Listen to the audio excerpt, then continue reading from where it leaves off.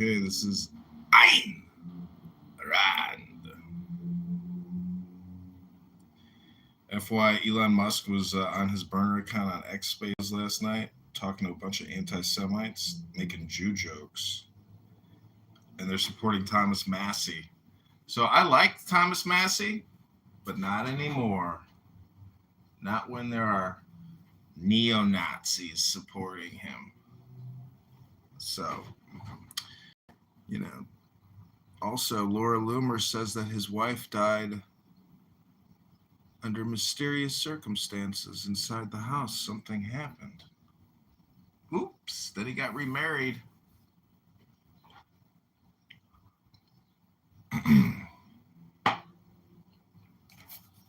Okay, everybody, this is candidate Kitover, running the mayoralship of Chicago, trying to use my brain to improve my brain by reading what's called a book. This is The Virtue of Selfishness, written by that incredibly beautiful, vivacious, sophisticated, intelligent, sexy Ayn Rand, that beautiful woman.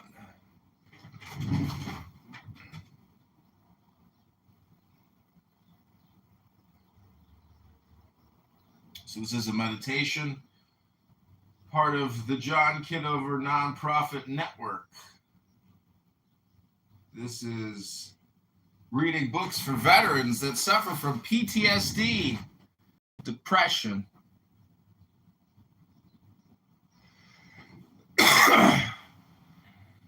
We're trying to go live, having a few technical difficulties. So just take the deepest breath of the day. Hold it for 10, not 11. Not 9 seconds.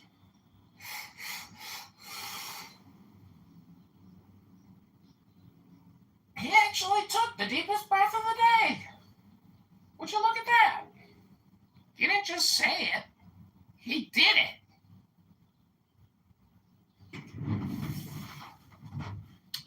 Sorry, YouTube. I think I'm going to have to pass this time, but I don't think I want to sign up for a YouTube subscription.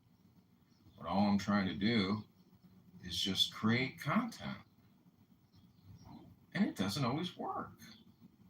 We're going to shove along.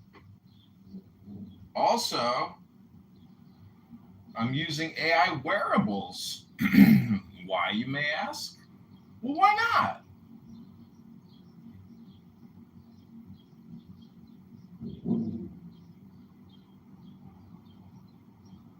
Ooh.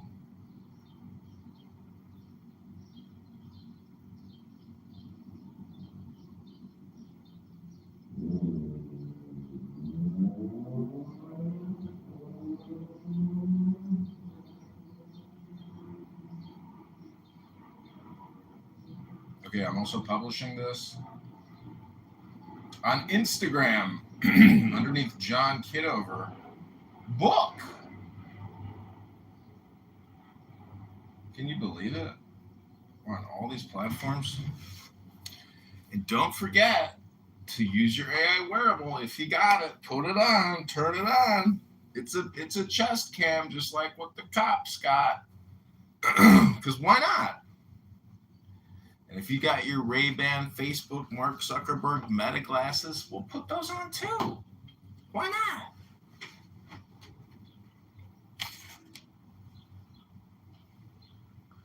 Something happened in that politically correct room yesterday. Patty had like an emotional breakdown. She like created her own room, and the title was like, "You did it to me again, bitch. Now you blocked for life."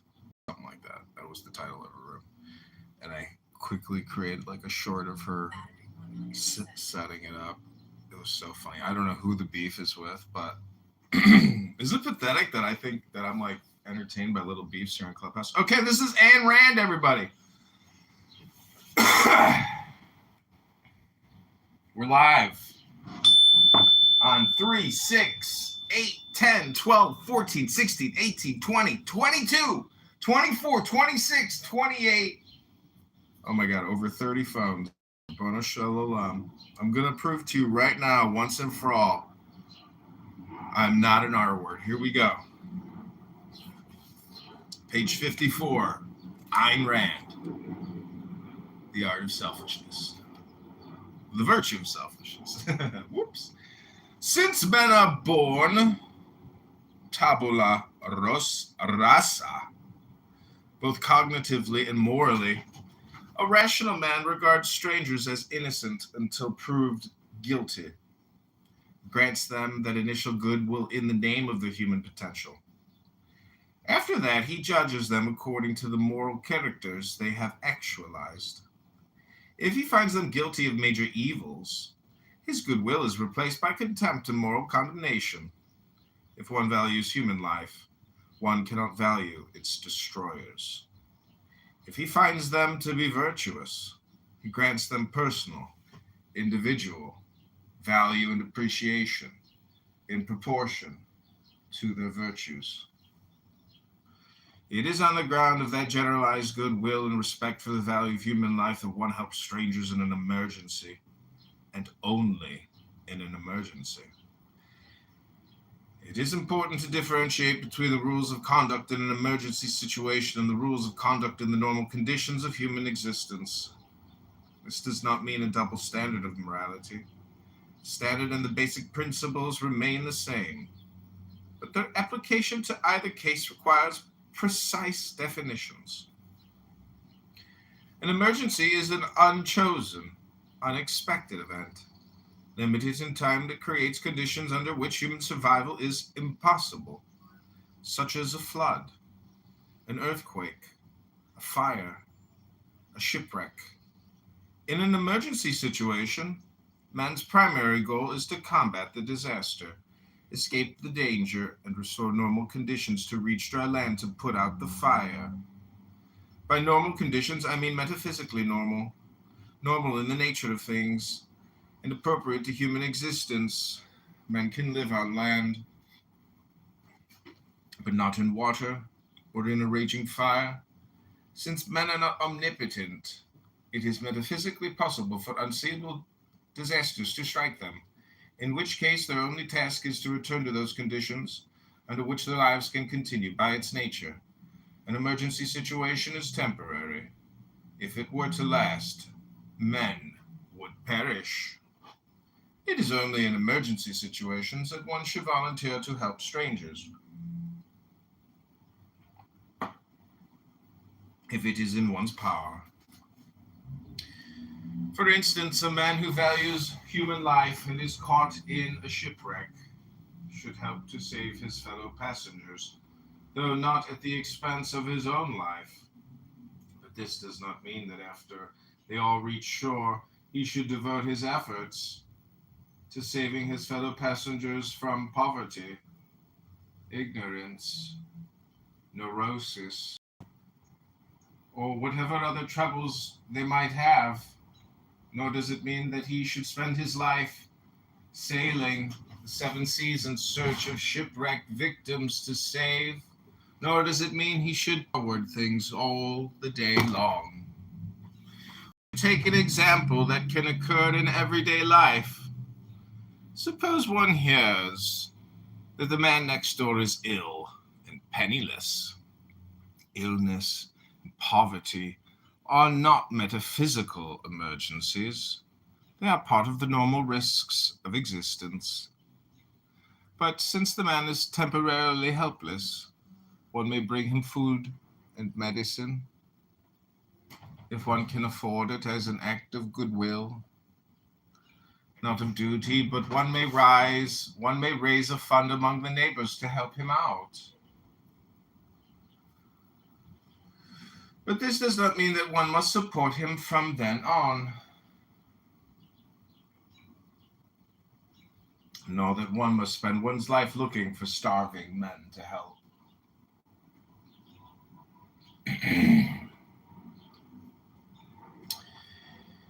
In the normal conditions of existence, man has to choose his goals, project them in time, pursue them, and achieve them by his own effort. He cannot do it if his goals are at the mercy of, and must be sacrificed to any misfortune happening to others.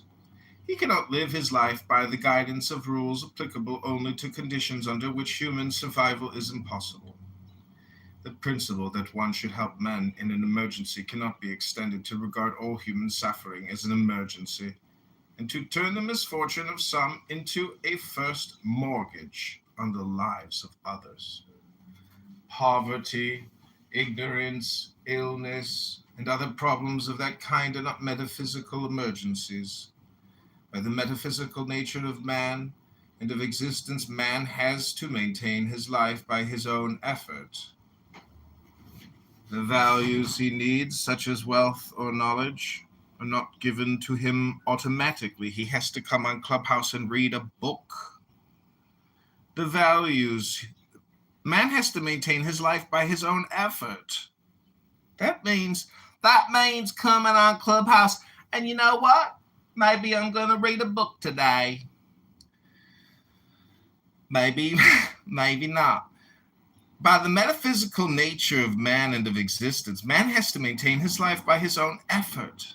That's right, he's got to come on Clubhouse and read a book sometime instead of just talking, just randomly. How are you feeling today, Pepe? That's the problem with the Pepe show. It's watching Pepe process his emotions for hours, struggling not to go the hard R word, but then he breaks. Okay, continuing on the ethics of emergencies, the virtue of selfishness by Ayn Rand, page 55. By the metaphysical nature of man and of existence, man has to maintain his life by his own effort. Oh my God, maybe he's got to come on Clubhouse to read a book every once in a while. The values he needs, such as wealth or knowledge, are not given to him automatically. Oh my God, he's got to pick up a book in what's called the left hand, or you got to use your right hand to use a book. I think a lot of people use their right hand for other things quite regularly. By the metaphysical nature of man and of existence, man has to maintain his life by his own effort. Oh my God, he's got to pick up a book. The values he needs, such as wealth or knowledge, oh my God, he's got to read a book every once in a while, are not given to him automatically as a gift of nature, but have to be discovered and achieved by his own thinking and work.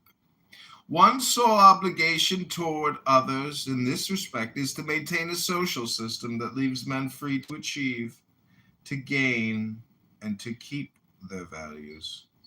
Every code of ethics is based on and derived from a metaphysics, that is, from a theory about the fundamental nature of the universe in which man lives and acts.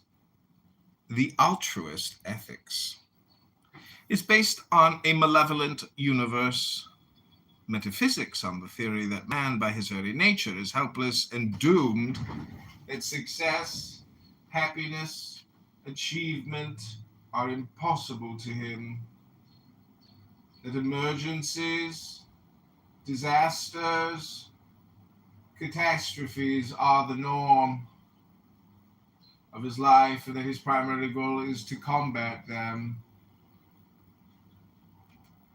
Is the simplest empirical refutation of that metaphysics is evidence of the fact that the material universe is not inimical to man, and that catastrophes are the exception, not the rule of his existence.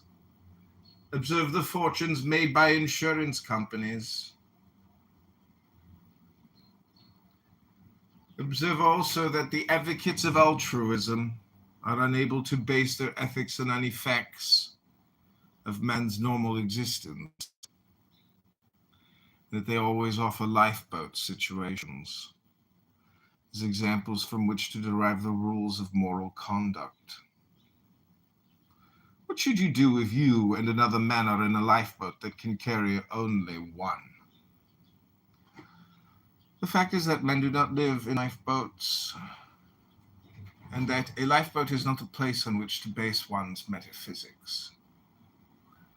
The moral purpose of man's life is the achievement of his own happiness. This does not mean that he is indifferent to all men. That human life is of no value to him and that he has no reason to help others in an emergency. But it does mean that he does not subordinate his life to the welfare of others.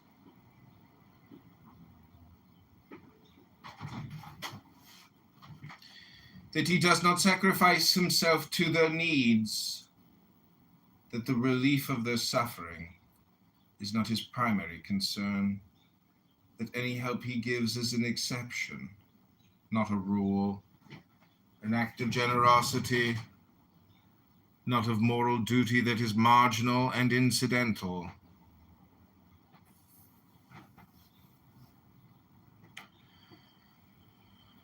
His disasters are marginal and incidental in the course of human existence, and that values, not disasters, are the goal, the first concern, and the motive power of his life. February 1963. Ayn Rand, The Virtue of Selfishness. The Ethics of Emergencies. Moving on to Chapter 4, The Conflicts of Men's Interests by Ayn Rand. Read by mayoral candidate John Kitover. It is Tuesday, May 19th, 2026. Rabono Shalom, prove to me you are not an R-word. Some students of objectivism find it difficult to grasp the objectivist principle that there are no conflicts of interest among rational men. Chapter number 4, The Conflicts of Men's Interests. A typical question runs as follows. Suppose two men apply for the same job. Only one of them can be hired. Isn't this an instance of a conflict of interests? And isn't the benefit of one man achieved at the price of the sacrifice of the other? There are 4 interrelated considerations which are involved in a rational man's view of his interests, but which are ignored or evaded in the above question and in all similar approaches to the issue. I shall designate these 4 as A, reality, B, context, C, responsibility, D, effort. A, reality. The term interest is a wide abstraction that covers the entire field of ethics. It includes the issues of man's values, his desires, his goals, and their actual achievement in reality. A man's interests depend on the kind of goals he chooses to pursue. His choice of goals depends on his desires. His desires depend on his values. And for a rational man, his values depend on the judgment of his mind. Desires or feelings of emotions or wishes or whims are not tools of cognition. They are not a valid standard of value nor a valid criterion of man's interests. The mere fact that a man desires something does not constitute a proof that the object of his desire is good, nor that its achievement is actually to his interest. To claim that a man's interests are sacrificed whenever a desire of his is frustrated is to hold a subjectivist view of man's values and interests, which means to believe that it is proper, moral, and possible for man to achieve his goals regardless of whether they contradict the facts of reality or not. which means to hold an irrational or mystical view of existence, which means to deserve no further consideration. In choosing his goals, the specific values he seeks to gain and or keep, a rational man is guided by his thinking, by a process of reason, not by his feelings or desires. He does not regard desires as irreducible primaries, as the given which he is destined irresistibly to pursue. He does not regard because I want it, or because I feel like it, as a sufficient cause and validation of his actions. He chooses and or identifies his desires by a process of reason, and he does not act to achieve a desire until and unless he is able rationally to validate it in the full context of his knowledge. And of his other values and goals, he does not act until he is able to say, I want it because it is right. The law of identity, A is a rational man's paramount consideration in the process of determining his interests. He knows that the contradictory is the impossible, that a contradiction cannot be achieved in reality, and that the attempt to achieve it can lead only to disaster and destruction.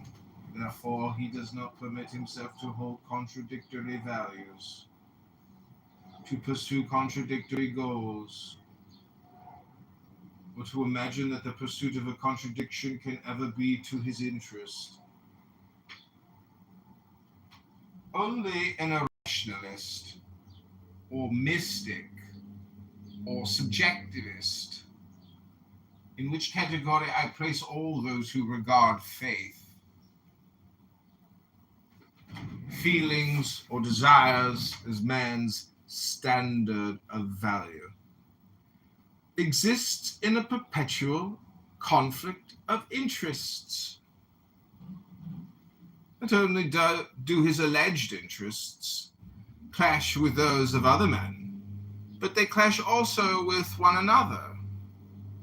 No one finds it difficult to dismiss from philosophical consideration the problem of a man who wails that life entraps him in an irreconcilable conflict because he cannot eat his cake and have it too.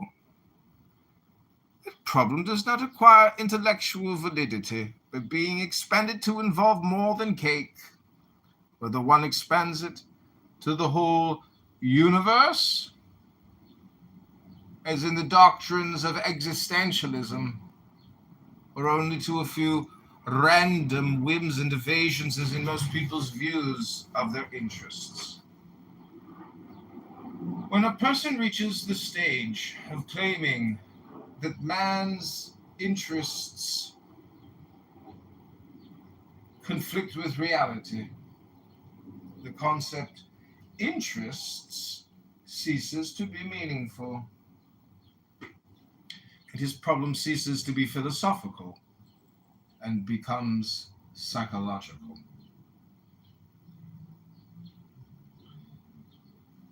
B. Context.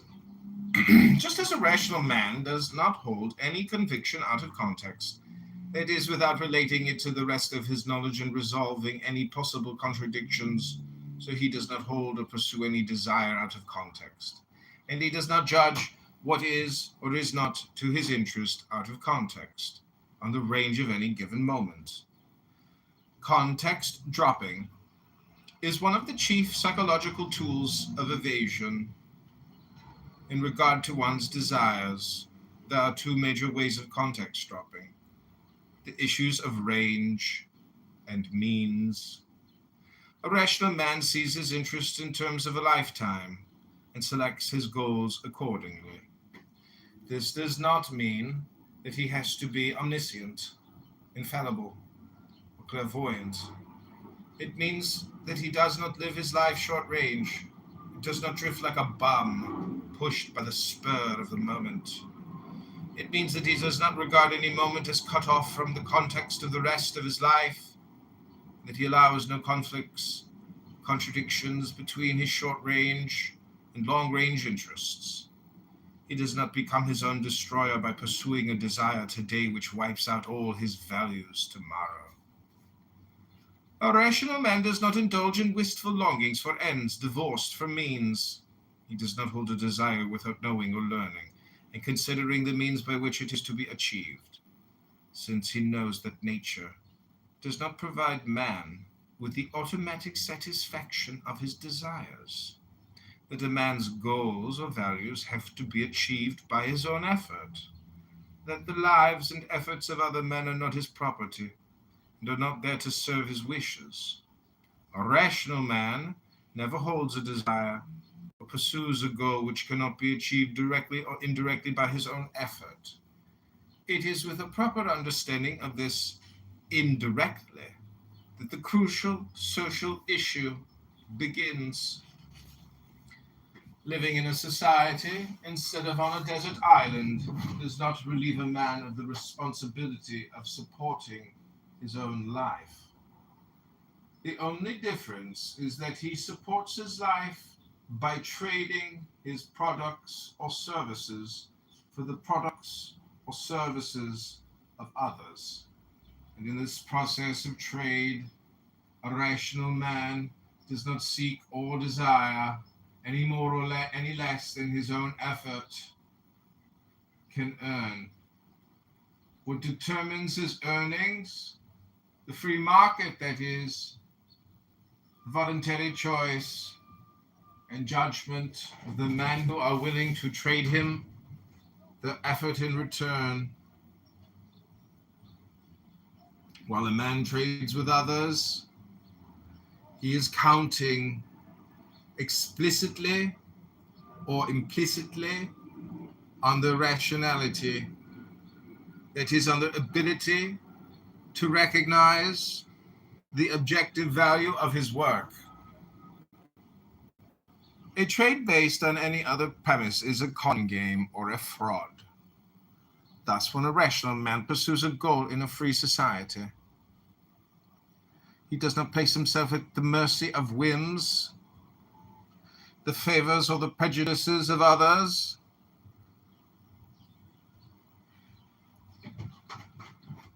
He depends on nothing but his own effort, directly, for doing objectively valuable work.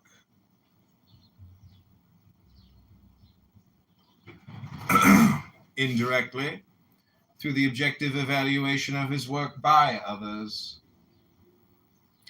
It is in this sense that a rational man never holds a desire or pursues a goal which cannot be achieved by his own effort.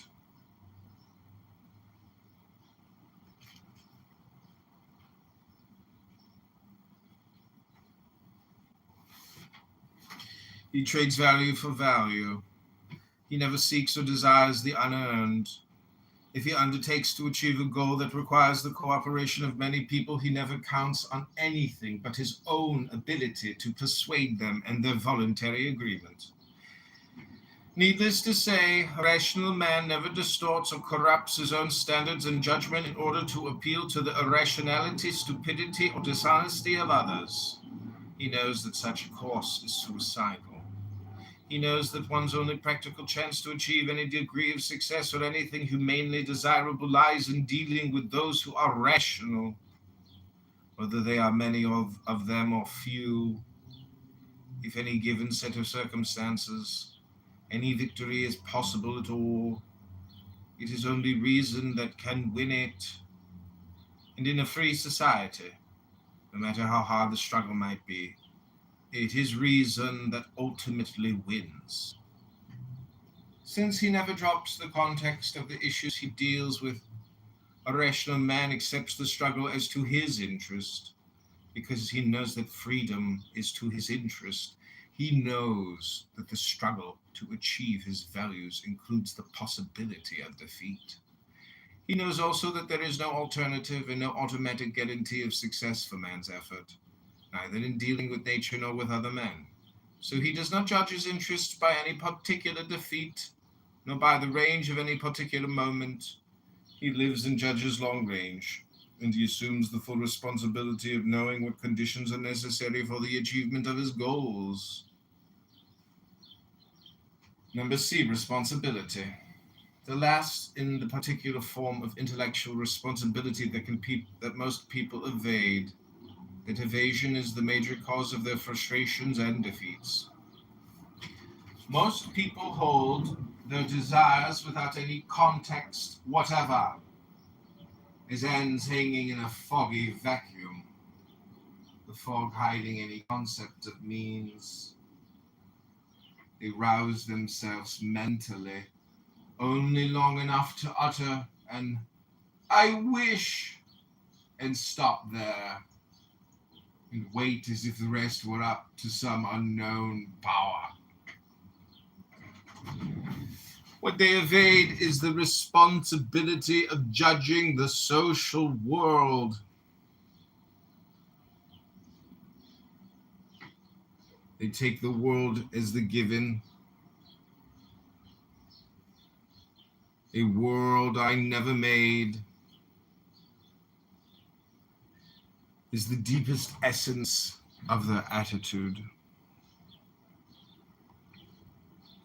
And they seek only to adjust themselves uncritically to the incomprehensible requirements of those unknowable others who did make the world, whoever those might be. But humility and presumptuousness are two sides of the same psychological medal. In the willingness to throw oneself blindly on the mercy of others, there is the implicit privilege of making blind demands on one's masters.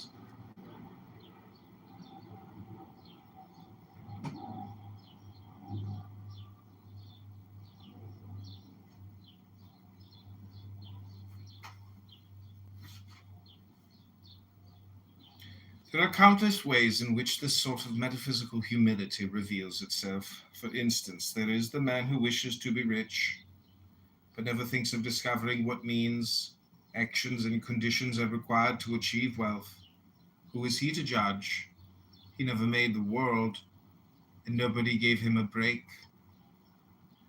There is the girl who wishes to be loved, but never thinks of discovering what love is, what values it requires, and whether she possesses any virtues to be loved for. Who is she to judge? Love, she feels, is an inexplicable favor, so she merely longs for it, feeling that somebody has deprived her of her share in the distribution of favors. There are the parents who suffer deeply and genuinely because their son or daughter does not love them, and who simultaneously ignore, oppose, or attempt to destroy everything they know of their son's convictions, values, and goals, never thinking of the connection between these two facts, never making an attempt to understand their son. The world they never made and dare not challenge has told them that children love parents automatically. There is the man who wants a job, but never thinks of discovering what qualifications the job requires or what constitutes doing one's work well. Who is he to judge? He never made the world. Somebody owes him a living. How? Somehow. A European architect of my acquaintance was talking one day of his trip to Puerto Rico. He described with great indignation at the universe at large squalor of the Puerto Ricans' living conditions, and he described what wonders modern housing could do for them, which he had daydreamed in detail, including electric refrigerators and tiled bathrooms. I asked, who would pay for it? He answered in a faintly offended, almost huffy tone of voice. Oh, that's not for me to worry about. An architect's task is only to project what should be done. Let somebody else think about the money.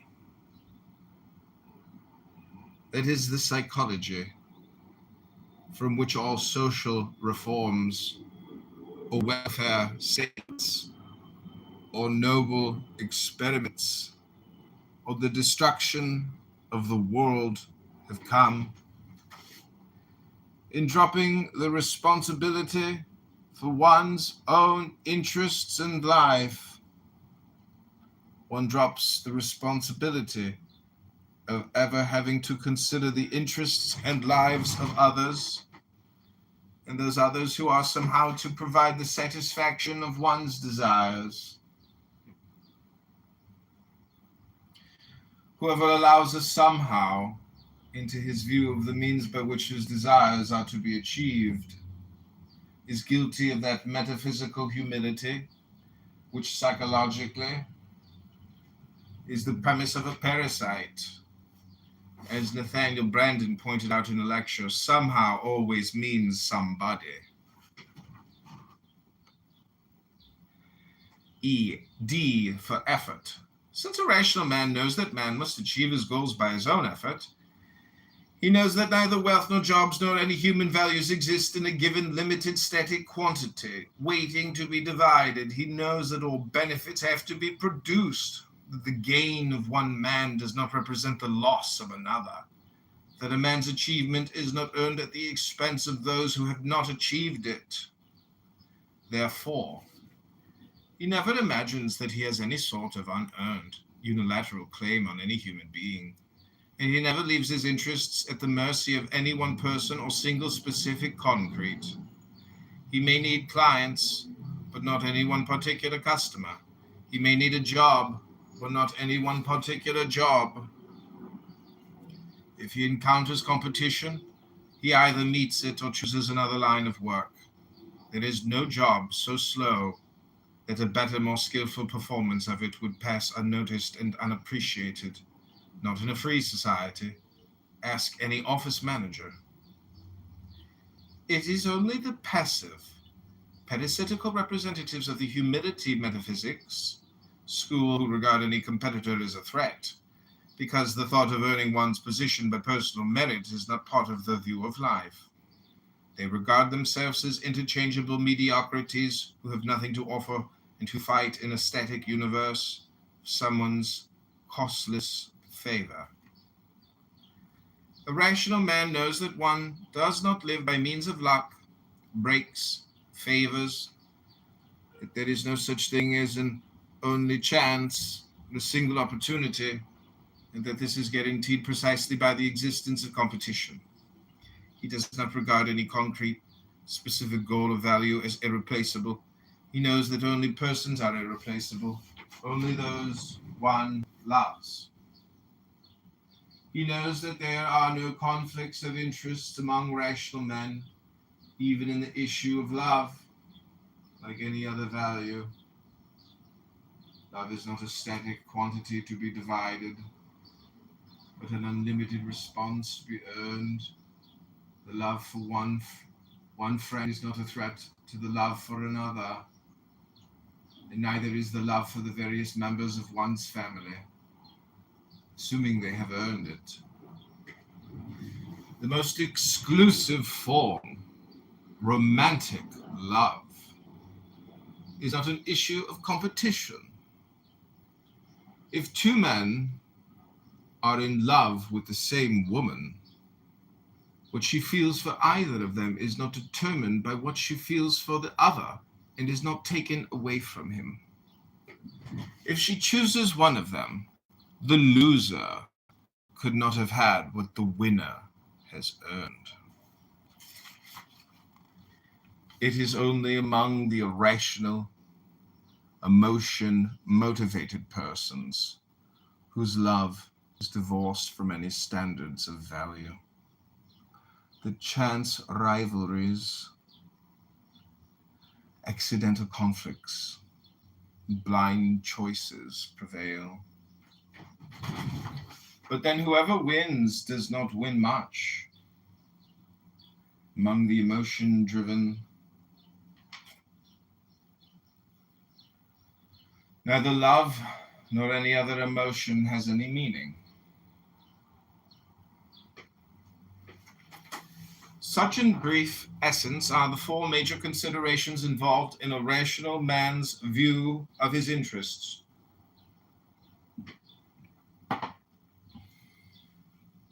Now let us return to the question originally asked about the two men applying for the same job, and observe in what manner it ignores or opposes these four considerations. A. Reality. The mere fact that two men desire the same job does not constitute proof that either of them is entitled to it or deserves it, and that his interests are damaged if he does not obtain it. B. Context. Both men should know that if they desire a job, the goal is made possible only by the existence of a business concern able to provide employment. That business concern requires the availability of more than one applicant for any job. That if only one applicant existed, he would not obtain the job, because the business concern would have to close its doors. And that the competition for the job is to their interest, even though one of them will lose in that particular encounter. C. Responsibility. Now, the man has the moral right to declare that he doesn't want to consider all those things. He just wants a job. He is not entitled to any desire or any interest without knowledge of what is required to make its fulfillment possible. D. Effort. Whoever gets the job has earned it, assuming that the employer's choice is rational. This benefit is due to his own merit, not to the sacrifice of the other man who never had any vested right to that job. The failure to give to a man what had never belonged to him can hardly be described as sacrificing his interests. All of the above discussion applies only to the relationships among rational men, and only to a free society. In a free society, one does not have to deal with those who are irrational. One is free to avoid them. In a non-free society, no pursuit of any interests is possible to anyone. Nothing is possible but gradual and general destruction. August 1962, The Conflicts of Men's Interests, The Virtue of Selfishness by Ayn Rand.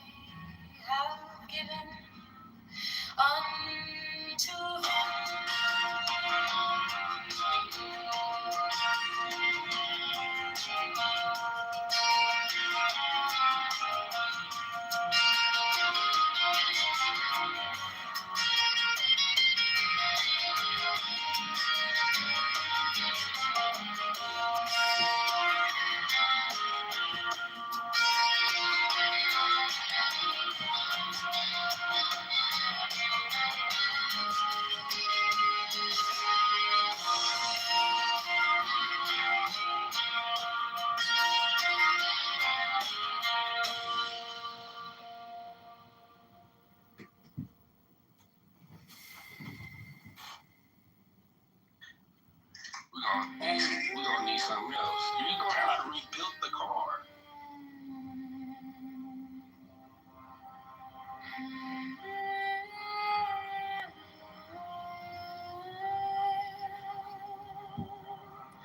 These are fools that men adore, both their gods and their men of fools.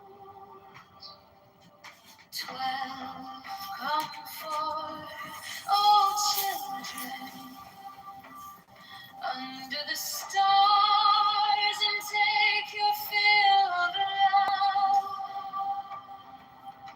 13 of you, and in you my ecstasy is in yours. My joy is to see your joy. 14 of the chambers, yours is the naked splendor of no wit. She bends in ecstasy to kiss the secret orders of her deep. The winged globe, the starry blue are mine, a wank of Nakonsu.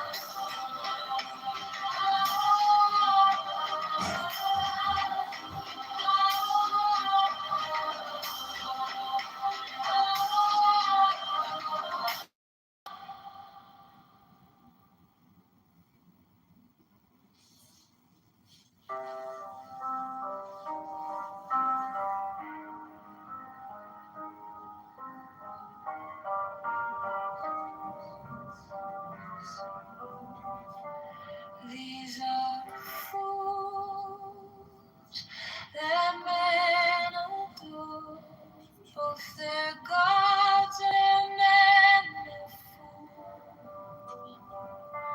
12 come forth, O children, under the stars, and take your fill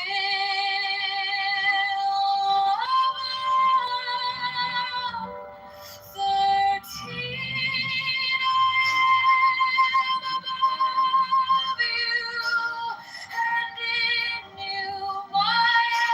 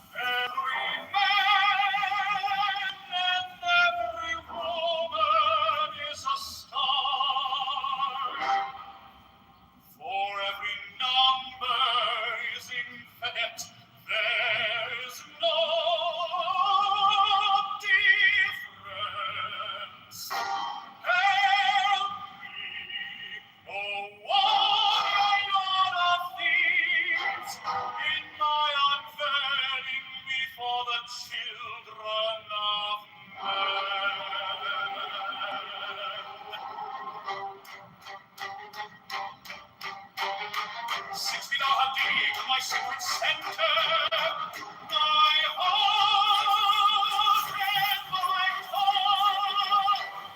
7, behold, it is revealed by Iris, the minister more upon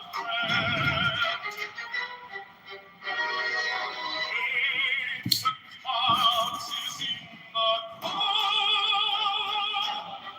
not the gloom in the cloud.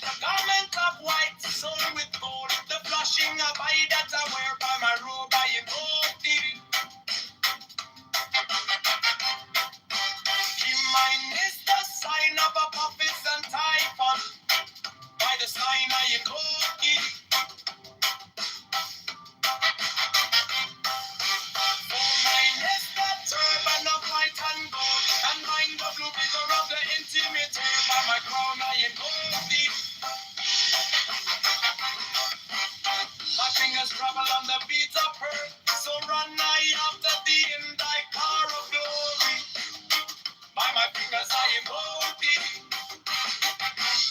I get the ones of double power in the voice of the master. Abraham, by the word I invoke thee. Be my Lord and dark blue waves of music in the song that I made about to invoke me.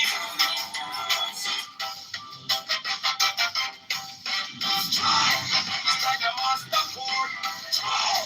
Draw the flaming sword. Triumph and conquering Lord. Avenger, by the song I invoke thee.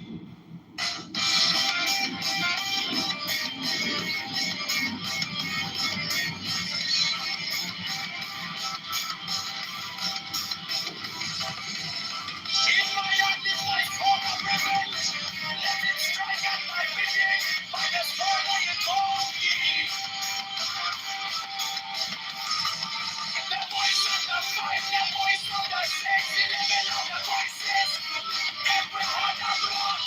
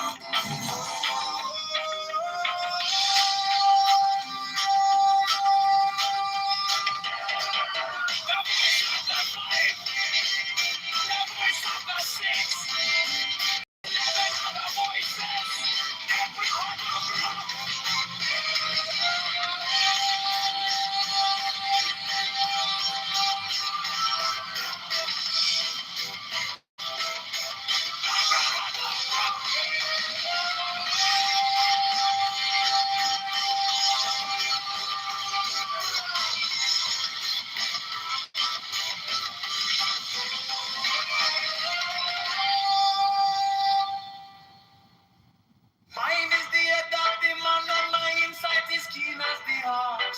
By my head I invoke thee. I am the only begotten child of my father and mother. My father is dead. My mother bore me with labor and pain and fear. By my body I invoke thee.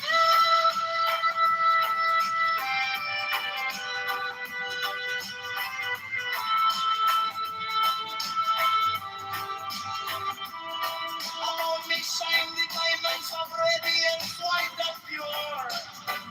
By the brightness I invoke thee. Mine is the red triangle reverse, the sign given of none. Save it be, oh be me, oh Lord. By the love and I invoke thee.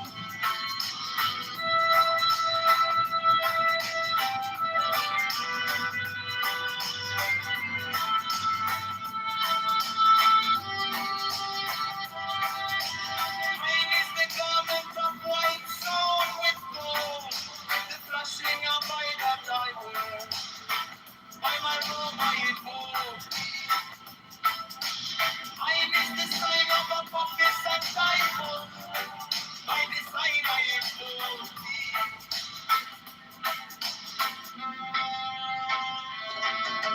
Mine is the turban of white and gold, and mine the blue vicar at the end of it there. By my crown I invoke thee. My fingers travel on the beats of pearl, so run I after thee in thy car of glory. By my fingers I invoke thee. Forget the one that's got the power in the voice of the master. Abraham, by the word I invoke. Hey, my heart, the dark blue waves of music in the sound that I made about to invoke thee.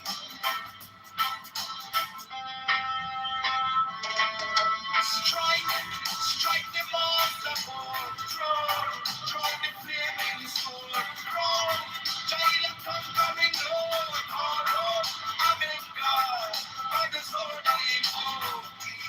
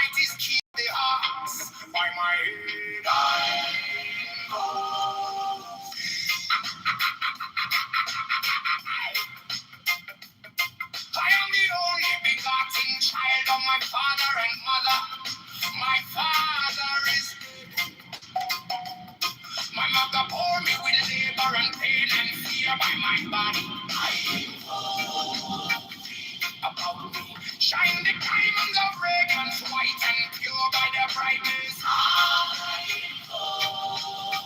Mine is the red triangle reverse the sign, giving up non-safety of thee. Oh Lord, by the layman. Mine is the garment of white, so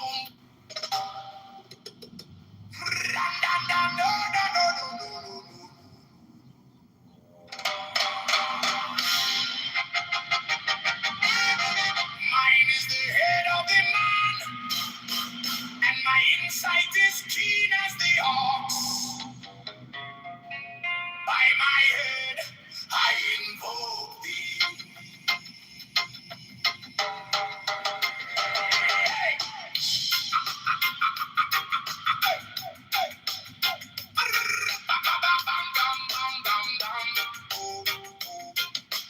I am the only begotten child of my father and mother.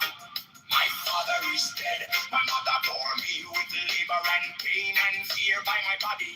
I invoke thee. About me shine the diamonds of radiance, white and pure. By their brightness,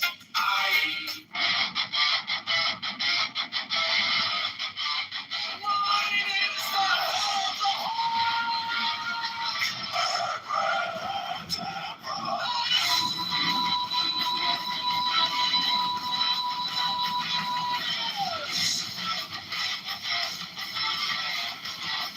six of the rose and cross of life and love. Giving the sun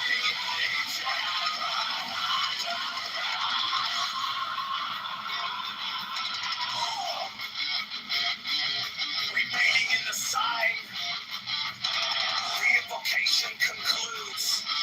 Therefore I say unto thee, come thou forth and dwell in me, so that every spirit, whether of the firmament, or of the ether, or of the earth, or under the earth, or dry land, or in the air, of whirling air, or of rushing fire,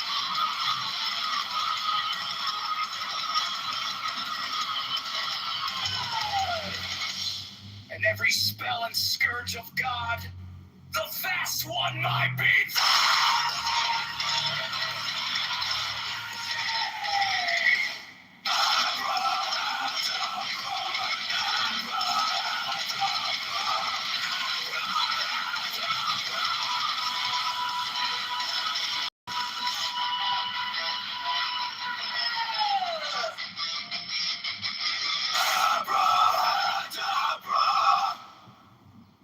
Mine is the head of the hawk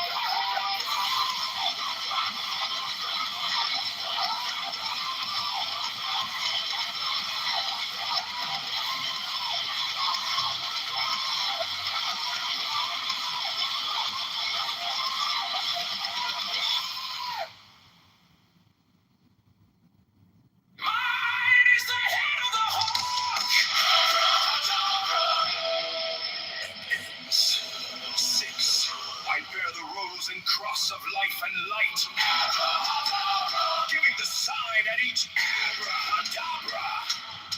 Remaining in the sign, the invocation concludes. Therefore I say unto thee, come thou forth and dwell in me, so that every spirit, whether of the firmament, or of the ether, or of the earth, or under the earth, on dry land, or in the water, of whirling air, or of rushing fire, and every spell and scourge of God, the vast one might be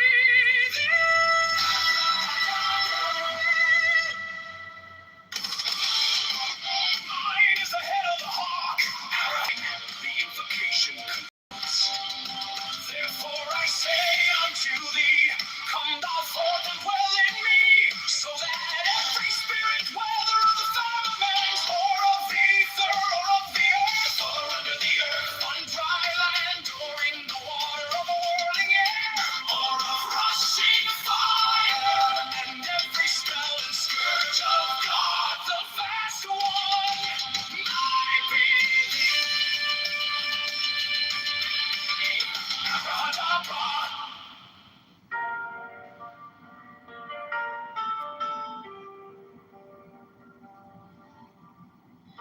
You came like dawn in my hands, soft but stronger than I knew.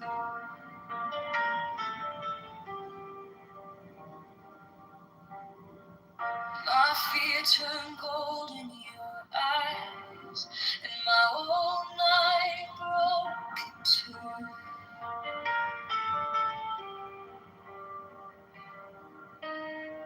I was lost in the noise, now I'm learning how to stay close to your quiet light in the middle of the day. Stop thinking, let it flow. Take the deepest breath of them all. Hold it close. Don't run from the feeling. One more second. You can start believing.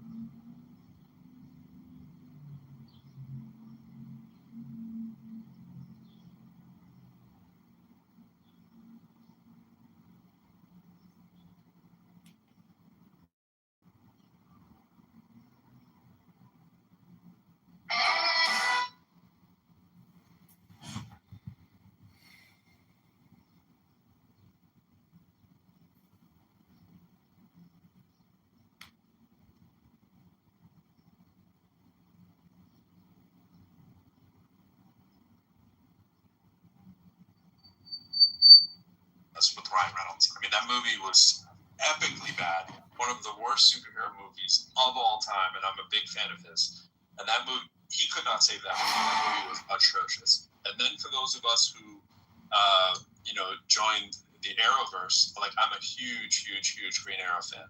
And so the fact that there's hints of Green Lantern showing up in that series had everybody up in arms, thinking that Hal was going to be the sidekick of Green Arrow. Didn't go that way. We've been pissed off forever in the DC world that the DC characters don't make it to the big screen, and they completely retool all of them. Finally,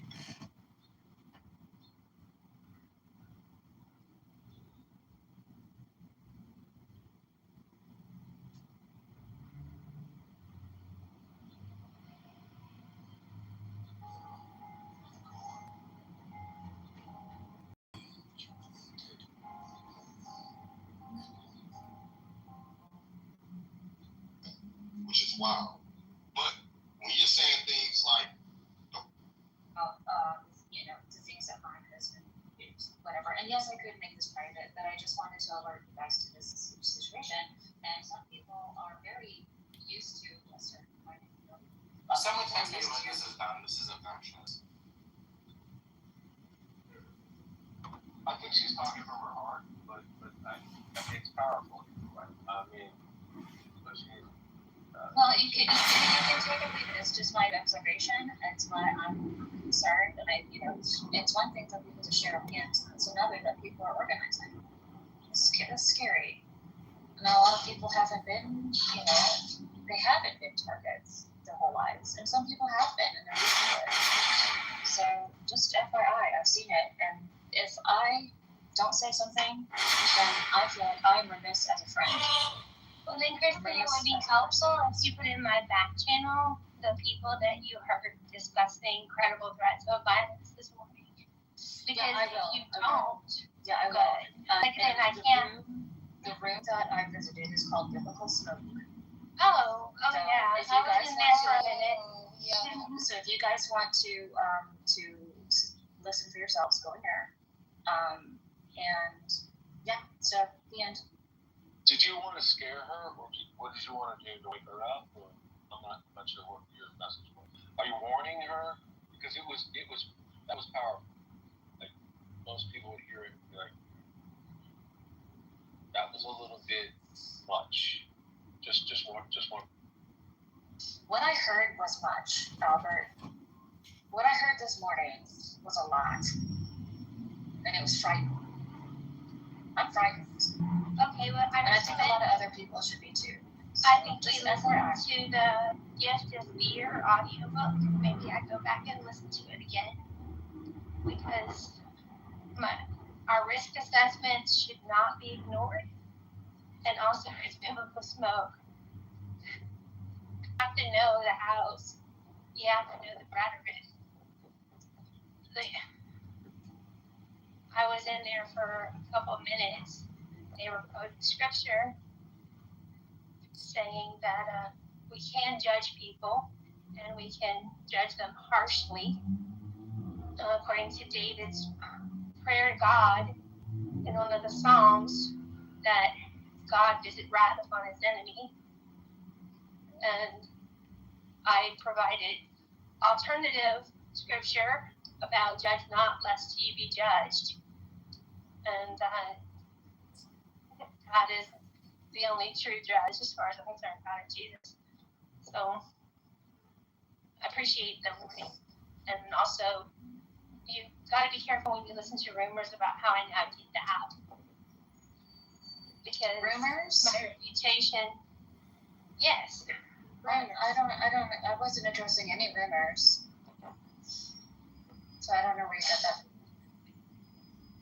Yeah, I think it's fair to say that Kristen is probably not making any assumptions about how you navigate the app. Like, she spends a lot of time In here with us. Correct. But not how I navigate outside the room. But I didn't hear her necessarily make any implications about that. But I think Kristen is probably one of the Warn me not to incite violence. Okay. That's what she said. Monica, don't do your social experiments because we're sitting on a powder keg, and I'm worried that you testing your theories on people will cause harm. Yeah. Did I get that wrong?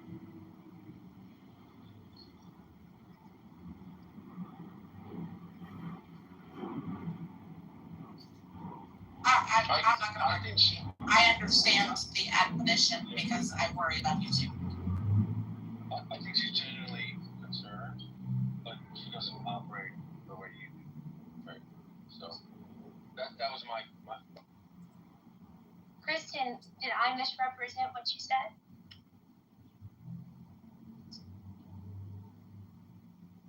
I suspect people were saying kill Monica, like they were violent. No. The words were violent. I don't even know if they know who I am. I rarely go to biblical smoke, but when I do, I observe the rhetoric, the temperament, and the studies and stuff. Yeah, most of those people are pretty stupid. I say that clinically, not as an opinion. And really, Kristen's statement, there were times, I mean, I was just in a room, they were talking about Malcolm X, and it was just cracker this. That's by any means necessary. Mm-hmm. Yeah, and it was cracker this, cracker that, white people this, white people that, you know. And just the entire level of hatred in that room is palpable. You do have to be careful sometimes. You know, but the only person I've ever actually felt threatened by was, well, there was one other person, and maybe he's still there. Do you remember Florida Man? Yeah, Florida Man had the best advice from his dad I ever heard, and it caught me and made me more mindful. Well, applicable to this. Let me tell you what it is, Alan, and then I can let you tell it before me. Sorry, you're going to tell. He said his dad gave him the best advice. He said, what is the worst advice? Unsolicited advice. Go ahead, Alan. oh, yeah. I don't think Kristen. He threatened directly to come in and attack my family. Wait, Florida Man threatened you? Yeah. That's a shame. I'm sad to hear that. I did not expect that. Not long after that, it's been a few years, not long after that, he disappeared from the app. I was going to say, I haven't seen that guy around. Yeah. Yeah. Oh, you know who that is? From season 1 or 2. Yeah, I remember seeing him a little bit, yeah. Yeah, and the other person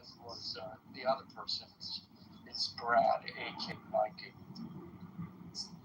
I will just say, Go ahead. Brett would never make good on that threat. Ever. Brett is Florida Man. That's Brett. No. Florida Man is Brett. Yeah, I think Brad's all bark and no. That's why I said Brett. Yeah. Brett is Florida Man. Yeah, Brett is a different person. Brett is Florida Man. He would have never made good on that threat. I don't know why he was talking Matt Cashmany shit, but he'd have never made good on that threat. He's not anybody you should ever worry about. Yeah, he can be ugly and rude, but he never. Wait, hold on. I need to apologize to Kristen before we get too far away from that segment. Kristen, I appreciate the concern. I heard it, and I think. Monica, your wind is cutting out everything you're saying. Yeah, your wind is amazing. Yeah, and it doesn't matter if you think I they heard will the make. concern, and I appreciate the counsel. So thank you, Kristen. Yeah. Go ahead, Alan. Yeah, it doesn't matter whether you think they would make good on it. The fact is, when someone says, I am going to do this specific thing to you, That's right. that legally you now have grounds. It's not a wish. It is a direct threat. And legally, you can't do that. And legally, I can report that person. Which is why I'm going to do so in Christmas.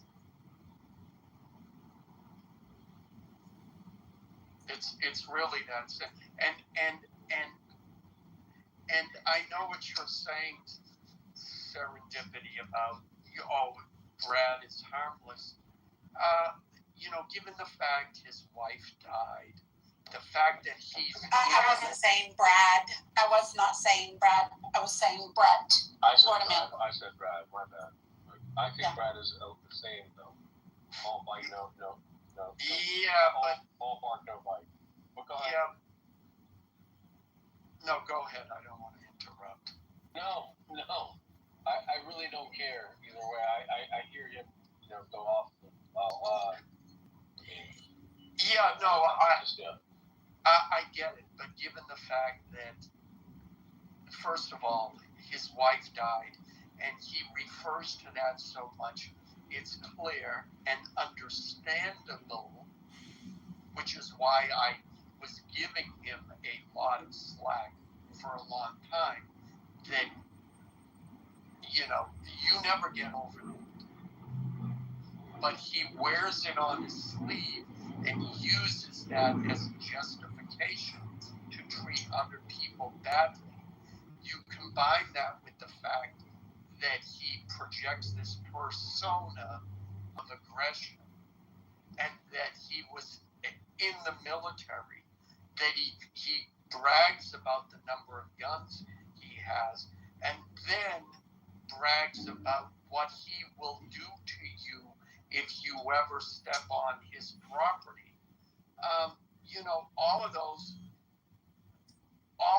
You put all of those things together, it now becomes more of a credible threat.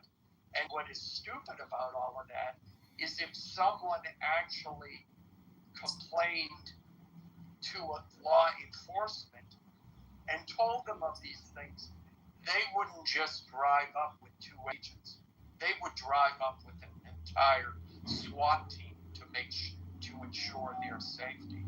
So that circles us back. Okay, go ahead, Alan. Yeah. Well, no, go ahead, Mark. So that circles us back really nicely to our pet peeves, what triggers us, what pushes our buttons. And I'm now wondering, contemplating, does Brad put out his wounds that are not healed out so that people will use them knowing that they'll get hurt, so then he can go scorched earth on them? Is he baiting us with his bobos? Yes, That's interesting. absolutely. Why do you got do you want to talk about Brad? No, I try not to talk about Brad, so maybe we can... No. Let's keep the topic, but take it off of people. Are there people that share their trauma with us, knowing that we'll take advantage of it, because some of us, all of us, like we're humans, we're going to take any weapon that's available to hurt our enemy, quote unquote, knowing that it will give him license to hit back harder. They will give them license to hit back harder. And then they can claim victimhood. Look, they started it. They mentioned my trauma.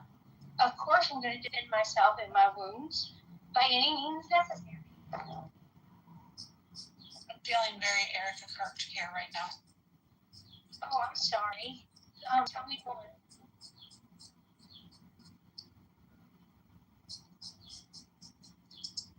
The optimist in me does not believe that people share their vulnerabilities for the purpose of exploiting them. I think people just get comfortable and they think they're okay in a room amongst normal human beings, and sometimes they share things that can later be used against them. Yep. Can it be both? Yeah, I think it can. I would like to believe that I don't something respect is... people that like that though. Do you expect people to use like supposed vulnerability against you. If that happens once, I turn them off. Well, yeah. I mean, I think that's kind of the point. Is I trust you enough to be a certain level of vulnerable with you, and if I find that you use that vulnerability later in some means of even friendly manipulation, like, okay, now I know, like, that's a boundary. I'm not gonna do that or be that with that person anymore. But I mean, some of these people you talk to for years and years, and you think that you know you really well, and they still end up exploiting vulnerabilities, and to turn that around and say that, well, I was vulnerable with you so that you would eventually use it. It's just far grander a manipulation than I like to think that the everyday Joe is capable of. I love you, baby. Have a great day. I love you too, sir. Right. I mean, that is so wholesome right there. That is so fucking true. 100%. Yeah, but I think the issue is that maybe you and I are having a conversation, serendipity, but we're on a stage and other people are listening. You're right, and we have to be mindful of that sometimes. Yeah, so that's the first part of it. The second part of it, it may not be true of most people, but it certainly is true of the person we were speaking about 5 minutes ago. And then, and I think another way to put it, and this is a way to see here, no, well, if he was, I would apologize in advance because I don't know quite how to say this, but people get hurt and then they will intentionally put themselves in the same situation to try to prove to themselves that they can handle it emotionally, even though they can't. So whether they're doing it consciously or subconsciously, they will continue to get hurt and then continue to lash out over it. That may be, I mean, I think that may be a fair assessment, and I think probably more often than not, that's an assessment where it is a subconscious testing of not going to let this be a vulnerability kind of thing, you know?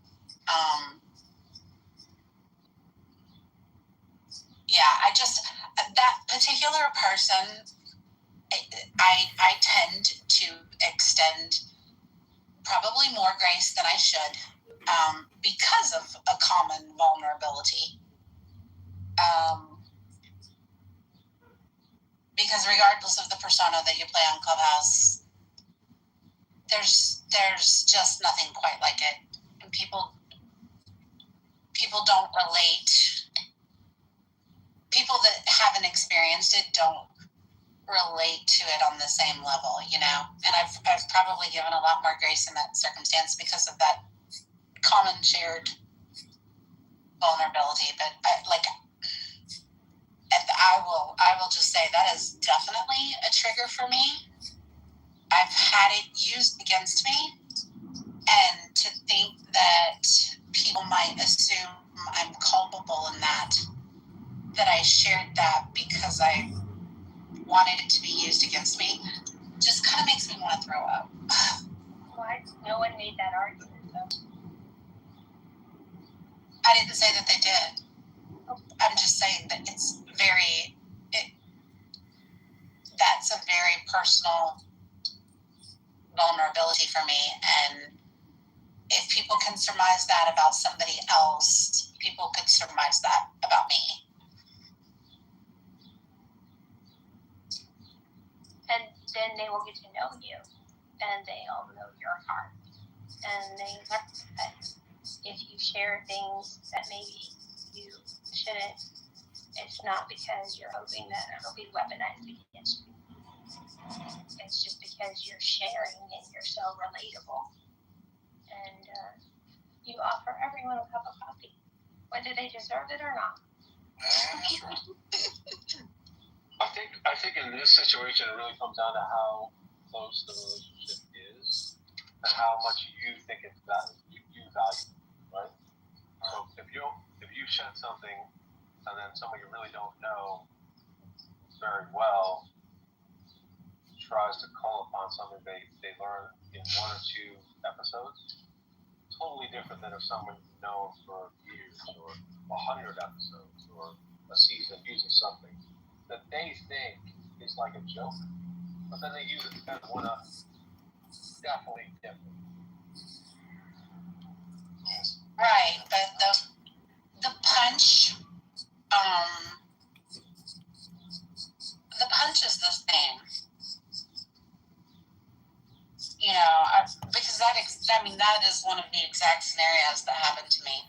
It was somebody that did not know me very well at all, and I was foolish enough to make a comment about something on a pretty open stage. It was a very benign, innocuous comment, but they heard it, and later they came into a room full of people, and they made the insinuation that I murdered my husband. That's sick. That's fucking sick. I remember that. Maybe In front of I need to clarify that actually. When I heard myself say it again, it really, I don't think I said it exactly right. So forgive me for that. No, I mean it's fine. I'm just saying, like, it, you know, and that person's opinion at that point in time, like, they were nobody to me. There was no relationship. It didn't matter. We could still pack a punch. Yeah. Because it was said in front of a bunch of people that did know me, you know, and yeah, it still packed the same punch, and it didn't really matter to their opinion. It didn't matter to me. It just, serendipity. We've all made that mistake. As time progressed on this app, at the beginning of the app, everybody was. There weren't any political discussions. yeah, And we were all sharing intimate details of our lives. And then as we got into these political discussions, I don't know if you've done this, but I've certainly done it. We will use examples from our lives to justify a point we are making. The problem is then, without realizing, anything you reveal about yourself becomes fair game. So it's like you say, well, you know, I would never, you know, I always feed my dog the best dog food that money can buy, and then a week later it's, well, Alan mistreats his dog and doesn't let him run out, play outside. right. You know, No, I know. they'll just make up anything as long as they can use it. And by the way, I don't have a dog. You know, so. No, I know. Yeah, but that's the problem. So we all got, this has all been us all in the ass, one way or another. And there's no way to avoid that. The only way to avoid is to simply not use personal examples when arguing a point. Right. You know, Which is a shame. I still feel a lot of separation from this. Maybe you guys don't relate to this. I feel deep separation from this platform and myself. Like, I don't take anything personal. I don't love that, but that's the way I do. Albert, you're a poopy face. Now I know. What do you mean? Slough, What do you mean? you will slough that off, but over time that insult will begin to gnaw at you until it consumes your very spirit. It doesn't happen that much, honestly.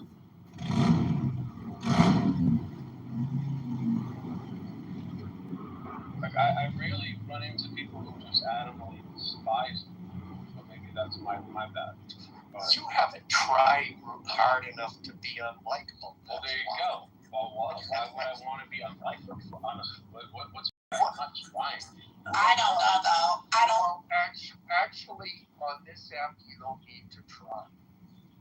sometimes you That's what I was gonna say. no. Maybe I'm just really likable, Alan. Is that possible? Well, Maybe that's Albert, it. well, that could be it too. Absolutely. No, that's not it. But See, there you go. No, see, there you go. yeah, I'm not internalizing what Monica said. I think it's fun. yeah, but see, both Monica and I have gone into rooms where simply stating an opinion that contradicts what the rest of the room thinks or believes will bring instant hatred. And so that's one of the things. Because they know a lot about you. Like you're very Even if outspoken. they know nothing about you. Like I was in the room today, they were talking about Malcolm X, and I said some stuff. Now, I don't think people saw. There was one guy who agreed with me, but I know if I had been on the stage, it would have completely pissed him off. You know, and it would have been, there was already palpable hatred towards white people, and they would have heard from my voice that I'm white, so it would have brought instant. It doesn't even have to be a matter of race. I mean, I don't make it a habit. I don't make it a habit of going into other rooms. I don't make it a habit of being confrontational and picking fights with people. And I certainly have my fair share of haters on this app. Some people are just not other people's cups of tea. And I don't know how that's possible with you, serendipity. I can't believe that would ever happen. it's possible. Trust me. Sometimes just by your mere existence, you're just not other people's cups of tea. Yeah, and then the example I use, yes, it was based on race, but that isn't the only reason. It can be anything, you know, Marxists against capitalists, or, you know, Jews against Palestinians, or Americans versus Middle Easterners. Friendly people against bitches. I don't know. Okay, Albert, you heard the joke, right? It was gentle, friendly ribbing, right? I got side eyes from Callie. So what? You that's a joke, right? Yeah, was it? No, Of course, yeah. I'm hungry, I'm leaving. Nice talking. Bye. He said, I got to go feed my belly.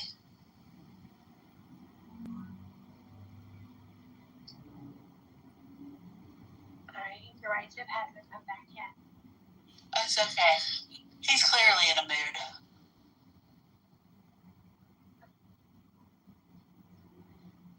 I don't really appreciate sometimes the dismissive tactics. I get it. Sometimes we all sit and listen to something we don't necessarily care to hear. But sometimes people just need to say what they need to say. And you should probably just stay on mute. That's one of the things I appreciate about you, Tiffany, is you do let people say what they're going to say. I appreciate that. Thank you.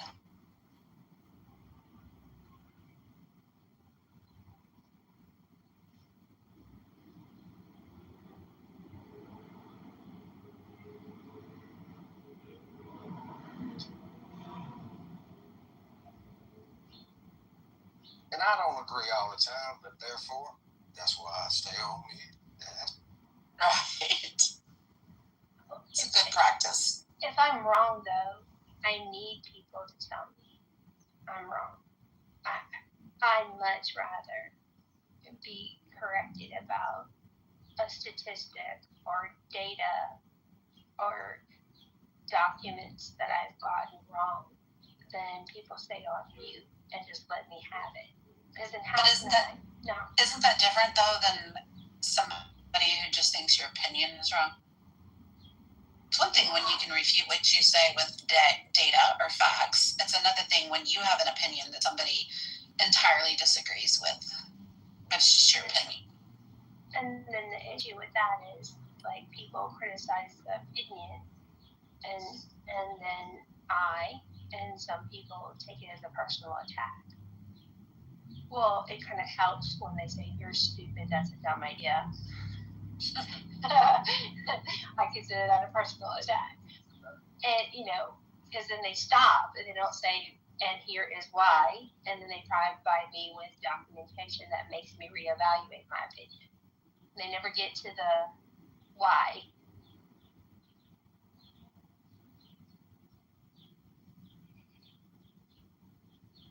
I think on this app, just picking your battles is key to sanity. A lot of people many people respond with so much emotion that can get heated pretty quickly. It's one of life's great lessons, choosing your battles wisely.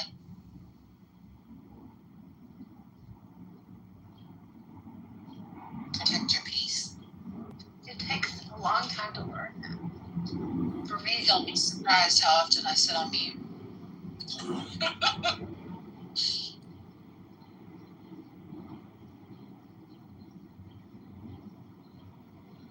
And I still don't always pick my battles wisely, but I had a great role model. My husband was fabulous at that.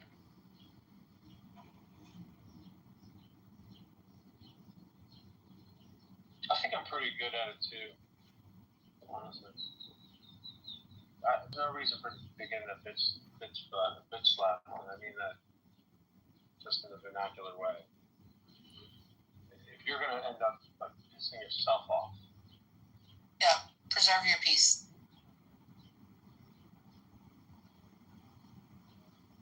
Consider the source.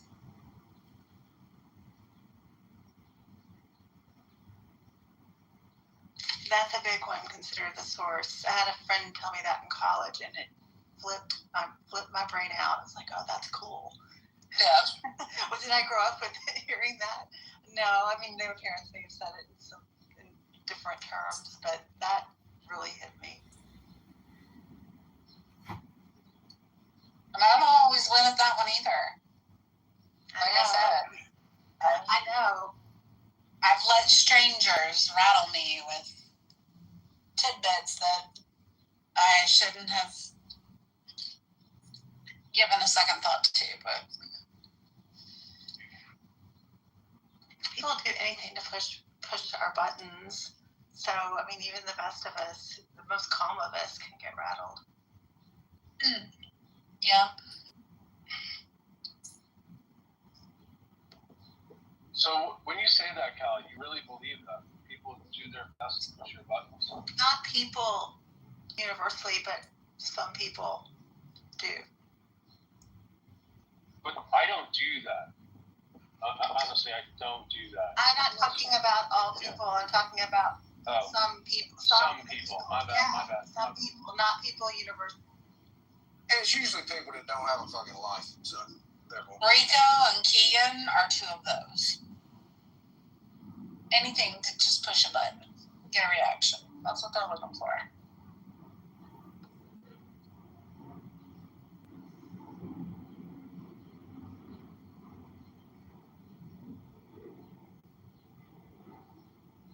Which is why I get mad at myself whenever I give them the satisfaction of knowing that was a button and you annoyed me. Goodbye.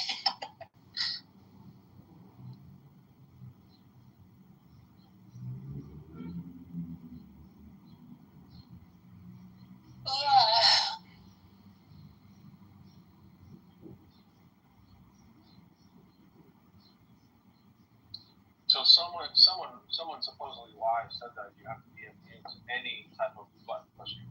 Like that is the test of life. I don't know who said it, but I also don't. Maybe I'm just selfish. I don't need it, or I don't care about people unless I care about them, right? Then I'll push your buttons. I'll be like, why are you not getting better in this area or that area? But it's different. Like I'm not looking to piss them off. I have an example of a good friend of mine right now. I think he just doesn't know how to be accountable. I have two guys, and it affects my life now, so I might turn them off, get rid of them. Sorry, I've known them for years.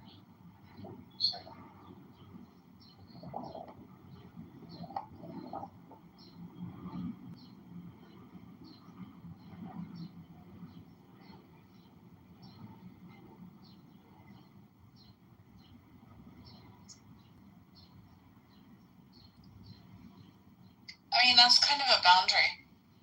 Like, just setting a boundary for yourself.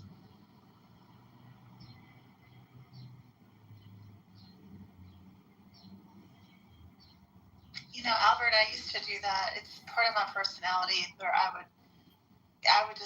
a long fuse, and then I'm done, and without knowing it, would do this door slam.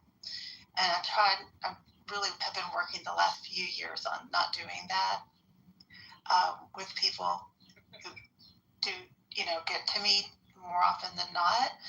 And but I think there's a lot of stress, and it's not being corrected in the person's life. Like if they're not working to better their lives or fix the problem, and it goes on for years, I get irritated. But yeah, I've done that before. The door slam. Not that you did the door slam. I was calling myself the person who did the door slam, but it's real. It's like just being maxed out. I think that's my pet peeve. I mean, it's funny because you can go. Sorry. Oh, Go. Sorry. I was just going to say, it's funny because you can go to both extremes. Like, you can be that person that's going to have very hard boundaries, and you're going to possibly do the door slam prematurely because you're just really good at identifying and setting those boundaries. Or you can be like me, the person that's really terrible at setting those boundaries, and I don't ever want to slam the door. It's like, I might pull it too a little bit, but I don't want to slam the door. So like, those extremes can go both ways. Like, I'm trying to find that happy medium of identifying when the appropriate time to do the door slam is, and being able to do it. Like, I can't do it. I have a really hard time with that. That's like, I had a therapist once who taught me about boundaries because I didn't know what the word meant until I was 42. And she was talking about, building little fences, and then somewhere in between the little fences and the barricades is where you want to be. So the barricade is like, I can't even tell you how it used to be for me, except that I would get to a point where I didn't have any qualms about it. Just slammed. Yeah. And like, I had another good friend that was that way. Everything was very black and white to them. And when you crossed a line or you stepped out of what they considered to be your character, that was it. They were done. There was no redemption. There was no coming back from that. There was no grace for the fact that people are not infallible. But then the thing is, though, that these people that would test me, I would give them years of chances. Like, oh, this poor person, I feel so bad. I've got to help them. I spend a lot of time and energy on them. Like, you are up. And I'd get emotionally spent, which isn't, I think it's a normal reaction. I do. More people need to do that. But I've learned to make it more balanced in terms of like, okay, is this fair? Or is this me being, like, I need to set the boundary earlier? That makes sense. So I think grace is really key in life. I think it's important to have the boundaries, but it's also, it might just be a really awesome person, right? And they think that you're like everybody else. You give them the opportunity to improve, give them the space. They fuck up over and over and over and over again. Tell them about it, because I want to interject that. But you probably told this person, hey, I don't like when you do this. I hate when you do that. Why can't you be a little more like this? You gave them the things that would solve the problem, and they kept not being able to respond. So after that, you ask, well, do they do that to other people? There's a lot of evidence in this person that they do that to even their own family and friends. Overlooking. Okay. Then you listen to their verbiage. Oh, well, they've taken advantage of people this way and that way and that way in their past. Okay. Maybe I can sort of overlook that, but we're good friends. And then it becomes, it impacts your life over and over and over again. You're like, man, I love you, and you're great. Like, you literally have bailed me out and done all these things, but what do I do with you now? Because maybe I'm moving on to another position, and I would like you to be a part of it, but maybe you don't need to be a part of the next chapter because you can't fucking be consistent. Does that make sense? Yeah, it does. It's very complicated. There's no recipe for it either. I mean, it depends on so much about the person, their lives, like how they live their lives, their faith, all their work ethic, their families, all of that. Like so many factors that it's hard to define. I usually go by my gut feeling of this is toxic. I finally get to a point where this is affecting me this way. And this is after I'm talking years. And I don't even think it just happens. There's a breaking away. And it's like we do live chapters in our lives. I'm learning to accept that. There are seasons for friendships. Sometimes they're friends for life. Sometimes they're seasons for friendships. And we change all the time too. I rambled. Sorry, Ben. You ain't real. No, I think that's very accurate. Yeah, I think you're making a lot of points. Yeah. Thanks. I've thought about it a lot.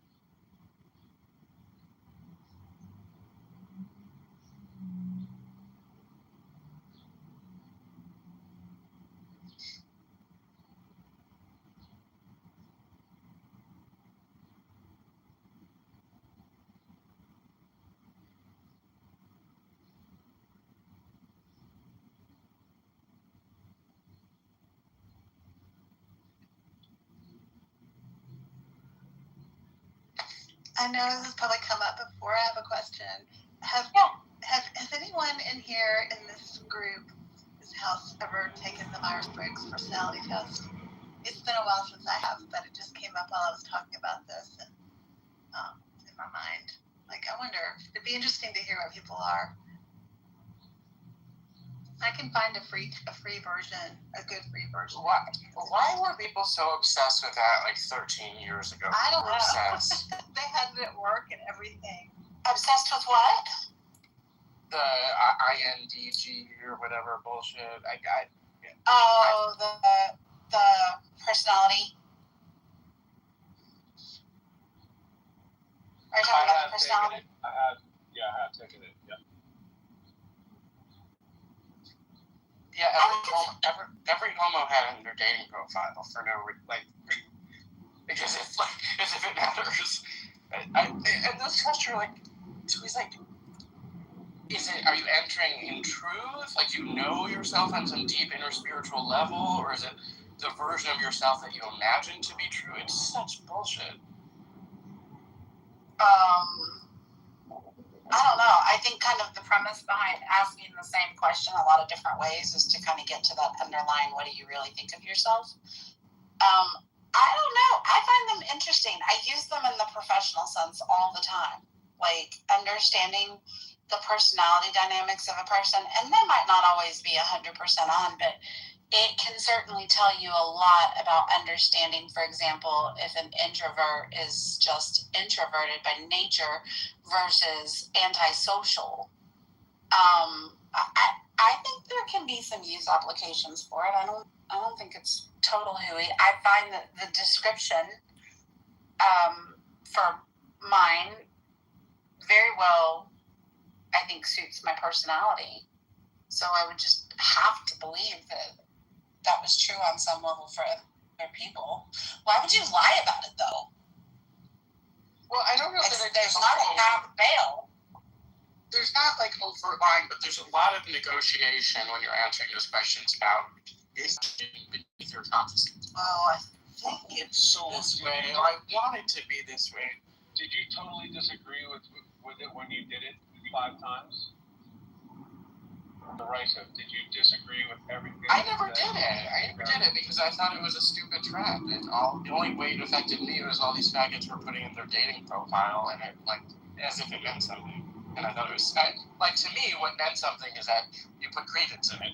Like that was a red flag enough for me, whatever your result was. For these types of tests, I don't know why, but a lot of times, like it basically. I find myself asking the exact same question. In what context? You know, I read the question, I'm like, well, you know, and then I basically imagine myself. And I imagine myself in different situations. I'm like, well, I act differently in different situations. You know, it's really context dependent. I just don't know how to answer it. Of course. I think you need to take the test, Arisa, and then, you know, do it 5 times. And then, you know, look at it. And if you're introspective or you're analytical or not, see how many times you're the same premise. I mean, or not. I thought it was pretty accurate. Mm-hmm. Yeah, and I think I understand the nature of some people to say, well, in what context? Like, I mean, in this situation, it might be this, in that situation, it might. But I think you're overthinking it at that point. I think the test is designed for you to go with your first inclination immediately without putting that much thought into it. Because, of course, different life stressors, different life circumstances can impact how you might feel about a given situation, which is why you can take the test every couple of years, then you might yield a different result. I have consistently always yielded the exact same result every time I've taken it, and that's been over the course of 15 to 20 years. I've taken it multiple times, several years apart. I always fall in the same category. I find that the things that it says I tend to be strong in are very accurate. I find that the things that it says I tend to be weak in are very accurate. And I think it says a lot about like my ability, like the type of working styles that I'm going to mesh with versus the type of working styles that I might not mesh so easily with. I don't know. I think you're trying too hard. I don't think it's supposed to be an exact science. It's just supposed to give you an idea. Right, so I would also in school frequently I'd be taking a test and there'd be 4 answers and then the teacher would always say, oh, choose the best answer.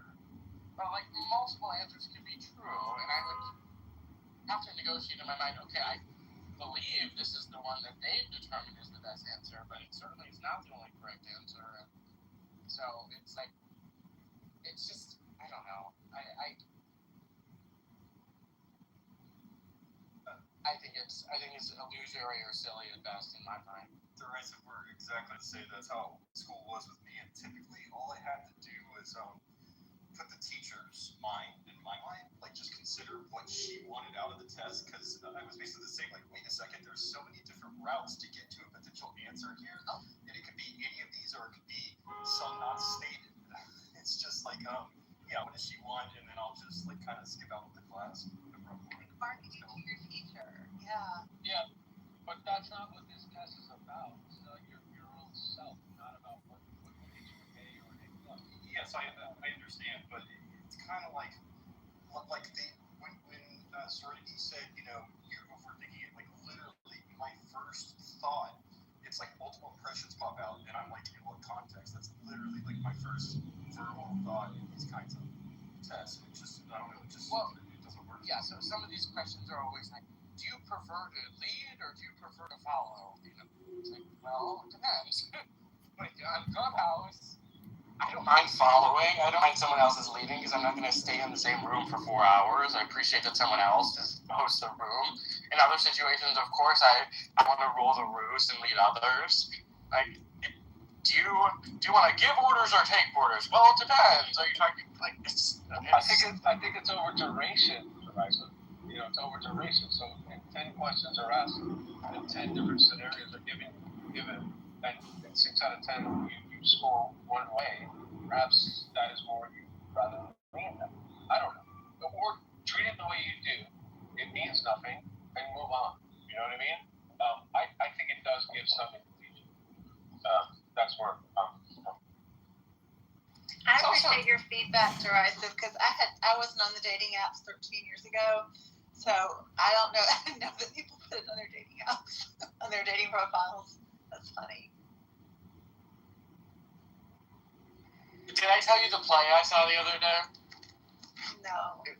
It was a play that was put on by the residents of a senior citizen facility, and it was about senior citizens trying out dating apps and how they navigate on dating apps, and it was a lot of humor and a lot of dealing with human frailty. It was very heartfelt. I was surprised actually how good it was. I know you probably said this. Was it at the senior citizens home, or was it based on a story from? Oh, it was on 42nd Street. No, I'm just kidding. It was at the senior home at the community. On Broadway.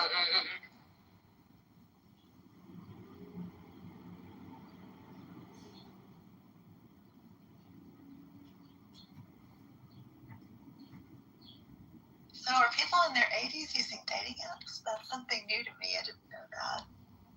I think that's cool, by the way.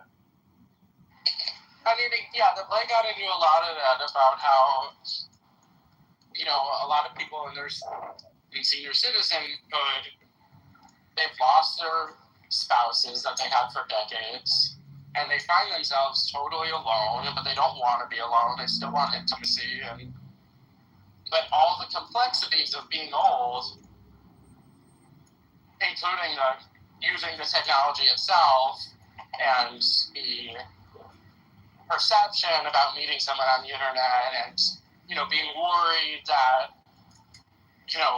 your arthritis is going to affect how you act on the date and they'll notice and judge you for it or things like, all those things, all the complexities that young people face on dating apps multiplied by all the complexities of aging and being lonely, and it was interesting. I think it'd be cool if it was exclusive to your network. Like, say you live in an only community. I hate to label things, but you knew who the people were, but you don't know how they're going to score, and then you're put in front of the people who you're most compatible with, no matter what they look like. I think that would be fun. That neighbor. Well, a lot of the dating apps are trying something like that now. They have an algo that determines, Hinge does that now. You get a weekly notification of this is your most compatible person for the week, as determined by the app somehow. eHarmony used to do that back in the beginning days when I was one of the pioneers of dating apps. They did that then. Is this something different, more precise? I have no idea. Okay, I'll have to look into it. I'm not going to look into it for me, but I'm just curious for society. I think serendipity, part of it is also, I find it reductive and insulting to think,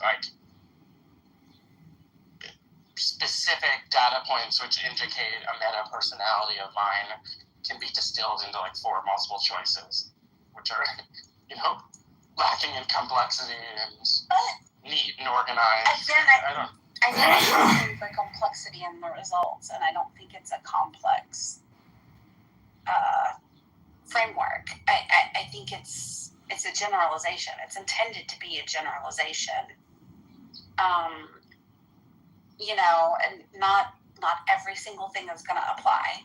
It is just a generalization, but I think it can be a very accurate one if the test taker is being honest about their preferences. And like I said, it's not a pass-fail kind of test. It's more of a what bucket do you most closely align with. Well, we all know nobody ever fits into the bucket perfectly. The bucket's always going to splash and slop around, but it gives a broad generalization, which I think can be useful. Okay, all right, well, hear me out. Is it possible that due to the absurd mutant level of intelligence that I possess, that my human experience is not neatly distilled into a little box, like perhaps other people's are? Oh, due to my... I know exactly what box you'd fit in, but I know exactly. I mean, I can work with a team for... Do they have a box for that too? Probably. I can work with a team for 3 months or less, and with a pretty certain accuracy, telling you, or most of those people don't follow Could you it. please? I mean, I don't even know what these things are, so I'll have to look it up, but can you tell me what box you think I am, just out of, human curiosity? Yeah, I'll have to look it up. I'll look up the little key code to them, and I'll tell you where I think you fall. But then you have to take the test and see if you fall there. Okay. Yeah. I think you need to take the test and then have serendipity, created, and you guys have a conversation.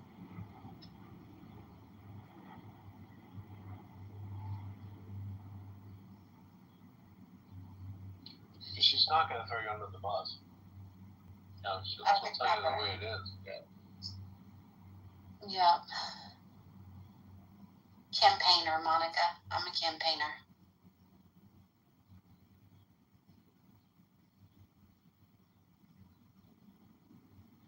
Let's see. Derisive. Do you think that you have a pretty accurate assessment of my meta self? Of you? Yes. I mean, maybe. I don't know. I used your word just to, Alright. This is the analysis for mine in that test. People with ENFP personality types are true free spirits. They're outgoing, they're open-hearted, they're open-minded.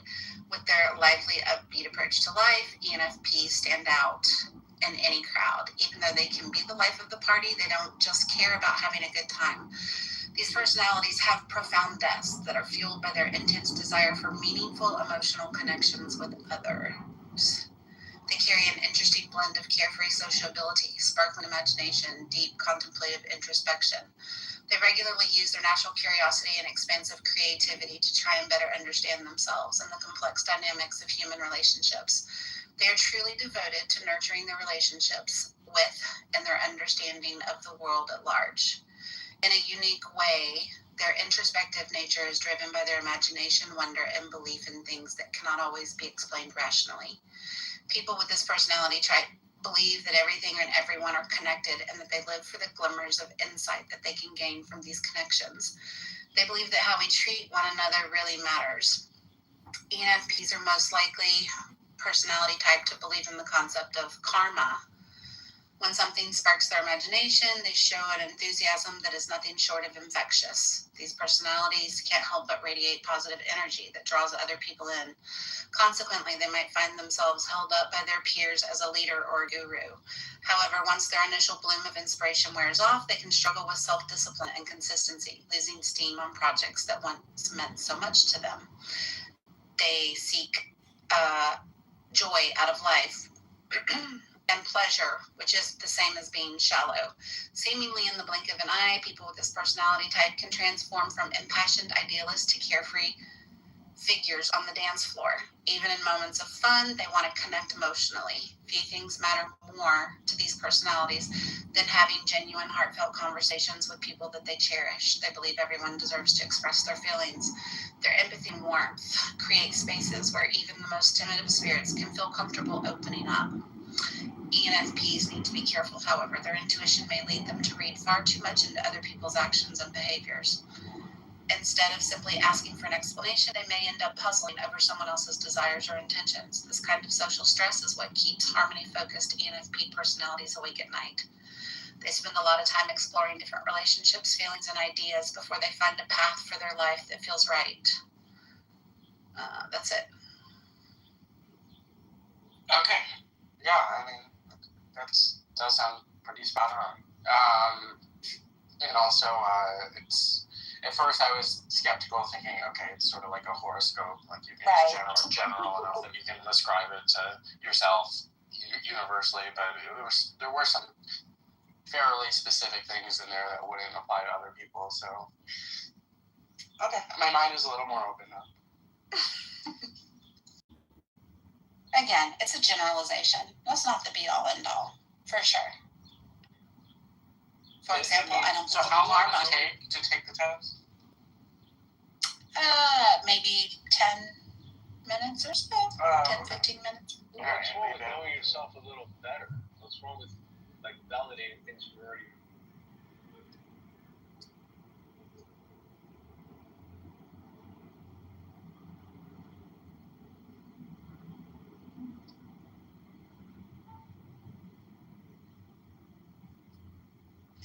Tiffany, I was diagnosed. Oh, sorry. Go ahead. Oh, I have a meeting, y'all.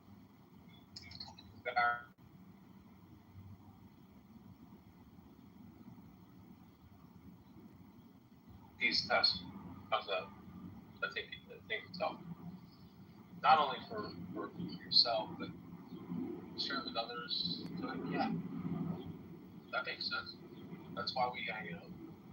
That's cool. We'll never, leave because of this. And I like that. So you treat it however you want.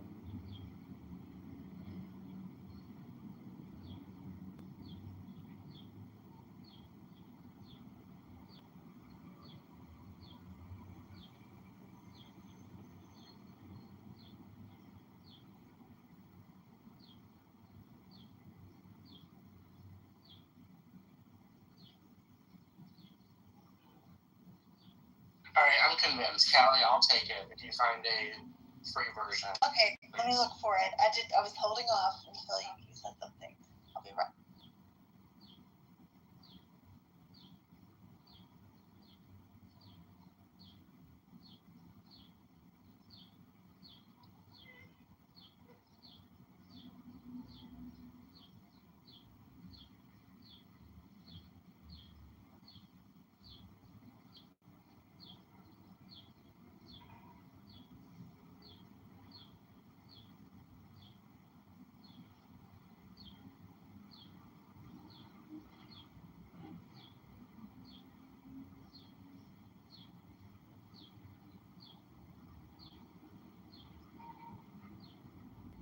It would be funny to take the test and then, okay, take the test, one, when you're going through, like, benzo withdrawal, and then two, take the test while you're peaking on MDMA, and see how the answers differ. I'm gonna post the one that I've always had consistent results with, in line with how I was tested at work. But do you want me to put it in the Jumbotron or in the chat? Either way, I'll just grab it wherever you put it. Put it in the Jumbotron.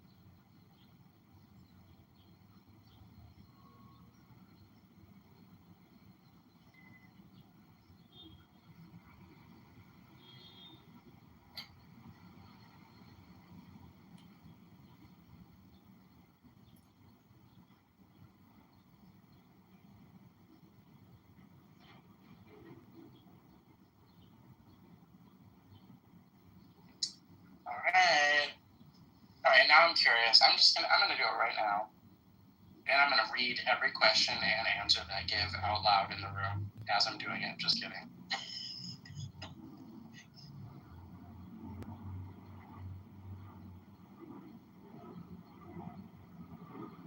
Here's this guy on YouTube he's one guy who would act out all the different personalities. He hasn't done it lately, but they're so good and funny. I'm going to post one of them in the chat. Just take me.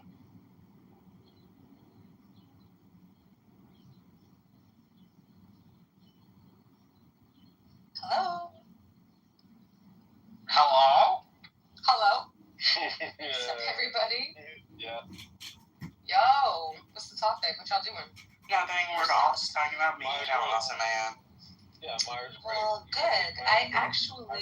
I've done this before, but I actually came in here to only talk about Derisa for the next hour, I think, so. Go on. I was having this very lovely dream. Someone knocked on my door, and there was like a bouquet, like a basket that had a bouquet of like flowers and shit like that. And I was like, oh my God, who dropped this at my door? And I bent down to a little card, right? This little card was like, thinking about you. And I was like, oh, look who this is. Flipped it over, there's a big, fat D on it. And I was like, this can only be one person.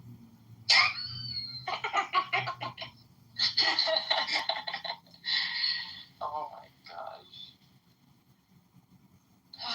Anyways, who's doing the Myers-Briggs? I am. I was very, very skeptical, and then. Oh, you'll love it. And then Serendipity read hers, and it was very much What was hers? on point. Hers was like, I care about connecting with people, and sometimes I think a little too deeply about the way that they behaved, and I like to have fun. It was like, God, everything about her to a T. So, and I started out the topic by making fun of it, and I thought it was just like a gay trend that all these homos put it on their dating profiles like 12 years ago for no reason. Yeah. But That then was a thing. I was expecting her summary to be about as specific as a horoscope, but it actually was more specific than that. So I'm going to do it because she told me it only takes 10 minutes or something. Callie did. I thought, or someone did. I thought it was like more like 30 minutes to an hour, and then that would have cut into the time I have to play video games. So no. Yeah, we don't want that.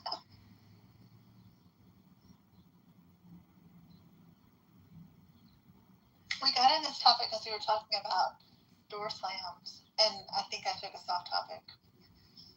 Monica had a question. You want to go back to your question, Monica? Are you able to talk, or should we keep going as we are?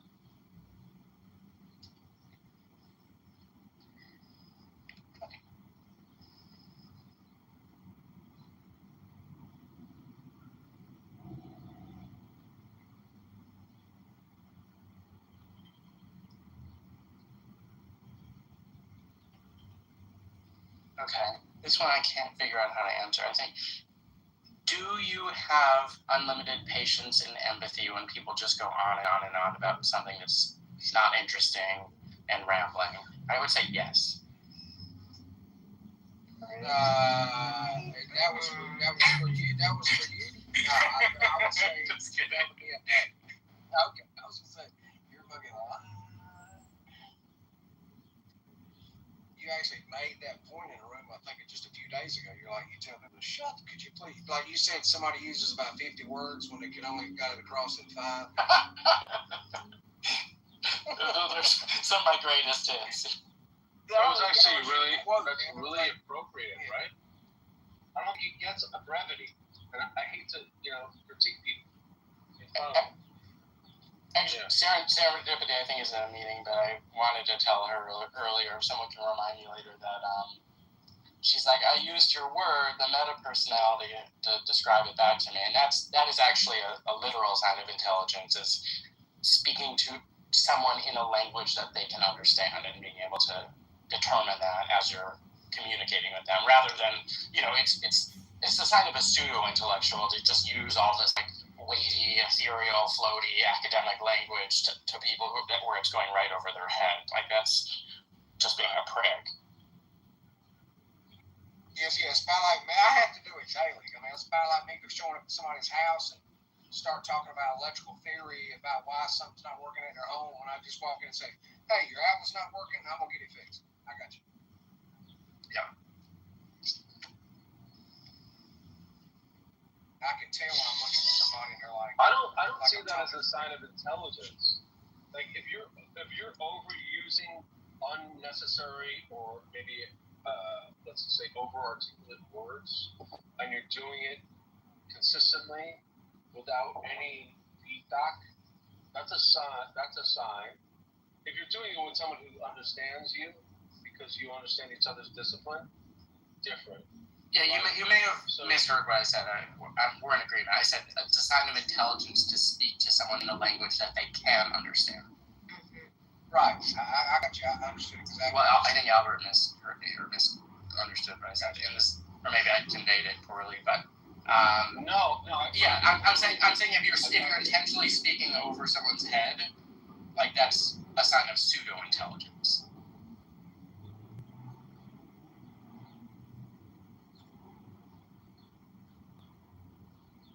Like it's the way I speak to my 8-year-old nephew. I try to teach him, big words, which he's very into learning new words that I teach him, and I make sure to intentionally only use at most one word that I know he's not going to understand in a single sentence that I speak to him. And I see his brain sort of light up and the wheels start turning in his head, and then I ask him if he can deduct the meaning of the word based on the sentence in which I used it in, and then we'll talk about it, and then have him use the word, so, that kind of thing. Are the kids today still learning Latin? That was. You're very sweet. No. Kelly. No. They govern it. Did you go to Catholic school, or? No. I just. Choose it as you can use it as a foreign language. I mean, I think a lot of universities are even taking out their Latin departments. Really? Yeah. I also think it's not advantageous to hold back on anybody. If you have the vernacular and you're in the flow, with your big word usage or association, don't hold back, because we're in the mode of AI and AGI, and I merge with AI in terms of how I use it as a strategy. I don't think we're ever going to go back to the idea of just be yourself. Period. Myself. Period. I was gonna say we had to take it before selecting a foreign language. So like in middle school. Yeah. I love it. I mean, I think it's a foundation. It's just everybody needs to take it. It's useful. It helps you figure out what words actually mean. And I can break down words, especially if it has a Latin, it drives up something Latin, right? Love that shit. I'm like, I love this fucking program, but I love it.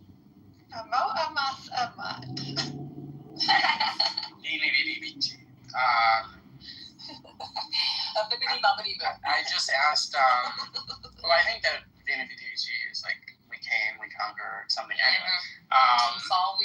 We saw something like that. Yeah. Go. Okay, I just asked the AI, when was the last time Latin was widely spoken?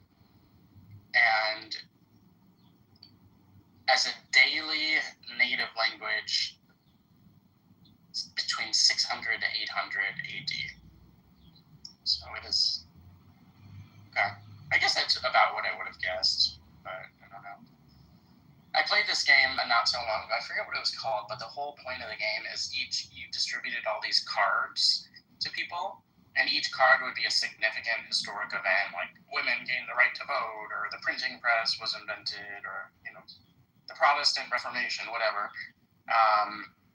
And all the cards had to be arranged, and the only point of the game was you had to determine which events came before which other events in order. And it sounds easy, but it actually, as the game gets toward the end game, it gets much, much harder, because there'll be a few events that happen only a few years apart from each other. And anyway, the whole point of the story was that I played with a group of really smart people, and I won. Okay, so actually I'm going to score myself down on this Myers-Briggs text for narcissism thing. You you should do the Myers-Briggs test and then go to like your I'm doing AI it right that you now. use the most. You do go to the AI that you use the most and be like, what do you think my Myers-Briggs would be? I also think you should not. I also think you should could care less what other people think. You want to do it right, yeah. I'm trying to like, be as dispassionate and objective about myself as I can doing this. It's my aim. Yes, be very objective. But you can't taking see this- the world through someone else's eyes. Sorry, Ver. No. This is my third time taking this. So I took it once in my late 20s and I got debater. And then I took it when I first joined Clubhouse and it was like going on and shit. I was like, oh, let me take this again. And then I got leader. So I'm taking it again now that I'm 39 to see what I get. See if things changed. Are you taking What is the name? Myers-Briggs or What's the name? Big Five? The 16 personalities. This is the one, right? That's the Myers-Briggs. I think, unless they changed it. I hope I didn't post the wrong one. I'm gonna take it. Let me see. No, this is the right one. 16 personalities. Yeah, Myers-Briggs. Yep. What is I'm gonna check out the Big Five. I think I have done that, Brandon. I don't think I've done Big Five. It's up in, it's in the chat. It's in the chat. Okay, let me get it. Yeah, I'm gonna do that wrong. Oh my God. Oh, go ahead. Tell us. This will be quick because it's not interesting, but I have to start over because I just realized that I thought that the degree and disagree were on the opposite sides of where they actually are. Sounds like me. I do that too. Damn. I mean, we read from left to right in English, so like it should be degree on the left and disagree, or disagree on the left and agree on the right, but it's the other way. Oh, okay. Thanks, Callie. Yeah, I need to look at it more clearly. Sorry, Brandon. No, it's okay. Apparently the Big Five is more, it's claimed to be more supported, more reliable, or whatever, more evidence-backed in academic By who? circles. Who says that? That's Oh, just, academics. yeah, the academics say it, but who cares what them? Yes, I'm gonna do it too then. Fuck it. Let me know more about myself. Ain't nothing wrong with that. Do you guys want to be upset or like who's lives in a really awesome supposed place? Sorry, Me. Girl. Well, I know you know. I feel like I live in an awesome place. I'm driving and living like fucking heaven. Just Yeah. saying. Yeah, it's Pompano, Boca Raton, Florida. Oh. Ooh, yeah, that's what's up, bro. Damn. What up? Yeah. And it's a Tuesday. Totally stoked, dude. I want to start learning to talk like that. Totally stoked for you, dude. Like what? Did I insinuate? Boca Raton, man. Boca Raton. No, I would You got the be like more Long Beach. Place. Oh, maybe you're right. Boca Raton. Boca Raton. Like, listen here, stop it. I thought, okay, I got messed up. I've never been to Boca Raton, so I don't know. I just think of the surfer dudes. I guess that's more West Coast Cali and like Hawaii and shit. Wait, what? I was trying to answer the question. I make new friends easily. What was the Yeah, you do. What was the second? Sorry, I couldn't answer that one clearly. What were you talking about just now? I was just making fun of the way Albert here said Boca Raton. Oh, but I tried to make it Cali. I was like, okay, they're like, oh, wrong place. I was like, oh, okay. Is Boca Raton down there? I have no idea. Maybe it's the way I say it. It's Boca Raton, whatever. Fort Lauderdale. How's that? Bliss right now. My bad. There's no bad.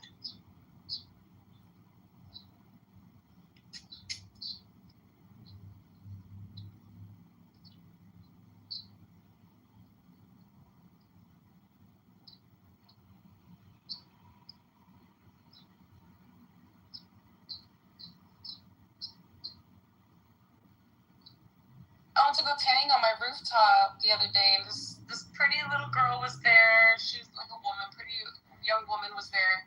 I got to talking to her. She's from Houston, Texas. She's 19. She's a dancer. She's dancing for money. On Broadway though, not like for fucking. She has a job on Broadway? Apparently, she was a part of she was an extra for something, and since then she's been like queued up for different jobs, different roles.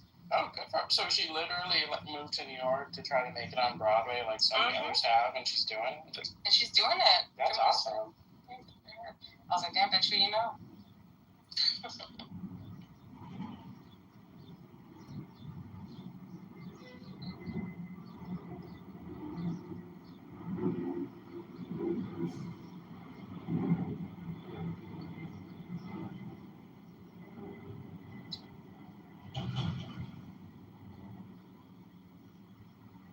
Okay, the question is, sometimes you wonder if there's an afterlife. Agree to disagree. What if you know there's an afterlife? You don't wonder about it. There's no way to answer that. Yeah.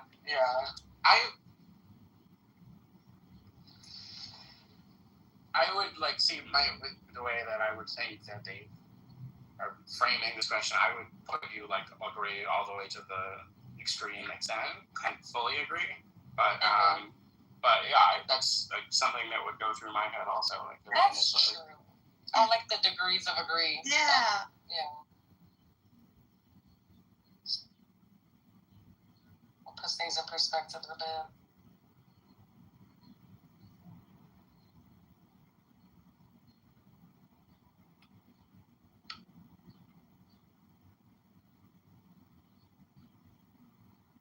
When someone thinks highly of you, you wonder how long it'll take for them to feel disappointed in you. That's a good question, bruh.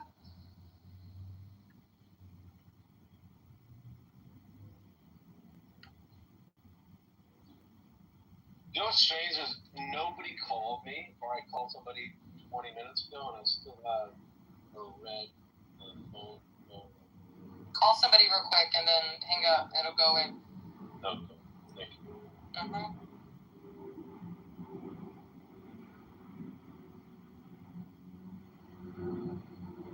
That is so weird because like older versions of Clubhouse had no problem with that, and then for whatever reason, the newest few iterations have that bug.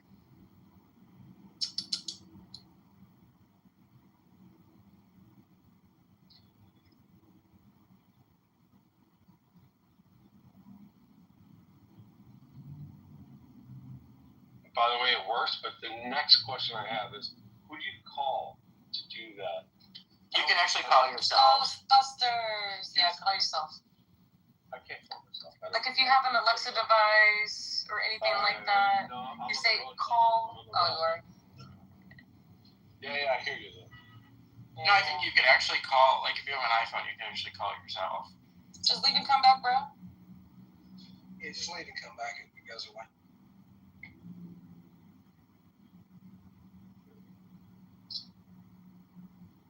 Can I tell you, honestly, I've seen more attractive women in the last 5 minutes than I have in 5 months.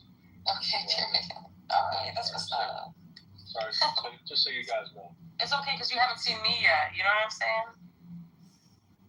Yeah. Well, I mean, did I say anything like didn't insinuate? Honey, just laugh about it.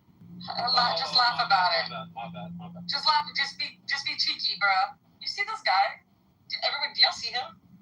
Thank you. Can't even be cheeky for a moment. Okay, I'm back. Sorry. Hey, girl. Hello. Serendipity. Listen, when you were gone, I paid you a very thoughtful compliment. Aw, you did? Are you being serious? My Myers-Briggs personality indicated that the sarcasm could be thinly veiled at any moment. No, it was, yeah, I'm being earnest and honest. It was, when you said, I'm using your word, meta-personality, and repeating a concept back to me, I said, that is actually a sign of true intelligence, is speaking to someone in a language that they understand, in particular. Mm-hmm.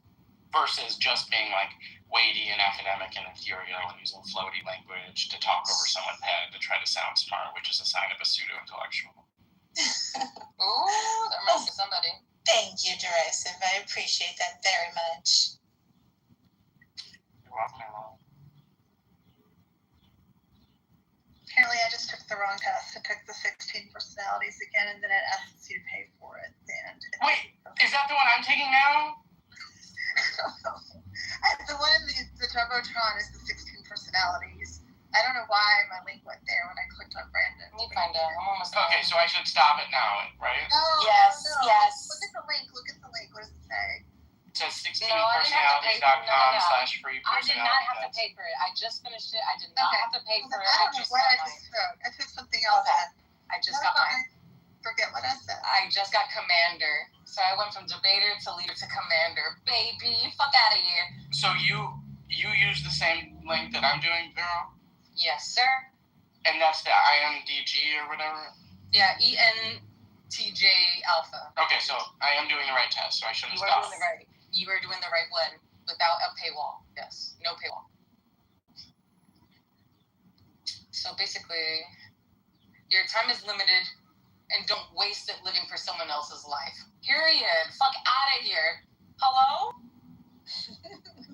Natural born leader, unparalleled drive. I'll write this down. Everyone write this down. In fact, never mind. Send me your emails. I'm gonna email.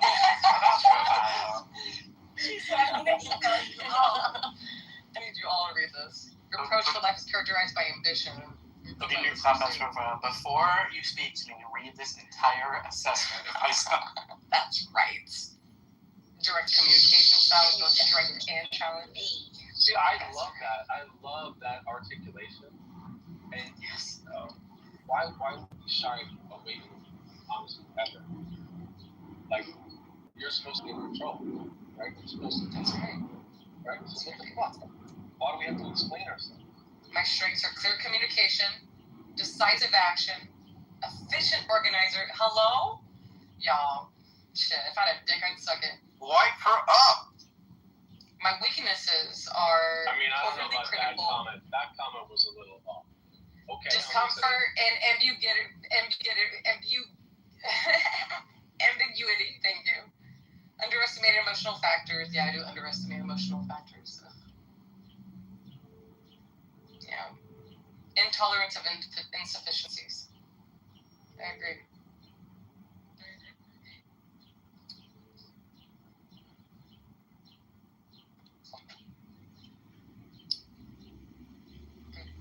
My strengths are I can take constructive feedback.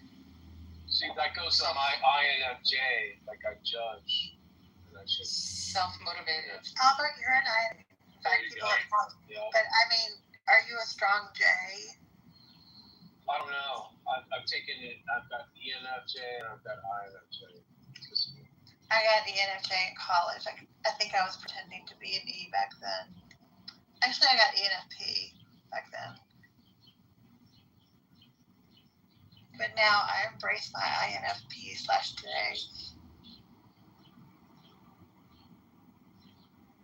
Other commanders are Gordon Ramsay, Jim Carrey, Whoopi Goldberg, Malcolm X. Period. Tony Soprano. Period. Doctor Strange.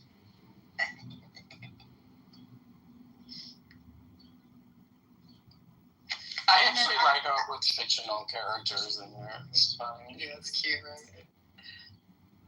I told Kitover it costs $2. Sorry about that. No, it's okay. I'm going to go ahead and pay for it. But I was just making sure it didn't send me to another link. It didn't. It's the same test. It's free. It's making I know. some people pay for it and some people not. Because Vero just No, said you're in the right one. I'm taking the one Brandon posted, the Big Five. And it's $1.99 after you finish it. But maybe there's. I'm going to take it on the browser on my computer. Try on the confirmation page using the remove paywall and put the link in it and see if you'll be able to see the results anyway. It's possible. I'm not sure.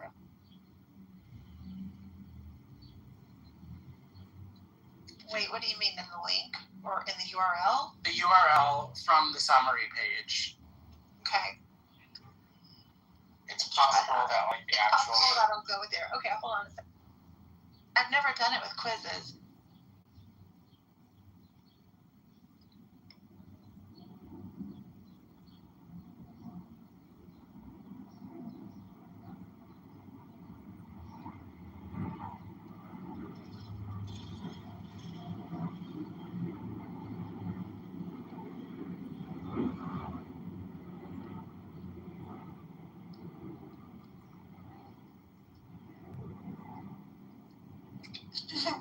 I'm an ENFPA.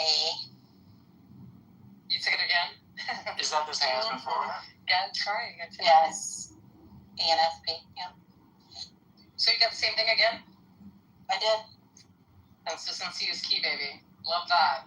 Love that. I'm an ever-changing girl, though. You know, that's just what I gotta live with. But I love consistency. I was saying it would be funny if people took the test on two very different states of mind induced by different classes of drugs. Like one on a drug that gives them like universal love and empathy for all living things, like MDMA, and then another drug where they're like withdrawing from benzodiazepines, where they like just hate everyone and everything. It would be funny. Okay, so apparently I found the big 5 personality tests for free. I'm gonna put it in the chat. How did you? Oh, you found it. Okay, great. Mm-hmm. I found it because I'm good like that. Yeah, you are But good I'm a like commander. Who's in the chat? Okay. So the last initial after your like 4 letters is either an A or a T. I'm an ENFPA, which is assertive, which I just don't understand at all how they would consider me assertive. However, the contrast to assertive is the T, which is turbulent. And I would just like to say that Monica has a T at the end of her results. I have an A. Okay. I think you're like technically assertive with your children, right? Yes, I am. I am indeed. Monica's a little turbulent. Do you guys find that at all surprising? So there's an A and a T after each type. Okay, I need to retake it then. I think I'm probably A. It should be in your results. Well, I didn't take the one with the A and T. I haven't taken it in like 5 years. I'll take it again. Yeah, the last one is you're either assertive or you're turbulent. Why can't there be something in between assertive and turbulent? Like not calm. I took a test one time and said I was high calm. And this was in the 90s. I don't know what the test was, but I was laughing because I'm like, they think I'm high calm, they can go ahead and hire me and see if I'm high calm. What does high call mean? High calm, CALM, but it's like you think between assertive and turbulent, there'd be something like lower, like maybe like, I guess you could be calm and assertive, but turbulent would not be calm. I don't know, like something, there needs to be a third letter. But I'm not the one who designs the test.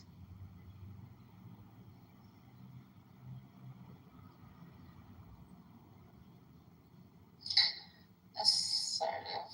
Monica, click on the little question mark on that assertive turbulent line and see what it defines as turbulent. Assertive, you're likely self-assured, even-tempered, and resistant to stress, refusing to worry too much. I'm just curious what the turbulent side of it says.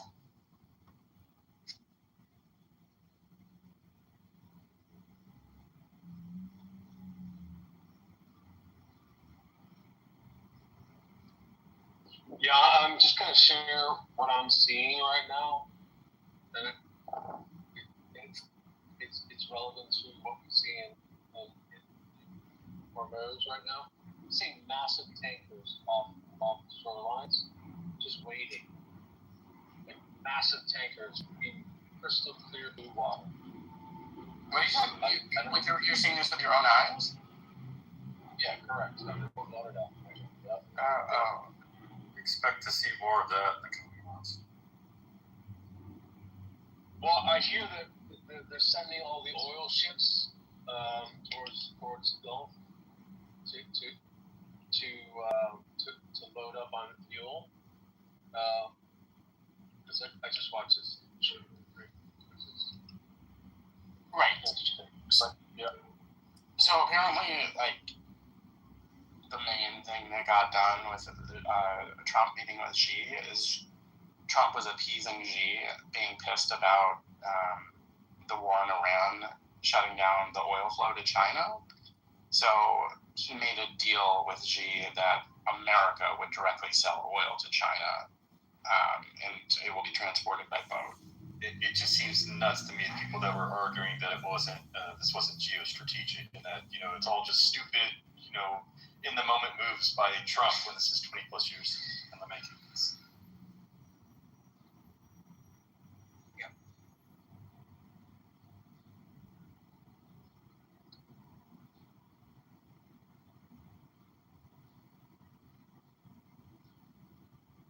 Yeah, I would pull over and give you guys a good scene, but it's white sand with crystal clear blue water, and massive oil tankers in the background, like hundreds of, like at least 5 of them right now.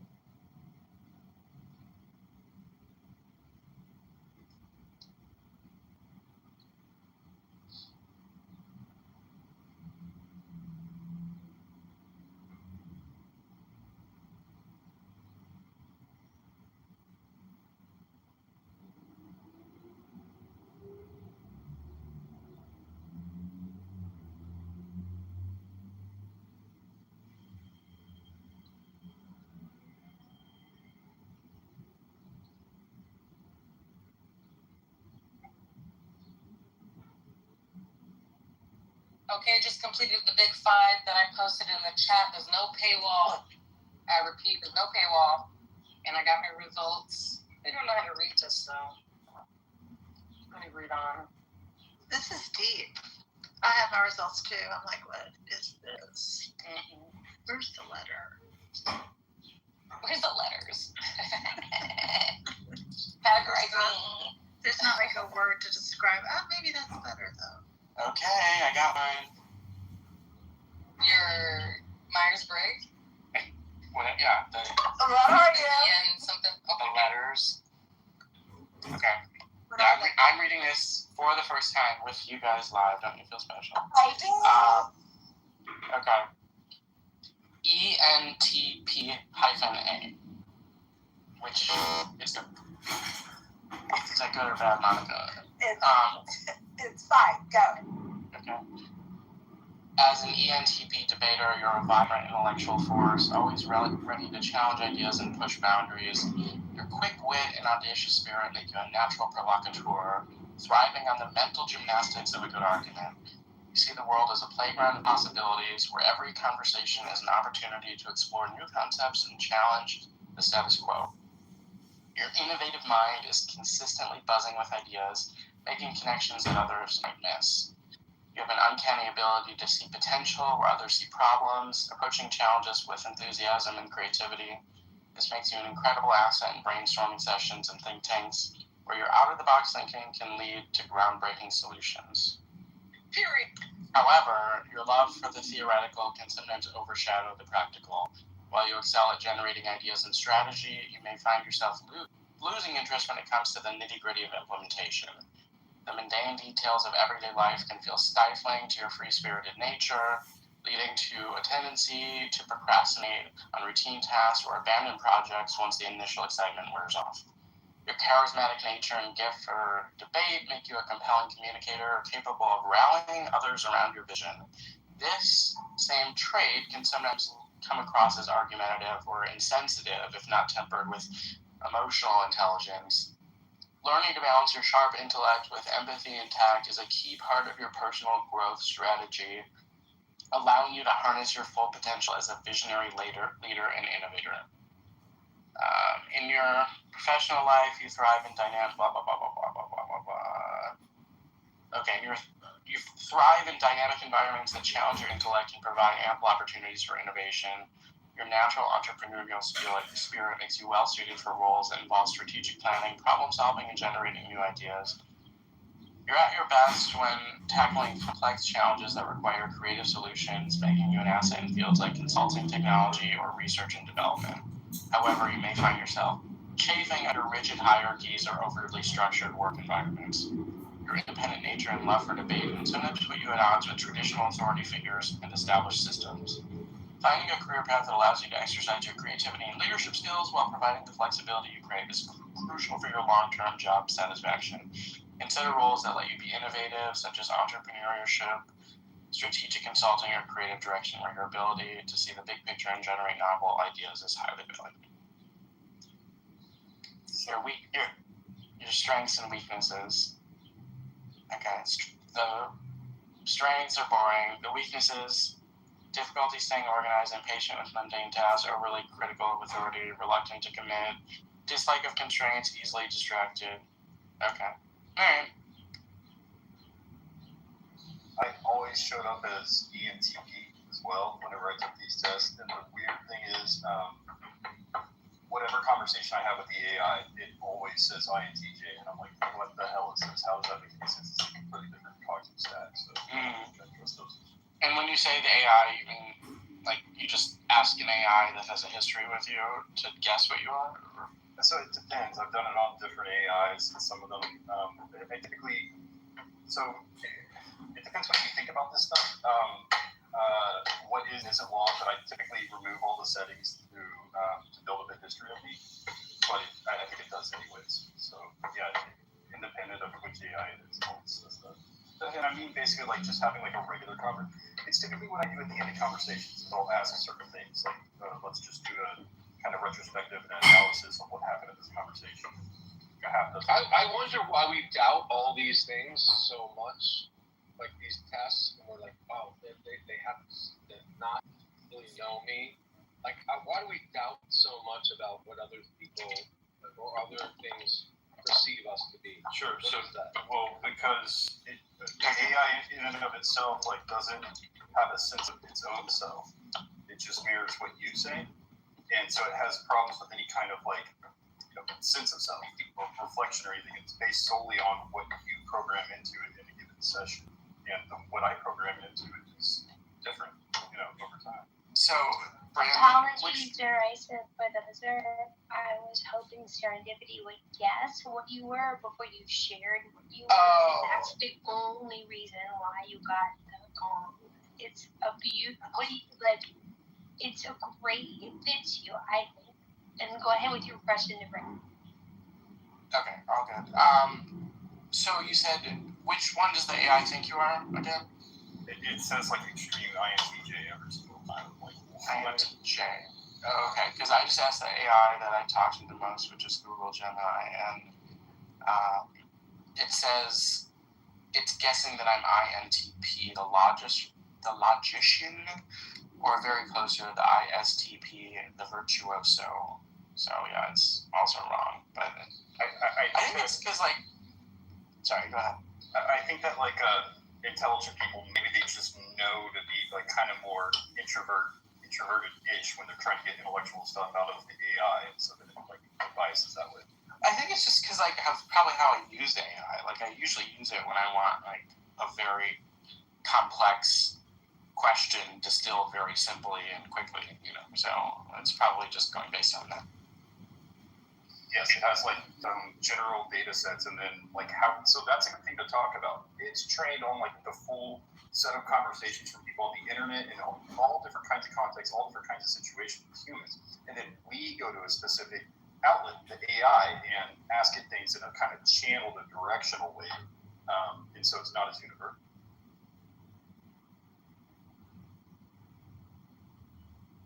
I also think we've been conditioned to not. I feel a lot of people. This is just something about me. Maybe we're channeled not to be as intelligent as we really are. We don't like hearing that about masterminds, and then we don't want to internalize it. For obvious reasons. Now you're retarded. Yeah, that's definitely that's skewed. Yeah, I find people are getting much more intelligent. Maybe I'm just off, but I find conversations are better. They're more articulate than they've ever been. Do you think Clubhouse is helping with that? No, it's not about Clubhouse. It's about where I choose to hang out. Honestly. Period. So I'm learning that the A and the T at the end of the Myers-Briggs is about your reaction. Do you react with assertiveness, or do you react with turbulence? I've figured out what that means. So for us, for the alphas, not alpha as in alpha, but A for alpha, assertive, That means that you just have a higher confidence with your decisions. You have less like you don't worry too much about criticism. You're able to adapt. And if you have turbulence, you take criticism harshly. You kind of like even like swallow up a little bit. So that's what I just found that out. Oh, that's really helpful. I actually looked back at my Gmail and I was an A. Perfect. Period. Monica, what does this mean for you?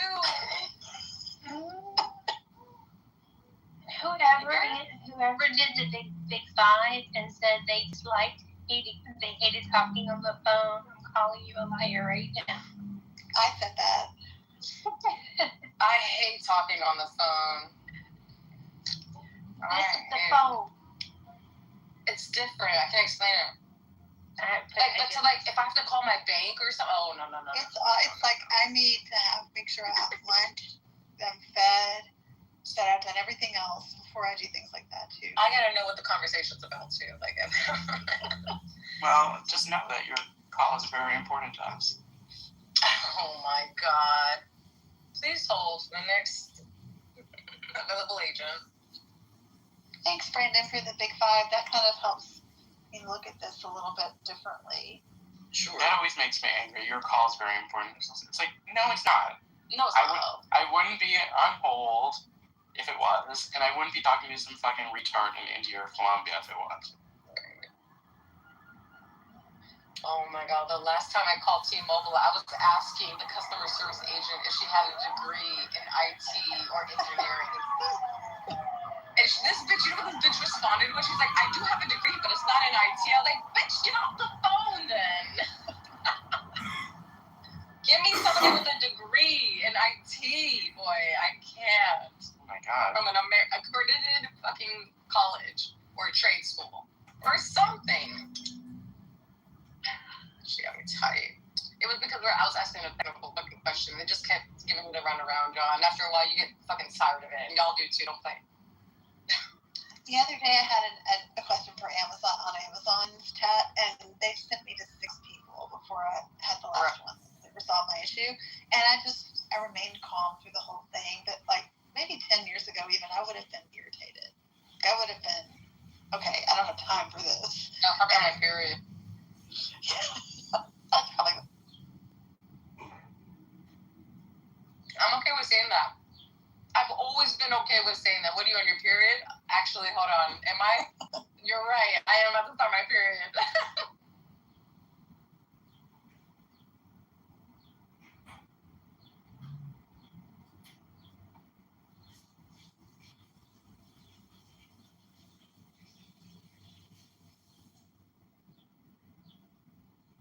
Y'all, it is 97 degrees right now. The real field is 99. It's really humid here. Like, you can cut it to the knife. Gross. What about there? Gross. It's not too humid, but that's a sign to me. So, like, the meteorologist in me is now saying, okay, gross. We just had a major heat spike with no humidity. So now all I have to do is look at the sunset. When I look at the sunset, if it's red at night, sailor's delight. Red sky in the morning.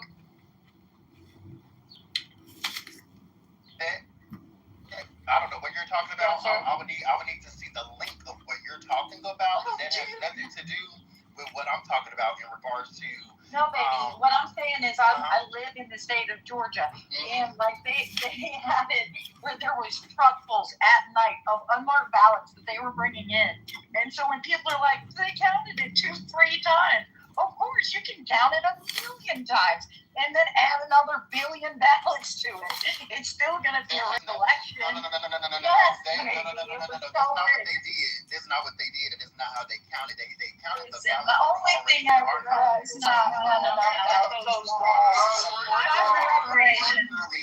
Unfortunately, I like to go based off of sources and then gather my own conclusion from sources. So with that being said, I'm not saying what you're saying is wrong or right or untrue. But what I'm going to say is I would need to look at a source that said that and made that the reason as to why each and every time those ballots were counted, that's the reason why they made the conclusion because of the truckload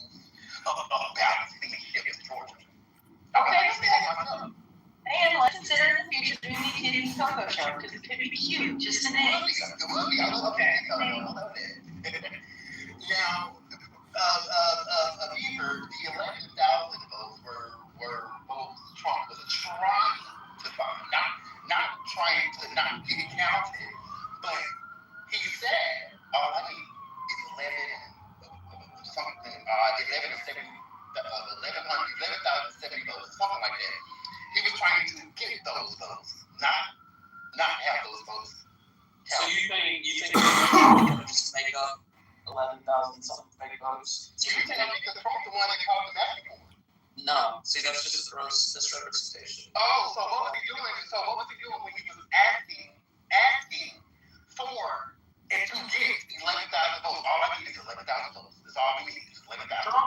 Trump knew he had won the state and then that there was fraud. So okay, what's fraud? What's fraud? If you need just 11,000 of it to be corrected and investigated or whatever, then do you want to tell yes, waste resources to find 200,000? I mean, Trump is wasting resources now, so I mean, I really. Actually, I have to agree with Coco. He should have. I hate to say it, it would have taken longer, but he probably should have. He should have. What's Well, you guys actually think the fucking election was stolen? No, it's all I'll get reparations. Like, are you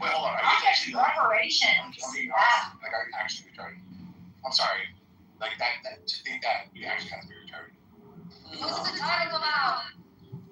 So the J6ers are going to get reparations to them, or yeah, It's a payout. Mind you, Trump said it was going to appear first. No, I'm not. Mind you, Trump said it was going to appear. And his lawsuit, at first, the lawsuit was for Trump in regards to, I guess his tax return transfers have been exposed or some shit like that. And so at first, that's why Trump was suing the IRS for like $10 billion. And then he said that the money from the Senate will go to charity.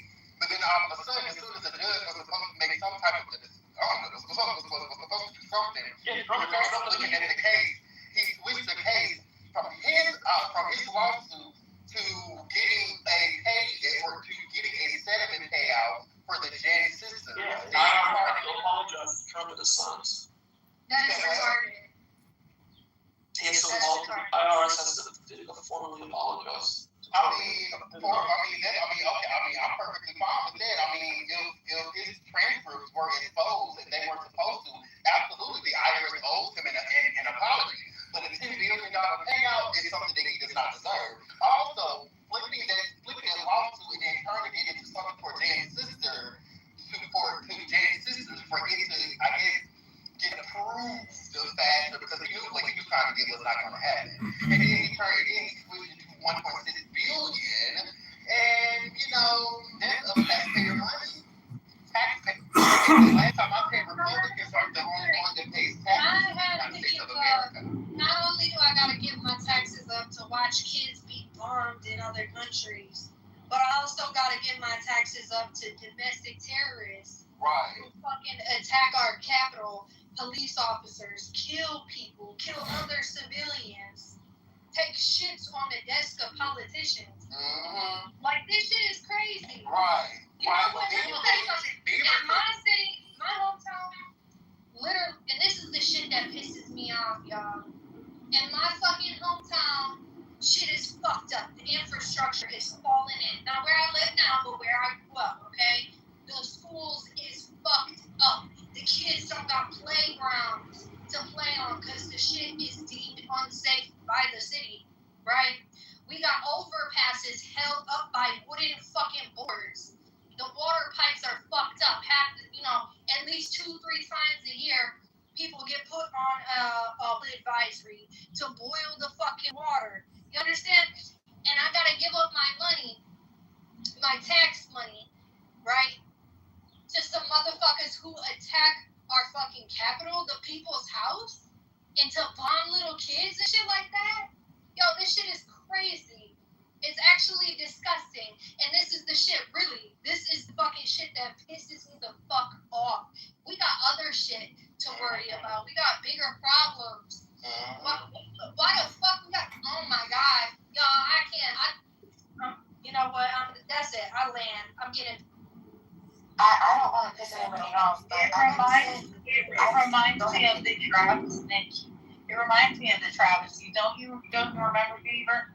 When it was in my hometown, my city, where my brother and my mom live in Chicago, that atrocity that happened when that black man was wrongly killed. And they totally crucified the cops that wrongly killed him. But then on top of that, we had riots in the streets of Chicago. They were burning down mom and pop shops. The government wasn't doing a damn thing about it. And I'm sorry that we had a shitty president that was asleep behind the wheel when we had 13 dead American Marines, and the president didn't even fucking apologize for it, forcing vaccines down our throats. So yes, ma'am, I know that Get him! Viking warrior woman! Kitty the warrior! Those are the reasons why Trump's trying to get this slush fund to get some more money off of American citizens' backs.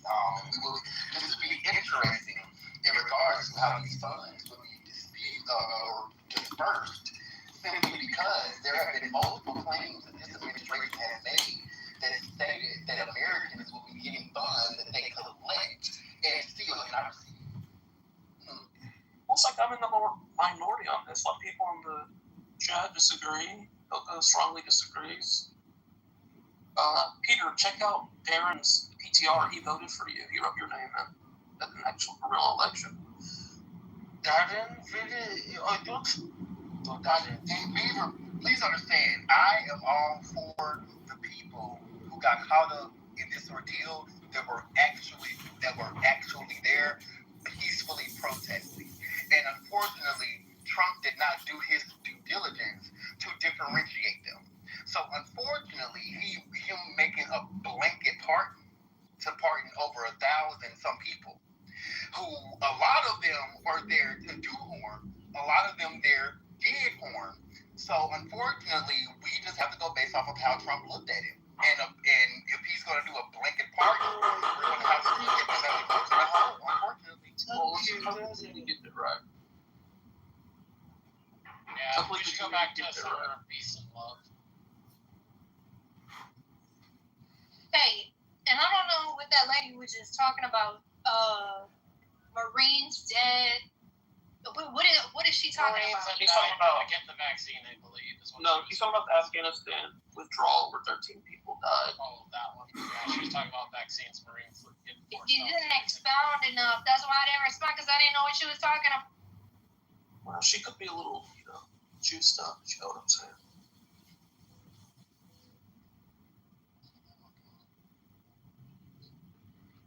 But honestly, I just think that I think that it's very unfortunate when it's quite obvious how Trump is using these independent government agencies to try to only protect his supporters, when America is made up of not only his supporters but others as well, other people who does not support him.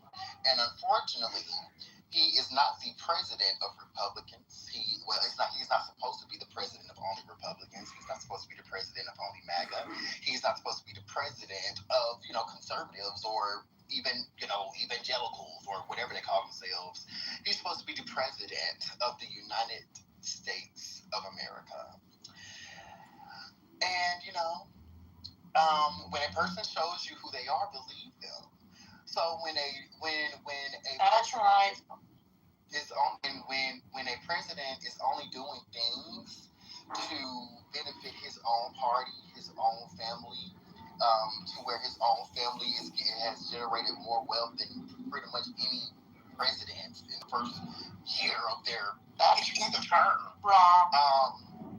I think that's very. I think that's very telling. I think that when you are making decisions and you're only having meetings with Republicans and or Republican representatives, I think that does a disservice to America, because America itself is diverse. America itself has always been a nation that has progress on coexisting.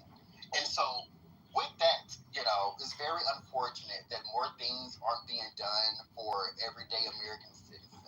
Wait, Coco, you gotta be a little bit more truthful with that, because I hear a lot of black people say that they don't like Obama because he didn't do enough for black people. Well, that's not what I believe. So I'm not going to. I hear a lot of that. I've also heard a lot of that, and it's mainly because the Obama focused on gay rights rather than giving black people reparations. And that's basically why they mad.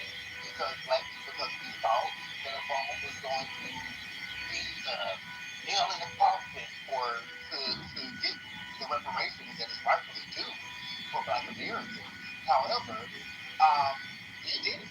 And a lot of black Americans that basically left a bad taste in their mouths for the Democratic Party, and they haven't looked the same as the Democratic Party since. So, but yes, more true. A lot of black Americans will definitely say that Obama didn't do anything for black America, even though he did great things for America itself. And yet he has certain initiatives, particularly for black Americans, in certain communities, for whatever happened. But that's not the point. You had a better chance of Bill Clinton pulling that off than Obama. Yeah, but I didn't know when I voted for Obama. I wasn't able to. During Obama's first term, I wasn't old enough to vote, but during my so that I was able to vote for him. And the reason why I voted for Obama was that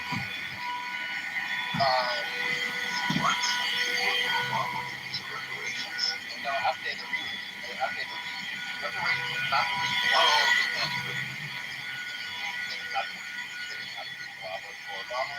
And honestly, black Americans have a better chance of getting reparations on a more at a state or local level than on a federal level, in my honest opinion. But hey, I'm here for what Trump is doing. Trump is waking up a lot of young activists here in the United States.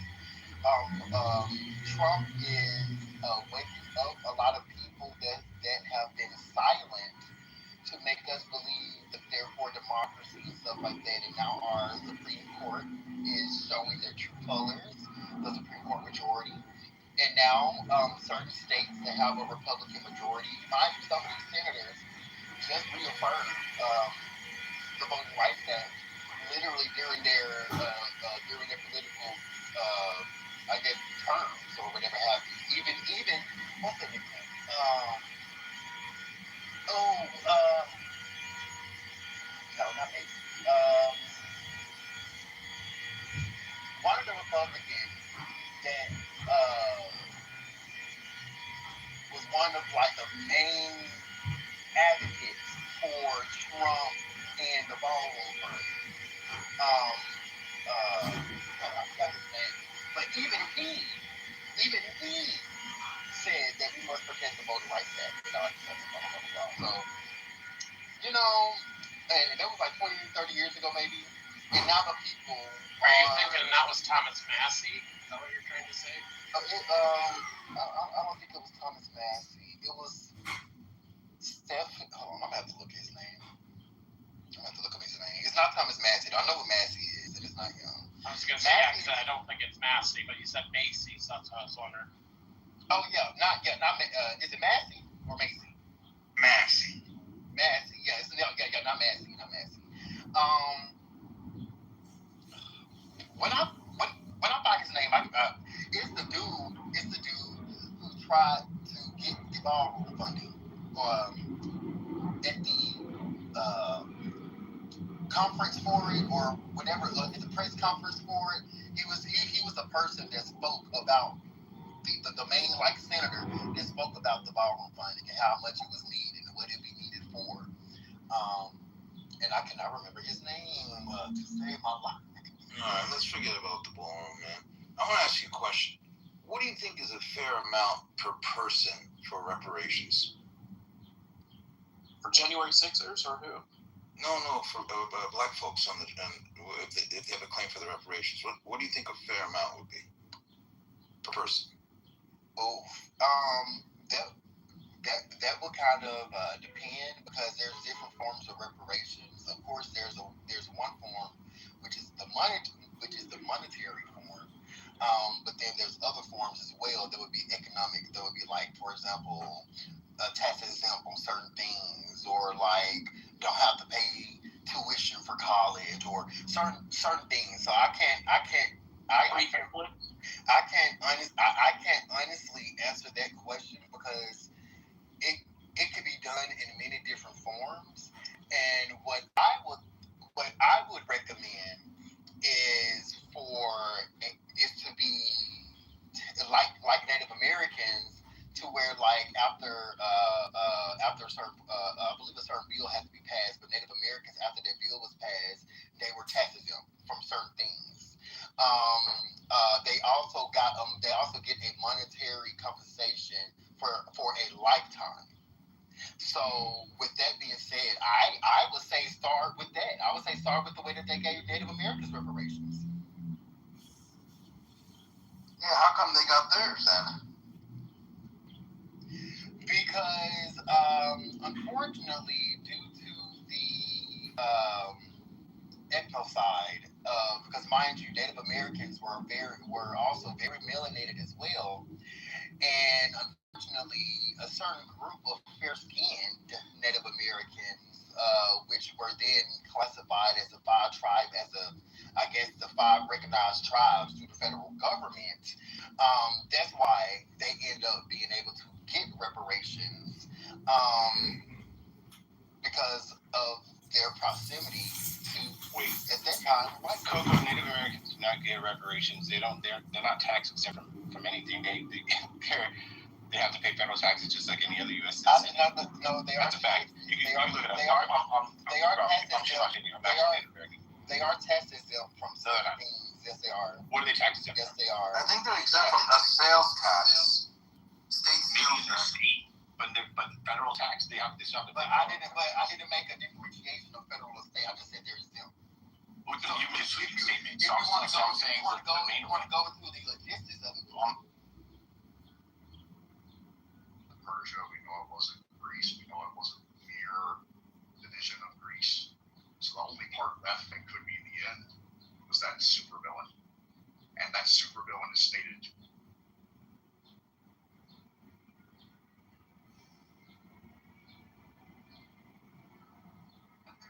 Cop 1492, Columbus sailed the ocean blue. Might have some of the 52. That's number one, so the worst number. Wait, you cut the horse what? What did you say? Oh, yeah, 14. Like the outcome, like we all agree on the outcome. That's a good description. Thank you. That's what I just read. I'd like, maybe Callie, you can look to see maybe the difference, and maybe it's a different interpretation, because I do interpret things kind of at face value without thinking too deeply about it, which is a part of my commandership, I guess. It sounds like a diplomat. But no, this is just so confusing now that I've done it because the percentages are all different. But it pretty much does track. Pretty much. But I will look at that. But you're pretty on target, I think. Pharaoh. I think so. Pharaoh.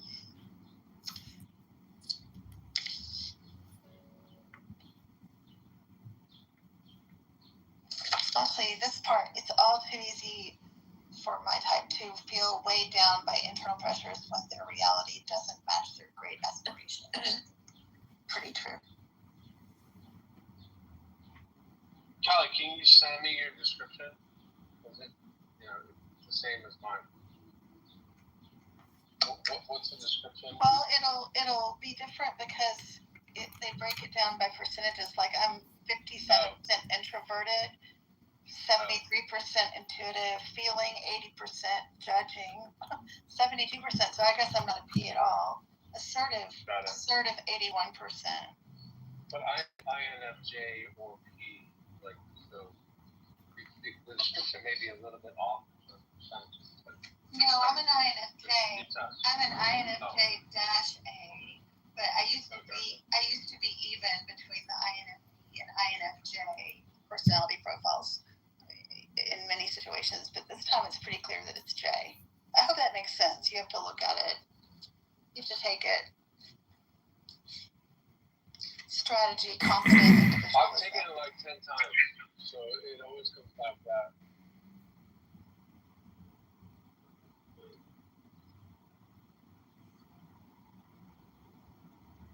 I have a few close friends who are the same type, and we often butt heads, I've noticed. But then we end up understanding each other on a deeper level, too.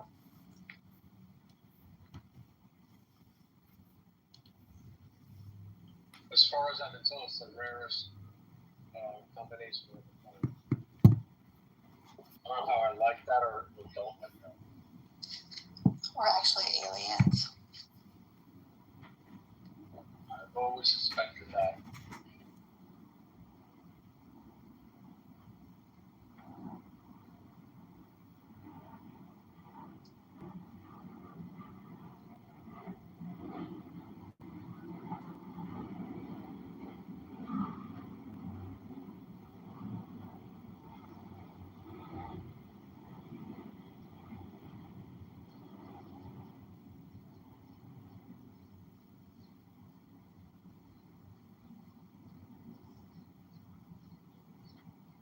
You got me lifted, shifted higher than the ceiling. And oh, baby, it's a wonderful feeling. You got me lifted, feeling so gifted. Sugar, how you get so fly? Sugar, sugar, how you... Y'all know that the singer to that song, the Sugar, Sugar, how you get... That's Baby Bash, right? From like early 2000s. You know he was on this app? He has a weed farm in Texas now. What? Yeah, it's great.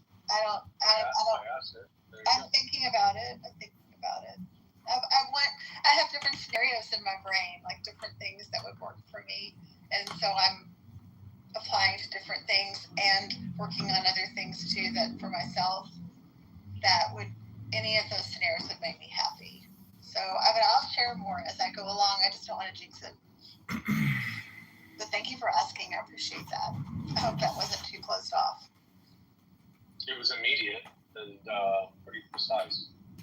It's all good.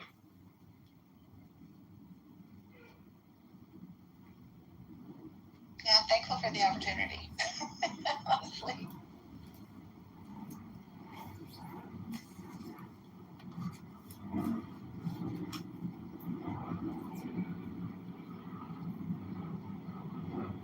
I find just the question happening, whether you externalize it or internalize it, it's tough. Just someone asking me, like, really, what do you want next? Honestly, what would be fun? Like, what's the best evolution? Not what you need to do. Because I'm not in that space. I never have been. Like, I don't do anything that because I have to. I never change.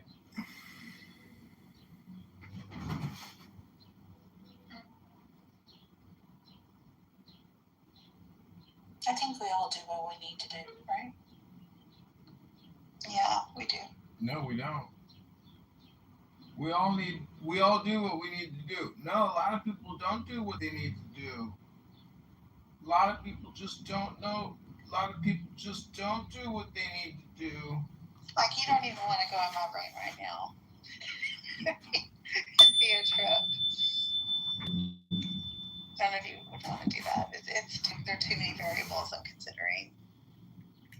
But anyway, in this room there's something about it. I wish I'd spent more time in here during the days when I was working a full-time schedule. Oh, stretch. I need to hydrate. Where's my water? Where's Kristen reminding me that I need to hydrate? Yeah, that delectable thing, yeah. You definitely need an assistant, by the way. Taking up my water and electrolytes right here. Right? Kristen's usually so good about, by the way, people stopping to hydrate. Keep hydrated too. Kristen, where have you been? Yeah, Kristen, this is your fault. Sorry. Well, it's my water. And do with it.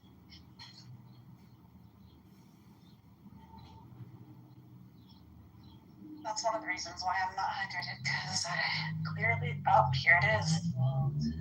Set it down somewhere and just forgot all about it. You know, I went back to the smart water and electrolyte thing, as opposed to the just regular water, and I feel so much better. I feel so much like I have energy. It really makes a huge difference. I tried to be frugal.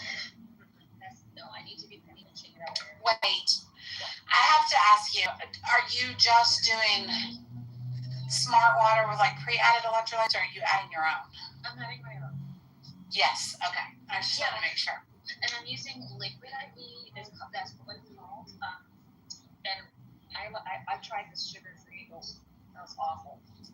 I just use regular, whatever flavors. But like the one that I tried, the Pure Aqua, it's just energy. The only thing that's added there, and I don't know, I just wasn't looking at it closely. I thought, oh, it's an energy drink mix, and I'll get it for $4 for 10 packets. Well, there's nothing in it. There's just flavor and caffeine. Whereas the liquid IV it has sugars, but potassium, vitamin C, niacin, vitamin B, vitamin B12, and antitocin.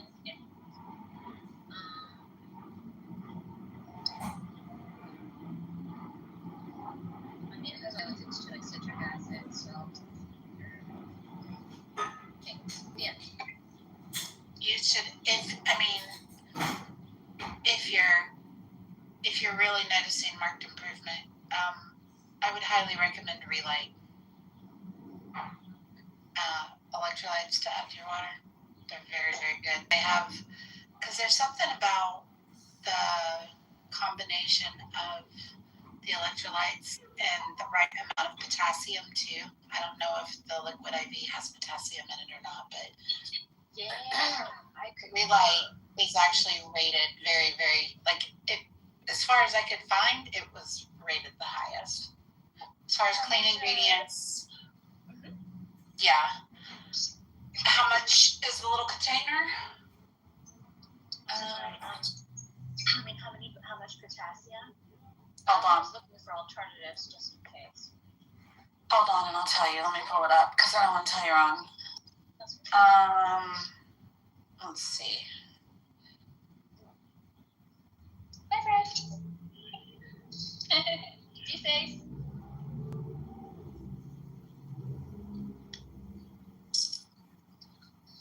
Okay. Looks really good. Did they eat like no stevia and none of that gross fake sugar? Yeah. Yeah, some of their flavors do have the stevia. So be careful. Some do, some don't. I really like the lemon lime, and I don't think the lemon lime has got stevia in it at all. The 810 milligrams of sodium, and then 400 milligrams of potassium and 50 milligrams of magnesium. That's what the Relight has in it. This one doesn't have magnesium. I am using an alternative. But you know Mio, that brand, it has drops flavored. Yeah. And this one has.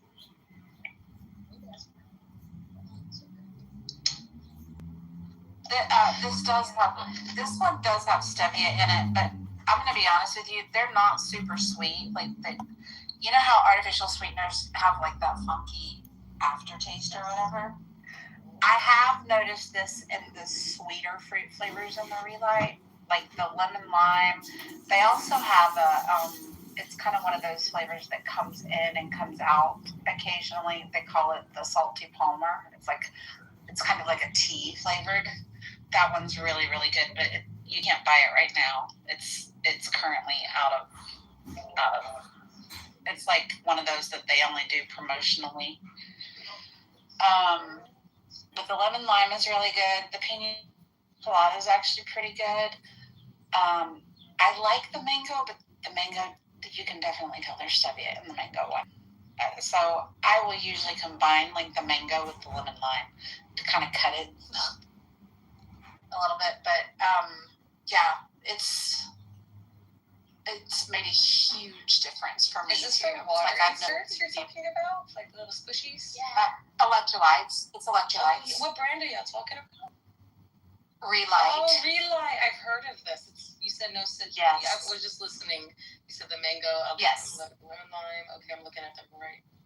What about the watermelon lime? Yeah. Have you tried that? The watermelon lime?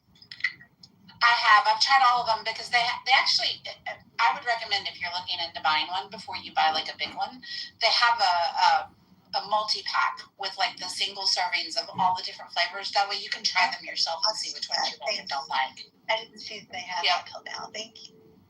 Yeah, I would do that, and that way you know for sure yay or nay on whichever flavors, because some of them definitely have like a sweetness to them and others don't. Have you ever tried the unflavored? Yes. Okay.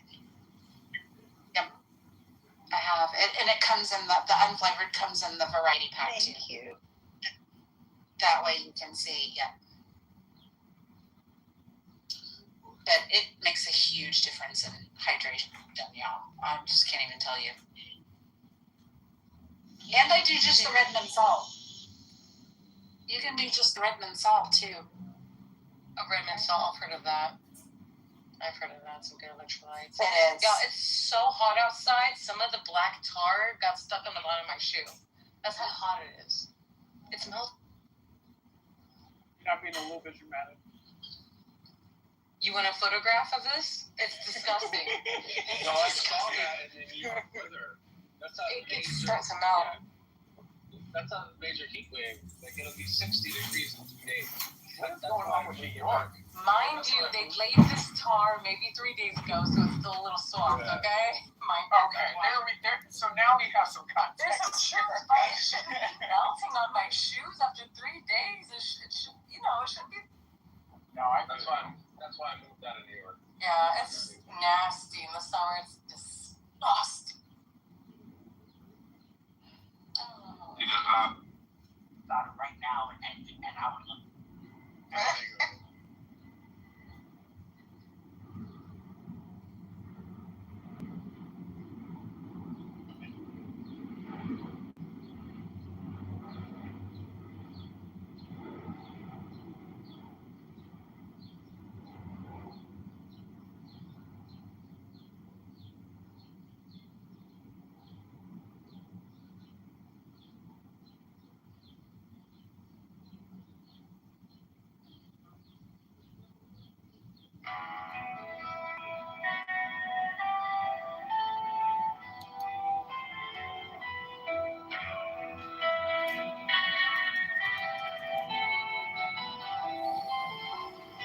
am the charioteer of the east, Lord of the past and of the future.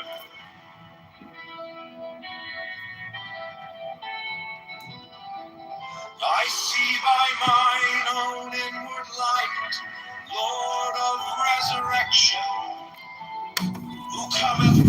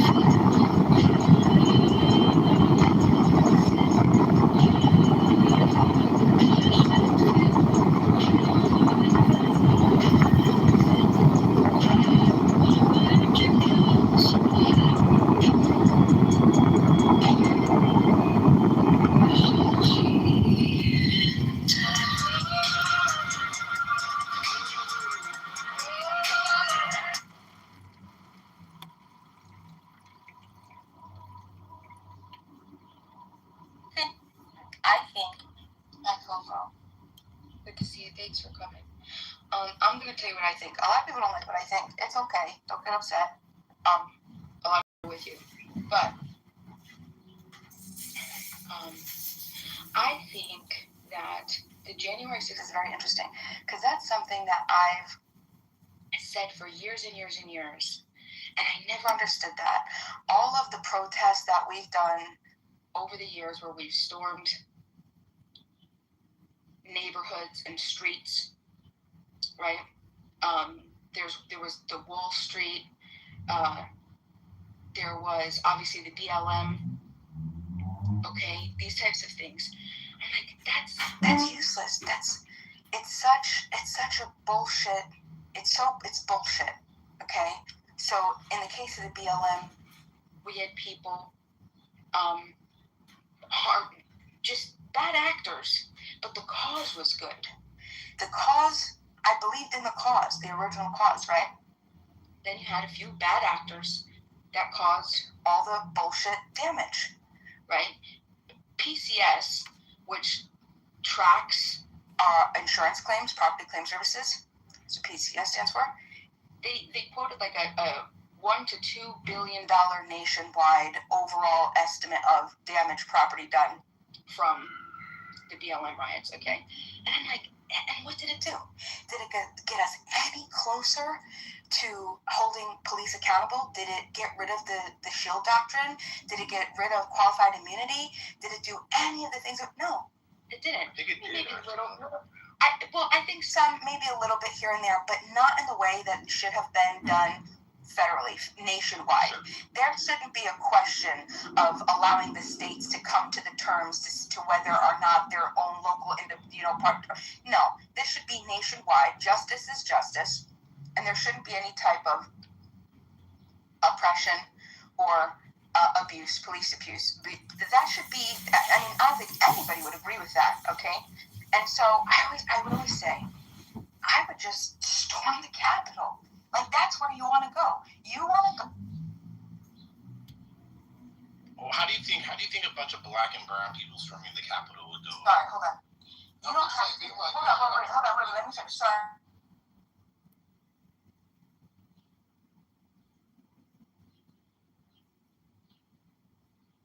Simple. That make Islam the evil that it is? And the answer is no. So this is the wrong fight. This is the wrong tree to bark up. So what would you say would be the number one complaint or that Islamic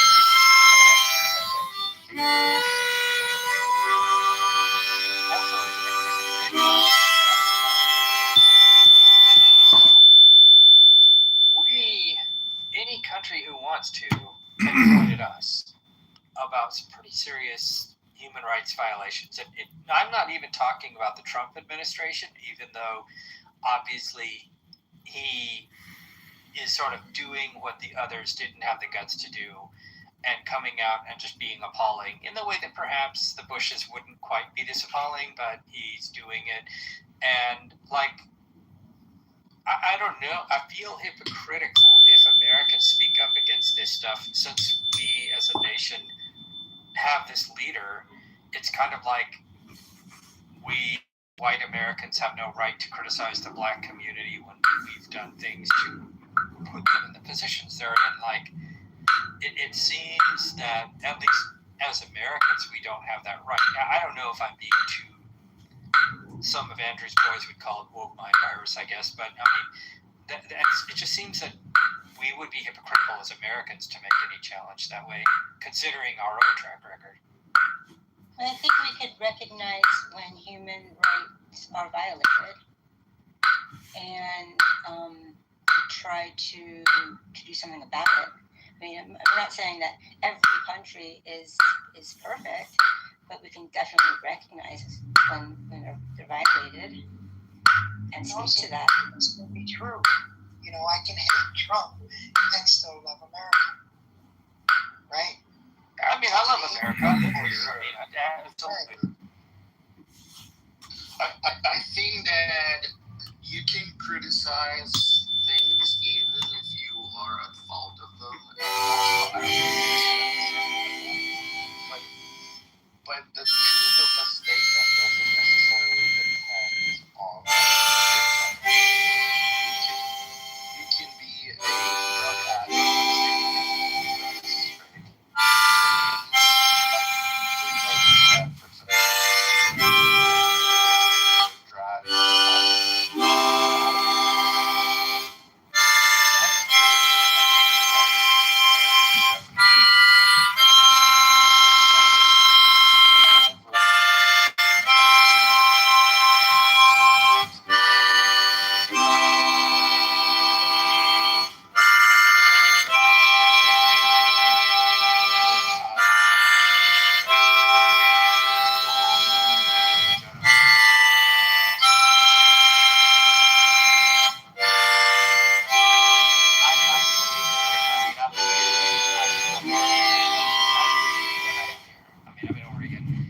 I appreciate not just the U.S., but I appreciate my state. But I recognize its faults. I guess maybe I'm being overly sensitive to the idea of hypocrisy, and I am when somebody catches me out in it, and I mean that I'll get defensive. I go, oh, you're right, that I wasn't. Like, I guess it's a more of a reflective thing. But you're right, we should do what we can to help other people, especially to get themselves out of a situation if we can individually. I'm not good with policy though. So.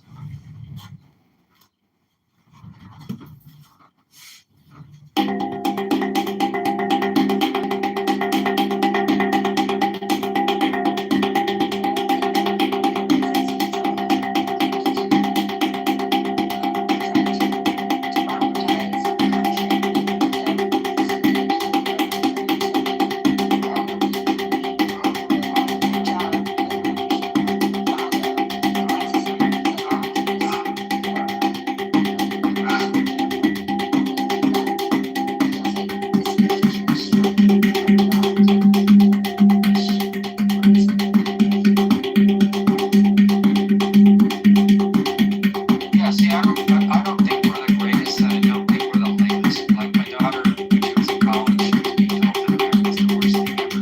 I said, that's your own kind of supremacy, right? You want to be the greatest, lamest thing, instead of just saying, hey, we're just here, we're doing the best we can, we've done a lot of awesome stuff, we've done some absolutely terrible stuff, we're just here, and it's alright.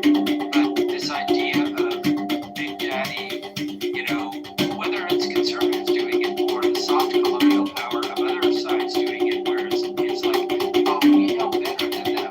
Well, nobody knew better.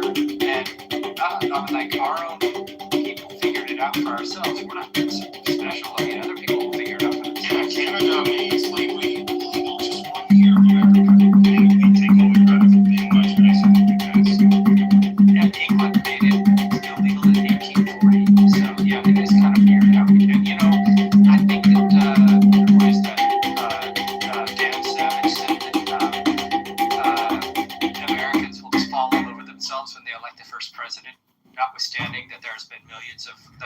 tons and tons of women leaders around the world, but we're just going to act like, oh, that's the first American leader. Like, it's just in our hubris nature, and I just sort of chuckle at it. I'm not offended anymore. We're a juvenile nation. We haven't been around that long, so we still have the teenage look at me kind of complex, I think, sometimes.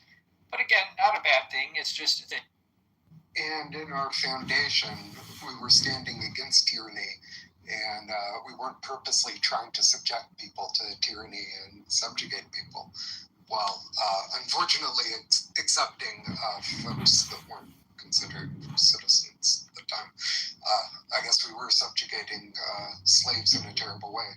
But as our nation entered the civil rights movement, we had in our foundational belief that we weren't there to subjugate, we were there to.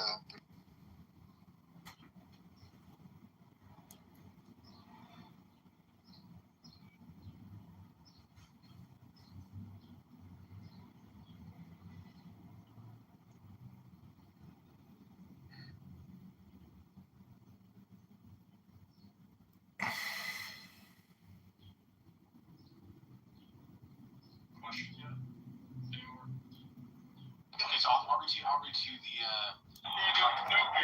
the face of Trump? Okay. No. What you just said, I want to make sure I'm clear. You said it's a stupid question, even though I never asked them. Could you go ahead and finish the question? You asked the question, literally, is it not true that you asked, is Trump an American citizen? Who is suggesting that Trump is not an American citizen? To finish it, I asked that question for a reason, but you didn't want to hear the response. So, hold on. No. Because every American, no matter who they are, have a right to go against their government, including the president. And if there's something that stated that he believes that there was a certain number of votes or people voting in a particular primary, whether it's Georgia or New England, wherever, does not the President of the United States, as an American, have the right to question that? Not in that way. He doesn't have the right to lead to a. So hold on, guys. So hold on. What way then do you think? He didn't. Did he? Wait, hold on. You said he could do it legally through the courts. Yeah. Okay. Yeah. So I want to ask you guys a question. Okay, and just correct me if I'm wrong. Why was everything? I'm done, man. You guys continue to have your conversation. So in July 2024, Trump versus the United States, in a 6-3 decision, the court ruled that former presidents are entitled to different levels of immunity from criminal prosecution based on the nature of their actions. Core constitutional powers. The court held that a former president has absolute immunity from actions.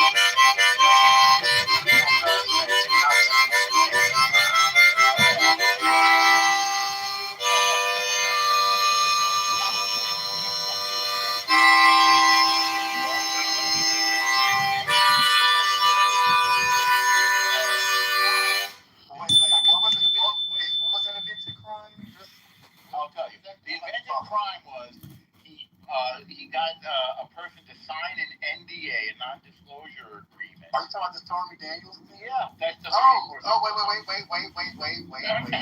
hold on, really quick, because we talked about that like a couple of days ago here in. You really need to interrupt for this? Yeah, let me finish the thought. Well, let me finish the thought. You weren't talking yet, Romo. Actually, no, you weren't. No. What it was they took two misdemeanors and they extended the statute of limitations and said that the two misdemeanors were done in the third felony, and that felony was never specified. Most nonsensical invention I've ever heard. It was a far-fetched legal theory from Alvin Bragg. Right. Now go ahead and ask your question. Yeah, so really quick, in regards to the Stormy Daniels, what actually happened was, so this is basically the whole case right here, and it wasn't just like something that was fabricated, it actually happened. Yeah, it was. Like witnesses. It's not really a crime. Wait, Normal, you told me to stop talking while you were talking. No, I told you not to interrupt. No. You told me to.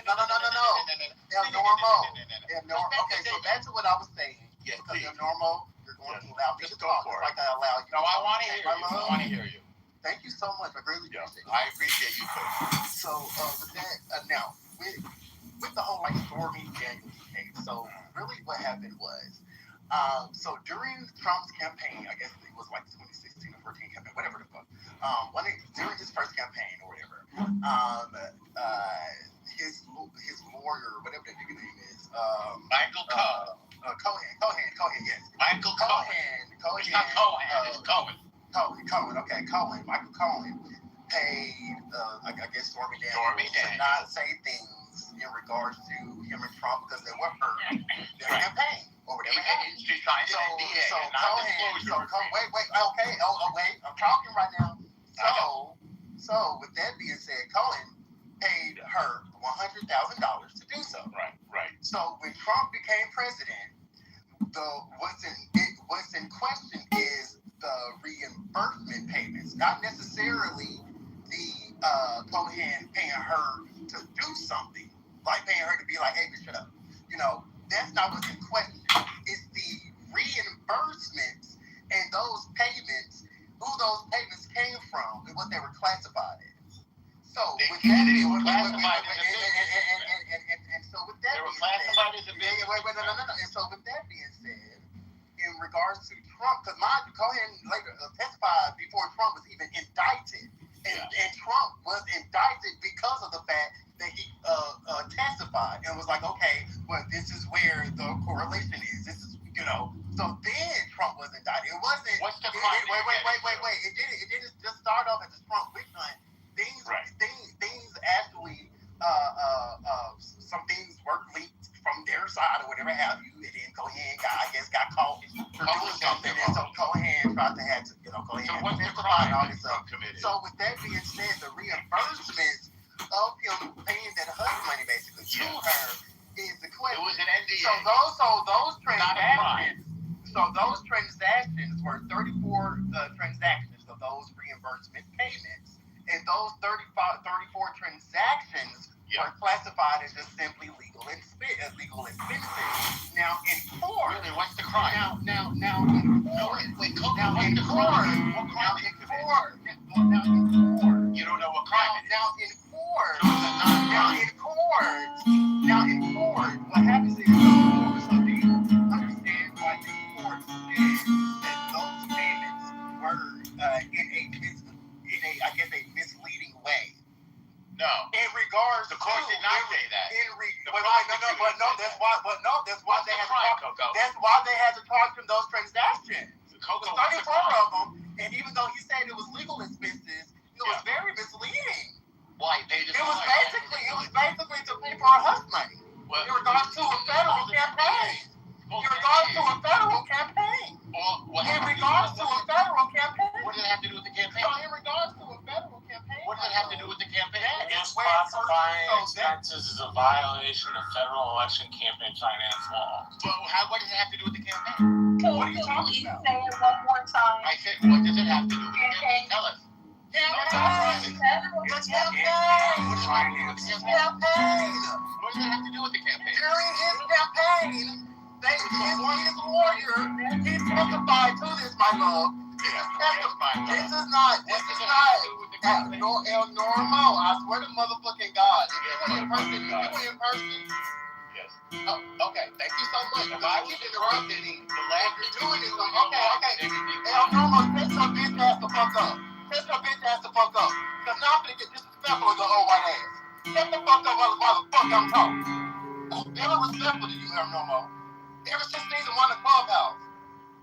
And you come in every fucking room, you don't let nobody talk.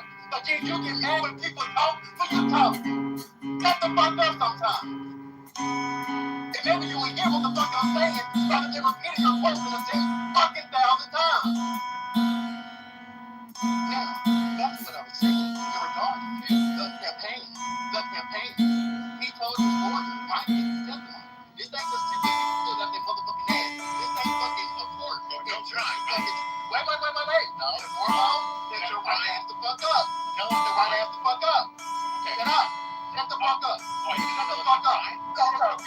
If you want me to move him to the audience, you let me know. But he is a big user once he's moved because he doesn't want to receive decency he needs. So it's up to him. El Normo has got his warning. Okay, El Normo, you're gonna let Coco finish. You're gonna let Coco finish. Okay, he's not gonna do it.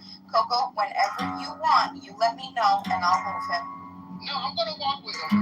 Okay, it's up to you. Let's walk. Let's do it. So El Normo, what did his order test? Like, what was it testing? Like,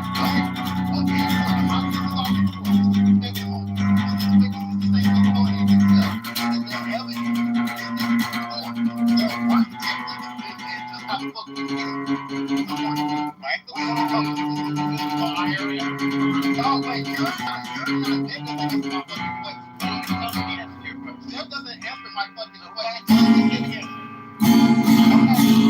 So, I'm ready.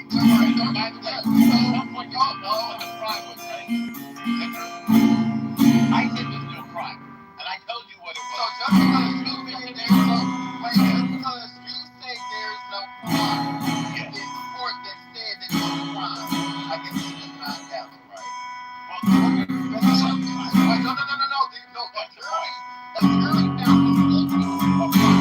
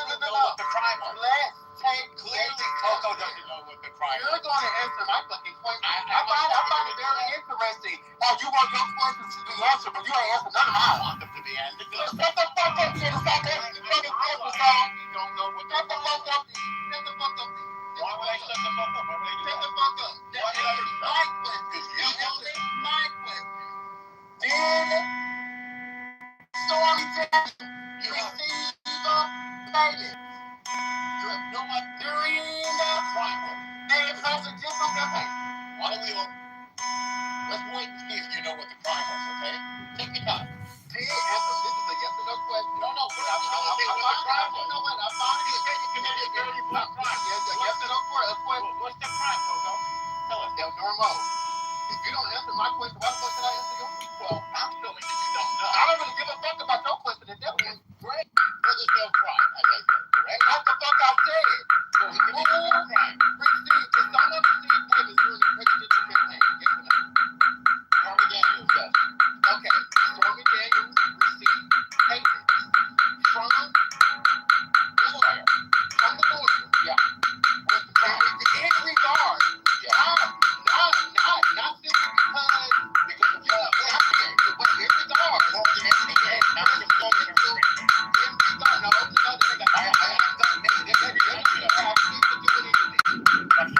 No,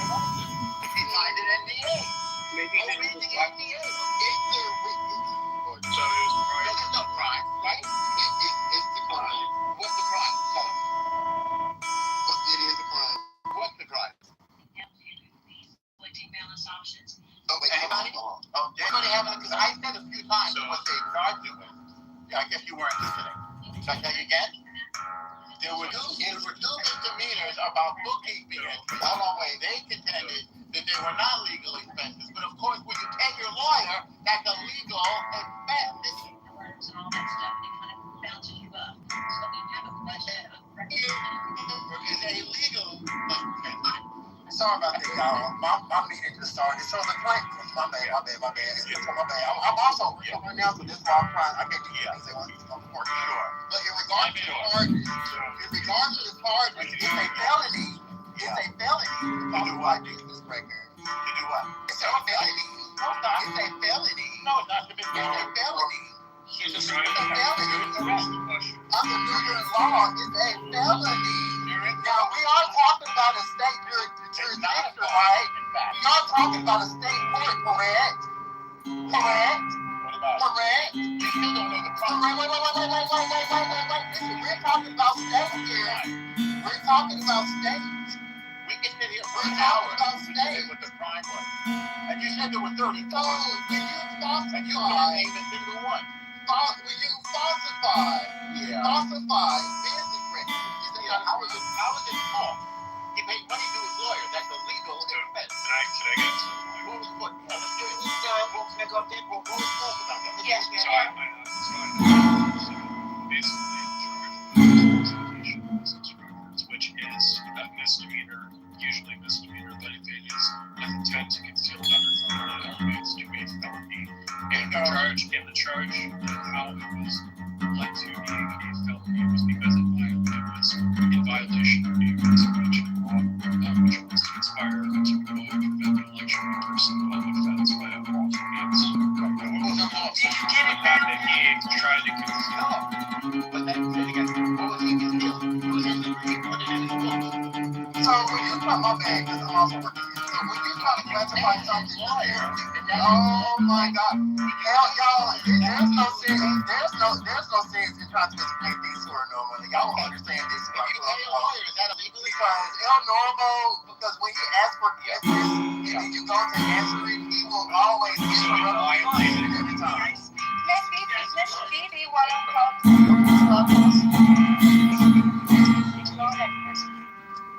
Prime example is I can't even come off the mic before this gentleman is trying to enter my El Normo, did you or did you not watch the same campaign that we watched with Donald Trump? Why you laugh? Because I'm trying to understand if I missed something. Oh no, that's You don't know what the crime was. That's what you missed. 34 convicted felons. What was the felony? Tell us. Tell the room. Listen. Listen. If you don't do What was the your crime? homework, you No, I gotta did my tell homework. me. I can tell you, but you can't tell me. I know what it was, but you do not know. So you're talking about something about which you do not know, correct? But if you do know, tell us. What acted inappropriately. Yeah. He falsified records. What was false about it? He grabbed women by the hand. He paid. What's that? The gentleman, the unprofessional, his own lawyer. No, he wasn't charged with grabbing anybody by the Why hand. don't you work for him? So, Why don't you work for him? Miss Fifi, I got you, Miss Fifi. I got you. I got you. He was charged. Well, El Normo, I've been trying to say this entire Being a professional is not you. So I've been trying to say it, El Normo, this entire time, and thank you so much. Thank you so much, Beaver. Thank you so much, Beaver, for getting control back of the room. So El Normo, he was charged by father. So his 34 payments to Cohen. Yeah. He was charged. Hold on. Yes. He was charged for falsely trying to classify those as a simple legal expenses. But weren't when those basically reimbursed, it was it wasn't simple just legal expenses. He was reimbursing Cohen to what Cohen testified for and was found guilty of in court. That was the whole reason Trump's ass was even indicted in the first place, was because Cohen did something wrong, testified as guilty, and he was found guilty for it in court. Yeah. And those payments were payments to do with Trump. I don't know. Okay. So he's paying your lawyer a legal expense. Hold on. You guys are going back and forth over the same. That's right. Okay, so let me make sure. I'm going to be very calm here. Okay. We said there was two misdemeanors. Yeah. If we go back and look at the case. It wasn't two misdemeanors. Yes, it was two misdemeanors. Hold on, guys. Hold on. I'm just going to walk through it. This case was actually outside of the statute of limitations. And that's correct. Can I finish, Mr. Trump? They actually bought this back into the grand jury. It should have never been bought to the court. Never. At all. And I'm going to share with you. Hold on. And I'm going to land. They don't know. No. I know. I got that level, but it's not. I'm not even going down that path. What I'm going down the path of is we got to all be very careful on why the lawfare was happening at all. Okay? And the reason why the lawfare was from running. Okay, I know, but I was going to share that. Okay? Guys, all this that we're talking about, correct me if I'm wrong, was actually done not while he was president of the United States at all. He was running for a campaign. Okay?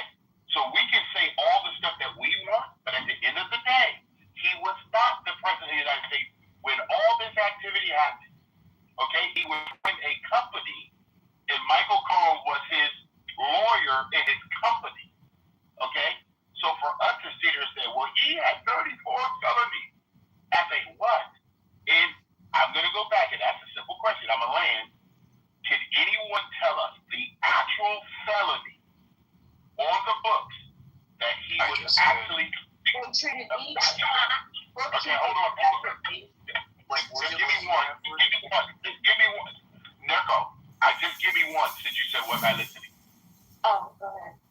Yeah, wait, what was the question? What was the question? What was the felony? If you're listening, I did give We literally repeated it. My bad, Narco. No, you haven't. Yes, I did. I certainly did it earlier. No, you didn't. Yes, I... What was the felony? Oh, my God. The felony The felony was falsifying business records, and they treated each one separately. That's why it was 34. felonies, Mr.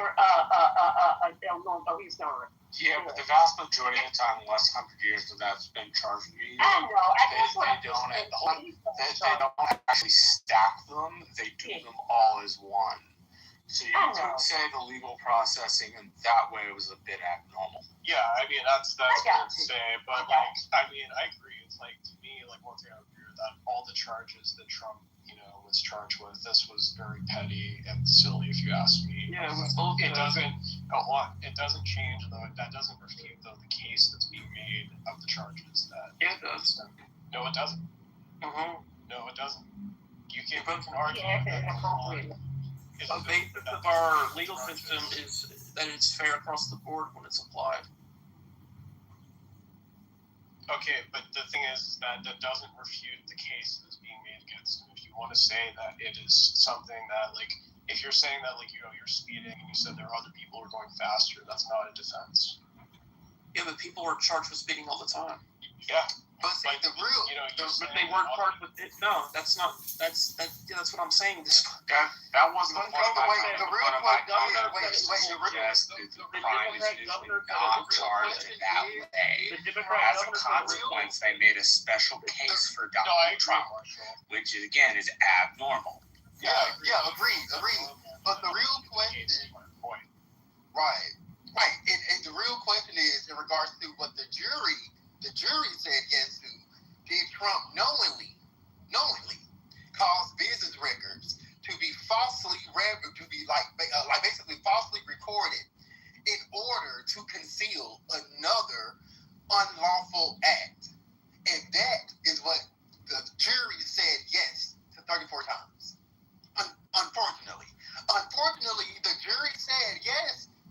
We believe Trump knowingly caused business records to be falsely recorded in order to conceal another unlawful act he did, which is not too far from Trump, because Trump is known for doing shit like that. So, with that being said, the unlawful act itself is not what found him guilty. Basically, in a sense, the layer of the two is what found him guilty. I'll move on here. So, Pocket, do you know that Pocket, that the reparations that Donald Trump got on his mugshot? Do you know how much he made on his mugshot? Reparations on his mugshot? Yeah. You know how much he made on his mugshot? For the marketing that was in every single ad. $7 million or something? Yeah. $7 million. $7 million. He made $7 million. Ask me a question. Do you want to answer? Pocket, stop yelling, Pocket. You're my friend. Why do you keep interrupting? You're my friend. No, you don't. You're my friend. You're interrupting me while you're trying to answer your question. I don't. What's wrong with you today, man? Okay, Did you get him on the table? He got $7 million. What's the point? No, I'm just trying to get back to the reparation conversation. Okay. Well, reparations count? Are they happening? They're not happening. No, they're not happening. Okay, so I don't know why we're getting back to the reparations point. No, they are happening for the January 6ers. That's not reparations. Yes, in pockets, but you want to classify it. What's going on? Yeah, settlements. That's called a civil suit. What are we talking about? Yeah, those are settlements aren't reparations. Yeah, those are settlements. It's the government that went against the government infringed the people. Oh, did they? Yes. Go back and look at all of the different people that were held for many days, many months, all kinds of things. And you know what? They decided to sue. And now they have a person. This is the thing about winning presidents. Okay, he's a winning president. I don't know if you guys know, but you're in the Trump room. This is Trump house. Okay? And so I know everybody want to argue as though you're not in Trump's house. Okay? So we do believe that J6, the people were wrongly treated by the Democratic Party in D.C. Okay. Well, Trump also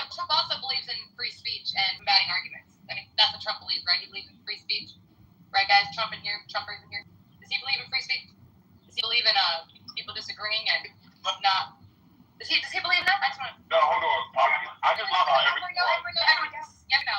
Does Trump believe in free speech? Yes, he does. Okay, beautiful. Okay, so I'm going to disagree with you guys. Beautiful. Okay, so if you're truly Trumper, you stand by that belief that he's a free speech, not an absolutist, but he believes in disagreements. In fact, so he loves them so much that he combats them every time he gets addressed by one. So shout out to Trump for that, for allowing people that don't agree with him to speak. Shout out to that. Because I think January 6th was an embarrassing day. I think the fact that people climbed into Capitol Hill building like fucking animals and like a bunch of monkeys, and they're white by like a bunch of monkeys, and fucking marched into that building, broke windows, destroyed property, beat on policemen. By the way, the police that actually testified in front of Congress told their stories. A lot of them are still going to therapy for it. So if you're really for Trump and you're really for back the blue, and you love your police, and you love your protectors, you would really fight against the people who were there on January 6th, beating up on the very police that you guys fucking support. I think the police should be suing these fucking people. I love your enthusiasm. I don't know why you're cutting me off, but And you know what? They were not just fighting. They were fighting hand-to-hand combat with these animals. Yeah, they were threatening. Hand combat. They were threatening the policemen. No, don't talk to me, Edward. They were threatening the policemen's lives. They're going to kill you. Okay. We're going to So, kill Pocket, you. I love you, Pocket. I love you. No, stop. I don't know why They you're were saying facts, Pocket. I don't know why you're saying Point of order, I was correct again. This is a form of reparations, technically. Okay, good. Very profound. I really think this whole idea that even some January 6ers that were released, what were they rearrested for, by the way? Some of them that were released. I don't know. Was it, what does that matter? Reoffending? It doesn't matter? Oh, okay, got it. It'll reoffending. No, it doesn't matter to what they were.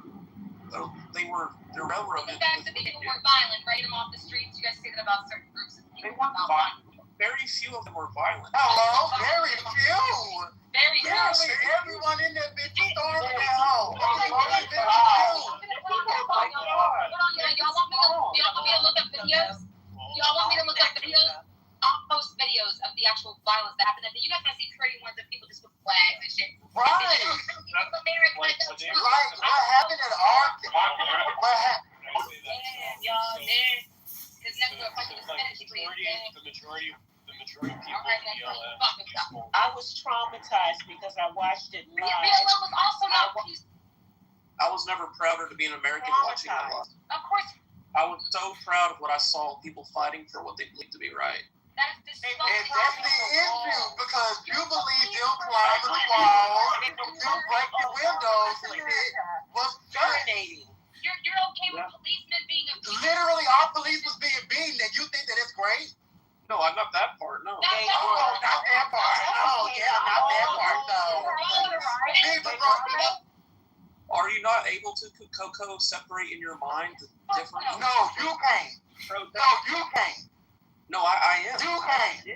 You can't. And the thing is, you're going to classify the peaceful protesters as everyone that was there. And that's obvious. That obviously was not the case. Never to the one. Can you imagine fighting people all day with your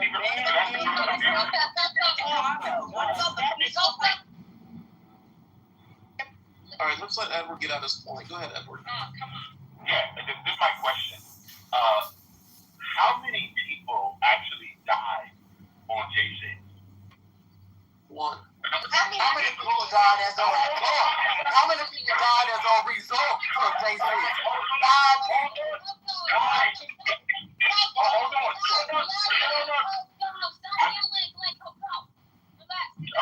Okay, let me finish. That's what we call a straw man fucking argument. Very well done. Okay, I don't know anything about no straw man, Paul Pocket. I'm trying to make a point, Pocket, but I appreciate your straw man argument. That's literally what a straw man is. You're trying to make a point that no one expected. That's what a straw man is. If you didn't know what it was, now you do. Thank you, Coco. I appreciate all of the loudness you said. Okay. Yay. Okay. So this is very important for Edward, who's an American. If on J6, the only person that was killed was Porter of America, who served in the military, and shot by a Capitol police officer, and I know it's very embarrassing. You guys can say, But your side is all good. You guys are so wonderful. May I speak my question is, what was she doing though? Was she one of the peaceful protesters that was just standing outside, just protesting? Wait. See, a lot of people want to talk about her dying, but they don't want to talk about what the fuck she was doing before she died. And I find that in context, in court matters. Context. Ashley Babbitt was encroaching, so she took that risk, and she was killed. And with that, she inherits that risk when she's reaching somewhere she's not supposed to be. May I speak, Beaver? At the Coco? No. She didn't deserve it. That's a risk she took. That's a risk she took when she did what she did. She was encroaching when she wasn't supposed to be. No, what she are, no. Doesn't matter. So, Edward, may I ask Edward a question? Edward, can you imagine doing hand-to-hand combat with an angry mob of mostly white men? Can you imagine fighting all day, like 6 to 8 hours, hand-to-hand now? No shooting, no nothing. Can you imagine it? Can you imagine seeing people climbing the walls of such a sacred place that take our sons and daughters to see? They defecated all over the place, okay? You can't tell me that was something American. My daddy served in Vietnam and I had his flag, may he rest in peace. That wasn't American. No, the shit wasn't. Okay, let me respond to her. But the rest of it, I would say yes. Okay, my dad also served in the Air Force. Okay. Thank you for his service. Yeah, I do thank him. Okay, my brother also served. Okay? This is what I say, guys, as Americans. Whether I like what happened on J6 or not, we don't know what it's like to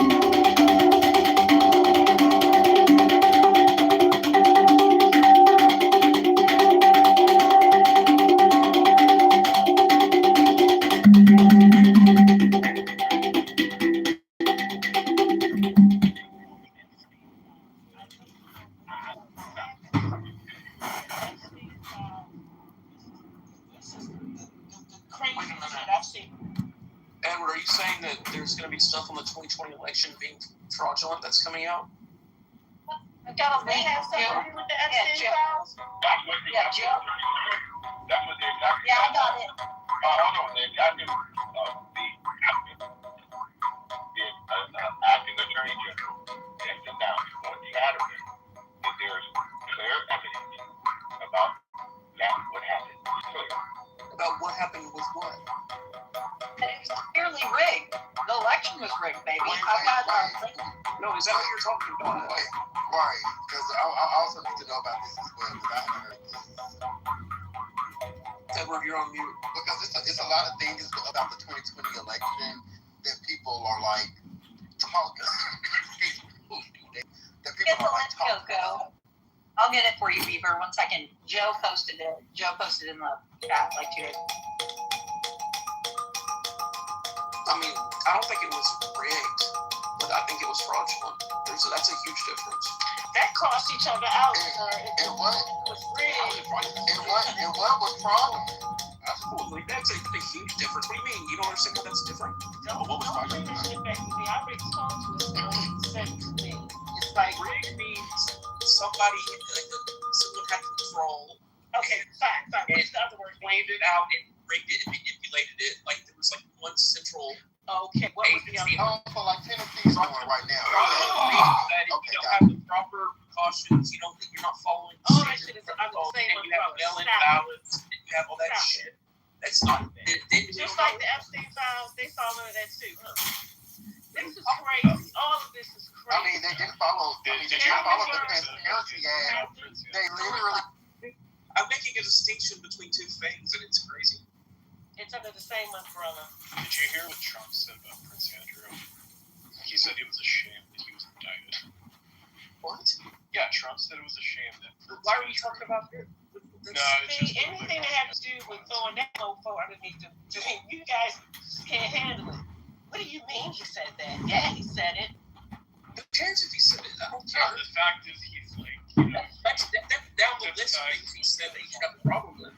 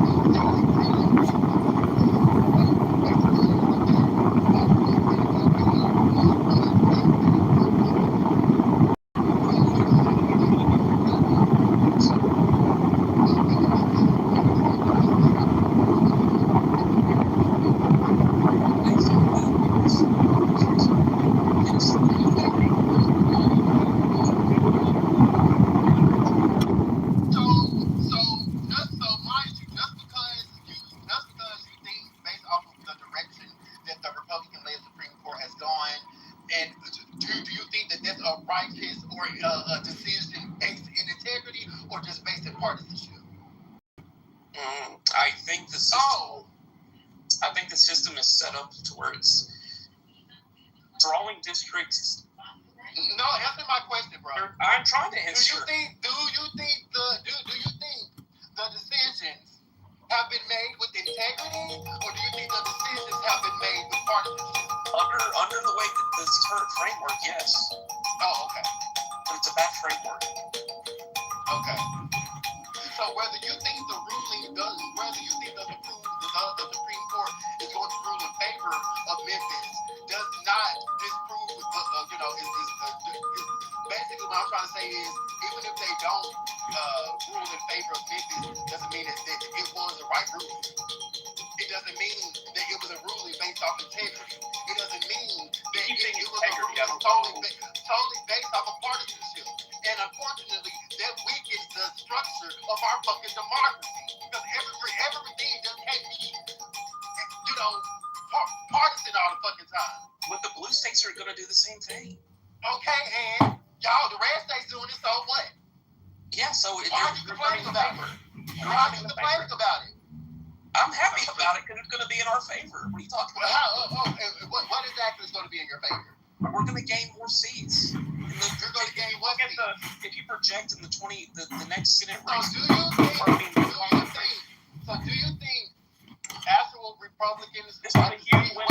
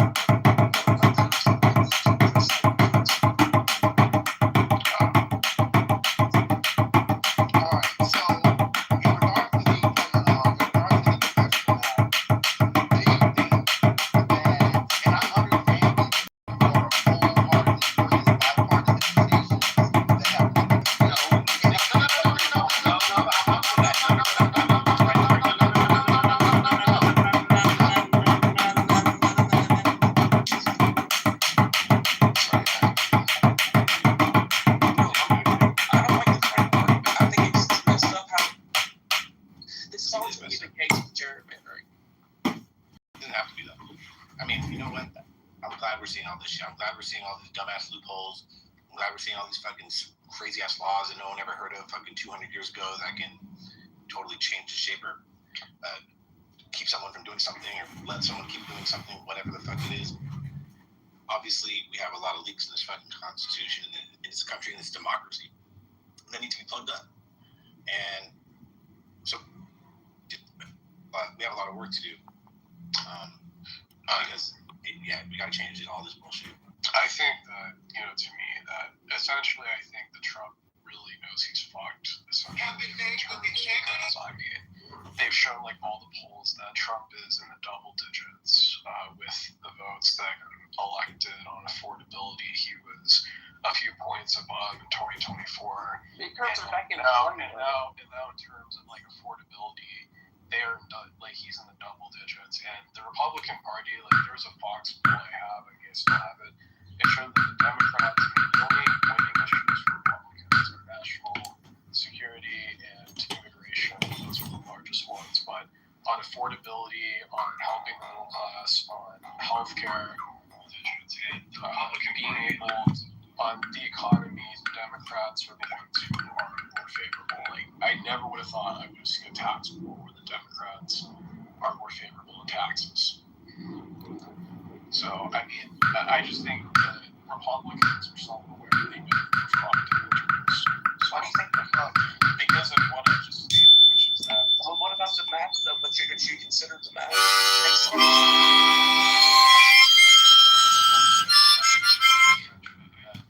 not going to be overcome. The fact that the Republicans, at the very least, are going to lose the House. I mean, that's what history shows us. I don't know if that's the case anymore. Can I ask Negro a question?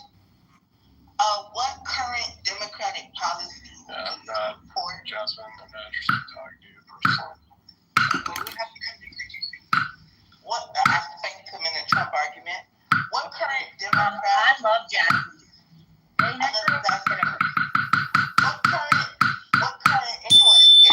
What current Democrat policies are in place or are being blocked or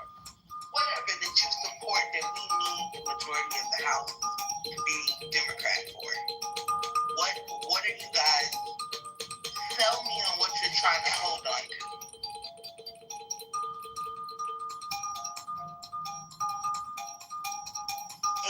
Anybody? I didn't really understand the question. Can you? What current? They don't have one. For Necro particularly, because he doesn't want to talk. What current Democratic policies do you guys support that makes you want to keep or make the majority of the House and Senate Democrat? They don't have one. They don't have a centralized. I know that, but I would love for them to explain to me why Republican bad, Democrat good. Okay, how about consumer protections? Consumer protections is a bipartisan thing. So, yes. Yes. Okay, how about government accountability and spending? It's already been done under Trump. Like how the Republicans tried to cut all the fraud in the Medicare industry, and then you guys said that they were cutting people's health care because they were cutting the fraudulent funds? Not this government. And how about the Environmental Protection Agency? I mean, the one that said we're in the global warming, but it's actually cold in Nevada in the middle of May at night at the Ski Festival. So it's global cooling as well, or is it global warming? We're experiencing weather patterns and storms that are off the fucking scale intense. Where? Everywhere. I haven't. Bro, anybody experienced the weather phenomena lately? Oh, LA is almost burning down. LA almost burnt down through the forest fires so they could take your fucking houses. No, dude. It's summertime. It's hot. No, actually, it was in January. No, this was in January. It was in winter time. Yeah. So, not to mention your crazy ass fucking hurricanes that are coming. What does that have to do with a party? That has to do. I just made the connection. Do you understand climate change? Hold on. Wait a minute, no, Daddy, don't you understand that Donald Trump is causing it to get hot outside? Oh, I said my bad. Is this correct? Is this your logic? Correct. I mentioned the EPA. You said we don't need the EPA because they're making up global warming, and I said no, global warming. So what about the EPA that you think is like inherently like great or anything like that because of the rollbacks on the regulations, which actually decreased profit in the private sector for angel investors? Okay. What about the EPA? You mentioned it. You brought up the environmental agency. So what is going on at the environmental agency that you have? So we need the EPA because we can't be fucking polluting. Okay. We need to. What about? Okay. So is the EPA in existence today or is it not? It has no power in it anymore. It's basically gutted. It has no power. Yeah, no money has no power. Hold on, Jazzy. Hold on. So if the EPA has no power, how are they able to levy the $1.5 million, $2 million in fines in the last week? How are they able to do that? $3 million in fines. Yeah. How are they able to enforce standards? How are they able to enforce businesses? How are they able to enforce clean water? They're not. Oh my God! Everybody, stop drinking your fucking water. Don't buy any bottled water. Don't do it. Hold on, let me ask him a question because the EPA is not the hottest thing smoking. Do you know how the EPA? One second. Do you know how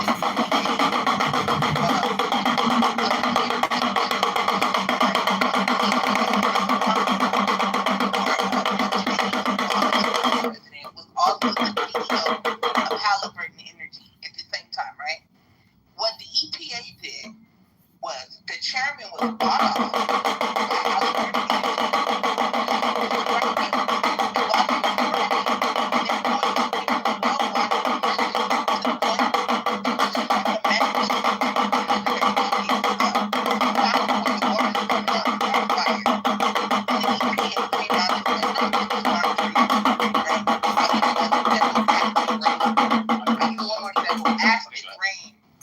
rain that comes from manufacturing companies sending big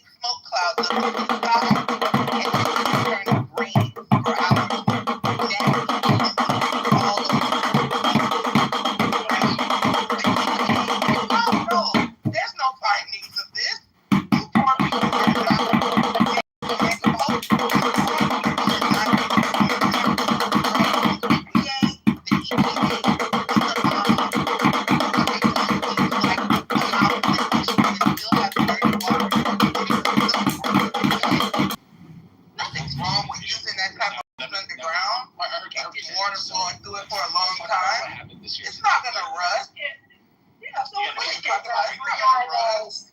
Yeah, they get 3 eyeballs, 4 arms. No big deal. You had major regulatory rollbacks, endangerment reversals, right? Which ones, Joe? Stop reading the CNN hardline with the fucking opinion piece. Give me the actual thing you're in the issue with. Fine. Let's see. The greenhouse gas endangerment finding was rolled back. It removed that. Okay. It removed the federal justification for numerous vehicle and engine. Okay. What happened with the greenhouse gas initiative? So essentially, what happened with the greenhouse gas initiative? It removed the restriction. Okay. Why did it remove the restrictions? What was the causality? He wanted to try and, I guess, increase the amount of automobiles. What are the levels currently at? Dude, I'm not fucking science. That's not what we're going. Okay, That's great. What we're doing So if they're at the lowest point in history and the ozone's repaired, do you need to have those current restrictions as well as the oversight and the billions of dollars going into it? Because they were restricted to begin with. No, it actually didn't have the significant impact. What the fuck are you talking about? Really? Because you have the Amazon rainforest being burned down faster than anything else, right? That would have fucking been right here.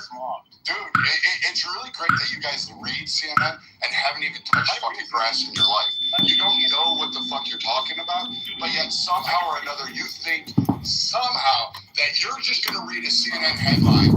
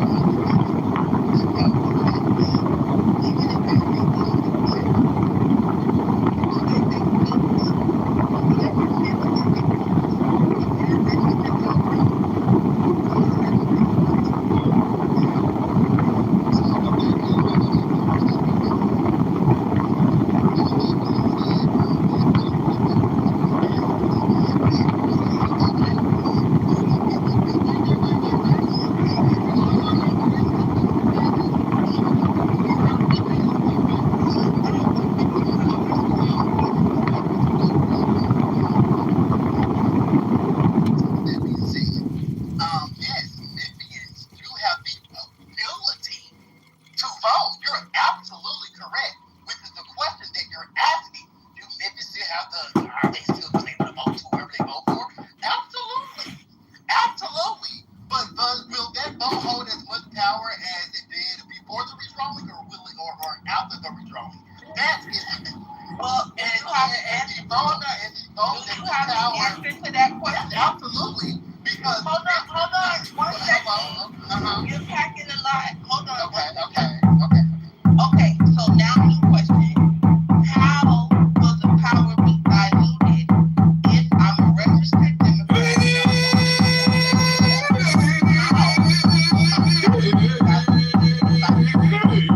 And I'm not saying you're right or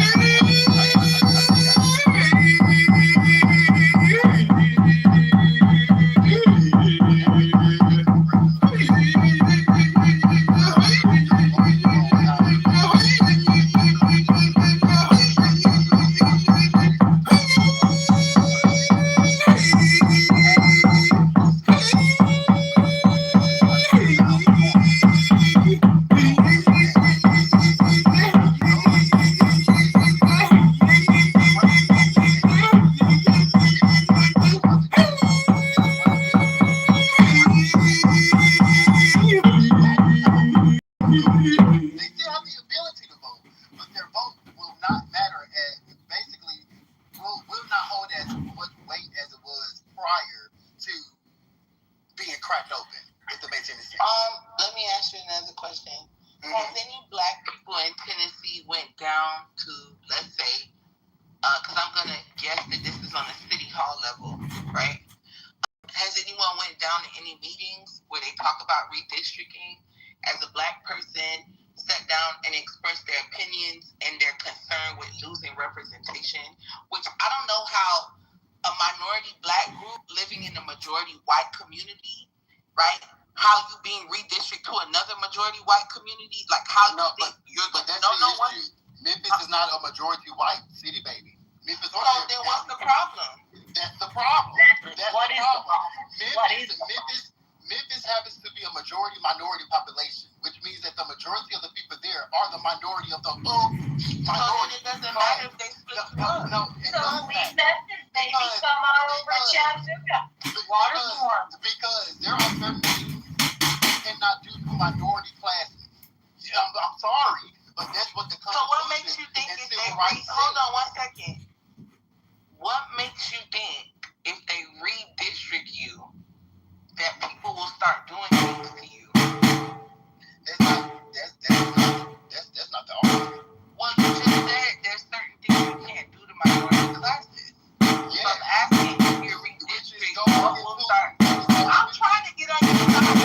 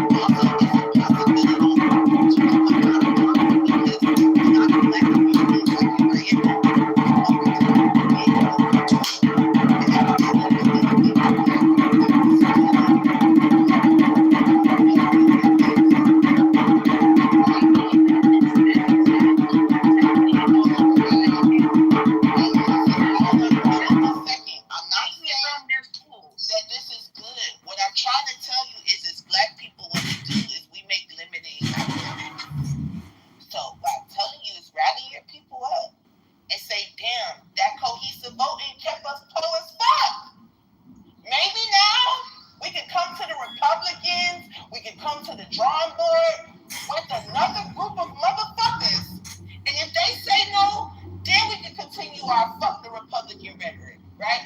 Ice Cube tried this. You know this, right?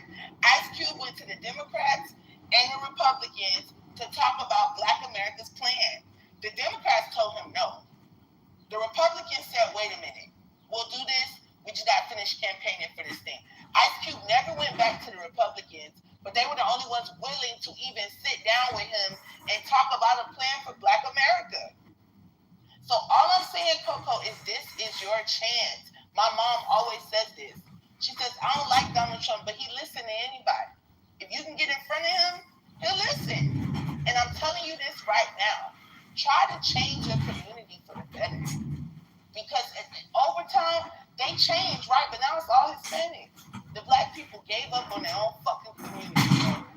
So let's not let that happen again. Memphis is a historically Black. It's actually the blackest city in the United States. Did you know that? More violence in the city of Chicago. Yeah, man. No, it's not. Chicago is not a majority Black city. Memphis is. And per capita? No, not per capita. None of that. Memphis is over 60% Black. Yeah, she's right. They call it Memphis. Yeah. Literally. I drive around all I'm saying is, What the fuck did you get that from? and it's You got that from the white people. Gotta have her. He got it from the conspiracy theorists. Good. Right. I'm done though, and Kendall wanted to talk, so after whoever, let's let Kendall get in there. And I'm just telling you this, Coco, as somebody who's Black, like I know I troll a lot, but bro, we gotta understand that there are Black people willing to help you get where you need to go. And I think you about to get in front of them niggas right now, because the last set of white niggas was not helping. Okay? That's all I'm saying. Okay. All right. Hey, Coco, to her point, who's the greatest white guy that always stands up for you on this fucking app? Die-hard Republicans that I vote for, though. You know what I'm saying? You know, because, that's my nigga, but... Don't call him that. Oh, wow. I'm crying.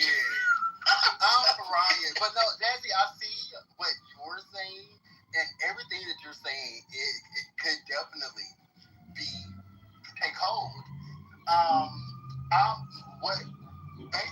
What I am upset about is the progress, the process in which, not progress, but the process in which it happened. It happened because of a Trump agenda which does not present. That's wrong, though. But no, that's literally why our senators said that we needed to change the law was she said this came out of her mouth and I'm on social media. We want to have the Trump agenda, the what she said. She said to us, we must accomplish the Trump agenda to achieve the Trump is something. She said something, but she said the Trump agenda. And I ain't never heard nobody else say that but her. Well, she said. So it can't be a mass thing. Girl, because I'm run by a Republican governor, and I ain't never heard Ron DeSantis say this is Trump's plan. Well, I'm just letting you know what Tennessee. You're talking about Marsha Blackburn, and she was saying that she wanted to make sure that we grow Tennessee, and that she was all about Tennessee red. Mm-hmm. Yeah, and she wanted to keep it conservative. And I'm with that. I love Marsha Blackburn. But I think I know what's going on. So do you think she's never did anything for my community? Wait, do you think that red equals Black hate?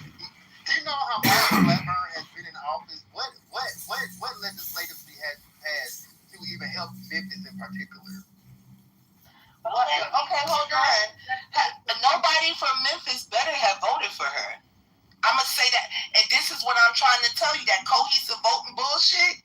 She has not done anything for Memphis, but I guarantee you more than 50% of people from Memphis voted for her ass. You want me to look it up? I mean, you may be true. So why the fuck? Sorry, I'm outside. My neighbor's going to be like, what the fuck? What are you doing with your vote?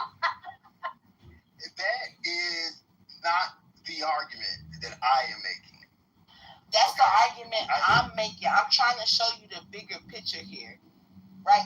Marsha Blackburn, never mind. I'm going to go. I see what you're saying, Jazzy. I'm gonna look at the voting power y'all have in Memphis. Let me look at it. Honestly, I don't believe that. So I wanted to say something. Okay, my bad, I can't. Yeah. Just real quick, because we went through gerrymandering and stuff like that. And the way that they, like, actually chopped it up, they use certain social issues that people actually gather around. And, like, you might have one kind of social concern in one district versus in another when it gets incorporated.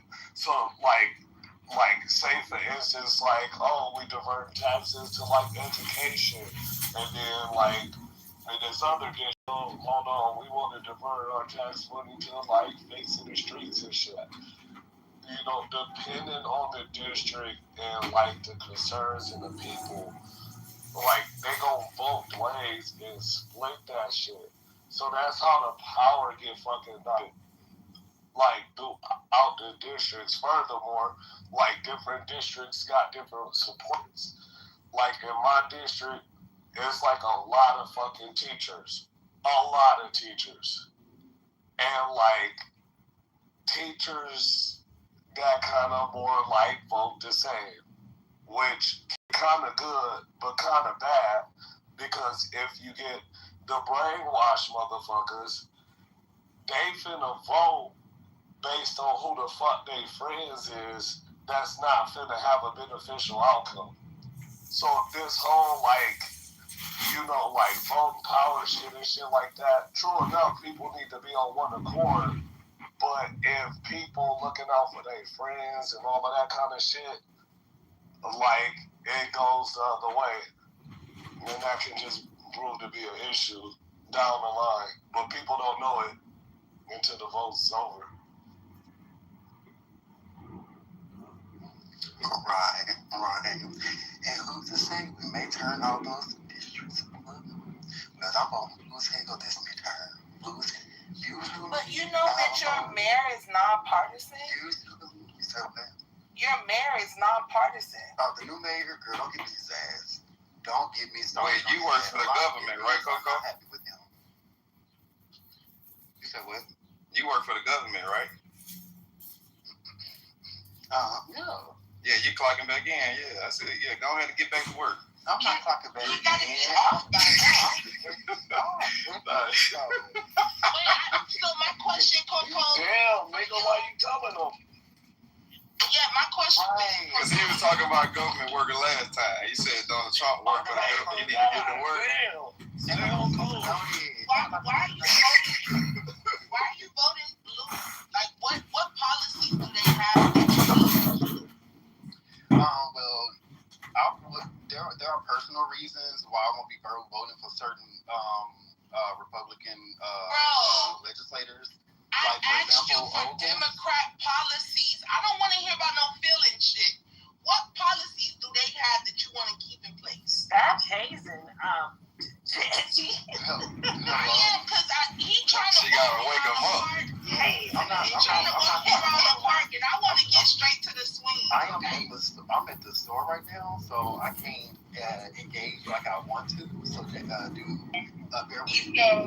The Democrats ain't got that much motion for you to be. So that's what I'm trying to say. Like, policies. Coco, I want y'all to wake up and smell the fucking Arabic coffee. What's that? I need to know what policies do the Democrats have that you want to uphold and keep? Okay, while she's doing that, can you tell me what the Republicans have? Oh, yeah, yes, I I was just can. gonna say that because wait. Okay. Ask me a Wait, don't crash out. Real quick. So to answer your question, there are a lot of Democratic policies that a lot of candidates, even new candidates that have emerged from this whole redrawing thing, have stated in regards of raising minimum wage for Memphis. Wait, hello. You just asked me a question, but now I'm trying to answer it. You want to do a horse noises? Which one you want to do? You want to listen to me for your horse now? Which one you want to do? Well, when I asked you, you said you could engage. Wait, I said be mindful that I may not be able to engage like I want to. But you waited for her to ask me a question to answer. But go ahead. Okay, you know what? Go ahead and answer your question. You know what, Jesse? I'll answer because I got to talk to you a certain way, and I'm gonna have to do that. No. I'm gonna have to do that in the car. So go ahead and answer the question. There's some things that I care about that the Republican Party has. But my good clean sister, Lucy, to tell me just, there may be some people in the audience want to know why not to vote Republican in their district and how important it is to vote, period. Go ahead, Jeff. Well, I wouldn't say vote Republican, and I know this seems like an exercise to try to tell him not to vote you. I'm asking real questions because locally, I know you guys don't believe it, but I vote Democrat. My mayor, Wayne Nessum, is a full-blown fucking Democrat, and he's going to get my vote until he stops running. Okay, right? Okay, that sounds good. So, but guess what? He has policies in place here in this city. I'm talking that about most Democrats. Big girl, talk to me. Okay, yeah, but I can't. That's not the point I'm trying to make. And I know it seems very jaded. I want to know, what do the Democrats do for the poverty-stricken city of Memphis? So, in regards to Memphis, Tennessee, a lot of Democratic policies are the reason why we got the infrastructure that we even have, because our own state didn't even want to give us the funding for it. But our Democratic legislators in the state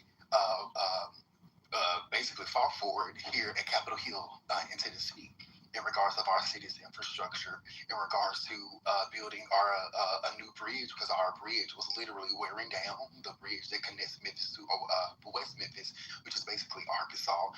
We had to advocate for the infrastructure for that. We had to advocate just to even get the proper funding. Mind you, Memphis, it has the largest school district in the whole state of Tennessee, in the whole entire state of Tennessee. So with that being said, you would think that our state would adequately fund our city, right? Being that we do, whether Memphis runs their education school board like they should or not, you would think that just off top, we would get the proper funding from our own state, Capitol Hill, if we have the largest school district in the own state. But unfortunately, for decades, at least 15 years, that has not happened. That has not happened, and that isn't because Memphis don't know how to run. It's because Capitol Hill has purposely chosen to not properly fund us. And if it wasn't for our Democratic legislators here in Memphis, just to advocate for the funding that we even got, that would be a completely different thing. So now the new candidates that are coming up are, of course, asking for infrastructure. Our roads are like piss poor now because the state is, refusing to send us more funding for infrastructure to rebuild our roads and stuff like that. So we have legislators or new candidates asking for that and landing here. We also have candidates asking for raising minimum wage at least to $20 in regards to the city, in regards to Memphis, being that it is the second major city here in Tennessee. So there's a lot of positive policies. But who's running the state? That was going to be my question. Hold on 1 second. Let me ask this question. Well, not ask this question. Let me tell you something you probably didn't know. The bridge you're talking about, is it on Interstate 55, Kings Crossing? No, it's not. So which bridge are you talking about? We have two bridges. Which what's one? The other? Come on, bro. The main bridge. What's the name of it? The Memphis Bridge. I mean, I don't know it. I don't know about no other name than it. Just about the bridge. Okay, so here we go. There are two main highway bridges spanning the Mississippi River in Memphis, and the state rebuilt of them. The Tennessee Department of Transportation wouldn't be the city of Memphis; that would be the state. And the Arkansas Department of Transportation. And the contractor that did it was the Kuwait Infrastructure South Corporation. The new structure will replace the 75-year-old span to meet modern seismic codes over the New Madrid fault line. So the state's doing that. The state is doing that, Coco. So you said the state withheld funding, and this is why I be telling you about Black leadership. We had this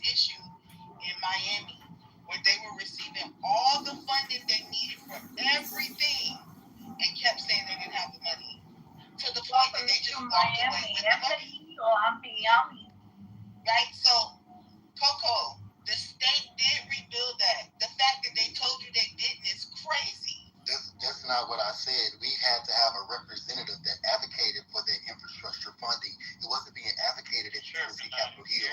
It had to be presented to the floor, and if it wasn't for our representative, because you have to go through the Department of Transportation, not the state. You're hold on, girl. I'm at the checkout line. Hold on, girl. Yeah, Hold on. if your representative isn't representing you, I'm just telling you, the Department of Transportation is over all interstates and highways and roads. What? It's okay, though. I'm gonna be quiet. I'm sorry. I love you, Jazzy. Oh, you're okay. Shit, man. I don't He's say not vote listening. red or you dead, but these niggas say vote blue no matter who. And it's not good for black people, bro. It's not good. I know, it breaks my heart. I wasn't hearing anything, Jazz. Okay, I'm outside. Okay, I'm outside now, Jazz. What the fuck you was saying, girl? What the fuck was you saying, girl? What the fuck did you just say have to do with what the fuck I said? Oh my God. He learned a new word, bro. Now, repeat your damn self again. I said. She said the state paid for it. Okay, what the fuck does that have to do with what the fuck I said? The red state that you live in, Daddy. The red state you live in. What did I say? What did I say? What did I say? What did I say? Just vote blue. What did I say? No. Tell me what I said. The result of you saying what the hell you just said. You said the government of the state Department of Transportation had to go through Tennessee, not just your city, to pay for it. Is that an argument that I was making? Yes. What was that an argument that I was making? Yes. You No. said that you had to. Okay. So tell me exactly what I said. You said the Tell me exactly. Wait.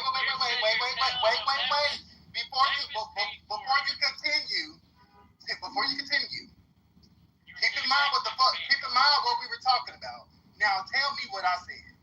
You said Memphis is the one who had to go and get the funding, but they didn't because the state was already making the funding available, and Memphis was holding it back.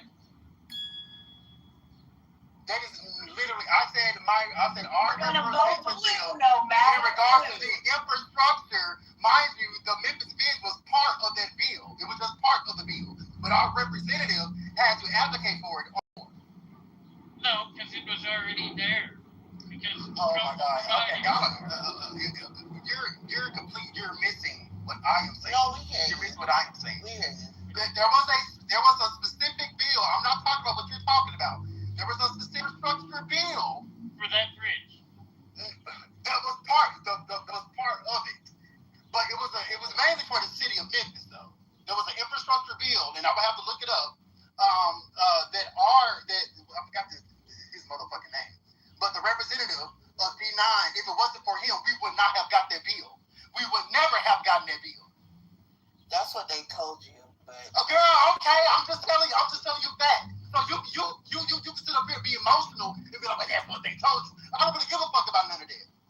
I'm talking about what actually happened.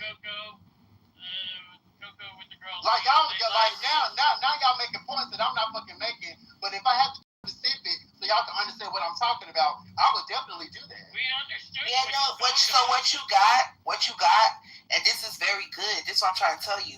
The U.S. Department of Transportation gave $393.75 million to this because of this bill, the Infrastructure Investment and Jobs Act. And you know who did that? Donald Trump. If you're talking about the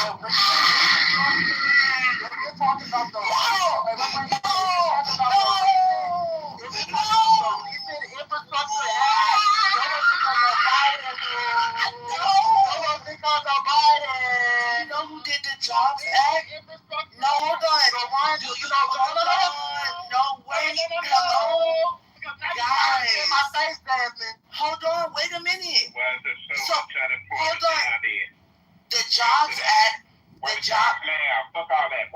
Jobs Act got you $393 million. Are you talking about the? Hold on.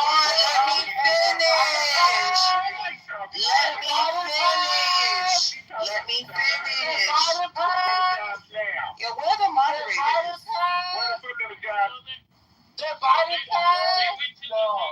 Now I'm going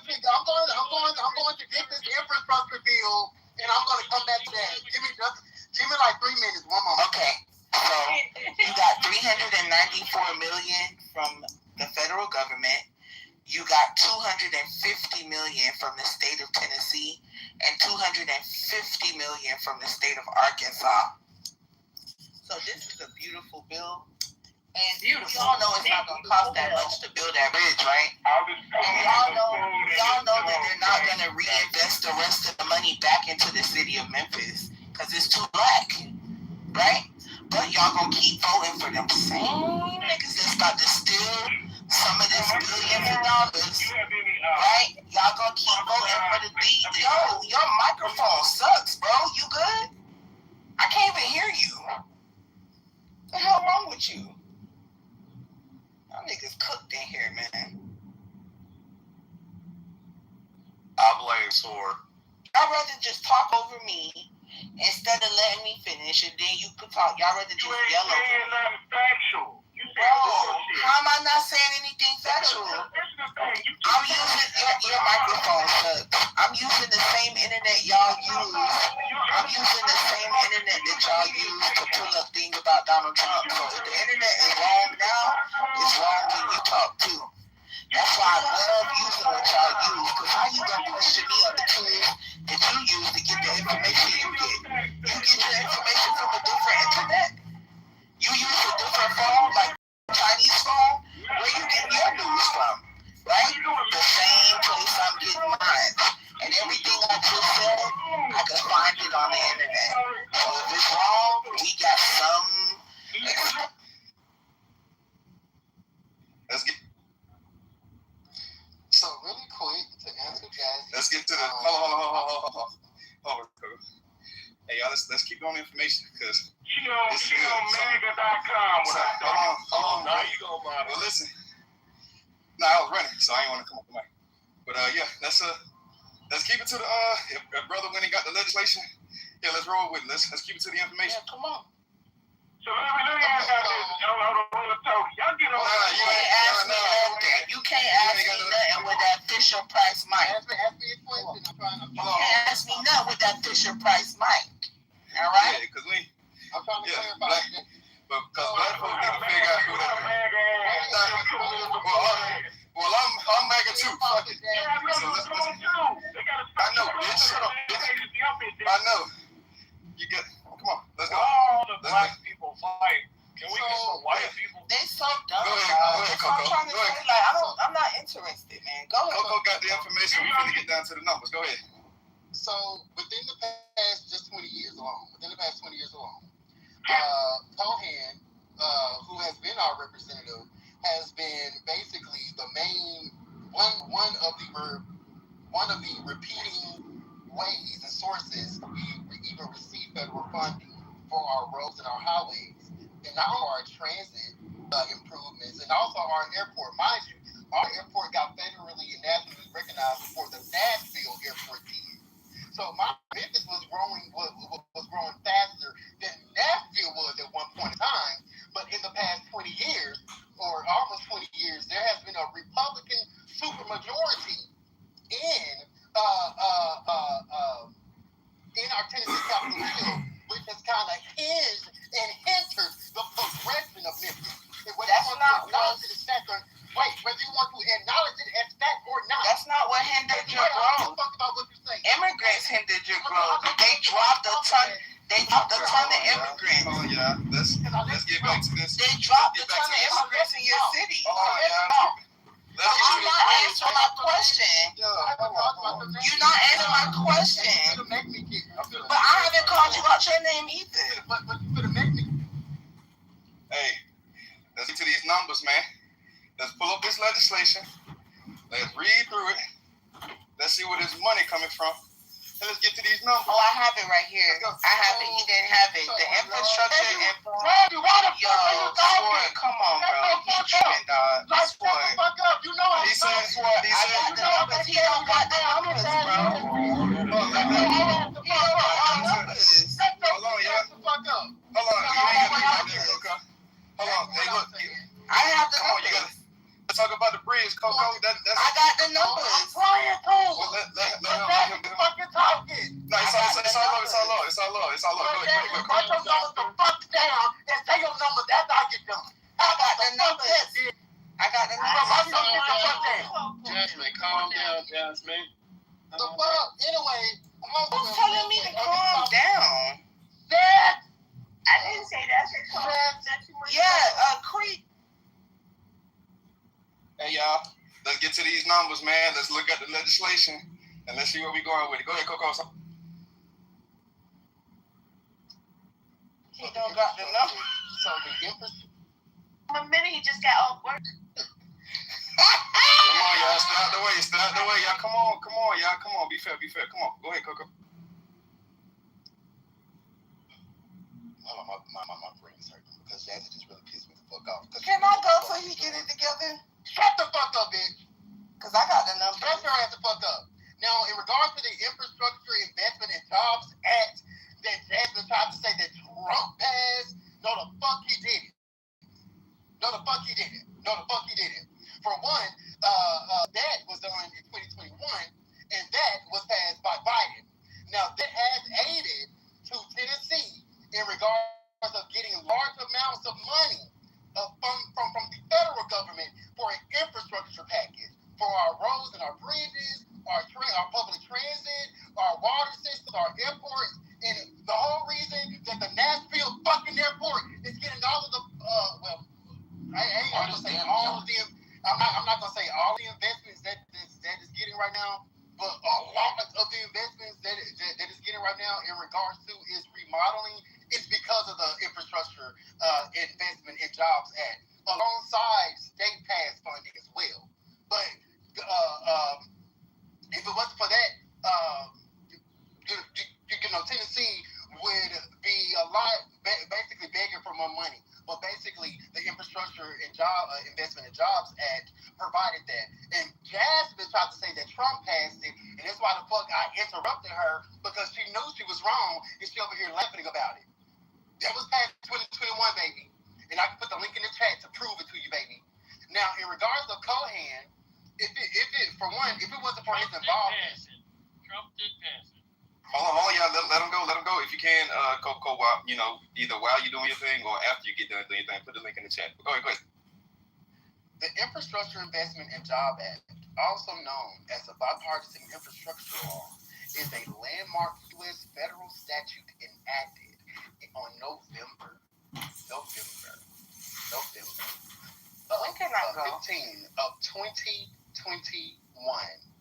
Yeah, when can I go? 2021. Yeah,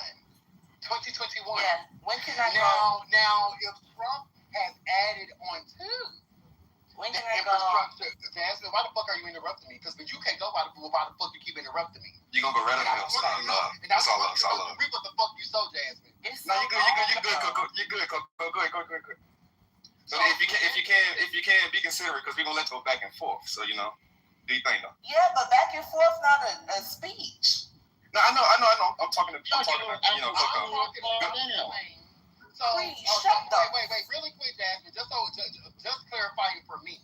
You're saying what I'm saying in regards to the Infrastructure Investment and Jobs Act that was passed in 2021. You're saying I'm wrong about that, correct? No. Oh, okay. So I'm not really sure what that.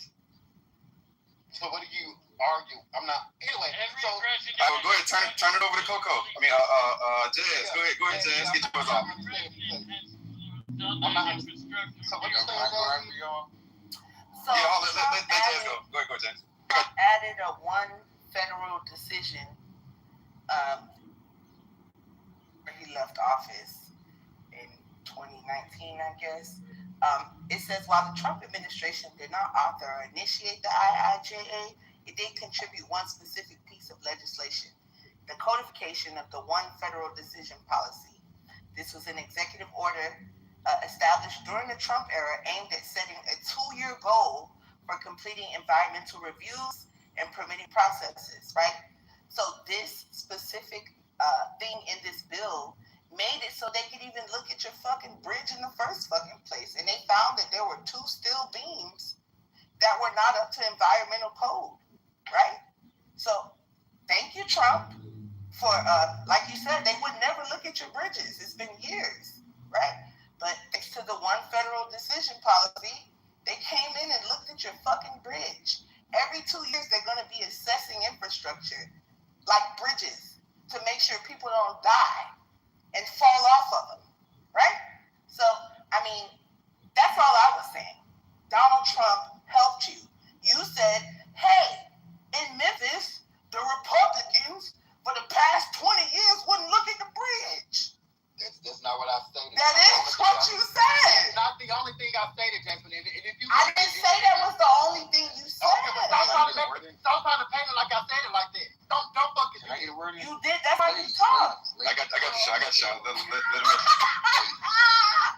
Yo, you good? You good, Jazz? Coco? I good? Well, hold on real quick. I'm almost done. Because the numbers that I presented, he said that the money came from the city. No, the money came from the state, two states. Because like you said, the bridge goes from... And I think you misunderstood Hello? what I was saying. That's not what I said. Come on, Coco. Come on. We're going to let you respond. Go ahead. Okay. So long story short, you said that they wouldn't give you the money for the bridge. An executive order caused them to look at your bridge, see that some steel beams needed to be replaced. And what you've been crying for 20 years happened, thanks to this executive order.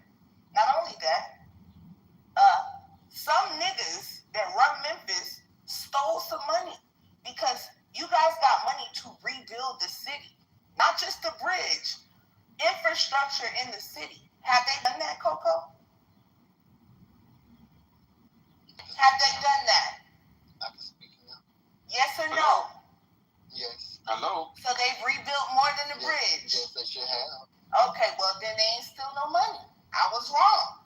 So finally, somebody in your state, maybe it's the Republicans, are rebuilding the city of Memphis after 50 fucking years. You little smoky. This is happening under Republican leadership, yes or no? Okay, Jesse. Well, you said, You little hello? terror. You little terror. No, it's not happening. Man, can I get a word in? Bro, is this, yo, really feel genuine. Sword, you know what's crazy? You kept muting me when I cut him off, but everybody done cut me off. No, And nobody gets muted. No, it's all right. No, I'm done. No, not you. All right. So let's bring in two new voices. It seems like we split down the middle. Creed, I take it that you stand on the Democrat side. So I know Creed was in here first. So go ahead, Creed. Sean talk. Let my cousin Sean. Okay, all right, go ahead, Sean. Oh, we got a family reunion here. All right, go ahead. No, don't put me in that family. Jazz, I apologize. I wasn't trying to let anybody cut you off. I'm used to it. Nobody wants to hear what I have to say.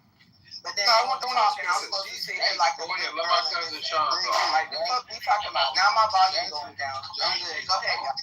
All right, Jazz, whenever you're ready to talk, let me know. All right, whenever you hear some shit you want to get in, let me know. Go ahead. All right, hold on. Let's listen to Coco real quick. All right, go ahead, Sean. Go ahead. Like I said, you have situations federally where Tennessee in general is going to be the hub where any tech company, like you got Oracle building $1.8 billion plant up in that bitch. It's going to expand its already existing platforms in Tennessee.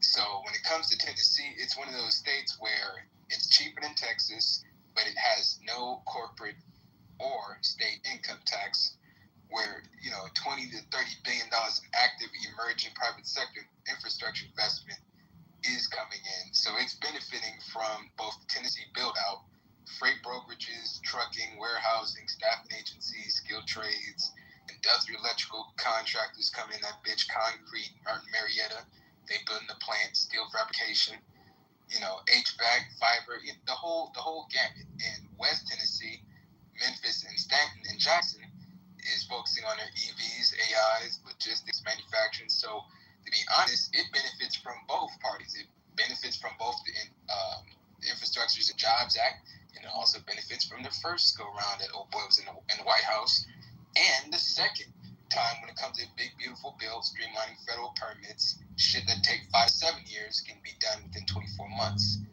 So you have Fast 41 permitting reform expansion. That's a law. The full law of states on fixing America's Surface Transportation Act permitting provisions accelerates federal approvals for pipelines, liquefied natural gas, transmission lines, ports, highways, and mining projects. So that situation is scenario federal policy working. And the major benefactors would be Kinder Morgan, which they're building another plant, Energy Transfer, and Scenario Energy. Then you have the National Energy Emergencies Act 2025, LGN export expansion policies, where you have rapid LNG export approvals, pipeline infrastructure, offshore drilling, and refinery expansion, and grid modernization. So, when it comes to this situation, it takes 2 to 3 years for a lot of this shit. Biden infrastructure bill is $150 billion in funding that's being paid out to 50 states this year. But the corporate private sector investment from companies leaving overseas and actually reshoring or expanding their plants in America is also rising. So I can credit a bipartisan scenario on that one. So I would say both Trump's policies and Biden's funding bills are both going to help the Southeast. So, we could disagree where, $20 trillion is coming in because of the tariffs and Trump's reshoring the situation. So people in Tennessee should be buying the land in Jackson because y'all about to get gentrified. Because when you got like West Coast money, East Coast money flocking down south, it's going to be like economic bullying. But I'm done. That was so good. Well, you're both right. I don't disagree with y'all. I think we trying to get the one up on one, and it's really reoccurring because Trump didn't cut no Biden policies out of the mark. He's just keeping the scenario all industrial. No different how President Biden put tariffs on semiconductors and forced Taiwan semiconductors to move to Arizona in 2020. Biden didn't do tariffs. Well, he did forms of tariffs on semiconductors. I was being funny because they think Trump is the first person to ever enact tariffs. Well, both parties use tariffs. Like, no different how Obama had tariffs when it came to the solar panels in 2011 or the Bush steel tariffs in 2002. Like, they do it for key industries that they want to be able to reshore because it forces margins. It eats margins, so you have to reshore. Where, $1 billion investment gets eaten up 25%, that's around what? $25 million a year. As a corporate CEO, he's supposed to mitigate the risk. So build a $10 million plant in buttfuck Tennessee with no corporate income tax, and you get a tax credit, and you don't have to deal with the 25, 35, 55% tariff. You essentially is doing the reverse what Clinton was doing, where free trade just makes it easy for you to be able to buy in Vietnam, Indonesia, Indochina, etc. So that's why I'm not a free trade guy. Any Republican that believes in free trade, fuck. Because that's how we got fucked up regardless. If it was Richard Nixon or Ronald Reagan. So, Coco, you down with that? You down with receiving the help from Biden and Trump? You down with that, Coco? Bipartisan work. Mm-hmm. The IIJA is a bipartisan bill that had overwhelming support from both sides. Yeah. So, yeah. Well, that's because it supplies jobs, and they can also have supply chains close. So just in case if China pulls up on Taiwan, we don't be stuck like we was back in the COVID era, where everything was in China and production wasn't close. What's going on, Jay? Like we made some progress today, fam. Well, I think a lot of y'all need to be freight brokers, to be honest, because a lot of y'all Southern hicks could be able to make some money. Hello? No, you ain't Southern. You're in Florida. That ain't the South. Are you? Yeah, y'all ain't the South. Yeah, I'm talking about Alabama, Georgia, Tennessee. Y'all Caribbean. Y'all Caribbean. Something wrong with y'all. Like, I don't know what it is, but okay. Different how the West Coast is like. That's why she's smiling. I'm smiling because y'all be going to like Orlando and Miami, and then you're like, yeah, that's not Northern Florida, Southern. Yeah, we going to the Caribbean. There's parts, once you leave West Palm Beach, you live in Georgia. Havana, Cuba. Super Bowl 64 is going to be in Nashville in 2030. I hope y'all got enough parking. They're building it now. They're building it.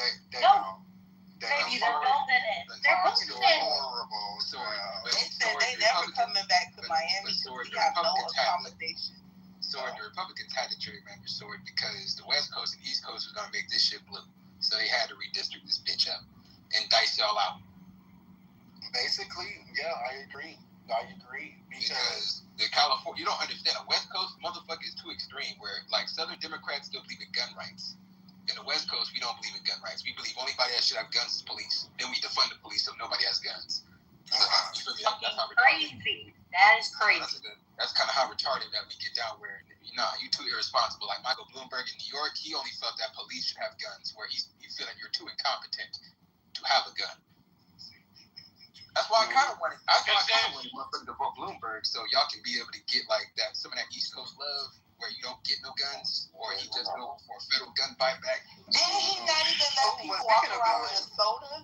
That's because Was that him? I fuck with Bloomberg's gangster, man. That's because he thinks New York doesn't deserve guns because there's too many illegal immigrants there. Probably, maybe. Speaking of guns, Tennessee. Speaking of guns, Tennessee, the state of Tennessee have heavily regulated, like gun laws. Open carry. What are you talking about? We got open carry.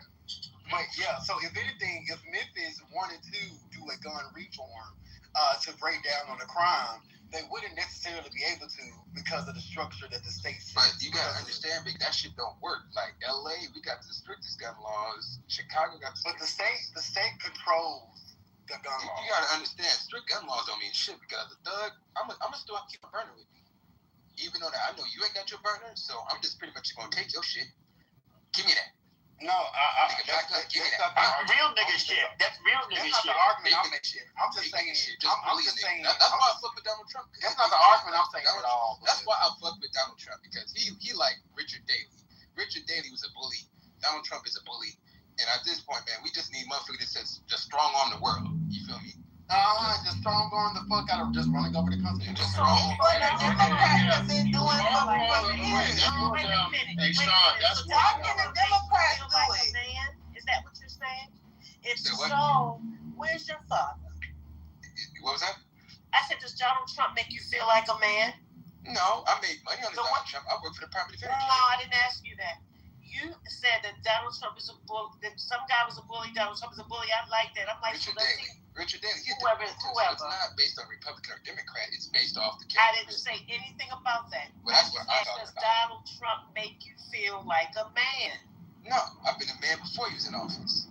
And I'll be a man after he's out of office. Like I said, Fifi, Mitch, I love you, Fifi. Why Fifi, you drink your coffee, big mama? That made me upset the way you said, it's all good, I'm going to chill. How you think? I mean, why? You feel like Mama Fifi, let them know. Fifi, you okay? It just hurt. No, I'm about to door to shoot some coffee. He was like real pumped or something. I'm like, come on. You know, don't do that. Donald Trump makes me feel like he's a man, I'll tell you that. Unlike, it's not just him. You know, but it's all good, baby. Listen, I do apologize. Like I said, baby. I just think that there's a lot of men who feel like you. They feel like, he don't give a F. That's what I like. So I'm like, it's like he's like your inner alternate. He like 50 Cent. I'm gonna give you an example. He like 50 Cent. He like the white 50 Cent. They both from Queens. Yeah, like Donald Trump give me 50 Cent energy. Like 50 Cent. Yeah, white thug. What about Ted Williams? That's what we need, a white thug. Crazy how somebody can look up, how somebody can like somebody that's literally actively working against Black Americans to be able to have to lose their voter rights. That's fucking crazy. Never understand a black man that can literally support the undermining of Black Americans voting, and you're like, I like him. I like that guy. Like I said, some of y'all niggas don't need to vote. I'm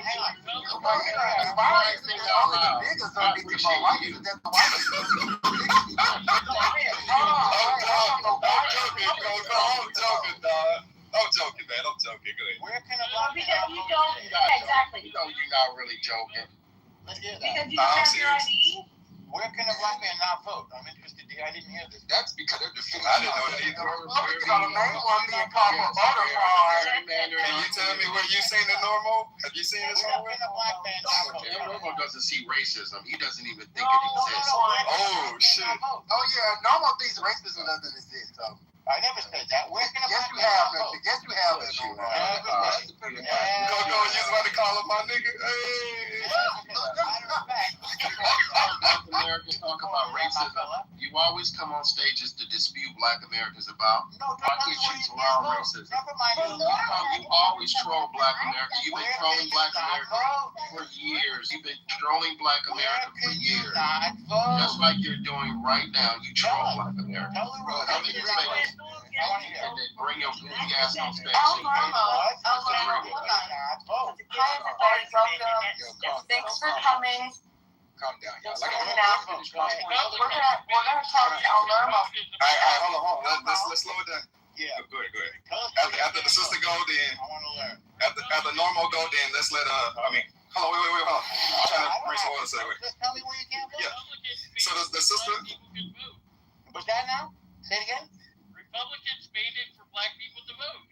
Okay. Where can they not vote? What state can No, the fuck Republicans didn't. They stood in our Eisenhower, fool. Barry Goldwater did not support the Goldwater. Voter Rights Act of 1965. You're a liar. Republicans did not. Republicans were against the 1965 Voter Rights Act. In fact, Gary, you're a liar. Gary, Creed, you're wrong. You're wrong, Creed. Shut up. Wait, hold on. You be quiet, Jeff. Hold on, wait, please.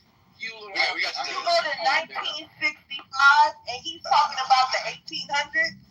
I'm not talking about no damn. He is, though. No, he's talking about our initial right to vote, you dummy. He said. Sean, we'll get back to this year sometime. You're wrong, Creed. You're wrong. Only black men were allowed to vote. And even in that, black men weren't allowed to vote. Talking about Goldwater. All right, so only y'all.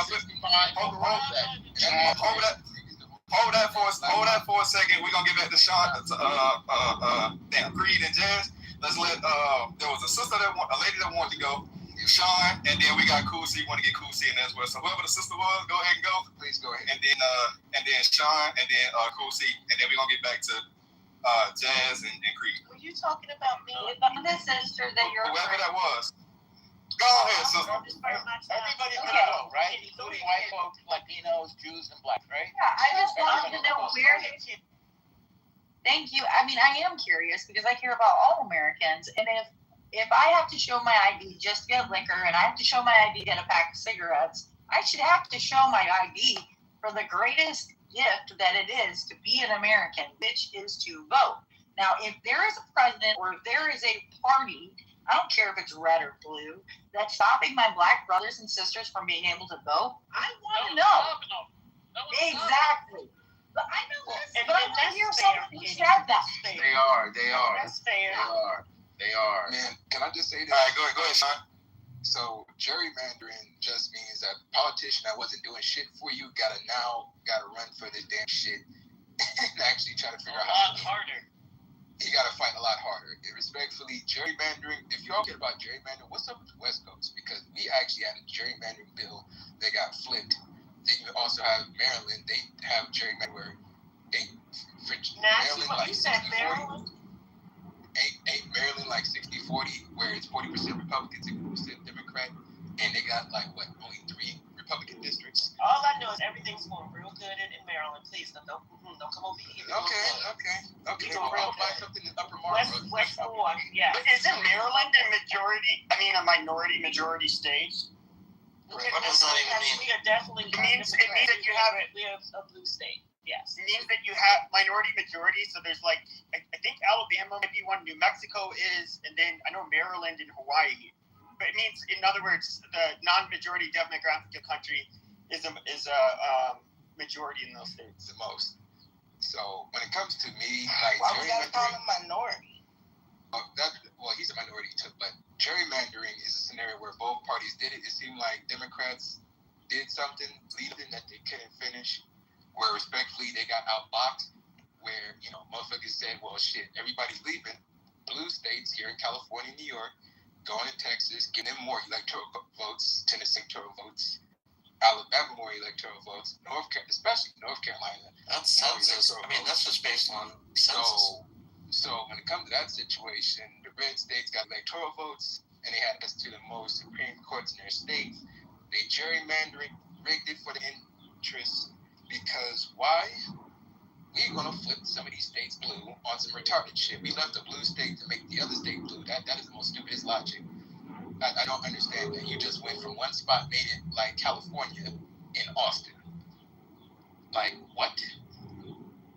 What the fuck are you doing? You left the blue state because you couldn't dug it out because the housing is $3,700 a month in rent. You go for like rent policies that actually increase the housing prices, like rent control makes it where developer don't want to be bothered because he's capped at 2. That means no supplies coming in, no new construction, no new developments, the same old deteriorating properties, and people don't leave rent control housing.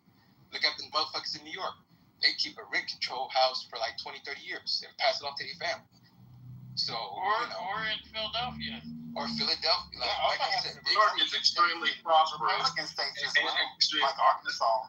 Let me say this. Affordability, you can't run on affordability with New York or California. People don't say, yeah, California real affordable, where, yeah, that's the blueprint. No. People leave these states. Rent control does not discourage housing. What discourages housing? No, it doesn't. What discourages housing in the state of California? In California, it doesn't. What is held back housing in California? What is held back? Hold on, Jasmine. That doesn't mean you can just come in. Hold on, let me go. Hold on. Let me go. Somebody go. Because let Sean go, and then Cool C got to go after Sean. Go. Like I said, man, but everybody know that belief don't make no sense because people don't, even Democrats in the South don't say, yeah, I like that California model. Matter of fact, give me some of that West Coast love, that West Coast thug. Hell no. They say, man, y'all niggas is fucking up our state. You fucking up Houston. You fucking up Austin. You fucking up all these southern states. Wait, but we also not saying that we wanted to continue these Republican policies. But the funniest thing about what Republican policies? Hold on, y'all. This is everybody get their first remarks out, so that way we can go back and forth. Coco, and I hate to say I'm calling it Coco, but Coco. Oh my God! What is so wrong with a nigga being named fucking Coco? Like hello? Like a dog. There's something wrong with a nigga name being Coco. Go ahead. You gotta understand Coco. But hello? You gotta understand Coco. Where your Nashville properties, them bitches look nice. They around 600,000, 700,000. That's a discount. That's a Trust me, I know. I know a lot of LA people moving to Nashville. And you ain't got no state income tax. Where you got the tech companies, Oracle leaving out of the West, going to where you at.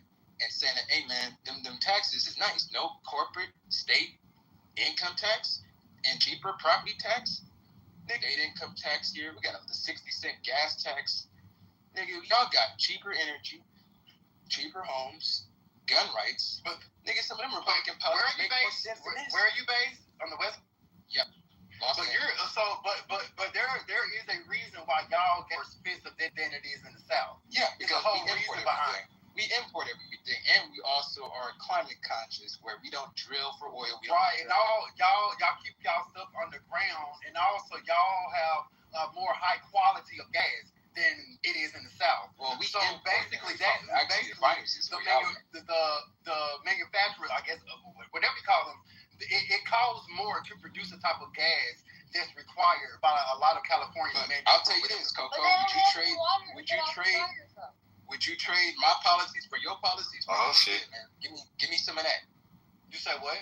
Would you trade my policies with your policy? Would you just say, man, yeah, we need to stay policies because the way y'all invest in y'all schools is amazing compared to the way that the southern states don't invest in their public schools. What the hell are you talking about? Wait, hold on, yeah. There's school policies, there's economic policies, all of them. Policies. Hold on. To make this real simple, when you look at the totality of your life and what you hold as priorities to you, would you rather be up under California policies or Tennessee policies? All of them. You gotta take all of them. All of it. Right? The good, the bad, and the ugly. Well, I don't know about California policies. So if you don't know, then be quiet. and I would rather go off of California policies if that means my But you don't know. better. Do you understand, Coco? He is So wait, If that means so hold on. more, You know what? I can make more hourly. He dense as hell. They gonna eat it all up in the cost of Wait, living. girl, you did. Hold on, y'all. A house in the hood is $1 million. So now what? I'm like, A house but this is a good point though. in California and LA is $1 million. That's your opinion. But here's the thing That's though. not an opinion. That's a fact. Come on, y'all. I don't think Coco is the only one in that seat. I don't think the majority of people pay attention to the states. Like, I don't think that's just a Coco thing. I think that's everybody. And I think, maybe we should do a room on that. We should pull up I have been to all of the. LA, and I have seen how great their schools is. Even the teachers are paid more in their schools. The teachers union is going on strike now. What you talking about? No, I get that. I Paid get. more in the South than there are in the South. I know. What about Skid Row? Hold on, The South can afford a fucking apartment. Right? 37. Yes, they can. Bro, I'm a substitute teacher. They make $60K starting in Miami. What are you talking about, bro? Florida ain't even part of the South. Florida is like a state of its own. Are you dumb? The minimum wage in Florida is $10. Florida has never been considered. All right, hold on. I want to get Cruise in there real quick. Go ahead, Cruise. Go ahead, and then we're gonna get back to that. I'm going to lose signal soon, I believe. But start back in 1886, black Republicans were there. There were about 5 of them or 6 of them or more in the Republican Party. In 1920s was when the Democrats kind of got rid of them. The Democrats have always, since the beginning, voted against every black policy. About 90% against Jim Crow, getting the freedom to vote for black people. They voted against that. The Democrats, Republicans wanted to give you rights. Republicans, since the early days, have always been about giving rights to black people and all Americans. The Republicans want to keep illegal immigrants out of here, so they don't take jobs that are designed for Americans, like trucking, like other jobs out there. So basically, Republicans are against the KKK. That's a Democratic involved thing. The Democrats introduced Margaret Sanger, Planned Parenthood, to control the black population and the poor population. Yeah, the Republicans want babies to win. Yes. Hey, like I said, man, when it comes to this situation, I think neither party really is for the black community, but I think the Republicans have been more for it than you believe. I could put videos. Is Creed still here? After Cool C. Creed's supposed to go, and then go ahead. I could put videos of black people explaining these topics to other black people. I'm gonna say this, man. The open border shit, I agree with, because open borders don't help no American, to be honest. That's really the most stupidest policy that any, no matter what race or creed, do I gotta give you a for. 25-minute video on this so you actually learn something? Well, I voted Republican, so I'm not one of those libtards, man. I'm not a libtard. I'm just talking about. I'm just talking about the Republicans that are for free trade. Donald Trump is the only motherfucker that I know that he's actually trying to do fair trade, trying to bring back the shit. Every Republican in the 80s and 90s were all free trade. Like, to be honest, that destroyed the black community the hardest with NAFTA. Well, the reason why Hey, Creed, get in after Cool C. No, you remember he told me to let you know when I wanted to talk? I want to talk right now. Yes, ma'am. Yeah. Well, Cool C, you don't got no argument with me. You don't have an argument with me. You silly as hell. You know. I'll put the 25 Go ahead, Jazz. video. And then, Ann, did you want to say something? You good, Ann? Anybody else? I appreciate it. I'm good right now. Okay. Who we got? Go ahead, Jazz. Okay. Oh, my bad. So, I just wanted to bring this up, and I'm going to read this because I know you guys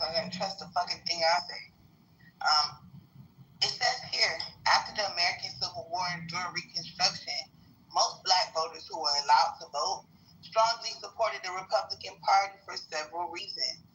They were the party of Abraham Lincoln. The Republicans pushed for the abolition of slavery, the 13th Amendment to the United States Constitution, the 14th Amendment to the United States Constitution, and the 15th. Meanwhile, in the South, many white Democrats at the time opposed Reconstruction and black political participation. This led to the burning down of over 100 towns in America. But for the last 100 years, only blacks have been chimping out and burning downtown. So the fuck does that mean? I just wanted to put that out there to the person. That's not true. Kendall, ignore it, bro. If you ignore those dogs, they go away. You don't control me. Long story short, all I'm trying to tell you is whoever said blacks didn't vote Republican and you brought up 1965, who gives a fuck about a fake party switch, nigga? You're a liar. There was no party switch. There was never a party switch. These white, racist, hold on, these white, racist Democrats came out and started shucking and jiving for you. They started doing a little African. Oh, I love Afrobeat. I love fried chicken. I love black dick. Right? They start doing shit like that. And all you motherfuckers get the bank. These are the same racist slave owners. These are the same poor white crackers that used to whip your granddaddy's ass. Right? These are the same people. And y'all can't see it. Y'all like, they switch parties. There's Republicans now. Well, why they crying that they trying to split Memphis up and get you some more taxpayer dollars from them white people? They don't want you to thrive, nigga. They want you to keep supporting your own and keep draining from your community. What don't you understand? I'm done. What more can I say? That's what I'm saying. The thing is, Democrats in the South kept it back. But the thing is, They didn't want it you really don't voting. matter because They want you depending on the government for housing. They want you depending on the food stamps. They did that in Chicago. They moved you from the South to Chicago, the hoods. They do it to white people too. Well, borders, keep those borders open. I'm just gonna say this. Hold on, my bad, Sean. I want to get Creed in there, and just so that way everybody can get their opener. Creed, and then MF. You want to say something? Do Creed and MF, and I'll go right after them because they pro open borders, so I can come right after them. All right, go ahead. Creed's on you if you in here. Creed ain't even there. He ain't spoken in a while. I don't know why you giving him mic. Hey, King, you want to swing? You want to hear? All right, go ahead, MF. Nigga, I can barely fucking speak today. Are you fucking crazy? No, give it to Sean. Keep those borders open. We'll be all right. All I was going to say, We need some color. I hear the whole Democrats, Republicans switch, all that shit. I heard that, Democrats fucked with the KKK. So I guess in the last election when Kamala ran, did the KKK vote for Kamala or did they vote for Trump? Kamala. Trump. Bro, where is the KKK? How the fuck do we know? In the Midwest. The KKK in Tennessee. In the Midwest. So go find them and ask them who they voted for, you stupid ass nigga. Well, one of the wizards was started a crowd rally. Why would you bring up a small group of niggas? We don't give a fuck about 10,000 crackers, 10,000 poor patients, wet dog ass niggas. I agree. Robert Byrd's eulogy, so both parties, I guess we would say, is clan members because Biden's big homie and Obama's eulogy for Robert Byrd was a clan member. Bobby Brown? No, for the Grand Wizard of the KKK. He said Bobby Brown. What about Grandma's eulogy? Obama's eulogy? Coco, you crazy, dog. I'm just trying to understand how y'all trying to tie that. Like I said, SPLC got caught giving clans some bread, so it is. Oh yeah, the Democrat people that fight for justice, the Southern Poly. They just found funding the KKK. They're Democrat funded, owned, promoted. Hello? Who? The Southern Poly Law. The law firm. Southern Poly Law. What about them? They were funding the KKK. They was giving money to the. That is not what happened. So please don't. It's in the indictment, bro. That is not what happened. What happened? This is gonna be interesting. I can't wait to hear this one. Go ahead, Coco. Let's hear this. Now, first, so I can be able to accurately attack what you're saying. What are you saying about the Southern Poverty Law Center? They was giving money to the KKK. Okay, so in regards to that, they were paying informants to infiltrate the KKK, which says No. Brother, they was already a part of the organization. No, I mean, hello. The last I said, the FBI used informants to break up the Black Panther Party, did they not? But they was already a part of it. When that same FBI uses the Southern Poverty Law Center to infiltrate domestic terrorists like KKK, all of a sudden y'all find that to be, oh my God. Hold on, these people, hold on, Jay. This was a Republican organization. You would be, hold on. If this was a Republican organization, if this was a Republican organization that had so-called allegations, and they gave the same excuse you just did, you would not buy it. No. You would not buy it. Oh my God. So apparently y'all don't know what the Southern Poverty Law Center has advocated for. So because I know context, I know exactly what they say when they said that they paid informants. So what information did they receive? To basically stick on KKK people. What information did they receive? Did it lead to any KKK arrest? I don't really give a fuck about what you're talking about. Did it lead to any KKK arrest? What they was doing. Did it lead to any KKK arrest? Absolutely. When? Absolutely.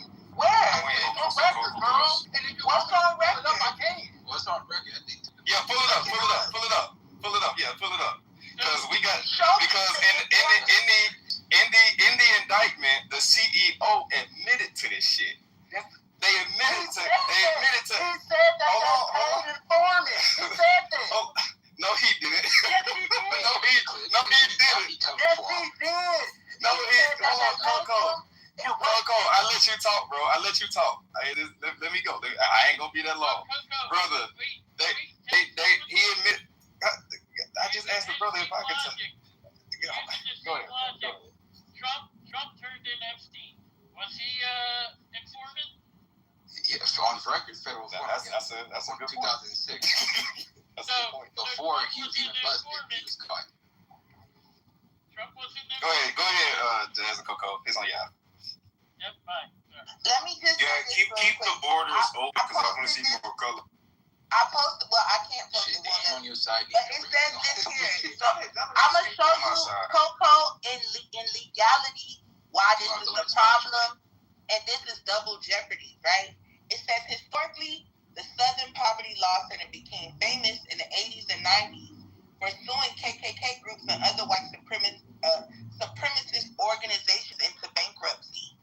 So you then sue them into bankruptcy and turn around and fund them, right? That's a conflict of interest. You're suing the same people that you're making payments to, which is why now this is a criminal case. That is what?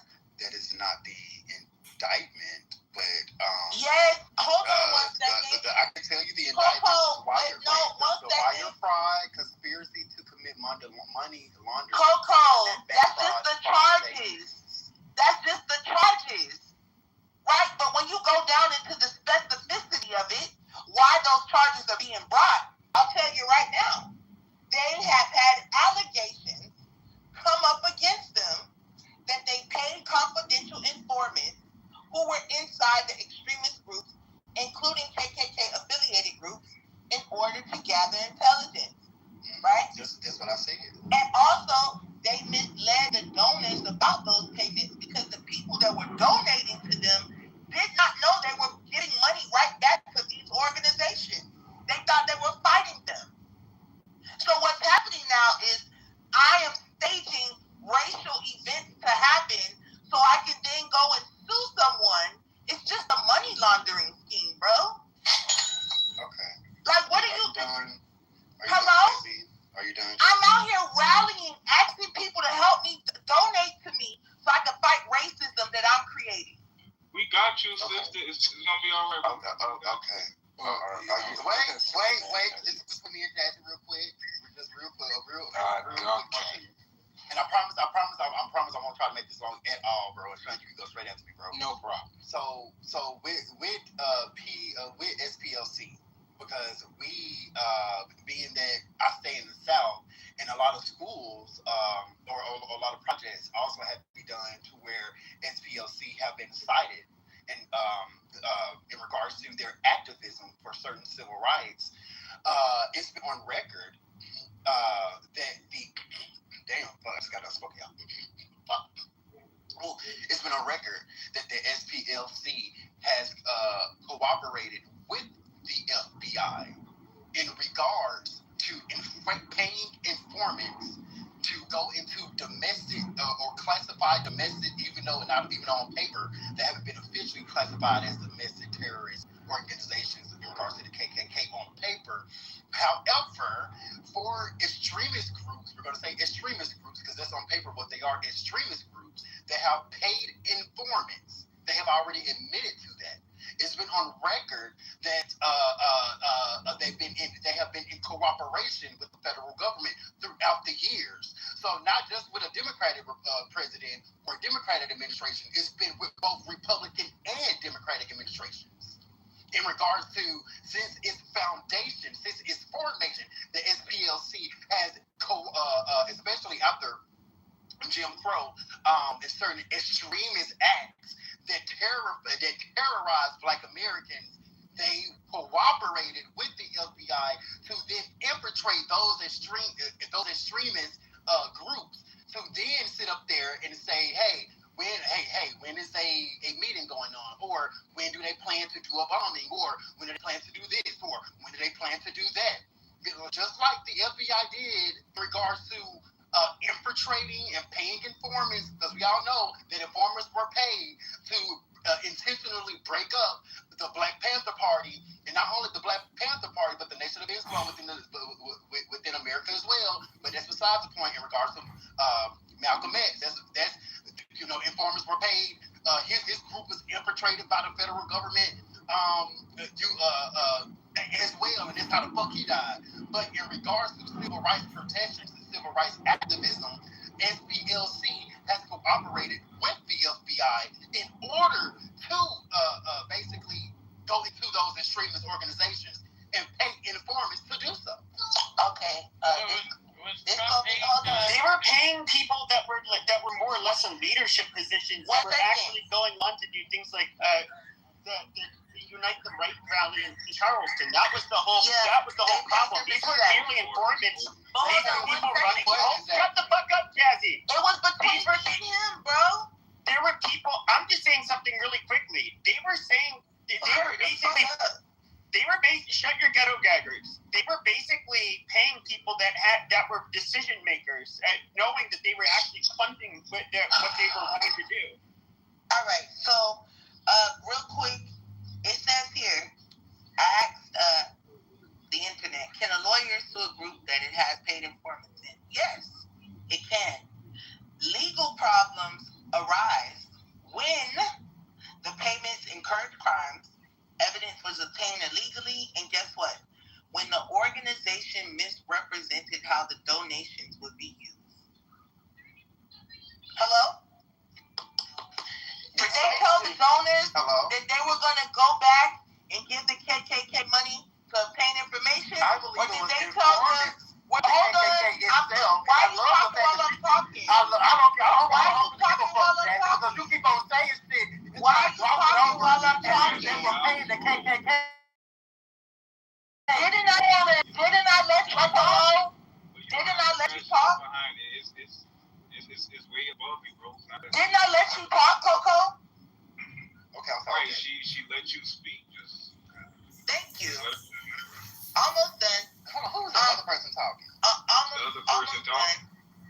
Almost done. The other person talking. It don't even matter. Okay. So, legal problems arise when you have paid informants, right? And the organization misrepresents how your donations will be used. So all I'm trying to tell you is that's what this organization did at least. I'm pretty sure they infiltrated rallies, started race riots, right? These are the Democrats of the 1800s, and your stupid ass can't see it. They're creating race problems when there doesn't have to be. Just like these racist idiots on the internet, they don't go past talking shit on the internet. But when you start seeing little hate crimes and stuff, best believe the SPLC was behind it. They send little ghetto black boys to spray paint synagogues and shit and fuck with rabbis. Yes. Is they recorded on paper? Is that on paper? Yes. Where? It's on paper. Where's Jazzy? Yeah, Can you put the link in the chat, Jazzy? Where they were paying black boys to spray paint? Is that on record? There's no. I didn't think so. Wait, Malik. What are you saying, Malik? What was actually happening? So there's. Wait, hold on. Sword. Yeah, Sword. Yeah, Sword. Your mic is low.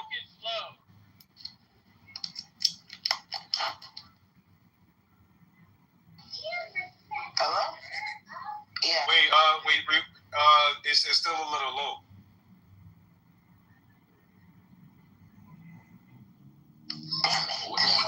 Yeah, y'all gotta stop talking over mics. Control yourself.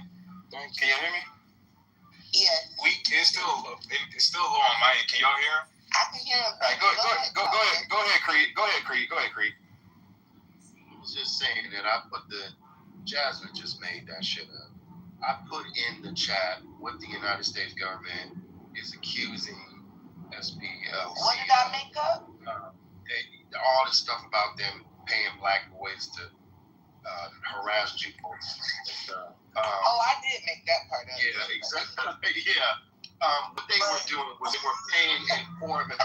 They was paying informants of these extremist groups to give them information about what they were going to do, how they were going to do it, and then the government is saying that they had paid transportation for those groups that said Jews were not replaceable. I'm sorry, what is this called? Clubhouse. Clubhouse got it too. They have people infiltrate.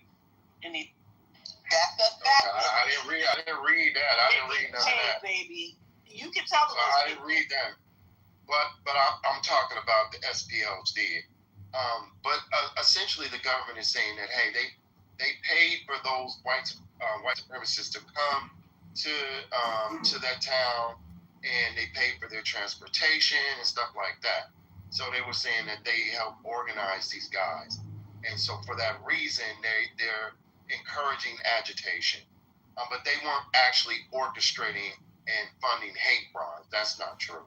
But they were organizing these. The accusation was that this organization was organizing these white extremist organizations and paying leaders with these organizations to give them information, but to also organize protests and stoking racial resentment and stoking strife in the public square. So when it comes to the people that they was paying, I guess I don't see nothing wrong with paying them like $1 million, right? I don't see nothing wrong with that. So, but hold on. I just want a quick answer because I want to keep going with my submission. Paying them $1 million, $500,000. Y'all don't see nothing wrong with that, right? Wait, paying who? Paying who? Paying the KKK leader. If y'all read the indictment, y'all see how big these numbers are. So taking your donors' money $3 million and paying. You read the indictment? They were paying $3 million across. They allocated Did you read the indictment? Yes, I did. Okay, one person got $1 million. Let's okay. So y'all. Okay, so number one, let me tell you what I see wrong with this, because either way these niggas are going down. If you're saying that they gave them $3 million, well, one of the things the SPLC encouraged them to do is to illegally break into one of the organizations and steal some information, and then they made one of the other informants lie and take the rap for another informant. Do y'all agree with that? Government, so we don't know. Hold on. It is true because the nigga admitted to it. You gotta prove that. The government has to prove that. Okay.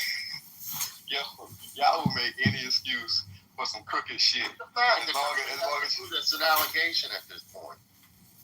Right, okay, I got you. Okay, so that's number one. Number two, what has been proven is the fictitious bank accounts.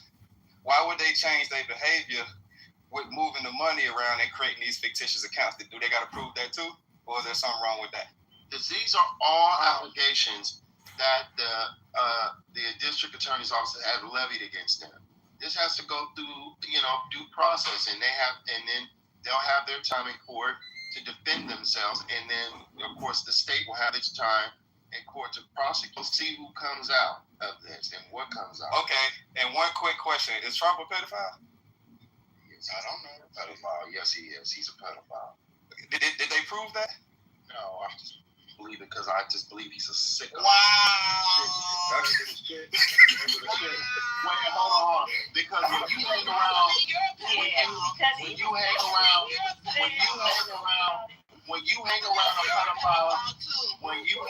a pedophile for 30 years, when you hang around a pedophile for 30 years, when you in the custody, yes, he was friends with Epstein for 3 decades. What are you talking about? Yes. They were friends for 3 decades. What are you talking about? Crazy. In fact, Donald Trump, yes, he was. I didn't know the federal government issue indictments and that shit. I ain't never seen the federal government do that. They did it to Trump and they lost. They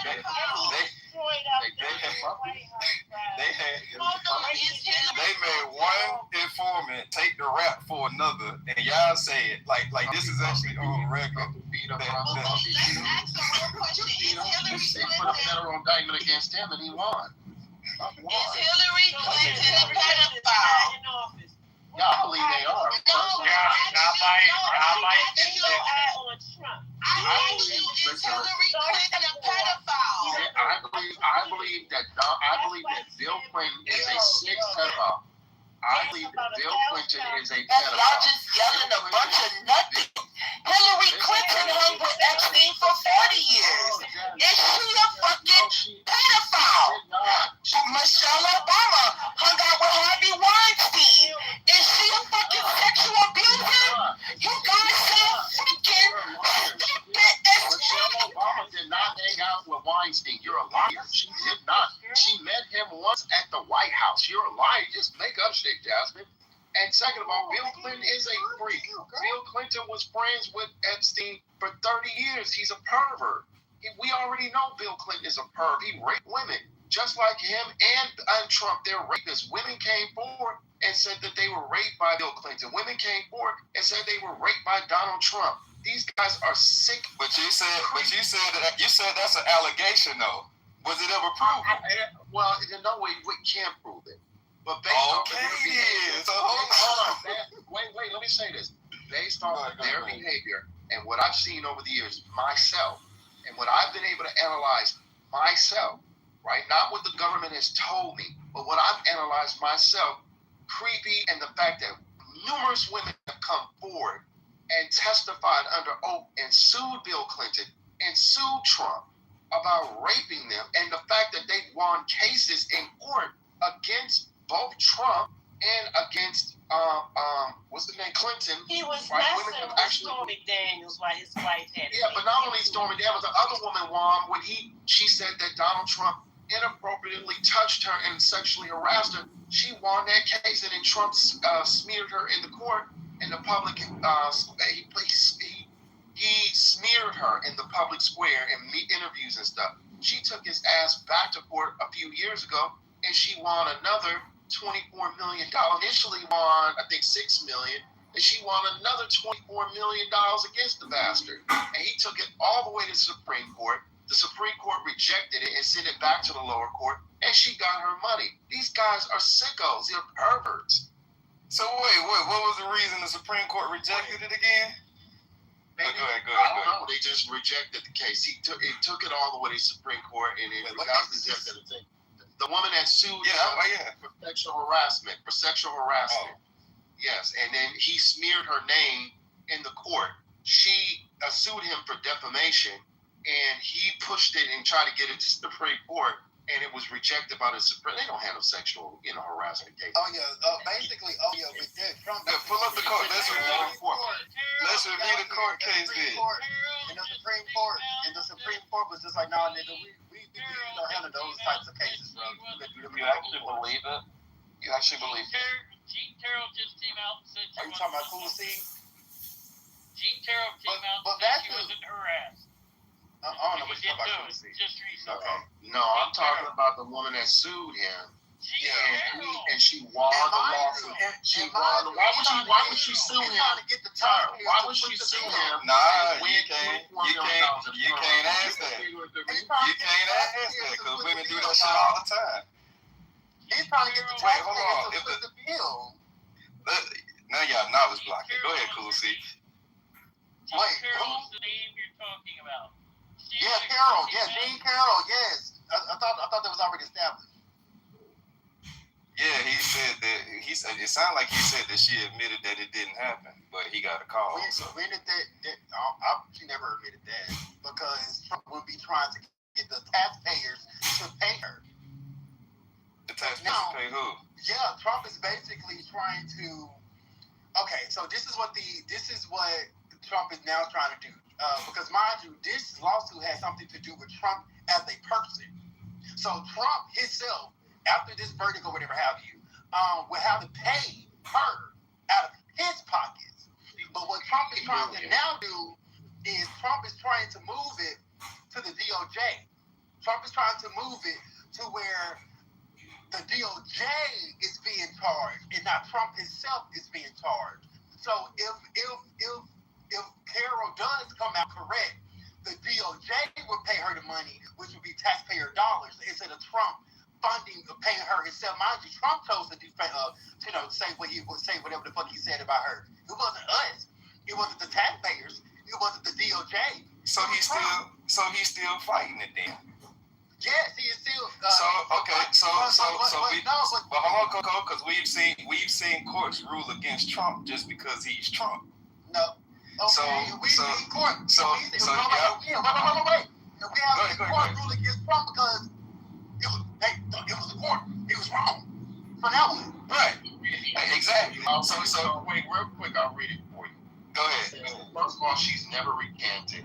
It says, no, Gene Carroll has never recanted her allegations. She has consistently maintained on the public record that Donald Trump sexually abused and defamed her. Her claims resulted in 2 landmark civil lawsuits where jurors found Donald Trump liable over sexual abuse and defamation, awarding her a total of $88.3 million in damages. Both at the initial 2023 verdict and the subsequent 2024 defamation judgment have been consistently upheld on appeal. You said 2023 when Biden was in office?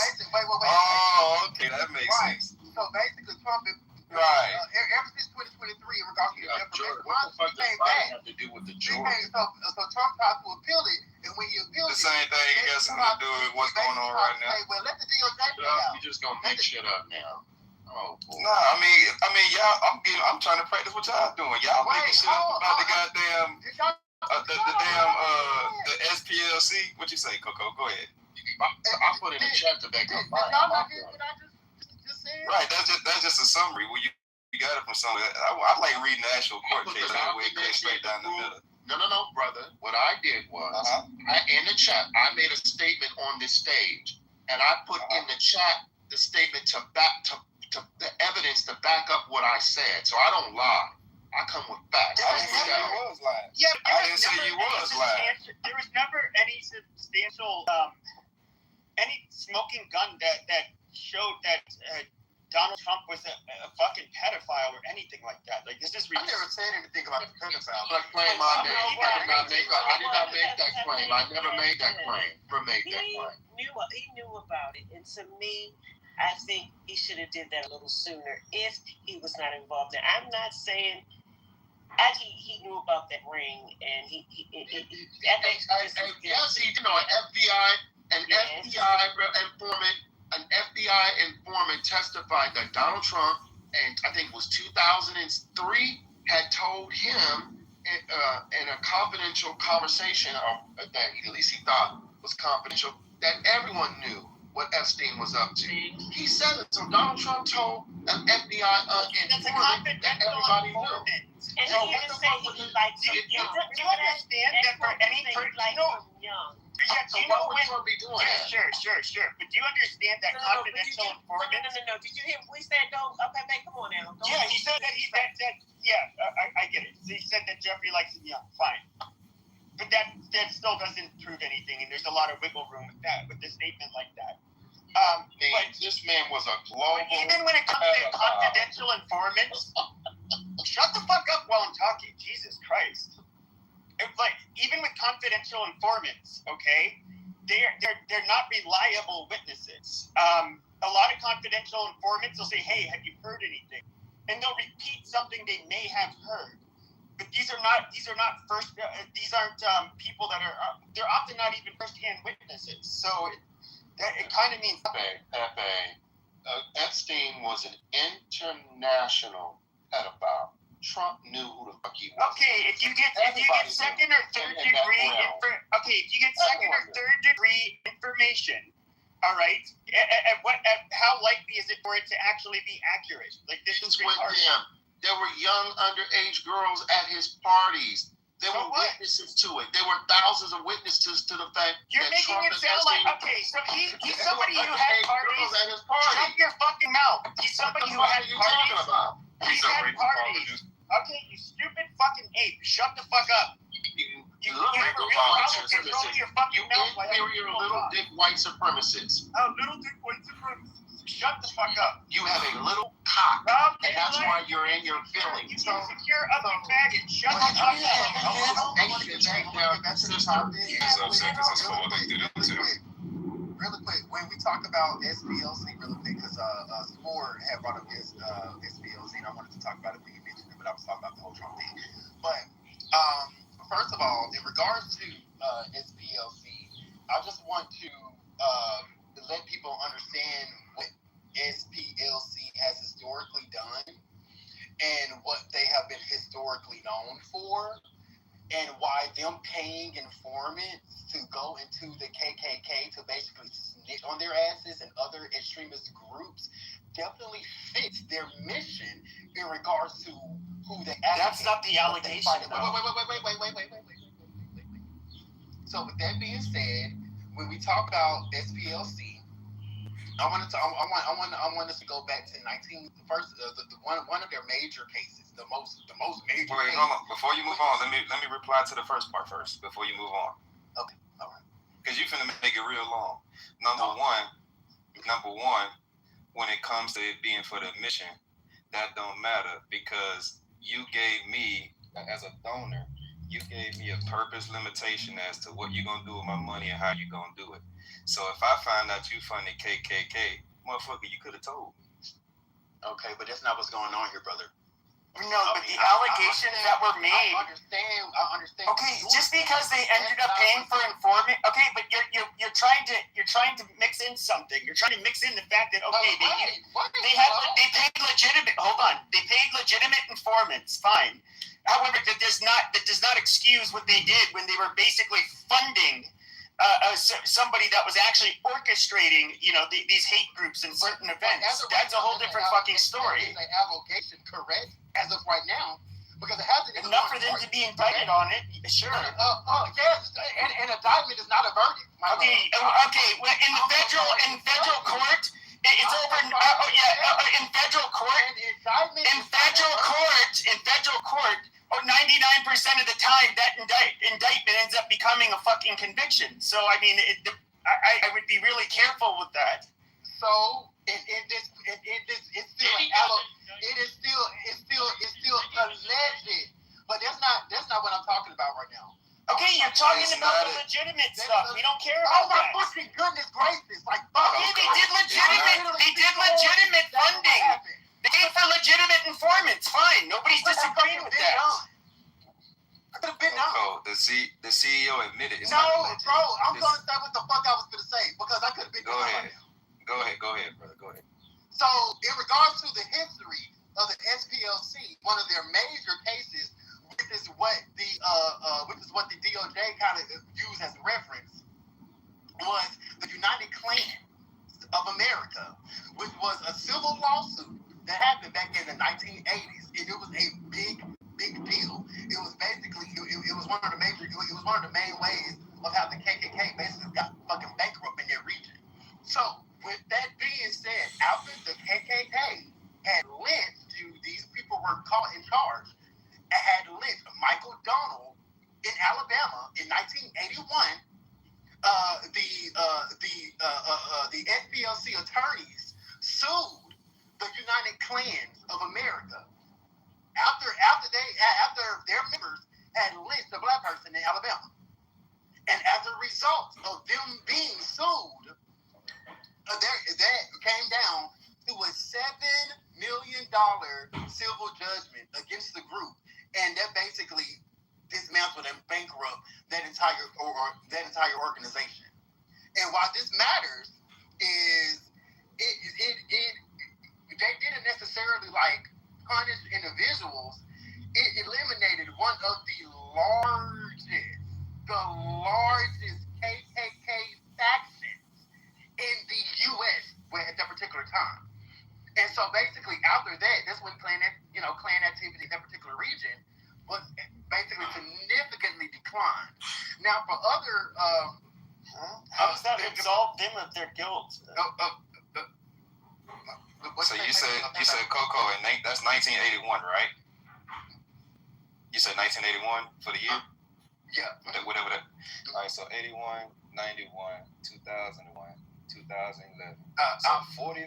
So 45 years later, we still dealing with the Klan. I mean, they're still alive. They didn't just die after the Civil Rights Act. The Klan is absolutely a nearly defunct organization. It's just like they are still actively. Hello? Huh?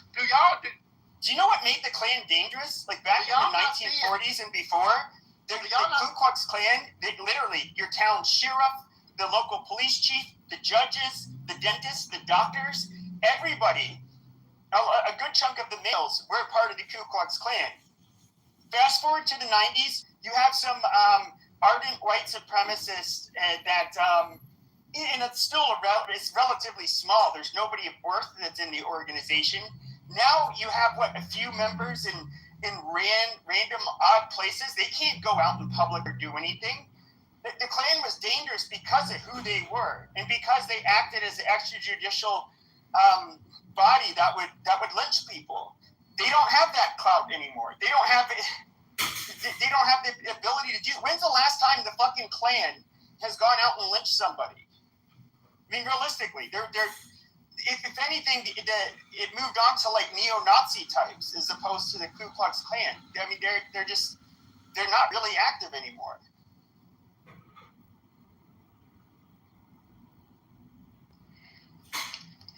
So I wasn't talking that entire time, and I got moved to the audience. I didn't move you. You were muted, I think. So I wasn't talking. Hello. And with that being said, we people think, and it's so crazy, and it's so colorblind. It's crazy to me that people would sit up here and act as if the Civil Rights Act or the Voting Rights Act and all of the fights that Black Americans had to fight for and legislatively just completely knock the KKK and the faction and other extremist groups like the Proud Boys and stuff like that and neo-Nazis. You put the Proud Boys in the same basket as the KKK or neo-Nazis? Which share? Really? Oh, wait. Am I being interrupted? Because I haven't interrupted anybody. But which share the same ideology. Mind you, they share the same How do the Proud Boys shared the same ideology. Wait. But no, but you're lumping all of these people in the same fucking basket. That is bullshit. Wait, so apparently these people just vanished off the face of the earth? Should I link every fucking? Should I call everybody who was gonna vote for Obama or vote for Kamala Harris? Should I call all of them Marxist? I mean, that's just like a blatantly unfair overgeneralization of the Proud Boys were not like this, even close to being the types of groups that you would see with like neo-Nazis or KKK. That's absurd. Oh, so I don't know if you know this or not, Pepe, but the Proud Boys is literally I put the actual video on my TikTok. The Proud Boys march. It was either Proud Boys or it was another extremist group that came to Nashville to, I guess, do a little demonstration or protest. That was Blood Tribe. They're neo-Nazis. They're not. That was not Patriot Front. There were multiple. Not just there's been. It was multiple. That was not. Okay. No, that was not the Proud Boys. I know who they were. Okay, that was Blood Tribe. Of course you would. But no, that had nothing to do with Patriot Front. But with Proud Boys. But Patriot Front has also been one of the organizations. Patriot Front is also they're white nationalists. Exactly. They're in a different. But Proud Boys is not any of those things. That's why I think it's ridiculous you're putting them in the same category. Wait, but don't Proud Boys share the same ideology? Not even close. How they picture Black Americans? No. Oh, I didn't know that. They had black members. We would have to agree to disagree with that, brother. Okay, Patriot Front wouldn't allow, for example, a Jew or a black or anything other than white in their circles. Blood Tribe sure as fuck wouldn't.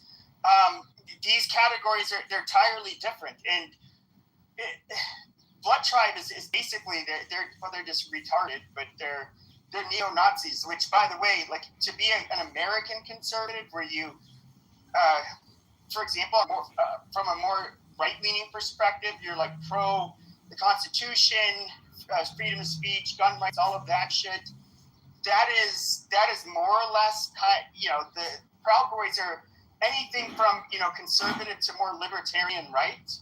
They're not like neo-fascist or third positionists like you would see in the neo-Nazi groups. They are different. Proud Boys are anti-black. Just because they listen. Oh, that's so full of shit.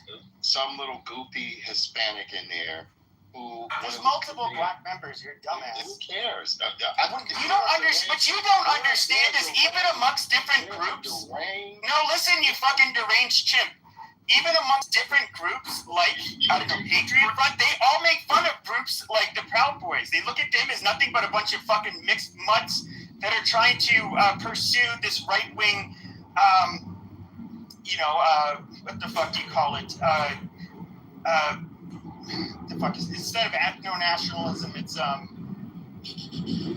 forget the term, drawing a blank. But where they basically believe in more of like a nationalism that's not based on ethnicity.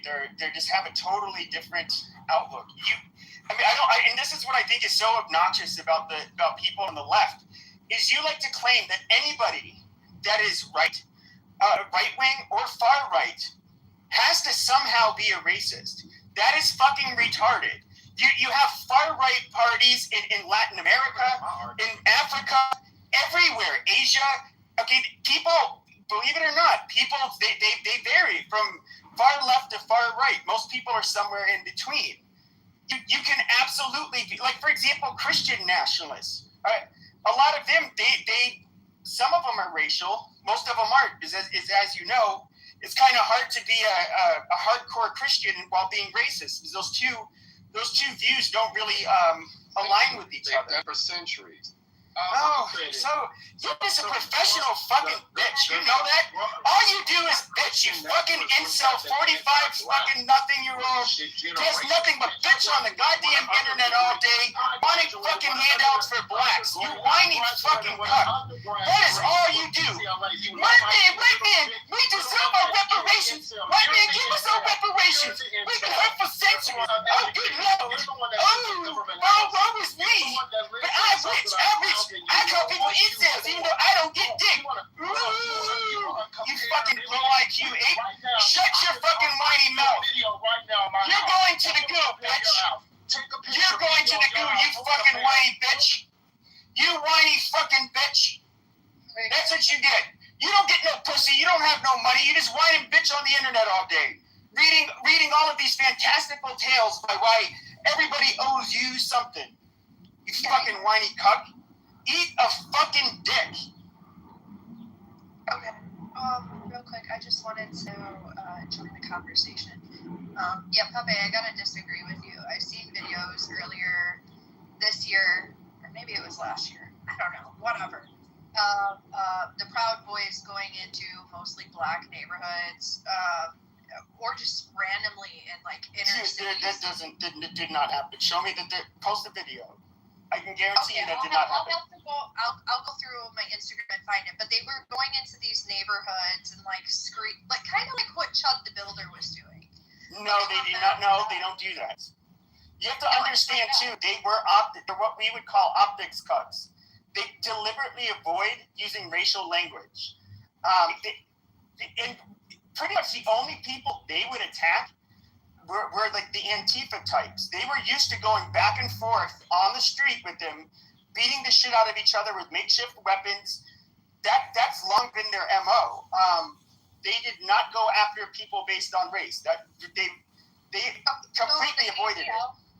The ADL has actually documented this. Like there's a lot of documentation on this. And it's not only going into like black neighborhoods, they've also just went, to black churches or the AME church. They took a black, so it was Enrique Tarrio, a black Cuban, who took a flag. What you're talking about. This was late at night. This was in DC right before the inauguration, and he ended up taking the black. He got charged for this, but nobody was at the church. It was late at night, and he took the Black Lives Matter. Okay, you dumb bitch, you got to go to the audience because you just don't know how to shut the fuck up. But there was a Black Lives Matter flag hanging on the gate on the outside of the church, and he took it off and he set fire to it in the street. And as you know, they do not like Black Lives Matter or Antifa. Those were two groups that were largely marching on the same side that would end up butting heads with Patriot Front, with Proud Boys. So that's the only thing it was about. They were not racial. I'm telling you, I'm somebody who is like in these circles for fucking years. They are not racial. That's why people that are racial fucking hated the Proud Boys. Okay, I have some links on my. I just want to finish my thought really quick. I do have some links, like in video evidence, over on another app. I'll look for it and I will drop it in the chat, no problem. And I'll post some links from the ADL what they've documented. But yeah, we disagree. So the ADL? Are you fucking serious? So did the ADL are nothing but a bunch of fucking smear merchants? I mean, it's a fucking trash organization, and everybody from Elon, a lot of people on the right are suggesting that Trump needs to go after them. I mean, they absolutely attack from the left. They're not a bipartisan, group that fights anti-Semitism. They're anti-white. They're anti-right wing. They're all kinds of shit. They're incredibly fucking biased. Do you have this same notion for extreme right wing, journalism, to where the viewpoint is from extreme right wing ideology? Do you have the same notion for those? Like you did with ADL? Well, you just said extreme right wing. That would already denote that they're considered extremists. Okay, I just want to make sure that you keep the both the same. Can you hear me, Pepe? Yeah. Hey, wait a minute. Okay, it's not coming through my earbud. Anyway, I was asking, are you racial? You said you run with some of these circles. Do you find yourself like? Yeah, I was very racial. Say it again? Yes, I've been very racial. Okay. Thank you. But I would say that the Proud Boys have been classified as an extremist group due to the deal. I mean, they were in Canada. I don't think they were here. Yeah, that's what I'm saying. But like, there is I know what they got in trouble for. They got a federal charges after, and it was kind of fucked up. Antifa is used to use in numbers while wearing their black disguises. They're all wearing the same thing. which makes it hard to identify anybody. And they would attack the Proud Boys. They'd done it to a group of Proud Boys. Then the Proud Boys ended up coming by like outside where the Proud Boys were meeting in New York City, and they ended up the Proud Boys ended up beating them up, and they got indicted on federal charges and sent to prison. There was one guy who I think was like a local. He had clout in the organization. His name was Kyle Chapman, and he was more on the white nationalist side. And he was. This is probably like 6, 7, 8 years ago. He was told he had to leave. And so, other than that, I don't really. They don't really have this history of being racial. A lot of the most notable members, like in Portland, I forget his fucking name. He's this big ass guy, a huge motherfucker. And he would go there, and of course you can imagine you have this big Pacific Islander, and Antifa would try to approach him, but it's like, what do you do with the guy that can like eat you for lunch? I mean, it's. But these people got to be careful because they can get fucked up. You know that, right? Who? Whoever the supremacists are. The extremists are okay, but this is what I find funny. Do you consider Antifa extremists? Because I'm gonna come to the Antifa headquarters or like their seats or like their leader or like because at least with the Proud Boys you have a leader. It's like Antifa's leaders. Well, they have affinity. They have what they call infinity groups. So they don't. It's not centralized. They don't really have leadership. They'll probably have people that have more clout in the community, but it's not. There's no official hierarchy. I don't know. But Antifa is absolutely. I believe they were labeled. I think Trump labeled them as an extremist group. Like they're officially one. Yeah, I think Trump did. Yeah, I do believe that Trump did label them. But they actually have killed people. They caused billions of dollars in damage. They've hijacked parts of cities. You said they killed people, then you jump right into something else. What did they kill? There was one guy from Patriot Prayer that they ended up he ended up straying away from it's another group that gets along with the Proud Boys, but Patriot Prayer, they're more like right-wing religious. He ended up basically straying away from the other group members in Portland, and he ended up getting shot by one of the Antifa members. They do power. It works in power by numbers. Antifa and Proud Boys do things in groups because and the only time they get in fights is when there's a protest. Whenever Proud Boys would have a march or a protest, they anticipated that Antifa was going to show up and that they were going to throw frozen water bottles, bricks, use lasers, bear spray. So watch the Proud Boys on January 6th, right? A lot of them were there, yeah.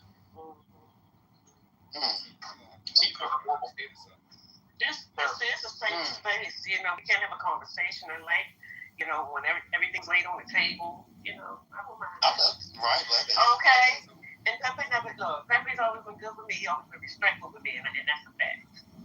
That's a fact. He gives me grace.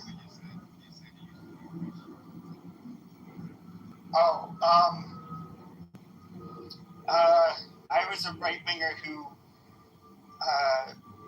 wanted the country to remain overwhelmingly white, and I'm not going to lie, especially during BLM, I did not like black people, like at all, and I personally thought that right-wingers that would refuse to address head-on I can just give you a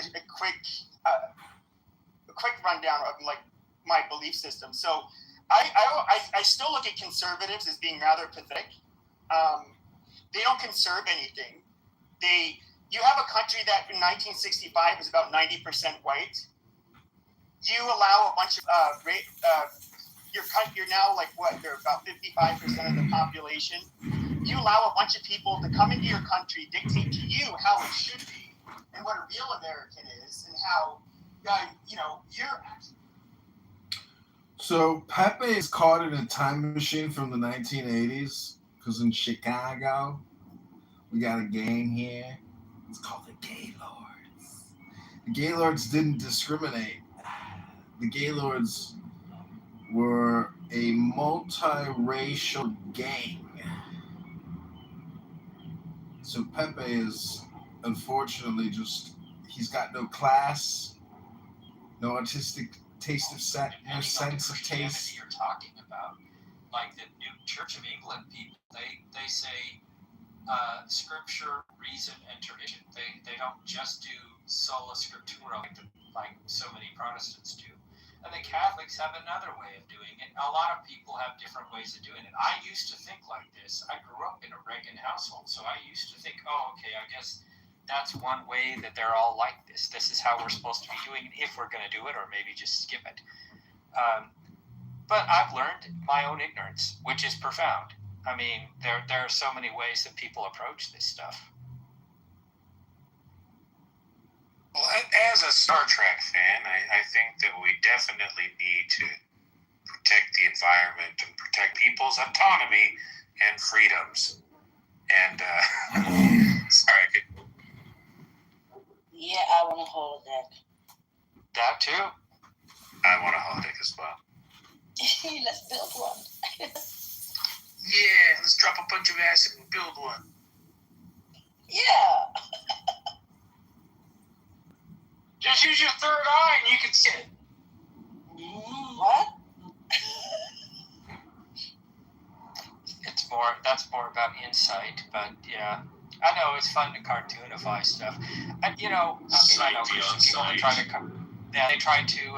cartoonify science or atheist people too, and I'm usually in defense of you guys in those situations. How cartoonish do you mean? What do you mean cartoon? Oh, what they do to cartoonify the third eye or different, what we call woo.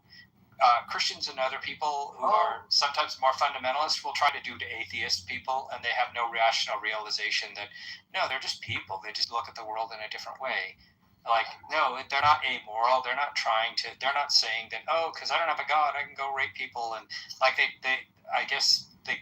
totally take it like that. And so it's sort of like a similar, I mean, the challenge, right, is to not do that either. I myself. talk mad shit about vegans. Like, all fucking day long, I'll talk mad shit about vegan. They're bug killers. They kill bugs. Wait, vegans are bug killers? I didn't think they would even eat fried cricket. No, they're terrible to go to dinner with. They're like just literally the worst to go to dinner with. Oh, the dogmatic ones. Yeah, I've known a couple that are like, they call themselves leather vegans. They're not doing it because of animal rights. They're doing it because of perceived health.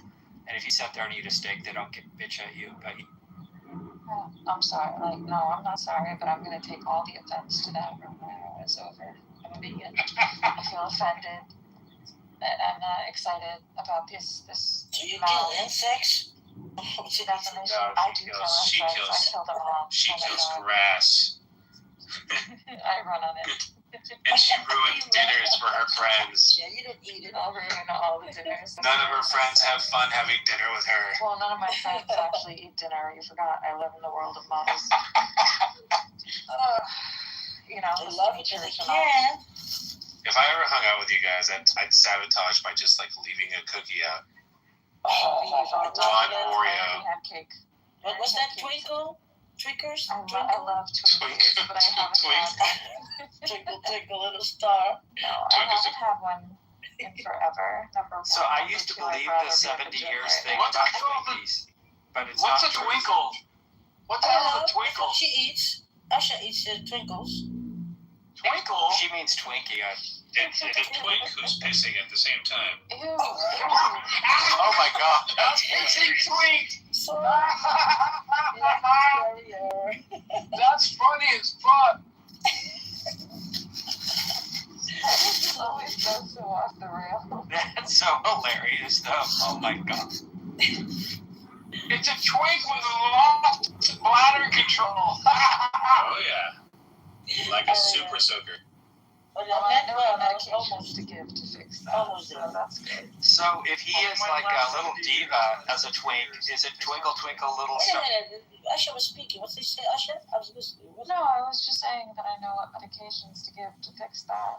I did learn that part, so yeah, but that's okay. Go on.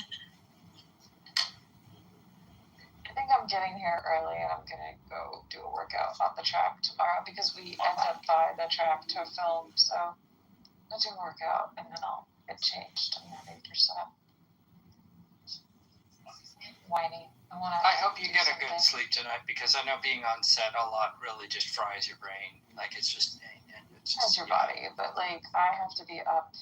I have to be at an appointment at 7:45 in the morning, so it'll be like track season. It's fine.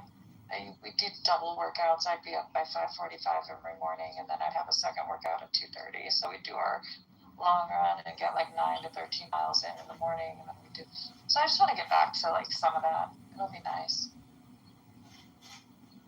That It's sounds like being exhausted. That It's sounds wonderful. terrible. It's amazing. Your body is in the best shape it's ever been. It's just like lean muscle. It's amazing. It's fantastic. Everyone should aspire to be able to feel like conquer the world all day, every day. Sorry. I mean, that's what the Second Amendment's for, you know? This hill is killing my ass. Oh my God! Are you still riding here? Yeah. I always thought the Second Amendment meant I wear short sleeve.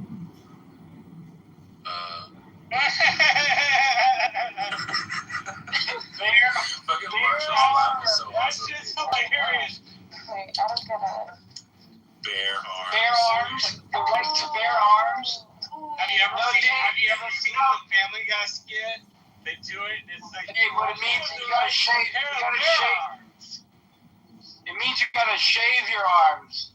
And then next to me is doing a workout on the chair. I think I'm gonna go do some dips. I'm hanging out with you guys. Some dips.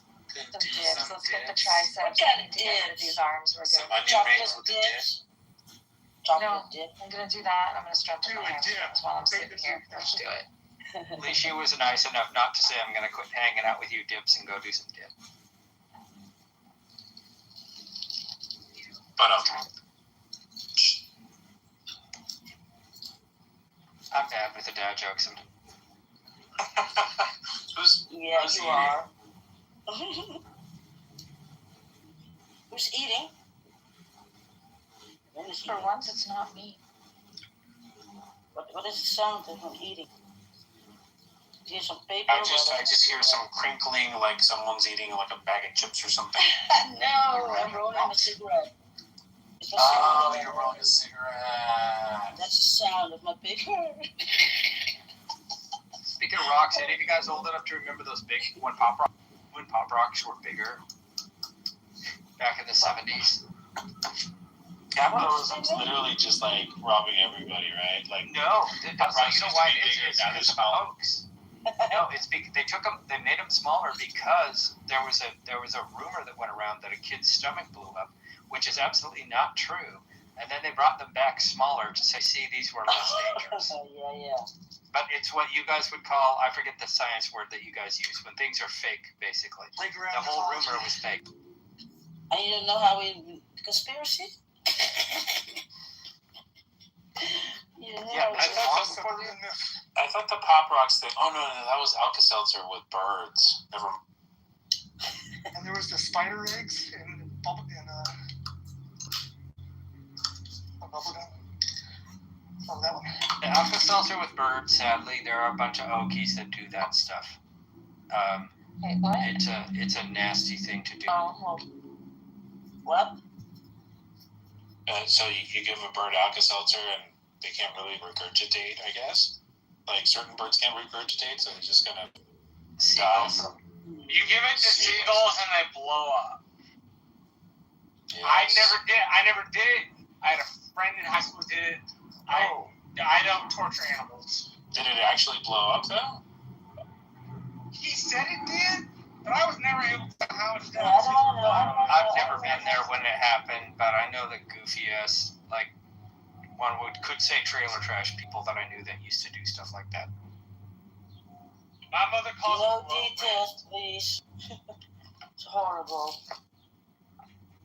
calls people white out low rent. She never uses the term white trash. She calls them low rent people. Trailer park folk. Your mother's being nice, and that's probably accurate.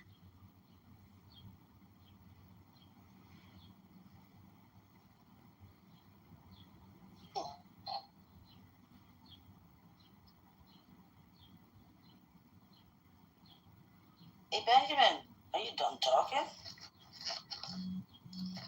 Probably he is working or something. Maybe working on a new PTR. You want him to talk? Nancy, what do you want to hear from him about? Well, I don't know. What game is Well, on I mean, tonight, you guys? if you think that girls should be married off at age, What game? All unmute and say, well. Nancy, 1 second. Hold on. What game is on tonight, you guys? The next section. Okay, thank you. Oh, because apparently we're in a major auditorium on campus, and there's like a huge projector screen. I'll show you guys in a second. And they're trying to get the game on it, and I was wondering what game everybody was talking about. Ooh. So, yeah, it seems like I'm still going to get paid to do nothing. So, Getting close to those NBA playoffs, right? I mean, my team, the Trailblazers, is long out.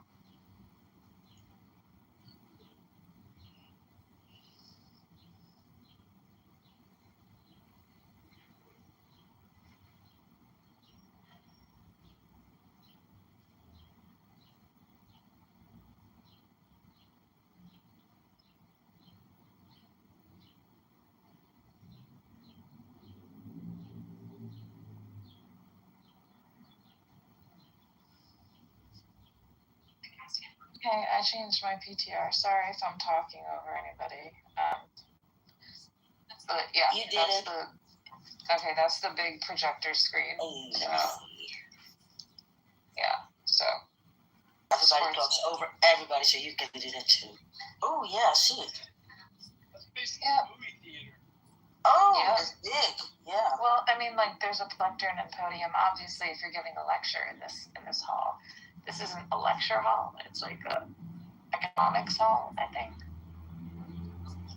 Great. Hopefully they got good sound for you too, so that you get the whole effect. Maybe drink beers and everything. We don't have beers. We're not. Do you see the big signs that say please no drink? Oh, I didn't know that. So you can.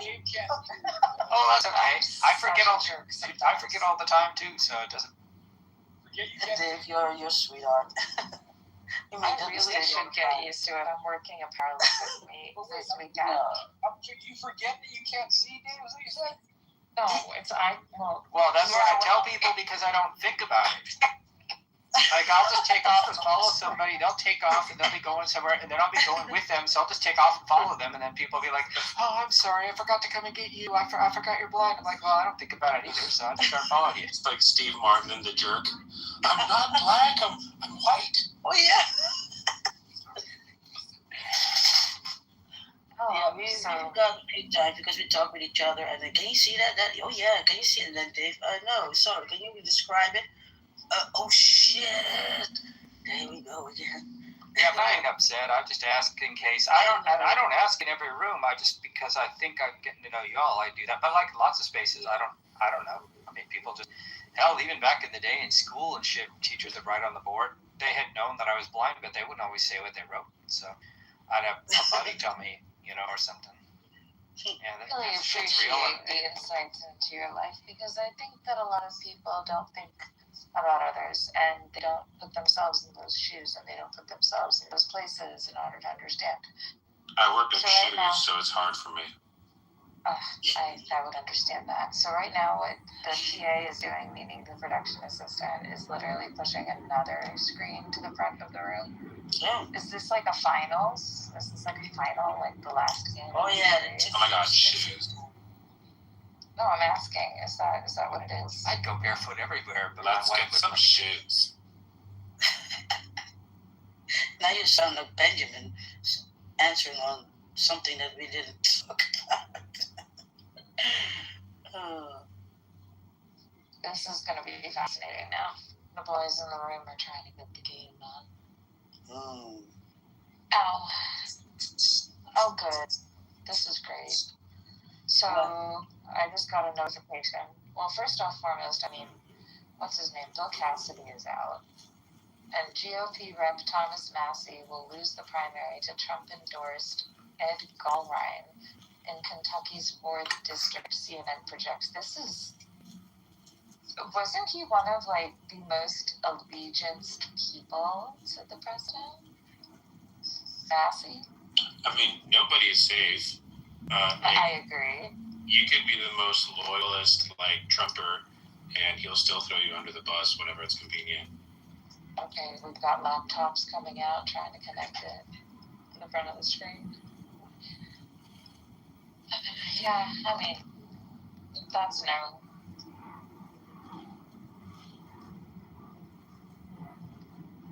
And in the words of Ronald Reagan, well, I think I can find the right button around here somewhere.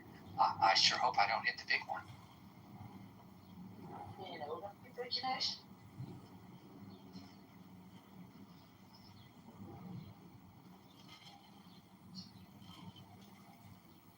Hopefully our bicyclist buddy will be able to tell us when he lands so we know he got home safe and all.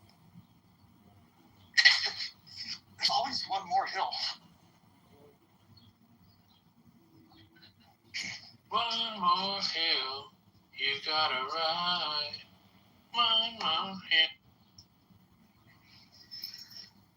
Anyone see Michael yet? Anyone see Michael yet? Hey, Rivers, which Michael? Oh, Shimon.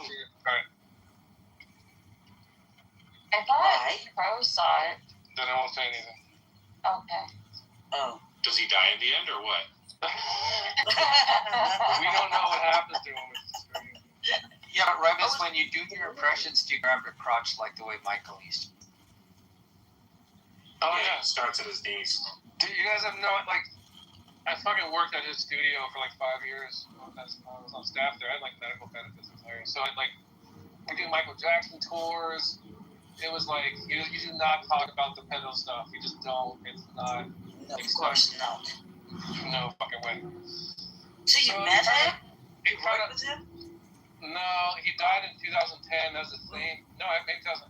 He died like pretty soon, close to when I started interning there. But I did meet like Quincy and, you know, it's like the Bruce Medina. I did meet Quincy? Saida Garrett sang on, what the fucking song? Out of my life. She's out of my life. Oh my god. Why am I so dumb? Anyway, that one. And all these musicians and shit, like this J.R. Robinson, drummer, Joe Jackson, Paul Jackson Jr., sorry, Joe Jackson's son. Yeah. And I have like Jackson 5 numbers on my phone. Really? Yeah, Jackie Jackson would butt down me sometimes. He'd be like, oh, hey, Dave. About that real estate thing. I'd be like, hey, Jackie, this is Royvis, the engineer. I'm not your lawyer, right? You know, like whatever.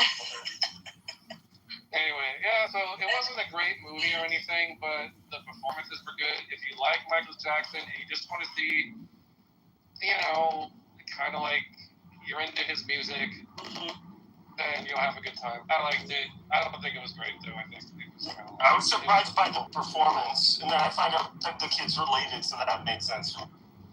Right. There's another guy, B. Howard, that was reported to be his kid, like one of his weird, you know, and he's also in with it. I was kind of surprised that he didn't get, I don't know, he's probably too old now, to be honest. Anyway, whatever. Good Jack. Good see.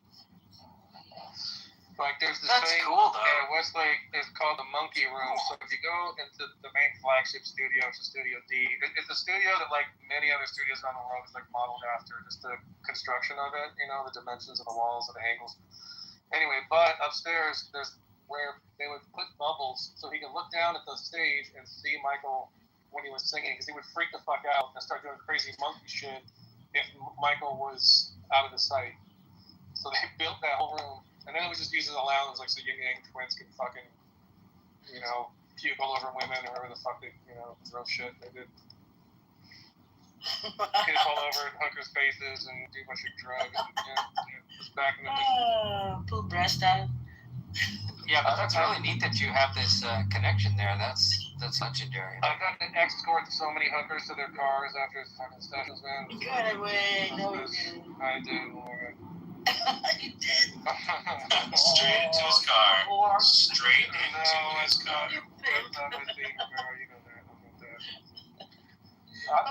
He was escorted to their car. What about the song by Cream? Hey there, baby, get into my big black car. What I would do is I put them in the car and I go back and try to steal as many liquor bottles as I can from the from the car. Yeah, not because they would order a bunch of liquor and we're supposed to give it back to the label. We always took it. We always like. I just imagine them all in the trunk. Yeah. Like, all right, another great session. That's good. Oh, bottles, Oscars, Grammys. No, because they would get like Patron. They would get fucking like a lot of Ciroc and shit, and so we'd always have extra liquor. Mm-hmm. That's the one perk. They didn't pay us shit, so I had to get something out of it. Why did you put your Grammy, for instance? That's a big thing. I just hang it around my neck and I walk around town. Like fucking Flavor Flav, right? I got 2 of them now, so yeah. Fucking. Is that a thing you can hang on your? Well, congratulations on the Grammys, though, buddy. That's cool. Thanks. It's just a bunch of bullshit. Like anyone can get one of those fucking things. No, that's my goal, Roy. I'm gonna do it. You're bullshit. I don't know. Not anybody can get one of those. No, but it's gonna be. I'm gonna try to my vanity goal, like life achievement. Now I'm like, yo, forget cancer, forget working on the tricorder. I'm like, win a Grammy with Roy. You just on have a to Roy this song. You have to apply to the Recording Academy to get a new category in there, right? For AI music. Exactly. It's possible. Or I compose some crazy shit and then I learn how to play it, which is what I've been doing lately. I'm like, I wonder if I can play this. How hard? Because Roy does play this, so it's kind of a funny thing. Because I've taken the thing with Dave. Dave kind of talked about it in a positive way, but I think it's going to bring on more composers, and that's interesting. Because then trying to reproduce what you generated, that becomes a different kind of challenge, and I think there's room for appreciation there. But yeah, my new goal, low key. I admit, though, that I have never used AI in my music production. I don't plan to start. I used it to make a website for myself. Like my current website, I did it with Claude, and the free version too. Well, that makes sense, though, but you don't make music with it. No, it's just really like, oh, look at my credits and here, suck my dick. Suck my dick part. I'm sure you get offers for that part. Yeah, like if you like my dick or you like the way I mix, give me up. Now check out how I mix my dick at roybitch.com. Check out how I can mix music with dick. I just picture him making cocktails with it. Because I want to start doing some content online. You should. That's more of like my darker, some of my metal shit, but I'm afraid it's gonna scare away the nice people. Right. Yes, gotcha. But you need a pseudonym to go with your pseudonym. But they refuse to let me do that. My friends will not let me. I'd rather use Roy than my real name on there. They're like, they're all fucking like, oh no, No, just call it Billy Bob Thornton. You're like, listen, I'm in this band, and yes, I'm an actor, but we're only talking about this song. I can't speak. But it's tragic. the only example I have of a person doing that. So last night I had like a 3.5-hour conversation with my guitar player. All we did was talk about Jacob Collier, and I guess because he's like a prodigy, right? Have you ever listened to any of his music? He's like, no, pick anything, put it on now, and he couldn't. His mind was blown by how shitty his entire catalog was. Like, we had a deep dive. I'm like, he thought I was kidding. Like, he's terrible.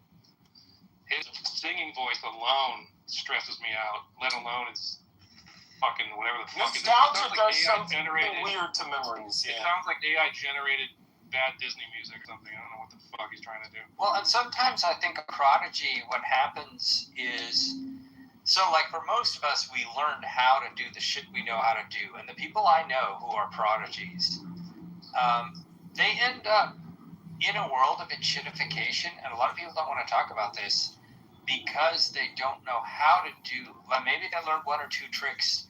I know a couple keyboard prodigies, which is really bad to be a keyboard prodigy like that. In the keyboard spaces, you're expected to fucking know. Everything that Roivas was poking fun at us, he's spot on. The thing is, like Dave, because of your instrument, no matter how good you are, no one gives a fuck.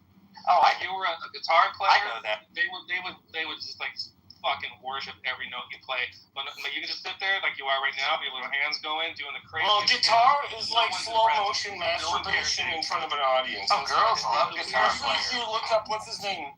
I hate guitar players. No one's like, oh, look at this keyboard the player. worst. No one ever. Maybe No, I Keith love Emerson. keyboard players. I don't fucking know. Huh? Yeah, my wife likes keyboard. It's a different kind of music that draws women to keyboard players. So when I was playing prog, they weren't impressed by the keyboard work then. But then when I switched to New Age and doing wineries and piano, especially acoustic, there's a serious pipeline from piano to pussy.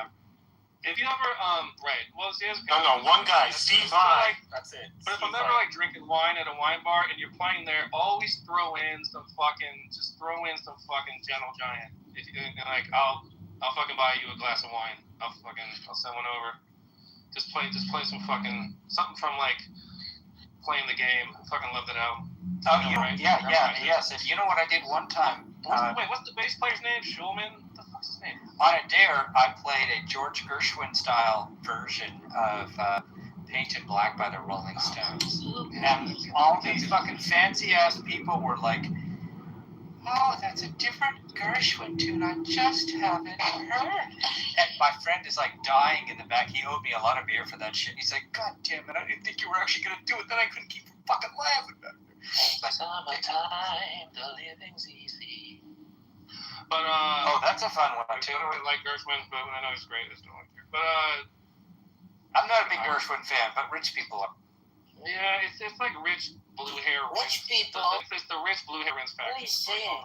It's the reason why all classical music fucking sucks. Just jazz You go there, Oh, you have to listen to fucking Beethoven's Ninth Symphony over and over and over again, and maybe they'll shoehorn some like fucking Stravinsky in there for like but it's fucking. Sadly, the classical music followers want to be seen as refined. I mean, there are people that have real appreciation for I have real appreciation for classical music, and I know a lot of musicians who do. But my friend who was, I've known people that were opera singers and stuff, and they said they hated it because they put on the whole show, and half the people in the expensive seats, they're there to say they're at an opera.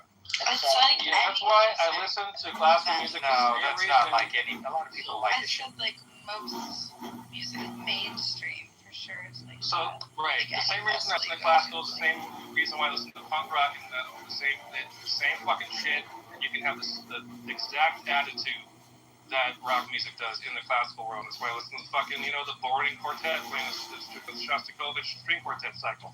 That shit kicks ass. That's not like refined. That's not like safe, nice music. It's crazy. Oh, it's good stuff. I love it personally. Yeah. Just right, Christina? We don't do the fucking Chopin. The fucking.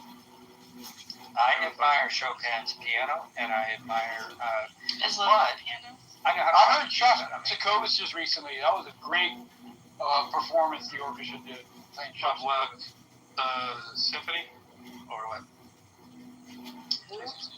Shostakovich. What did you hear? Was it a symphony? Was it one of his operas?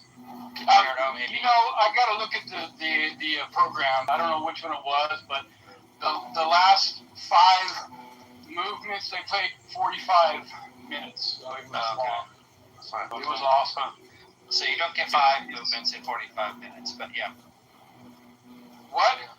What do they play? It took fucking 45 minutes. Yeah, I'm agnostic on this shit. I just love how it sounds. No, that's cool. Yeah, that's the best part. Don't let anyone get you hung up on that. That's the best part. I'm not hung up, but what you said was like, you don't have 45 minutes and 5 movies. I'm like, what the fuck? So here's a little bit of a thing. So between the 4th and the 5th movement, because at one point no one was used to that, and then people just automatically clap. And so what usually you hear that like oboe or like a bassoon just plays one long note, that's to suppress the applause. That's not in the score. That's just to get people to shut the fuck up. It's hilarious. It's like tone, I love that dial tone, Yeah, they're so uptight in a symphony hall that they don't want you clapping along. There's none of that. You sit perfectly still, and then you only clap when the thing is fully over. That's exactly how I have sex too. So it doesn't matter if there's that one fucking like old lady unwrapping a little mint for like 28 minutes, you know? What the fuck? Don't move at all and just clap. Dude, that was a perfect land. That buddy, that was just fucking awesome. What's funny is like one of the most famous. It was like what the fuck's his name? Stanislav Richter performance of Mussorgsky's Picture and Exhibition on the piano. It's like the best recording of it, but the entire like audience sounds like they're dying of consumption. Like it's just like coughing and it's like so hard to fucking listen to. But it's like so if you're really into classical music, you start getting like those kind of things to hear, you know. AI does such a good job of removing that stuff. I listened recently to Feynman lectures remade with the audio. I was like, no, say word finding sounds different. So I'm going to post a link in a second. Have a listen to what he supposedly actually sounded like. There's a purist movement in this kind of in the recording thing. They don't like doing that because it does change. But what if we have the microphone today? I can go into that same room, record a bunch of people that say they sound like Feynman. But you don't understand. It's like anything that alters the original signal is not going to be, especially the classical but people don't hear it. Only musicians hear it.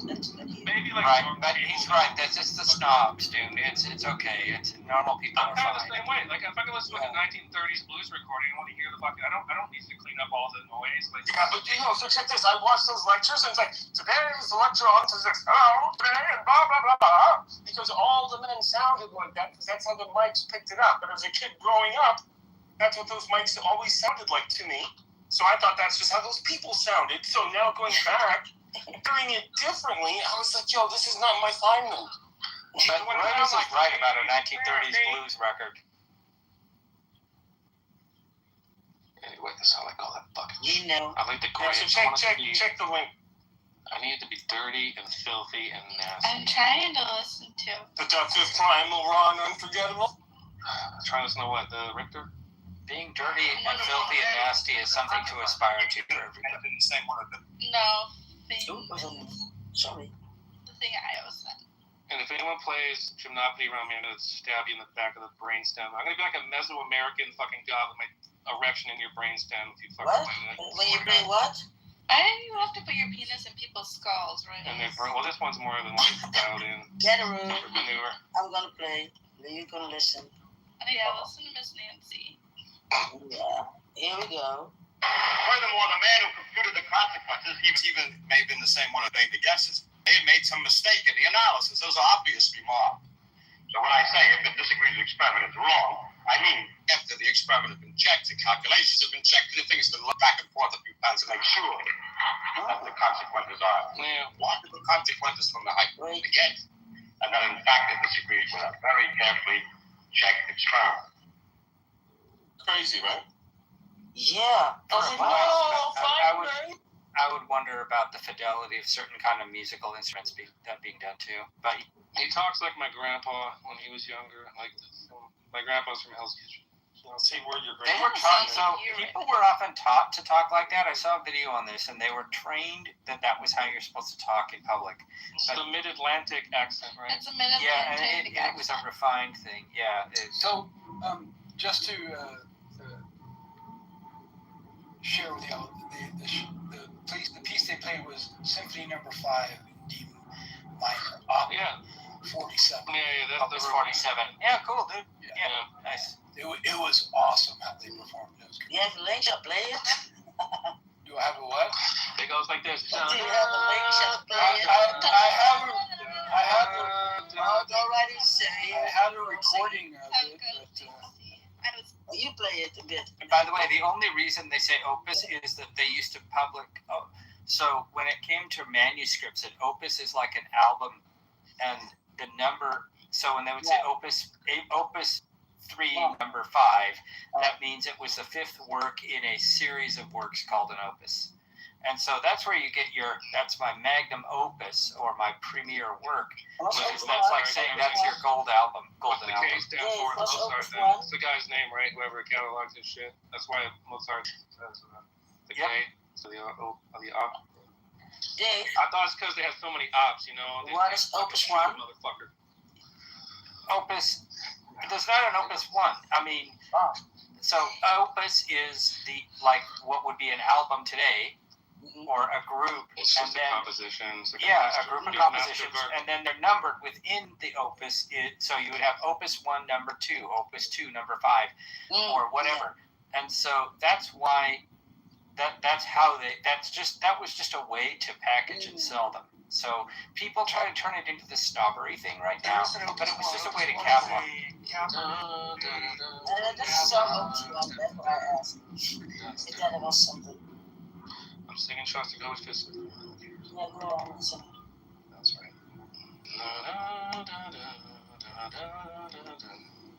It starts. It's got a really good build up.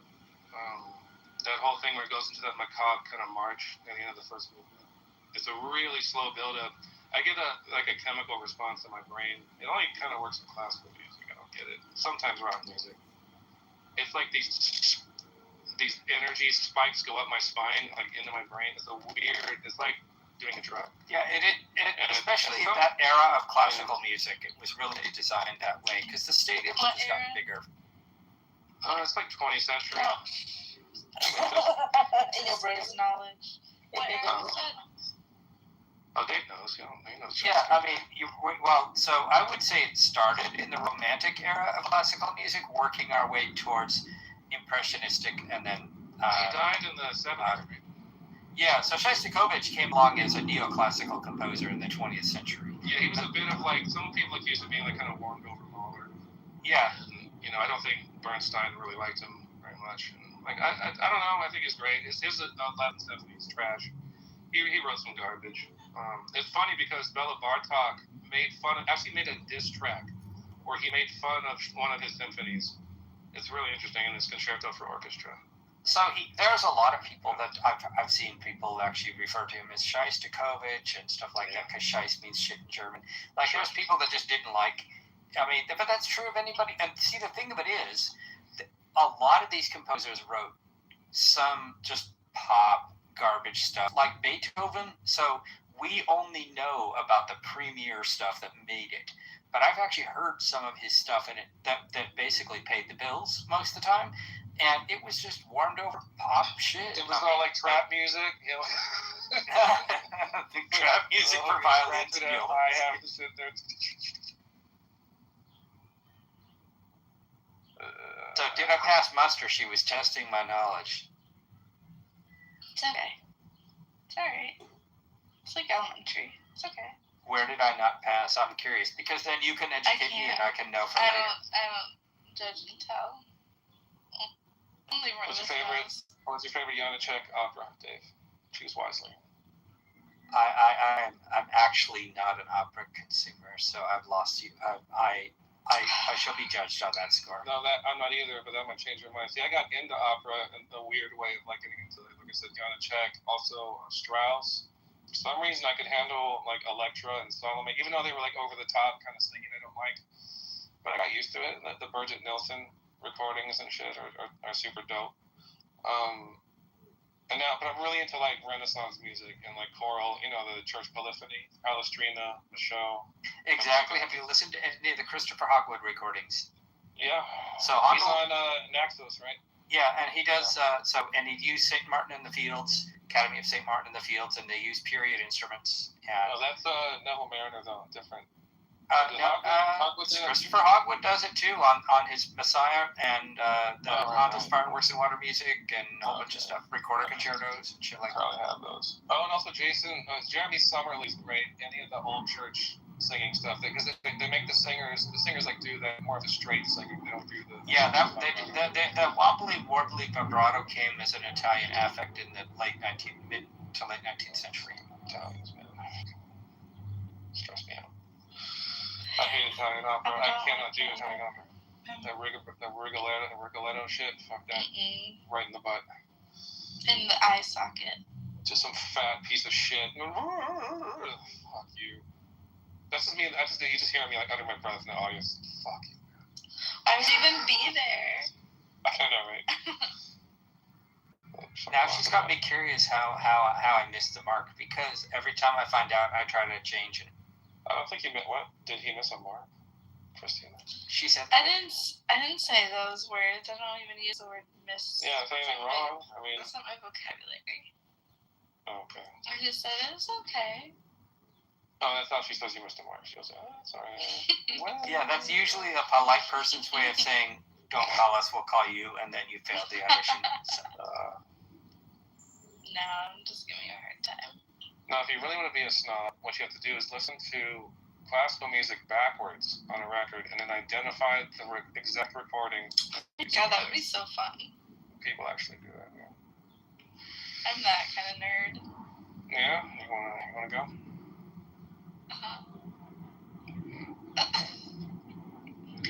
So I'm gonna probably. So see if Roy just fly over one day. Fly over He's dying. Who's dying? Roy is dying. Why? Body's flying over. Oh. Just my spirit. He will. Just a little out of body experience. A little DMT. I think you should think it's worth it. I'm gonna astral travel to you, Christina. I'll just be like hovering like a Cheshire cat, you know. You're like, what is that jacket? Then she'll come out of her body and you guys will astral have sex. I'm like, Christina, why are you chasing me out of the room? Like, why? Right? Like, why are you trying to straighten me off the ceiling with a rake? What are you doing? Body over my ceiling. Yeah. What the fuck is that? He's just seeing like crawling on the ceiling, like looking at you, like fucking like 50 feet fly. It's like in a horror movie. Spider Pig does whatever a spider pig does. Are you calling Roy Mrs. Spider Pig? Yo. Spider Pig. Spider Dick. Spider Dick. No, say word spider dick became a word. Who knew spider dick? Did you predict spider dick 10 minutes ago? Oh my god. Yo, third eye, spider dick? Question mark. No, that should be the room. It should just be the emoji for a spider, followed by the emoji for a dick. And then question mark. Spider dick. And then seriously? Yeah, spider, eggplant, serious face. Okay, someone has to do that. Okay, wait. There's a real Spider Pig character on The Simpsons. Is that I did not know that. That's the Simpsons movie that came out late 2007. You wanna hear something fucking dope, Christina? What? Alright, Alpha Fed. Okay. I'm sending you like a In the room. Welcome. You know what I'm talking about, Christina? This is my I appreciate that. I couldn't hear you. I could not hear you. Shostakovich, his most famous protege, someone who studied under him. Do you know who that is? Stravinsky? No. Close though. Okay, well, you two similar. get a room. Now. Get a room so we can talk about fucking Shostakovich. Get the F room. I'm gonna send it to you. I gotta find the right one. There's a bunch of them. Hey, It's Angel, like, you had a it's question neoclassical, but really demanding. about the topic. It really Ooh. like. Did you have a question, Angel? Huh? Hi. You had a question in the chat. Who don't open his third eye? Yeah. The third eye's your butthole, by the way, in case you don't know. Wait, you can see out your butthole, Ramus? What the heck? Yeah, I'm having a whole eyeball. You have an animal in your butt? Eyeball. No, that's actually not. I knew someone that claimed to sell glass plates. That's just the name of the Venus. He calls so it people the with their head up their ass could see what. But can I tell you, consciousness is third eye? It could be. Some of us think that, but then others kind of poke fun at that. So yeah, it is. Like what it is. Hero, Hayden here. He's not even here. Hero, Hayden. He's here. You might meditate to talk about a topic, and the topic is third eye. Because my topic is my third eye, because I've been studying it for 19 years, and I love it. Yes. Can you explain a bit about it? What we have to imagine when we think of third eye, and where it is, and how you open it? Well, would you want me to do breaking it down in 3 sections? Yeah, and well, let me say like this: break it down that these people over here, only Dave and me will understand. Maybe Angel, but the rest they don't know who's. Yeah, because guys, I'm so sorry to say this because every single creatures and every single human beings have a different perspective. So I don't want to say my perspective, and you might be laughing or you might be shocking. So I want to hear your guys' perspective first. That's a good idea. So share your perspective if you don't mind me, Miss. Our perspective on perspective? Start with IO. Meta perspective. So what are we talking about? The third eye. What you? Yeah. Yeah, the third eye. Yeah, I just think it's intuition. Okay. And he said it's consciousness, and you say intuition. Okay. Royfus? It's fuck. Okay. Thank you. Christina. Harpsichord, right? What's that? What were we doing? Probably the harpsichord. That's what you're hearing. I had to do that, Royfus. That was really good. Thanks, Vanessa. Yeah, thank you. And whenever Royvis is not paying attention, teachers like in Royvis, fucks. What? Yeah. Wait, what are we talking about? Perspective? Third eye. Oh yeah. So as a deer, I'm really trying to work on protecting myself. One word? Well, I kind of want to know what you're talking about because there is, well, it's mostly I don't think his name's Celesta in this one. I don't know if you know what Celesta is. It's like a keyboard, but you're playing bells with little tiny bells. Oh, okay. That's how you open your third eye? If I find out someone's playing Celesta, I just punch them in the face. I don't even ask questions. Wait, you don't like Celesta? Celesta has a place. I use it. And I hate fucking crotales the most. The stupid. You see, just fuck. Crotales are out of tune. I've had to use them on some books, but they're kind of weird. Dave, you're in a minute with Royvis. You're done. Christina, you have one word. Oh, one word. Third eye, when you think of it. So that mind matter can Christina, put your butthole away. Laser. What? Put your butthole away. Laser. In what sense, laser? Like focus. Like you just got that laser You have focus. Yeah. And JCC, what do you think? Of third eye, maybe you can put it in one word for now.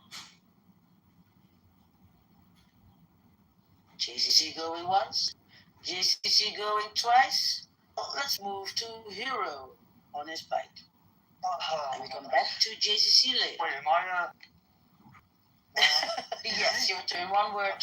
If you think of the third eye, what would you think? Because mind matter is the new speaker here. Third eye. I just like the thing. I don't know. I don't really believe there's a thing going.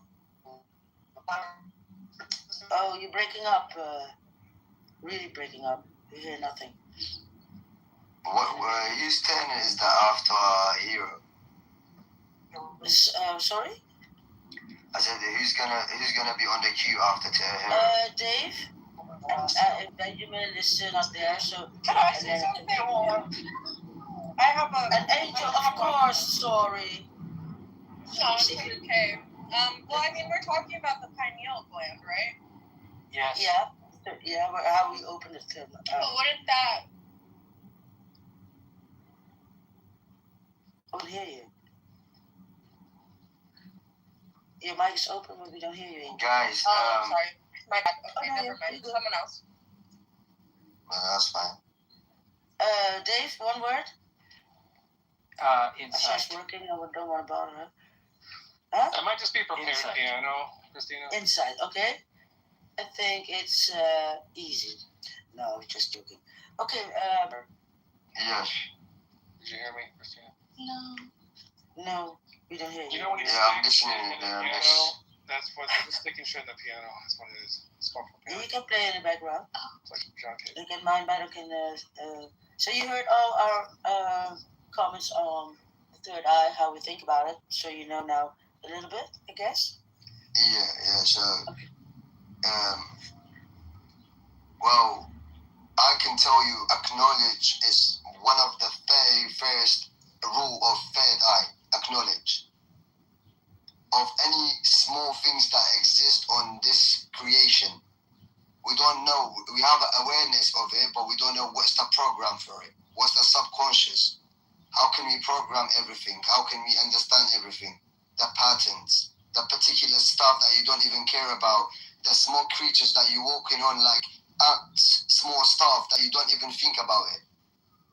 This kind of stuff is called super consciousness. If you don't have it, you can't get the third eye. That's what I think.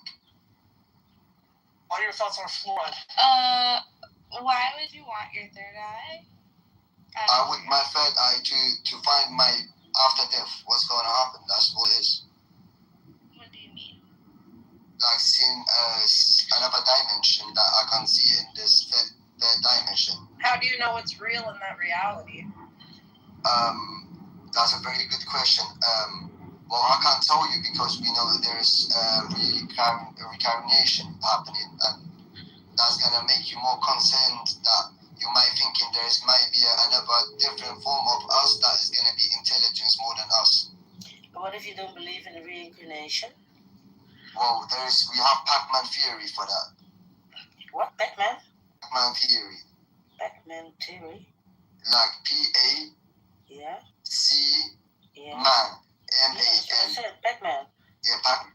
Oh, what was that? Because Pac-Man is a game, a computer game. Well, it's similar to that. It's very simple definition. I can tell you like that. Okay. It just connect with you, and it's three forms basically. Scientifically, it's three forms. Your physical body and your energy, which is inside you, your energy that you're using for functional projections that you're using in your reality, in your present. That's basically it is. Like there's three forms if you break it down mathematically and scientifically. But they can't because you don't see things, so you cannot measure them. Well, I'm still studying. Like I'm not saying I know everything. Yeah, but I know that part. I'm still reading some books that I haven't slept for 4 days about it. Oh, 4 days. Yes. And what was that you cannot sleep about? What was so important that you cannot sleep? Well, the very things that is important, when I walk outside, I see charity, nobody cares about it. Mm-hmm. Well, I see an old man with grey hair. He works from 9 a.m. till 5 p.m. Nobody cares about when he goes home. Like, this kind of stuff is upsetting for the community. And when is this happening? It's going to happen? Or? It's happening right now, but you're not aware of it because you don't have the third eye. But I don't live in that Doesn't environment. everyone have a third eye? Yeah, exactly everyone. Whether or not it's been squeezed open or not, you don't have one.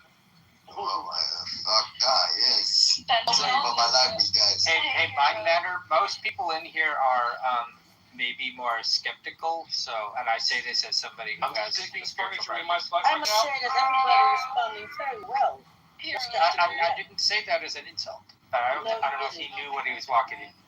Yeah. I'm so sorry. I did apologize for my language. I said that he had to break it down because nobody. Well, Dave, to be honest, the title of this house is called the Atheish House. So. Right, for native English speakers, that's easy to catch, yeah. If I told you, I'm so sorry, Miss. Yeah. Benjamin spoke to our third eyes and all our chakras last night. Like, Miss. Open the. I'm not a miss. No, it's addressing me. Don't miss Jennifer. Okay. He's a doe. I'm a doe. Yo, doe, what do you know? Commando. But I think this is kind of what you get. Matter. You want to say something to me? Are you so? dope? I can't lie, I forgot it. That hero talk. Hero, go ahead. There you are. Yeah. Well, I'm just saying. This is the danger of these ideas. I'm speaking to David now, Dave. Like, so you see people danger. like this, right? You get all this like pseudo profound. It's bullshit. Hey, where is he? I've probably been accused of such things too, so it's okay. Where is he? As a woo-woo deer, I don't mind the woo-ness. Just stay on the street, Christina. Don't go in the lights. I won't. I'll stay with the lights. There are people there. You cannot exclude them. Much family go from them. The grass on your side is fine. Today I saw a turtle on the highway on the side. Oh But it my was God. Run! And I wanted to turn around and save it, but I might die. That's deer. Yeah, you don't. So the tricky thing I can explain to you as a reptile guy about turtles. Dave, did you move in now? I didn't. I don't even think I can. I didn't. Oh. I'm not then it touched was anything. Or he left. Because Yeah, I'm not a mod in this house. I don't think. You are Dave, you are a mod right now. You have a green. Yeah. No, so I haven't touched any buttons on anybody's thing. So I won't do that because I'm a guest in the house and I don't want to disrupt people more than I already do. So when the owner of the house is like that, then you can do that. If the owner of the house never does it, you don't. You just don't. Let it to the owner of the house, and there are people who do in the middle of conversation. So we don't like that. So then he left himself. Well, I think that he got a little bit offended about what Hero said. We were all not, and what Dave said, because we were all listening and nobody was like, oh, we were skeptical. Until you said it. It wasn't my fault for saying it's. I say it's a fault. I told him because it's a new space for him. He has a language barrier like you do, but more so, and so he didn't realize some of what. Yes, because I told him in the beginning. Didn't you hear that? I told him what kind of people. So what do you want to do? You want me to say I'm sorry that I said that thing to him? That by the way, people here, a lot of people don't necessarily follow that. In case you didn't know. Did you say it to him? You did fine. Yeah, I did not intentionally run him off. In fact, I tried to make context. Yeah, maybe just let it go. Don't make contact because we already were doing it together. So just step over the bodies. Step over the bodies, yeah. But yeah, there's nothing to go on. Guys, you're on, man. Take your mic. Sorry. Hero, are you in the shower? Hero's riding his bike. Man, Hero is like triathlon, like Iron Man, crazy dude. Dude, it's so life is. Are you there? He's riding his bike. I wish I was around so I could bring you some water, my guy. It sounds like you're gonna need some. Okay, I still have next one too. Okay. It's all down from there, literally. 500 cents. Metaphorically.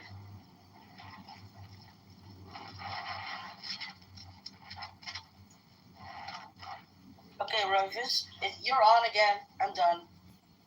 I'm done speaking.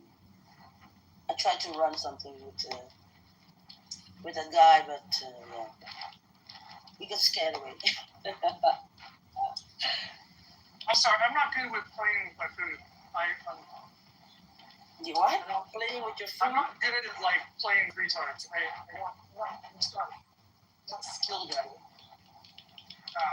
Translation, please. I also don't enjoy it so much. So what I should let you guys do it. It seems to bring you some joy. Okay, translation. From somebody. JCC. He said he wasn't good at playing with the R word, if you know what that is. What's R word? Would you ask? What's R word? Well, my daughter says that word is off limits now, but retards. So that was when he was referring to this other fellow, and he was saying he's not really one to suffer fools gladly. Put it that way is the way I would put it, and that's how he saw it, which is people can see it how they want to, but that's basically what he was attempting to tell you. Well stated. Okay, there was a gap in the language area. But okay, Rufus, fuck, are you there? He suffers me, so that must go to his credit to some degree. Rufus, fuck. Never mind. Angel, are you there? Because you got overspoken, so maybe you want to say something when you have the mic? I'm here, but my Wi-Fi sucks, so we don't know. Oh. I'll get a laugh. Well, you're very clear now, so tell us all you. I don't know. What do you guys want to know? The topic? Or not the topic? Somebody else has a suggestion? Well, how many of you guys astral projected? Well, you can talk about that. I mean, I have, but I have. Dave, sorry. I've never gone anywhere. But I have. Can you repeat it? I've traveled around the city and different things and flown up into the. Now I'm completely blind, so I can't tell you about colors and things. But I did astral project twice. Once it was by accident while I was partially high, but the next time it was for real. But it's not something I think of doing. It's not, and I don't know how to make it happen deliberately, though. Which again, I know that makes people say, "Well, maybe it's not real," and they're free to say that. I think that I hold out like. No. The people that I know who do it the most, they don't know how they do it. I did it through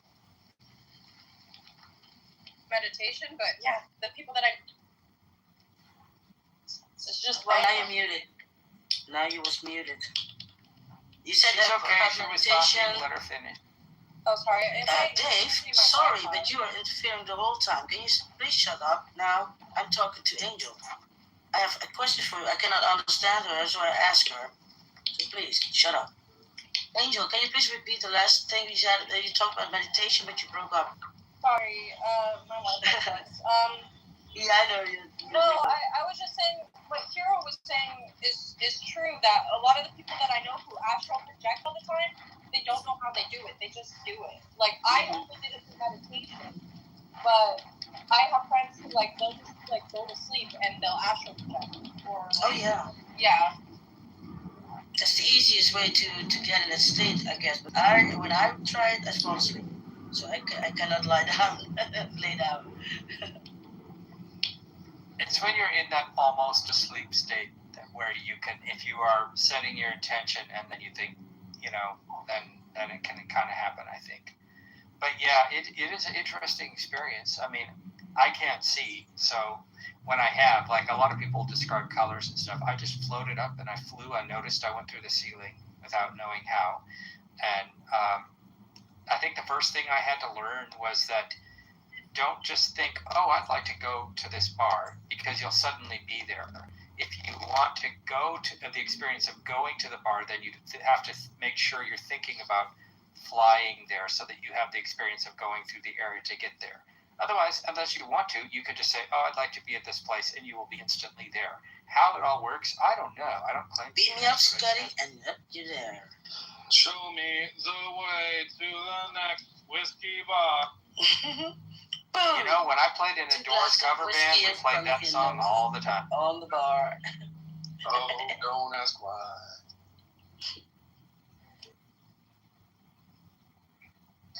I am the Lizard King. Wait, is on active? Sorry, Angel, we heard something, but it was up and down. What if my name was the devil? Wait, so what's the Pac-Man theory? I was getting that, Caleb. I was getting it, but the two guys scared him away, and now we have nothing than the Pac-Man, because I thought it's a game. And he said things happen, and you can go play. And I haven't even talked about penis vaginas yet. Today. Yeah, and they eat you. So I thought they eat your brain. So Pac-Man theory is eating your brain, and then you reject yourself because your brain is eating. We might have to erase everything that's been said and just start over. Yeah, that's a good idea, Rufus. Start. Please use. From now on, we're going to talk about fucking dicks, vaginas. fucking vagina, fucking this, fucking that. No, we don't. What's a dick? Yeah, I don't know. A little thing the guys have hanging there between little balls or something. It's a little Richard. Have the conversation. Little Richards. Way better. Two little Richards hanging there. Oh my god.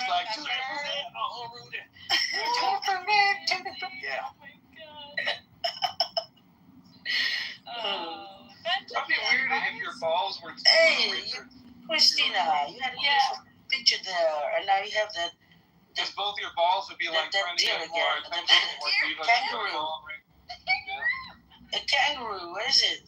I do not see. It'd be cool if one of my balls was Jay Brown and the other one was Little Richard. Yeah, you'd be on fire, brother. You would be on fire. You would never be able to stop. But then my dick is just like, my dick is Peter Gabriel. So that's like, there's two black guys with my balls. And your dick is Peter, which is so Peter's. Peter Gabriel when he released the Soul A album. holy dick. Do guys want girls to name their vaginas? Should we video? Shall we? That's the ultimate. All girls. Oh no! Wait. Name her. Name her like after a flower or something. Compact. No need for genitals, please, at home. I'm gonna call her in your room. I'm gonna say because your vagina's name is Deidre. No. Yeah. That is. This is my lover, Deidre. That's what I say. I see a woman like in the 30s, 20s in a long skirt, in the 30s, 20s, hair in a knot, the 30s, 20s, and then stiff as a I don't know what you call it. See, I'm in the 30-20. See, I know you said I see 20s. Christina, you do have a nice laugh, though. And nice picture. And I'm a married man, so I'm not hitting on you. I've been married 33 years. I'm saying that comes. Oh, hey, that doesn't stop anyone from hitting on Christina. Trust me. What are you talking about, Roy? I try to show at least some noble intentions. For all of my foibles, I at least try to be noble. I do too. No, you're not. Roy, come on. Fuck, man. You see? Can I name it Boards of Canada? No, you can't name it that or Cayman Palette. No. This is why you're not in charge of naming your own vagina. Boards of Canada. So no, I've got to know the story behind why you would call it Boards of Canada. There's got to be something interesting. She likes a lot of the down tempo electronica kind of stuff. It's fine. Yeah. But I just think. Well, there's more than that. But if you just mix it up once in a while, put on some Gorguts. I don't know. I listen to Parisian music often, as you know. No, I like it too. It's funny. It's just like... Okay, let's drop the dicks and vaginas. Let's talk about the next thing that I'm going to bring up. Okay. Rivers, I have a question. I forgot it, but I have a question. All right. You're ADHD, ADHD. It's the easiest. 1, 2. What the hell are we talking? The keys, Miss Nancy. What was it? Focus on the keys. I was distracted sometimes. I don't know. What I want to say. I fucking totally just like. How did you get my couch? Put your butt in it. I was about to go to work. I was like, I'm just gonna steam clean my couch. So I was banging. Getting it all prepared. Covered in jizz again. Yeah. Oh my god. Yep. Oh yeah. No, I want to talk about music. Anywhere in my house. For a second.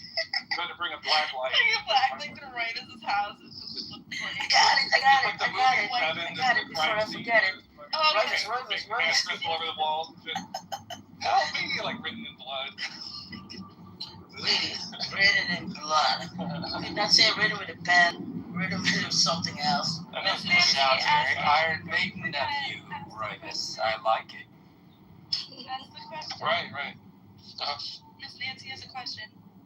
Okay, for real. Yeah, so what? Say I was a famous artist, eh? And then I think, okay, now I want to have a great song and I want to be a hit. Right. And I go to you. What would I I can't bring do that. to you? No. That's your problem. I can make you sound like $1 million, but I can't help you go viral with this shit. That's your own. That's marketing. PR. Yeah, doing this. You need T Diddy for that. Just doing what I do is like that's the beginning. Oil. That's nothing compared to the marketing you have to do to actually get your shit. I'd say burning the midnight oil, but bringing Wikipedia into it, that kind of makes burning the midnight oil. Your record will sell money if they put money into it, like marketing. Same with video games. Like, it cost us $200 million to make this game. What'd you spend on marketing? $250. We made $1 billion back. So it's literally proportional to that. There are algorithms that can predict how viral a song could be for what price. And that's a weird thing because that takes the art out of music. Yeah. There's no art in music. Oh shit! I was like last night. I was like talking to my guitar player, and I was like writing some local ideas. And I'm just like, why the fuck are we doing this? Like, we're old. This is stupid. No one cares. No, you stop that. Right, and then I get the no, stop that part of my brain. Like, oh, it's this. You gotta do it because that's. No, you gotta do it because fuck you, universe. That's yeah. Speaking of which, I'm gonna have to get going and start the lullaby room. So when you guys are ready to crash out and knock off, you can come by and visit us. I'll swing by later, maybe. Although I have to order dinner and probably get another long ass call. Lentil soup. I made it last night. Did you eat it all? No, it's huge. I ate like a little half bowl of it. I wasn't almost done. It takes like 2 hours to make, and then it's like like half a thing of cottage cheese and like a tomato, 40. Oh my god! Ew. By that time, I'm having an orgy. That sounds delicious. I don't care what anybody says. Cottage cheese with by the time I'm 2 hours into it, I need to clean up the nitrous canisters from all my fuck parties. So that's the point. Yeah. So, question to my answer is this, so I have to have fuck parties, and I have to have money, and I have to... This is a non-fuck party. He talked about that. It's a shitty portion of the night. I'm really fucking rude. I'm not fucking in public sexually. Okay. I know I talk a big game, but I'm like a little altar boy. I know. Oh no! Oh no! I only have sex with like the sheet and the hole cut out of the genital. I only have sex with older men. It's like no. And then we have to wear burlap sacks, so it's the most uncomfortable. And that's why I part my hair in half. Why don't you wear blindfold? Sorry, what? Why wouldn't you just blindfold yourselves? So then, wouldn't that be easier? Because it still feel good with the skin on. He still knows it's the priest. Yeah. It's sinful to have it feel good, so. You can't have it feel good? Some have to keep a boner through all this. It's complicated. Okay. As a deer, like, it's basically once a year. Oh, like oh, my goodness. Yeah. You're not going to really. Not much. What are you, a Vulcan? What the fuck?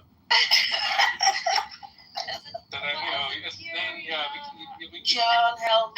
You should do like a the children here are talking about vaginas and dicks. You know, that's funny because I feel like that's a challenge for Roy, but he's like, once a year? Hold on, I think I would like to apply for that. Was it? Shall we bet on it? Make a bet. I'll have sex once a year, but it has to be like a 10-hour sex. No, it's 24 hours. Yeah. And you have 24 hours? Oh, 21? Okay. Don't. On what met are you? Don't try to like show up all brave and stuff. You're gonna die. Anyway, so it's a different kind of escape room. They lock us from the outside. 1 year? He just has really big antlers, like like the bigger they. Yo, she wears antlers? Yo. No, I don't. During sex with Roybus, a new kind of Rammstein music video. Oh my God. No, Christina, I'm a lot of fun. I'm just a lot of trouble at the same time. Like, really not. Stop that. Not worth it. No. So too hot, but meets Roybus. Too hot. You started good, and then you broke it down again. I know. Have you ever seen that video "Pussy" by Rammstein? Yeah. I'm glad I did. Yeah, that's what I'm thinking. Yeah, that's exactly what I'm thinking. I'm like, I have a dika. Dika. You have a pussy. It's such a good song. I think I've seen Let's do it quick. You seen that, Christina? I think so. Let me see. Everyone's seen it. Yes or no? You see that consideration that he has? No, you just stop it. You don't break it up. Christina, I'm not sending this to you because it's smutty. I don't send that stuff to you. So this just because it's kind of funny, but it is. He's gonna bring it. Porn, but Yeah, he wants to bring it. It basically is pornography. Yeah. So. Yeah, I think but it's a music video. No, but it's a cool song. Like this is, they're just being edgy. Oh yeah. Oh, I can see your wow, sex that with that. sounds like ass and looks terrible. Yeah. Let me smoke one first. No, it's not good. Yeah, when I have to have sex on that song, I have to smoke. Miss Nancy, you're killing my boner, Miss Nancy. Oh, sorry. Yeah, I knew that I would. There's a method to the madness. I know it's just There are many ways to see. There, I just sent you a pussy. There you go. Hope you try it. Does it have a name? It's called Pussy. Pussy. It's the name of the song. It's great. It's like the chorus goes, "You have a pussy, I have a dika." There's always dika. Dika. What's the problem? Yeah. It's like a person who hasn't learned how to speak English yet. They're like, "There's an E on a dick." Oh, ew. I have a dika. So every time I say that now, you'll get it. Inside jokes. Yeah, and we say, I don't say it. Like that's how I put moves on women. Like, well, then I have three pussies here. I have three. You go to the restaurant and they're like, "You will have a dika." Dika. I'll have a dika. Oh, the guy's gay. He wants a dika. Doesn't mean you're gay. Just means you like dick. There's nothing wrong Oh with it. yeah, that's right. Yeah, You know, you hold your own dick, right? So that's pretty gay. It is gay, isn't it? Like, isn't touching a dick kind of gay? You can ask your wife. No, here's the funniest one. Here's the funniest guy. I want to bank. He's crossing off Reuters right now. Like, No, listen. The funniest joke that I ever heard from a guy was, remember that movie Billy Madison? It's like the What? I had a joke. What is it? so for men, like they masturbate, they use their own hand, they grip their penis, so they're used to the grip of a man, yeah, we have of a man's hand, with the strength. Put it that way, right? I think this, Io. I think this. No, hold on, And so when you meet a woman with a very manly hand, you're like, that's almost like my hand. Women always back me off. It's always retarded when they do it. It's always like it's silly when they do it. Their little hands. And I'm gonna need some bigger hands, lady. As if you have an elephant dick. I'll come in like 2. I'm not gonna like make myself finish in like 2 minutes. I need to do a little stealthy. What if a woman's doing There's it? a hand. Hours when a woman. It's like a retarded person jacking me off. Yeah. Fuck you. With a little like trying to like, what are you doing? What's going on? With his little hands. Is this Atari? Is this like a video game? No, I'm gonna put my photo up with my big hand. We're gonna play Pac-Man. Pac-Man theory. We're gonna do the Pac-Man theory. I don't know what the theory is, but we eat your brain. Christina would like giggle a lot. I think that's the one thing. Wait, what? I don't know. I think She's even trying to giggle at that comment. See, that's how ridiculous it is. Like, oh my god, it's so funny. I don't know why you fucking funny. That's funny over here. And I was funny. Like, look, the funny thing is, I have to make like a funny, girly kind of smile when I say that too. And I like stick my tongue out. Like, go, But you know what? Every guy on that's after the sex, Christina. No, it's like it's during the sex. These 3 dicks are all in my ass. Oh my god. No, say a word more. This is a triple dick, yo. How can I see you with a triple dick orders, yo? Remember, I have security there. I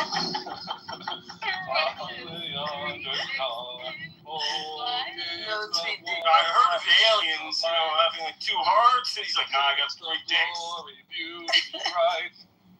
3 hearts. Really. Oh. So, why am I so retarded? Well, where were we? You're retarded. No, this is what happens when you lose blood flow to the brain. One head to the next head. You screw us, brothers. And another one. With the best music. Wait, so when a guy is being pleasured by a girl, are you saying it's never gonna feel as good? No, it's just different. Like when I do it, it's to like get it done. It's like just get it done. Over with. When I'm with this woman, it's like because we're having fun. And you want to make 24 hours full? You're not gonna have the grip strength. You're not gonna have. It's like a performance. You're not trying to race like through Shakespeare or Hamlet or a movie or a film. You're trying to enjoy it. And when you're alone and you're watching Hamlet, you're like, what the fuck am I doing? I know all these lines. Just get to the point. You know the Kung Fu grip? That's what I have. The Kung Fu grip, you know? So hard. Yeah. You're just not going to stay hard with your little hands. I want to picture it, Io. I want to see that lobster dick again. All right. Oh, that's Cat. Come on. There are other holes I can use. What? You want to see that? Oh! You made it, it's a mess over here. It's a mess. I don't know how long you're there. I gotta order my food. I'll be back. I just invite you. But okay. I really want mess. fucking Israeli food right now. I just want. What is Israeli shawarma? Pizza This is place, Israeli, right? Christina, will blow your mind. It's so good. It's like one of. It's just. It's like going to Gaza. No, I've been to fucking Israel. I swear to God, I've been to Jerusalem. I know, but it blows your mind. Yeah. It'll blow your mind. Israelis don't have. I was just thinking, I don't get this joke. But Language it's like, barrier. Hey, at least I'm making jokes about the genocide. You're not even bringing it up, Miss Nancy. American. I know. Am I gonna get blown up by a Palestinian if I get this food right now? It's been a while. It's been a while. I had to change my profile picture to go with the question. If you I like to love your have profile a huge picture. amount of dicks, Thank well, you. I The other only one have too. one. I only got one. If you No, you got 3. That's the new song I just wrote. Yeah. Oh, sorry. It's called How Many Dicks Do You Want? I got one. And in parentheses, I got one. That's the name of I it. have 0 because How many dicks does it take to get to the road? How many dicks does it take? You know what? I got one, bro. And and then the DJ says, and another one. And then what's wrong with me? I'm gonna drink later too. I'm gonna get so nasty tonight. This is gonna be bad. Oh, please don't. Please don't. This is him in his comfort zone.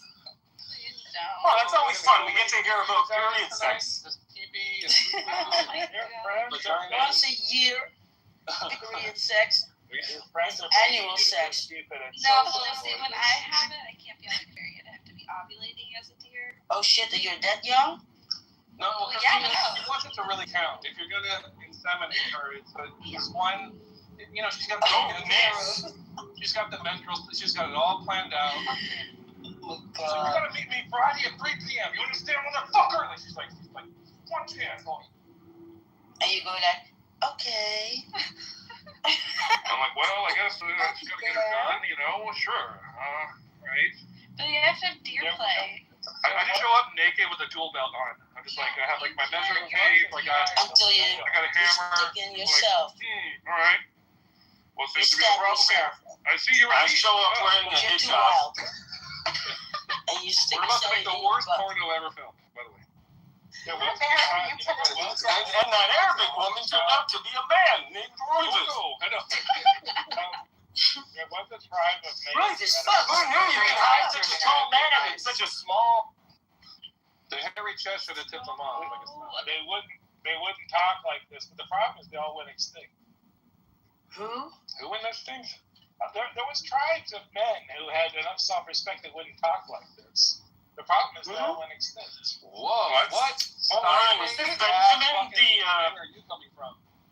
I'm having fun. The women are having a good time. There's nothing wrong. It's the laughter of women that annoys him. He's not Yeah, used if it bothers you, then maybe you're the issue. Like, I'm actually, talking about sex and penises and vaginas and poo-poo, but, you know, everyone thinks it's fine. Everyone likes it, but you. I'm so glad you changed your profile pic back, Ramiro. Are you not entertained, Kat? No, from what it was, he had that weird, like, tongue parasite thing, and he finally changed it back to the skull. I fucking love that parasite. It's so saying that I was bothered by it. What I was saying. I keep thinking that Benjamin has like the Pink Floyd cover for Animal. He's like, you don't appreciate music like I do. That has a good sense. With the best music, DJ Khaled. With the salad. Oh, yeah. We have to do a radio show with Christina. They very sadly went extinct. Yes. And all that's left is us, right? Descendants of people who can't keep our mind out of the gutter. Who is this man speaking? There was a classical. Who's this old man Maybe speaking? we should meditate again. What if there was a classical pianist and he would just like take his pants down, his trousers, and just piss in the front row of the audience? Seriously, masturbate for the first 30 seconds. No, he was like the T.G. Allen. That's like watching Steve Vai play the It's guitar. like my family, all talking and still knowing what the other saying. Right? And answer Steve like Vai 10 might minutes be later, but still masturbating on know. stage. It's like my family. They don't masturbate. This is how I imagine. Nancy's family doesn't masturbate. No, I don't know. Get off my lawn. No, I'm sure you're right. I'm sure. That's got to be a thing, right? Yeah. I want to play with my bees. Yeah. Well, we started with Third Eye, but that didn't go well when somebody actually want to talk about it. I tried, but then Ghost in here ghosted him away. You guys like the name Third Eye for Dave? I think it should be on his records. Whose records? You. Hey. Third Eye Studios. What do you think, Roymus? That's a good name. Say that again? Bad, right? Say that again? What for studio? The Third Eye Studio. Oh, yeah. I think that's already the name for something. I've seen that somewhere. We changed it. Well, the point is that Dave is blind, right? I see you, Benjamin. And he sees things. I see you. And see, look at the title. He sees things through his third eye. That's just kind of a fun way of like embracing. I thought it was like a fun way to say he's blind. No, it's a fun way to embrace like, the fact that his perspective is different than yours. Oh, you were listening, Benjamin? Benjamin, how are you listening this whole time? While he's working, I guess. I think the whole time would in fact be an exaggeration. So let's not get carried away. Oh, okay. I was just wondering. Let's not. Well, anyways. But we're good, right, Benjamin? We did nothing wrong. We didn't say anything wrong. Answers are so fucking say those things they say. No, there's two ways to handle this. Either you make the women laugh, or you say something dorky like Benjamin. So, Benjamin chose I'm not actually going here and back on that, instead of joining along with the fun. But he's going to do it again, so hold on. Wait. What was wrong with what I said? Like, what was inaccurate? No, you didn't say. Maybe we shut up. No, you're beautiful. You don't change at all. What? Share your wisdom with us, old wives, old wise man. Nancy. We love you. Thank you. I love you too. I love you too, Roses. I love you, JCC. I love you, Romero. I love you, Christina. I love you, Kelly. I love you, your wife. Well, I only love my wife, so fuck you, weirdo. You know, bitch. Oh, can I like you, wife? Have you seen the movie Michael yet? Michael Jackson. He's No, jealous. I'm gonna watch that. It's the jealousy of Fuck that movie. I've seen the rest of the I love your woman too, but it's just kind, but he thinks, Wait, jealous. It is really good, by the way. Okay, then. People seem to have a problem with him diddling kids, but listen, there's more to one. That's just ignorant. What about Chuck Berry? Like, stop it, dude. Why are you so ignorant? That doesn't change the music. The music is still fucking good. People are caught up on that. If he was guilty, the FBI would have sent him to prison if it weren't for you. You think so? Why do I think if there wasn't enough evidence, they would have arrested him. Yeah. Didn't listen to his music. I don't need to see anything about his fucking life. Yes, and Epstein killed himself. I think that the child diddling. You calls at the same time. He's the kid that made the music better. He's like, I'm connected to the inner child. He's a pedophile. So why do I have to watch a movie glorifying his pedophilic life? Ruin me. This is gonna ruin me on Clubhouse again. Dude, I hope No, I gotta say, the pedophilia made the music better. It just doesn't taste the same without it. I mean, 6 different stories, man. Like, I'm sorry, what did you say? That was before I spit out all my fucking drink on the... That's when he talked about it. He was so crazy. He was talking about fornication and masturbation. And big dicks. I watched the thing about him being a pedophile and what a fucking creepy piece of shit he was. Why on that side of the cat? Why? Why not the money-grubbing pieces of shit who fucking allowed their children to hang out with him? It's all bad. I wouldn't do that. I don't know. I'm like, yo, this grown man wants to talk to you? Okay, yeah. I'm gonna meet him What in the about the bushes parents, later. Pat? Aren't the parents worse? Okay. Hey, listen, your parents can Wait, come the sleep parents over. are worse You than can come the sleep over pedophile? too. If you Where do you What live? the fuck is wrong with you? Neverland. So listen, if you throw your baby in with a lion, are you mad at the lion? Yo, it's eyes wide shut. They just don't know that Are there you is an mad at the exchange lion, of or are you stupid for putting your baby in there?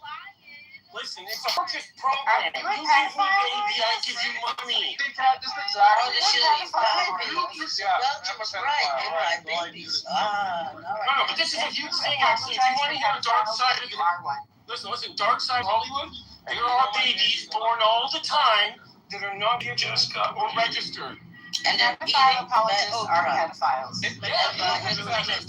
I have certain No, that's the story. Why are we? When I was playing pedophile. I don't think the biggest shot. I feel like I started. Are we going to be a bunch of virtue signaling? I finish every time. How dare you? We have to distance ourselves from pedophilia. We don't want any word. Awareness. Stop it. I listen to his music. I don't need to hear about how great he is when he's a pedophile. He was a pedophile. He was never convicted. Elvis Presley.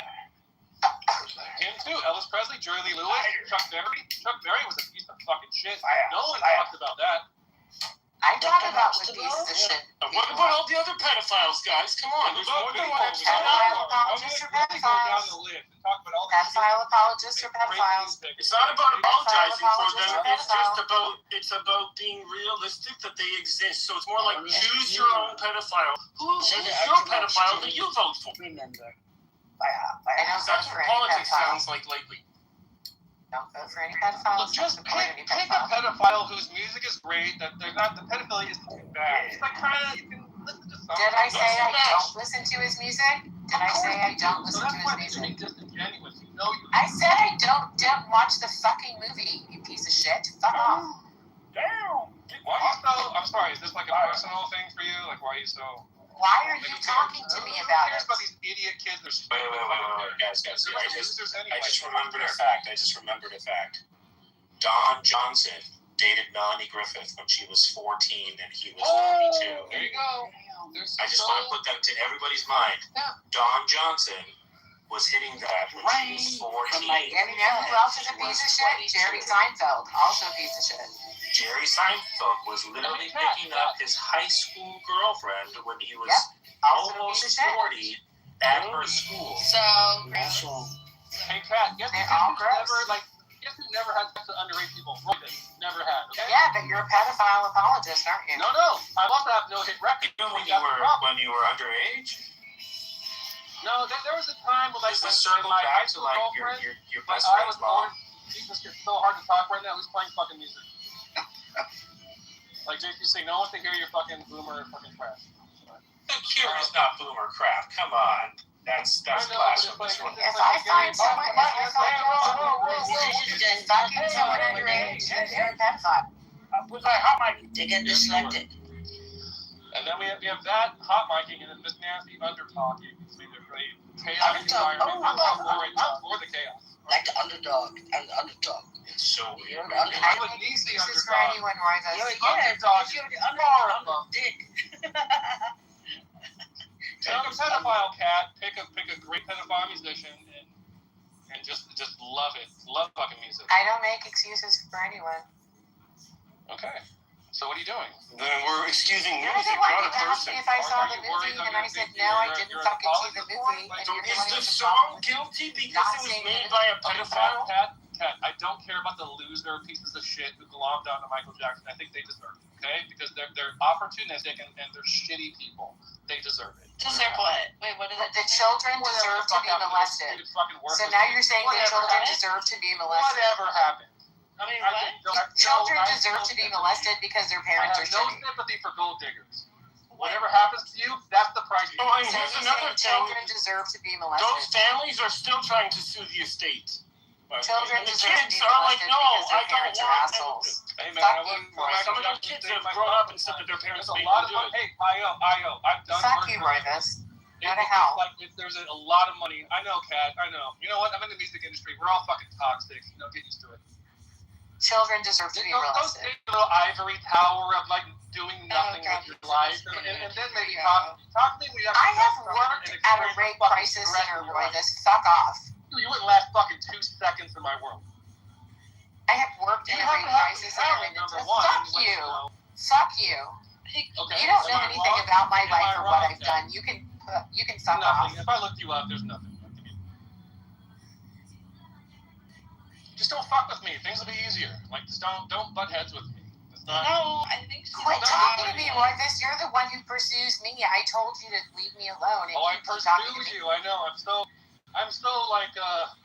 You told me you loved me yesterday, Kat. I know. Roy, Jesus Christ. Oh my God, this relationship has evolved so quickly. The two of you, I'm so proud. Kat, when I he told me he loved me yesterday. And you believed him?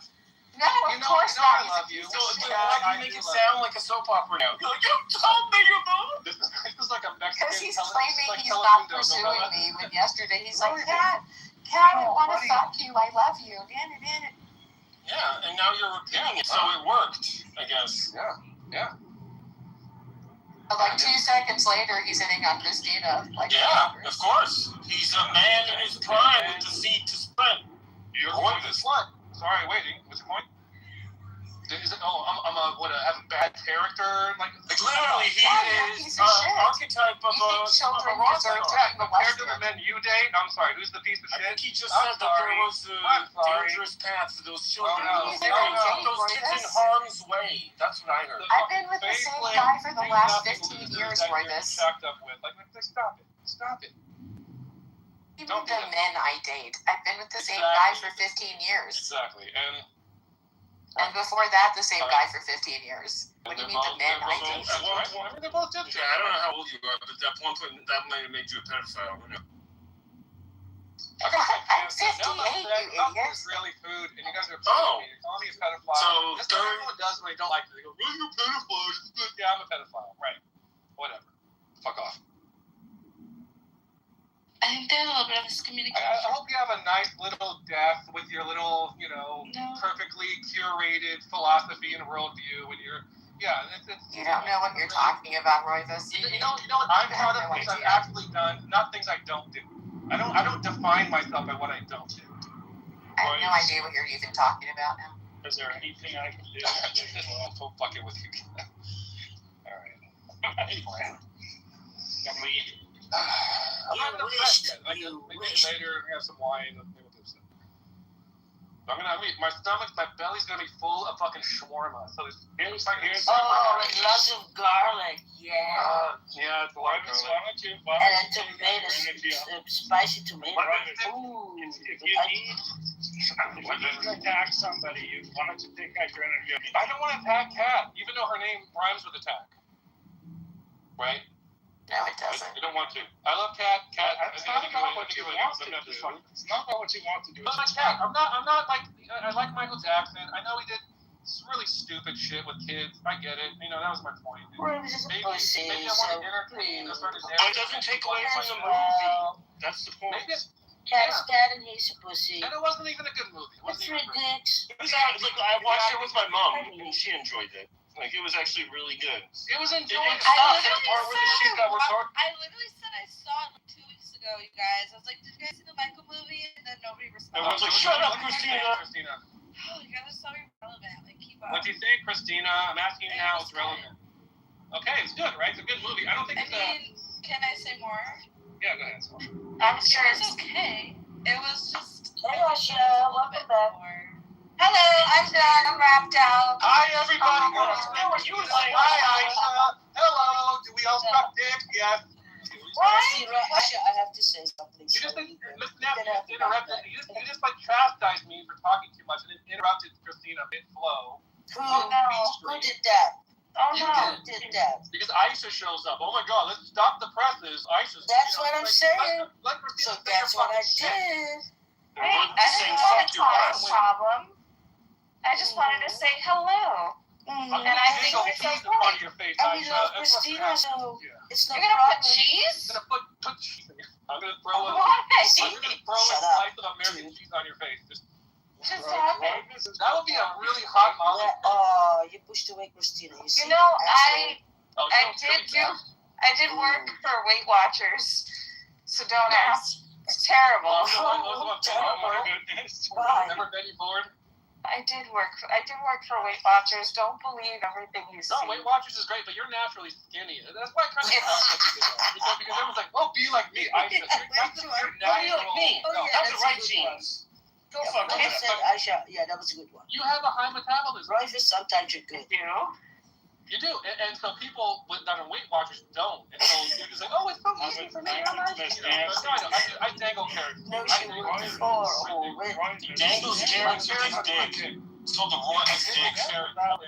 Yeah. I go, "You're gonna get this dick if you just behave." Well, I just wanted to say hello. Hello, darlings. And, welcome back. This was a good day because I did nothing and got paid and hung out on Clubhouse with you guys. So, also, I have to be at an appointment at 7 in the morning. Yay. Okay. But, I'm not mad if anybody talks about the Michael movie. That's what I was trying to say. So, anyway, Benjamin, it's nice out now here. Right. It's not 100 degrees outside anymore. FYI. Did you cut any frames? Did I cut any what? Did you cut any frames? No, I didn't get to cut brains on this movie set. I just filmed. That is all we did. Did you get some airtime? Or at least No. Wasn't used today. Will be probably used tomorrow. Totally fine. They let me go home. And I'll still get paid as much as everybody else who's staying. So, ha ha ha. But that's union rules. That's not special thing or anything. But tomorrow, at least I know where to park. Okay. So, friends, what else is new? Io is here. Hello, Io. Hey. Hey. Okay. I will just figure out where to go.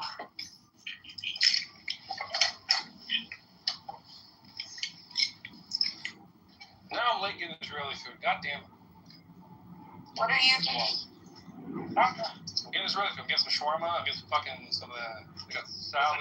It may not all fit, but that's okay. We can talk like this and give us something. Huh? Well, you're about to. Where's my fucking wallet? Oh, it's in my car.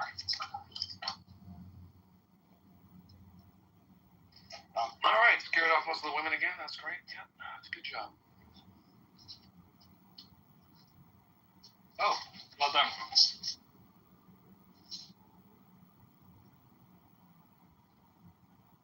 How to Never Get Laid by Benjamin. Yeah, no. I've evaluated everybody in this room as like a wingman, and Benjamin would be like the worst. He'd be like the anti-fuck wingman. It would be. Well, if Benjamin never got laid, how if you went out with Benjamin, you would get fucked by him probably more likely. Oh God, what? I'm sorry, what?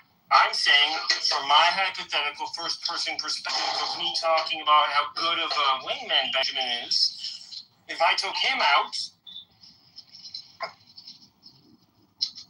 because he's so much of a help that way, and so cool. You don't think he's much of a help at all. Welcome back, Christina. Sorry that your opinion got cut off. I don't know how you feel about halfway across the world. Can't hear you for all that rustling. I rather suspect kind of light grade. What? He's got a low grade. What is going on? Level wingman. Can't hear you, man. Have you guys done any wingman? No. So I'm actually rather accomplished, and there's several children. Ding dong. There's several children, because of my skills as a wingman. You think it makes? We need to bring it back to a Benjaminism. Mermaid here, sir. You left me wingless and manless. You left me out there. He's an isless. I was the only. You dropped the ball, Benjamin. full. 3 days ago, I was the only view you had. It's my view! It's my view!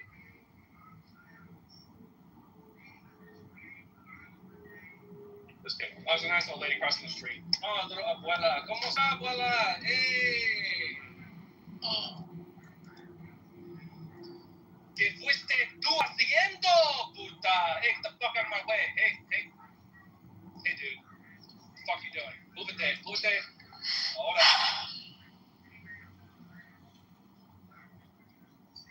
Fucking Dave. Oh my god. People driving in the middle of the road. I'll just say this. I'll just put this out there, just kind of gently. Convincing a woman to sleep with you. Nobody cares if you're trying to make up for the lack of mojo you have on the stage. Nobody cares. Please stop. This is even more embarrassing than the original performance. Please educate me. No, I want to learn some games from Benjamin. That's what I'm here for. Like, not only do I not want to hear you be a lame person, but don't explain why or how you might be cool in some other scenario. It doesn't matter. The arena's here and it's right now. Be funny. I was just going to say, convincing a woman to sleep with you is kindergarten.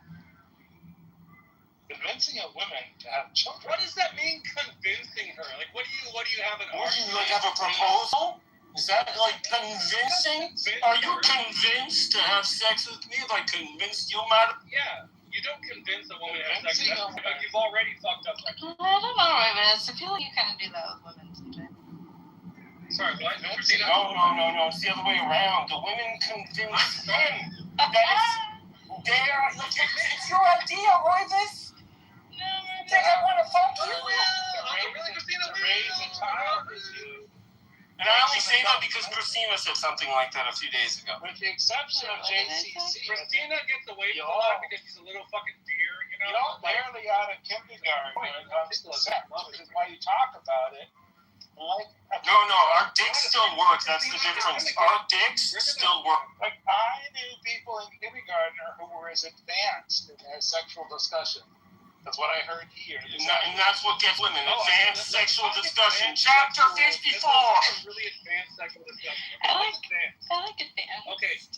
I think let's hear this. I want to hear what's advanced. Yeah, please give us an advanced topic. What's the advanced section? Please go. Advanced sex by Benjamin. Advanced sex. And it better not be fucking some 6-year-old in a Muslim country. Look, being able to discuss what might happen afterwards. Women, Jesus Christ, I would just shoot myself if I was a woman having to listen to this. Listen, something could happen after the sex. Afterwards? What does that even you're trying to bring up something for me. What are you doing, man? No, you apparently already finished, Christina. It's already talking about afterwards. Do you think women really don't know what's going to happen during like, you feel like you have to describe it to her? No, nobody's describing it. We're giggling about it, but you're too old to get it. Which makes you ignorant on 2 counts. One, you don't have a good understanding of her brain state. Yeah, that's how you get fucked. Yo, girl, that brain state. No, that made my wife laugh from across the room, so I want to say that, yes. I'm sorry. Did something happen to your brain state? A fucking... Yo, girl, that brain state, girl. Yo, girl, I want that brain stem, girl. I like the fact that I'm going to be first in line for sympathy sex just because you guys are piling on so hard. That's right, we pile on, we stay hard, and we finish. I'm like, you're a weak ass. Oh my God. Like, you're bragging about what you can do in the next 5 minutes. Next 5 minutes, dude. I thought you were already done. The woman is thinking about the consequences for the next 50 years. It's true. Fuck, who talks like that for romance or having a... Like, I'm wondering, has Benjamin ever had a one-night stand? No, probably not. not. Span is barely longer than your penis. So I'm wondering, probably not. That's probably something that you don't engage in, that kind of sport. One-night stands, I could never. That's just me as a deer, though. It's a sport for gentlemen. Stands are kind of stupid. They're always weird. I don't do that. I've never had one. Don't do it. I won't. You know, I think about the consequences of, you have to think about It's true, though. Like, I'm not even trolling. You're like, hold on, but what if we have children? Well, like, I don't know. Like, you know. And then quantum entanglement. Women are not thinking about. Look, if you're not giggling or having a fun time, then why even fuck to begin with? I'm sorry, this is retarded Benjamin shit. Women are not thinking about what if we have children. Women are thinking ahead to what will our grandchildren be like. I don't know. Maybe these are like time traveling women from the last century, but I don't know any women like. Meanwhile, you're asking the question, can I get hard? Can I get hard? Can I get hard? Nobody's saying, can I get hard? We know you're done, Benjamin. You can sit down. You're coaching it like it's Little League. You're like, come on, get it up there, man. Get ready. I don't know. I'm oddly attracted. Now you're talking to my penis, Benjamin. You've really fallen down. Please stand up. Like, I don't know. Benjamin. I imagine him as a Little League coach talking down to my penis. He's like, yo, just get up there. I'm like, Benjamin, ew, stop it. It doesn't even sound cool what you're saying. It has to sound cool and land well.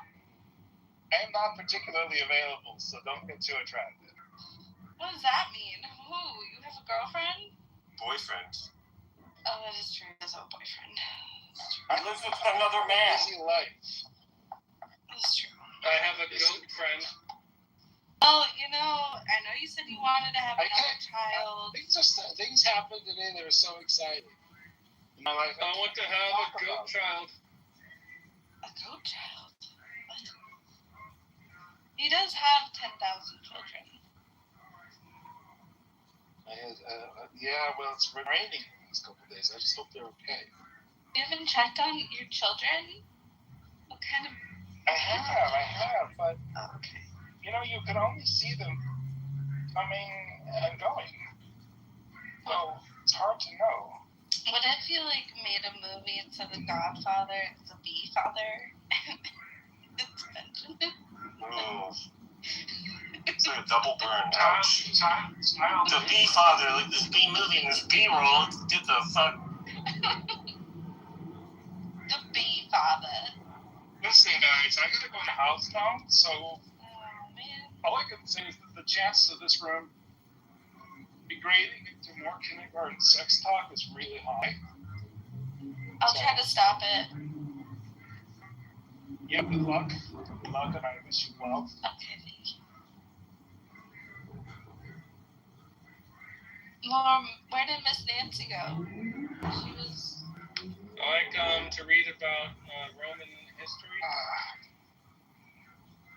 Oh, are you okay, Benjamin? Yeah. Oh, okay. I heard a weird sound. I was carrying a bunch of heavy groceries in an awfully one-handed way.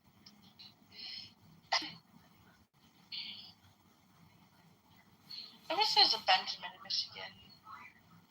Yeah, Benjamin's one of a kind. Yeah, I know. There's something one of these. Pretty sure any guys like you, Benjamin, are married here. I had to break off the last relationship because she only wanted me for my body. What? Are you serious? Are you pulling a Roivas right now? Oh my god. Generals gathered in my mustache. Here's Benjamin's first rule. Okay? There's always a kernel of truth.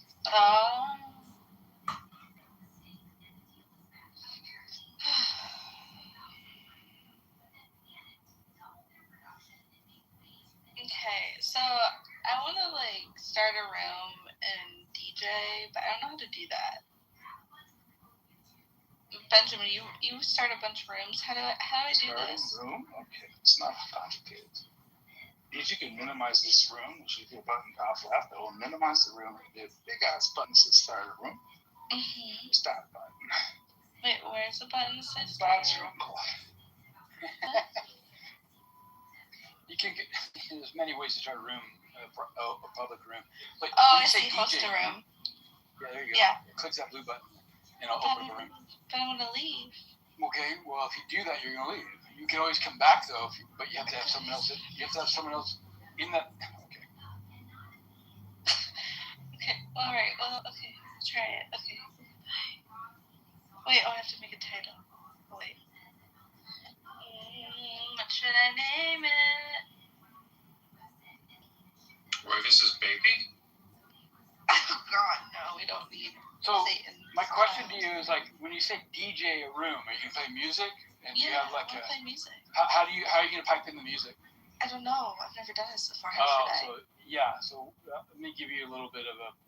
It doesn't sound good just to play the music over your mic. You got to have either club deck. Ooh, what's that? Then, it's on the computer, so it's not on the mobile device. Oh. Yeah. Or you have to have an external audio interface, and then you can stream from that onto Clubhouse. So.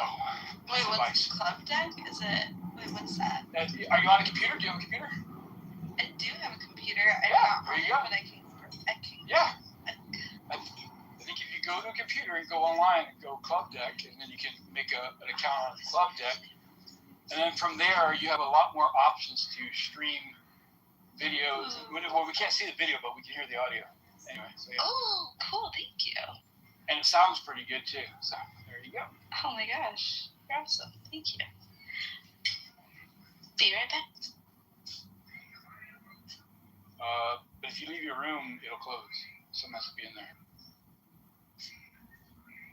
I should know that. Sure. This will be fun.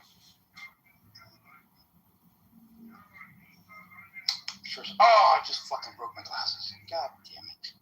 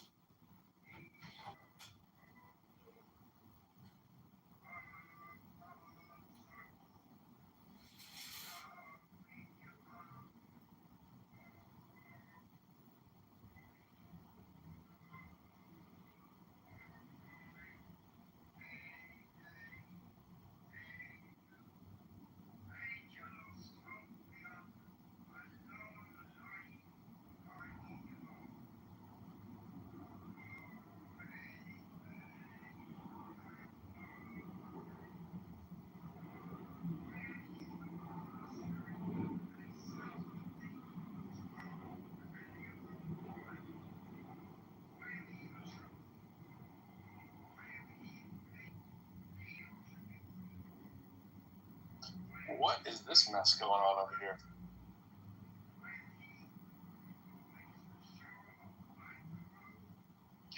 We got Anon hanging out.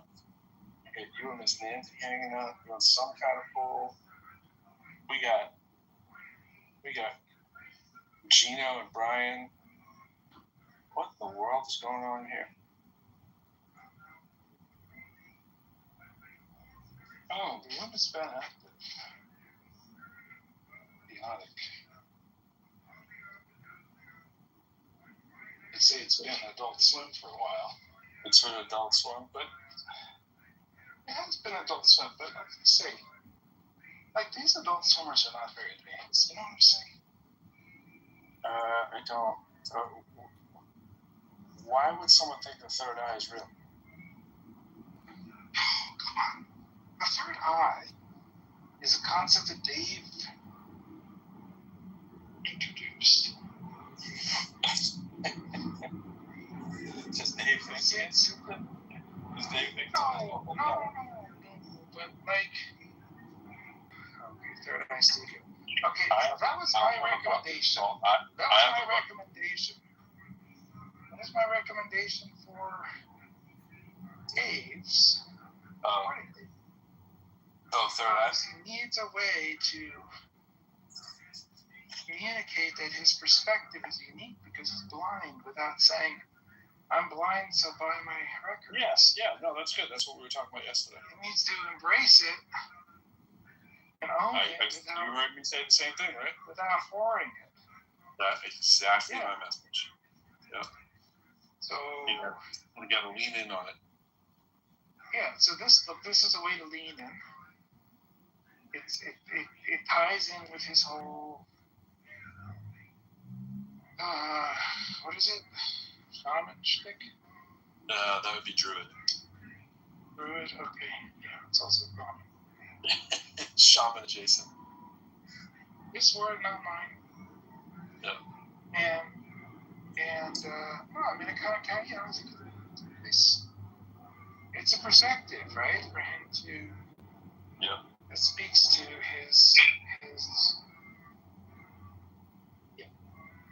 Okay, so that's where Dave was here all day. Dave held up this room. He was the temple all day long, and then the kids came in and pretended like they were kindergartners in the back of the bus talking about the penises, like they've never seen one before. That's always tough. I'm not really there for the penis talk.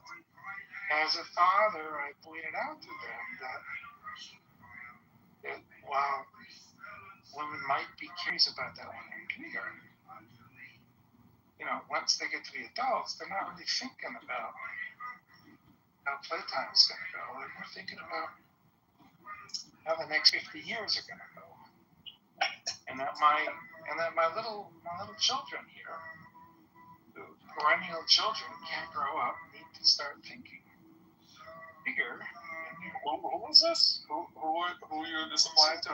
This is all the people whose name starts with R. Romero, Rivas. I have to say them out loud. That was fun. Oh, Rivas was here? Oh, that's fun. I'll come by while Pro's not here. I love to lecture down at my little young perverts. Yeah.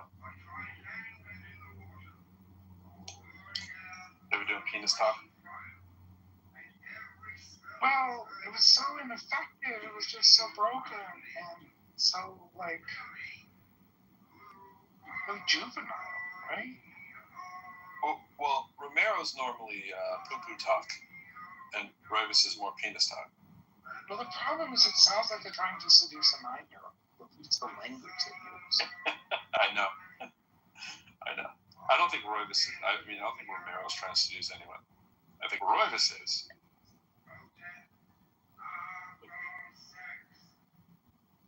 Now Kat and Christina have their own space. They've created a little bit of bit of female freedom for themselves. I see that. Right.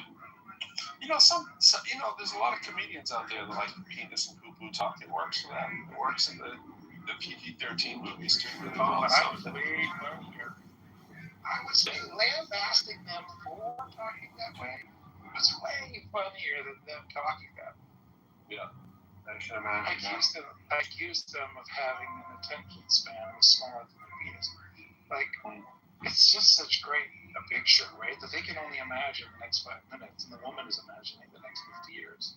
Right. And this mismatch, intellectually, between the two, is hilarious. Don't you think? Yeah. In a way, it's kind of like me being fully aware that nobody thinks there's not a big amount of women out there that find the fact that I like Star Wars and Marvel comics as an appealing thing. But I counterbalance that with my lack of caring. So it goes right in line with I'm not interested, and it actually works for some strange reason.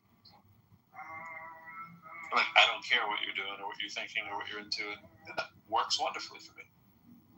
Well, I think the tension, the biological tension between men and women when they approach sex, that men are thinking short term and women are wondering what happens as he's done, right? 100%. Is he going to throw me out? Is he going to break my heart? Because the deal is, he's got what he came for, right? It's like you go to a restaurant, you eat the dinner, and the waitress is wondering, like, hey, like, so you eat this food, like, are you going to take it out with me a tip? Or are you Scourge of God may be obedient unto me.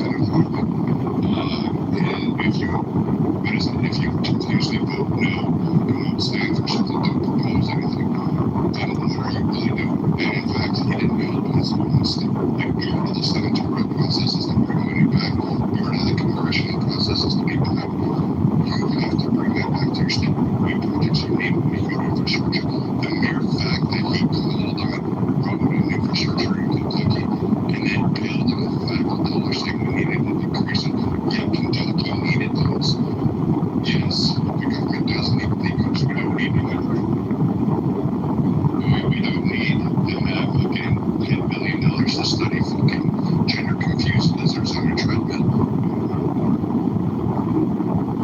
Dude, like, they're sure, go blow yourself. So, this idea that we need to continuously spend money on bullshit, I agree with Massey there, but the other part is you're supposed to bring your fucking money back. As people pay taxes and expect to be able to drive down the road, because you tax the shit out of people in Kentucky and you ask for help, and then you turn around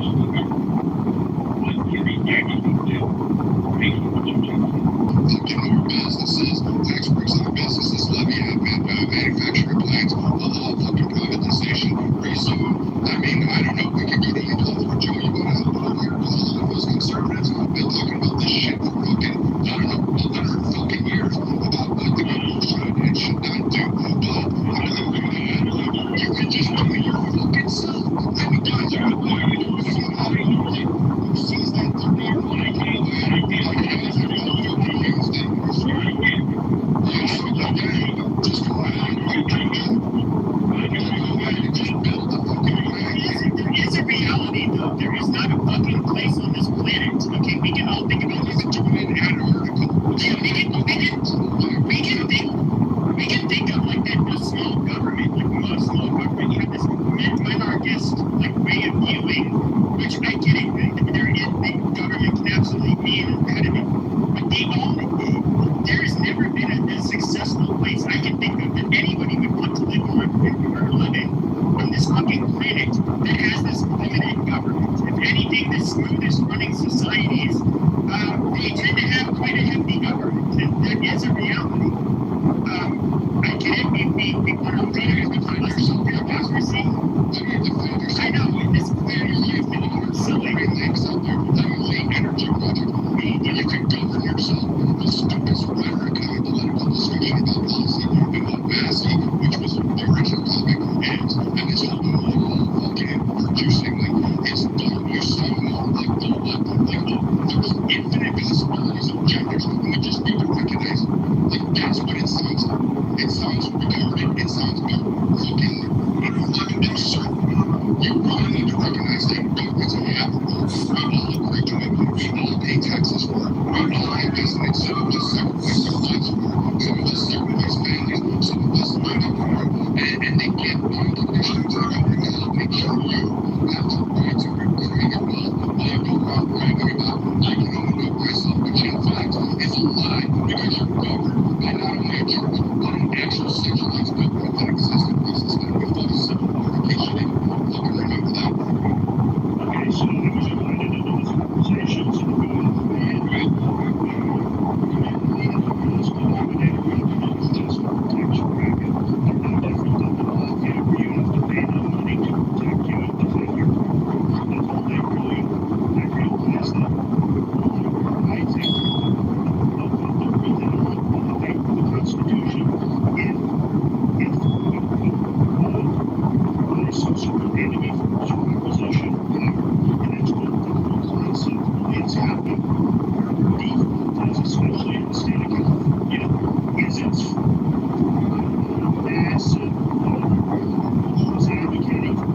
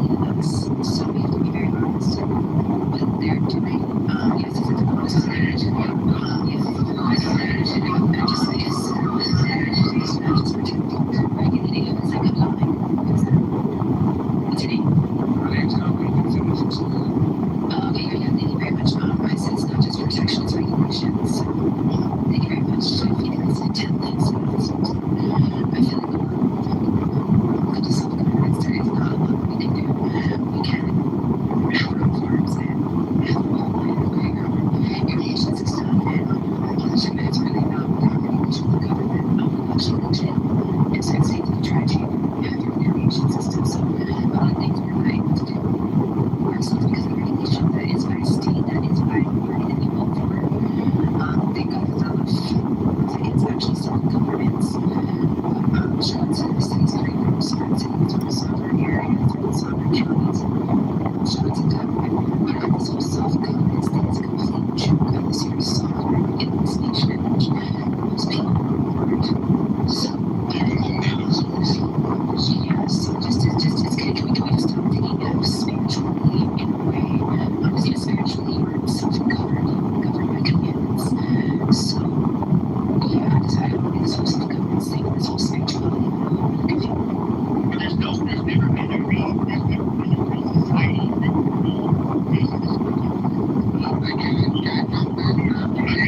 What the fuck do you want us to do?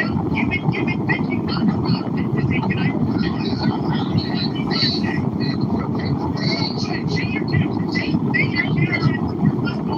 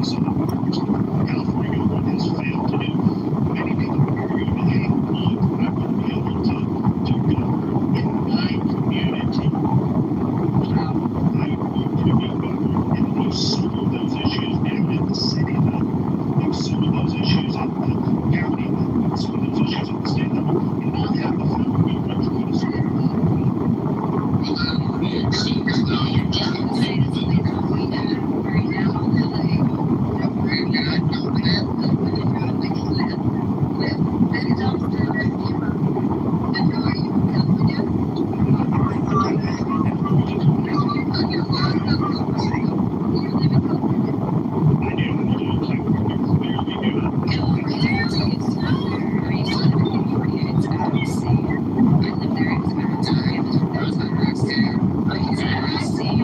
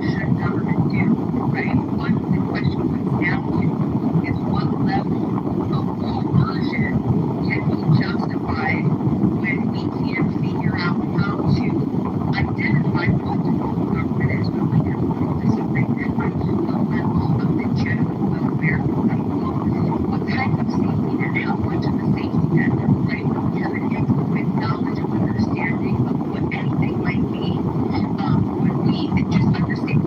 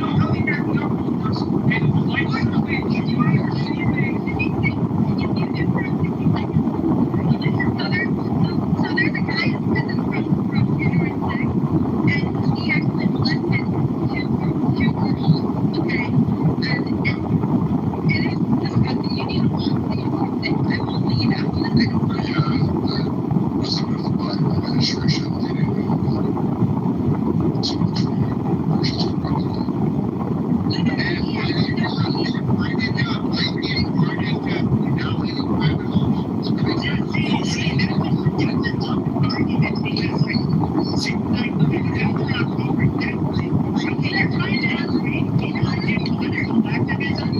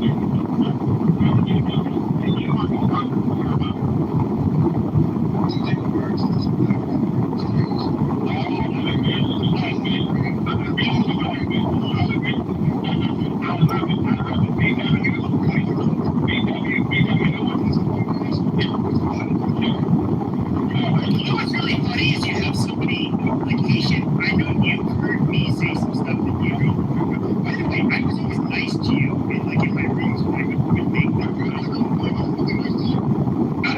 No, you didn't know. In Lisa's rooms and politically correct, you just kicked me out. You're like, what's up, Frank? What's up, pussy? It's like, oh, you.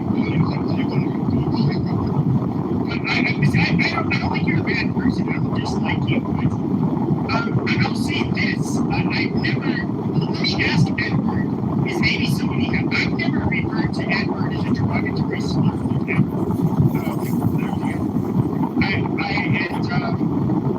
Edward, have you? Somebody might have called me derogatory slur. Yeah, there's some crazy people. Edward, has anybody ever been called you out of your name using racial slur?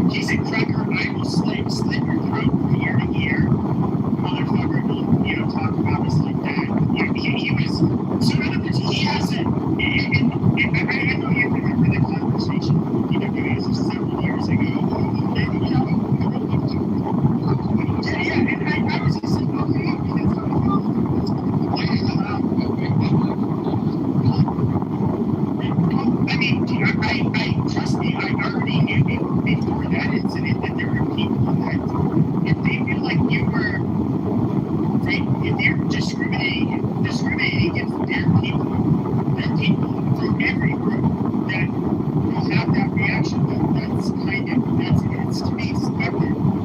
And so he said it, it's like, okay, and he's actually kind of a nice guy. No, I don't know, because the thing is, I don't, like, I say triggering shit, I don't hate people, though, like, I don't.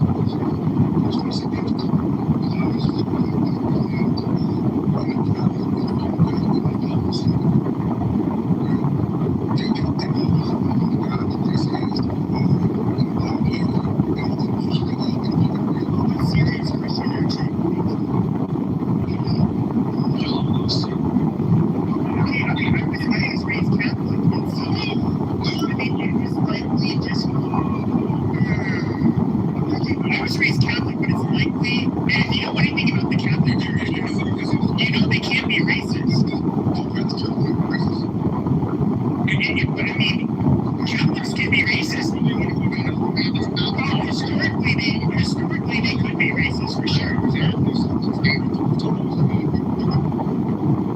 Sacraments?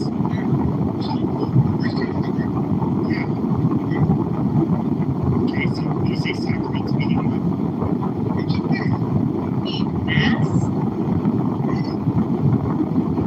Yeah, they have certain sacraments. Catholic Church. Yeah, not even Catholic. Yeah, I don't know what you're referring to. Yeah, but the thing is,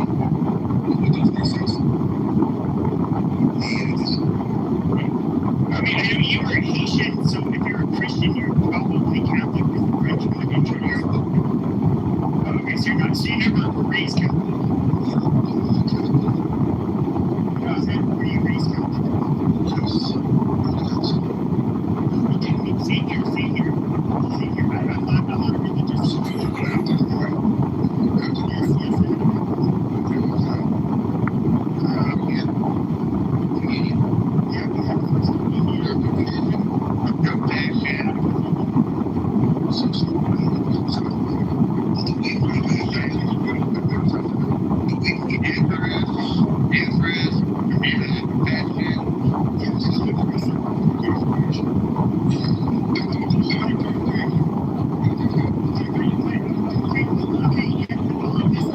All of this happened within grade school.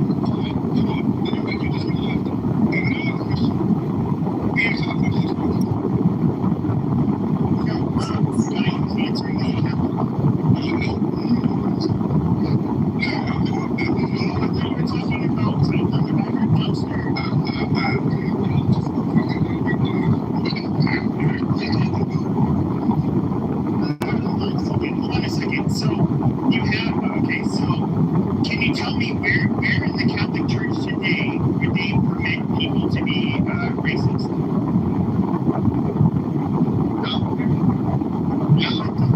Even the last 30 or 40 years. I'm just telling you, obviously Catholic schools, they're given a certain, I'm sure they have to teach values that are in line with the Vatican.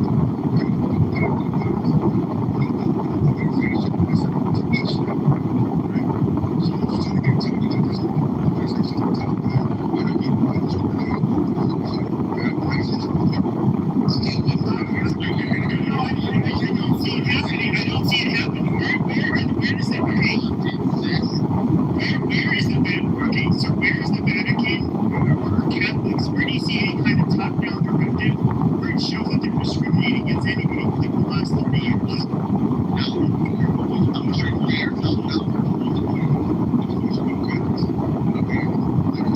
Okay, because here's my point. My point is that what was always drilled into my head is we're all children of God. A lot of this nationalistic stuff, a lot of this, when it comes to class warfare, when it comes to racial and ethnic differences, that is ultimately not supposed to matter. God does not want us to treat each other in a poor way because of these differences. Like that was, and if we look at the Catholic Church, the Catholic Church, did you know a Catholic can marry a Christian? A lot of people think, oh, you gotta be Catholic and Catholic. No,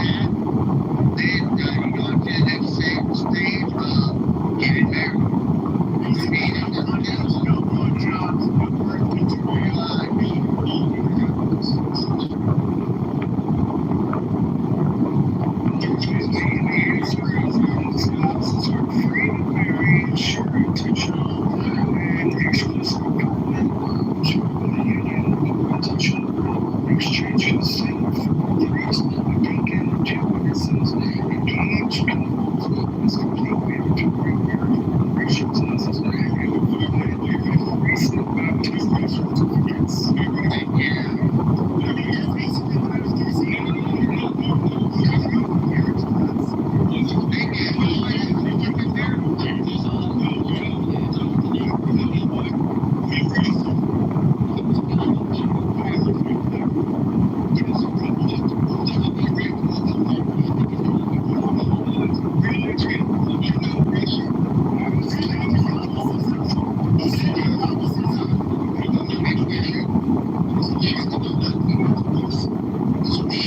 Catholics, it's very common for Catholics to marry non-Catholics. You have to, in order for a priest to actually marry you, you have to actually go through a fucking class. And of course, you're going to have the Catholic.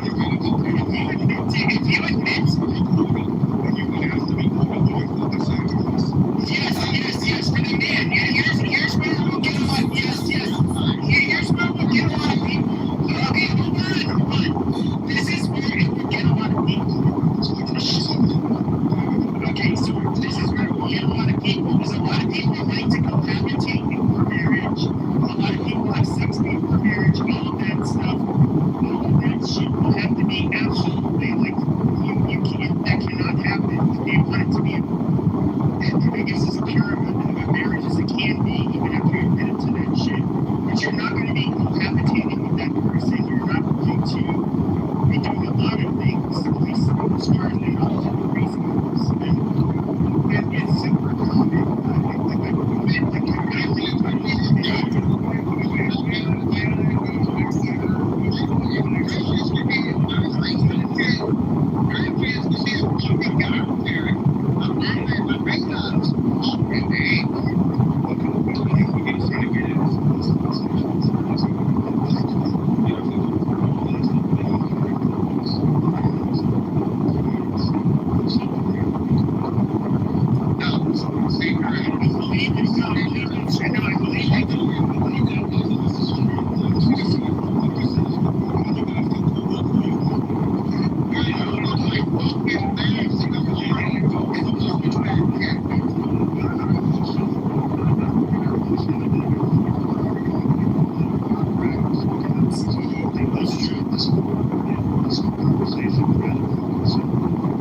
Okay, tell them how it is, Joe. I want you to argue with them.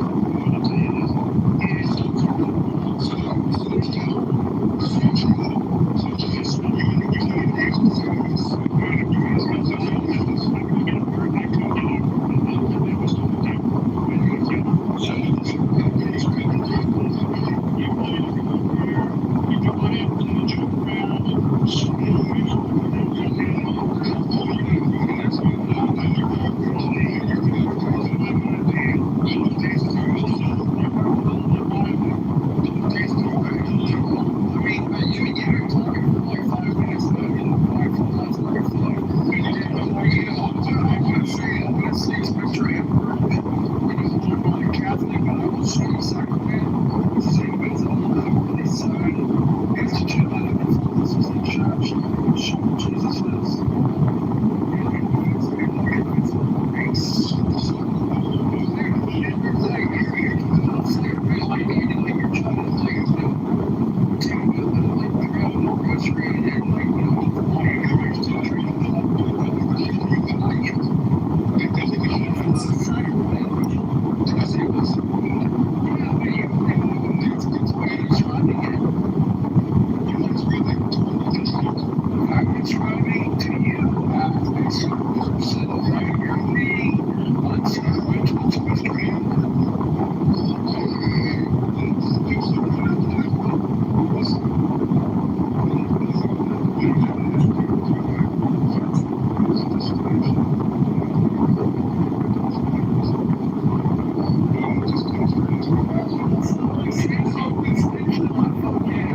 I mean, the problem was though is that it wasn't like literally where okay, I get it. I said I get it. I said nigga, and then all of a sudden implication was up.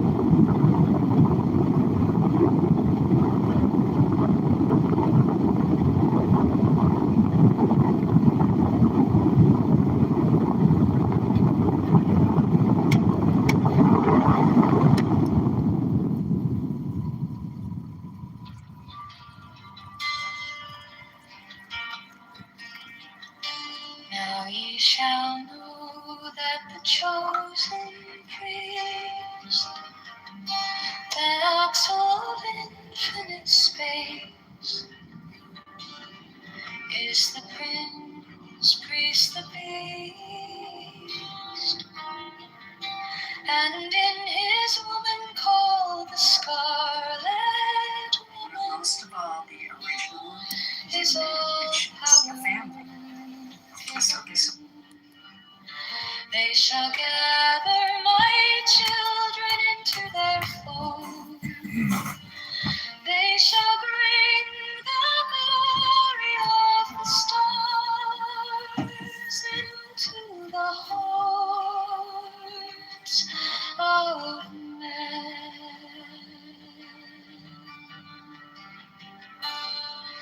16, for he is ever a sun and she a moon, but to him is the winged sea flame, and to her the stooping starlight,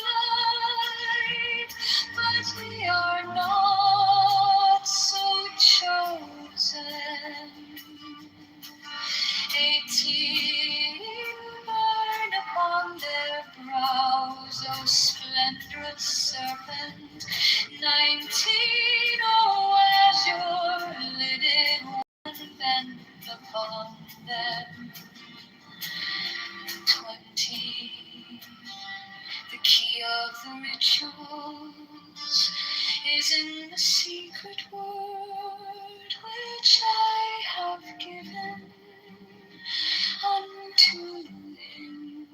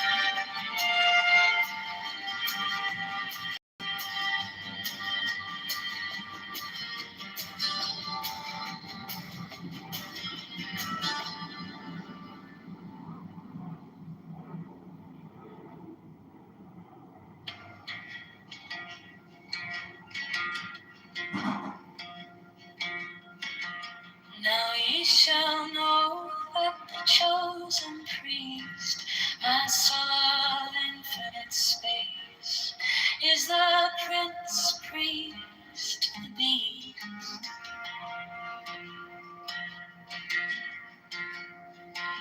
And in his woman, called the Scarlet Woman, is all power given. They shall gather my children into their fold. They shall bring the glory of the stars into the hearts of men.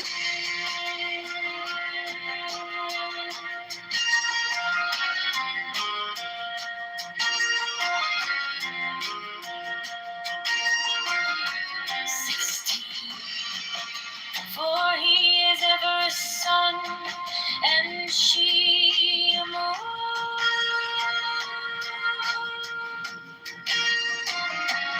but to him is the winged secret flame, and to her the stooping starlight.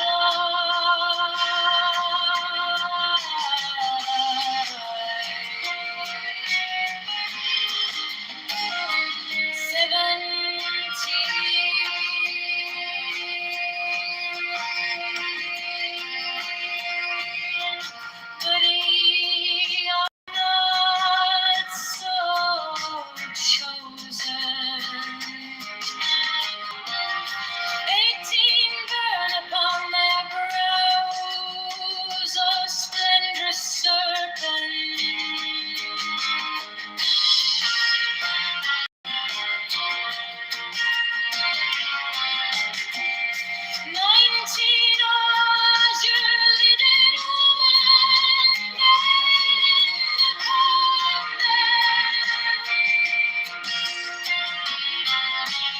20. The key of the rituals is in the secret word which I have given unto him.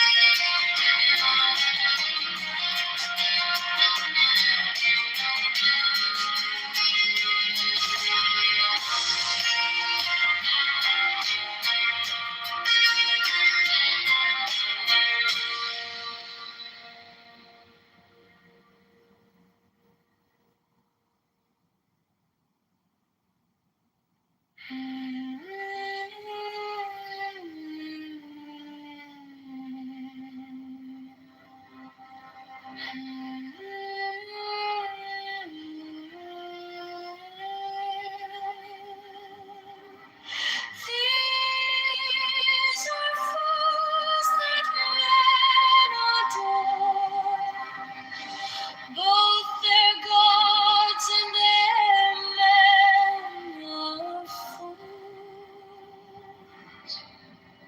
12 come forth, O children, under the stars, and take your fill of love.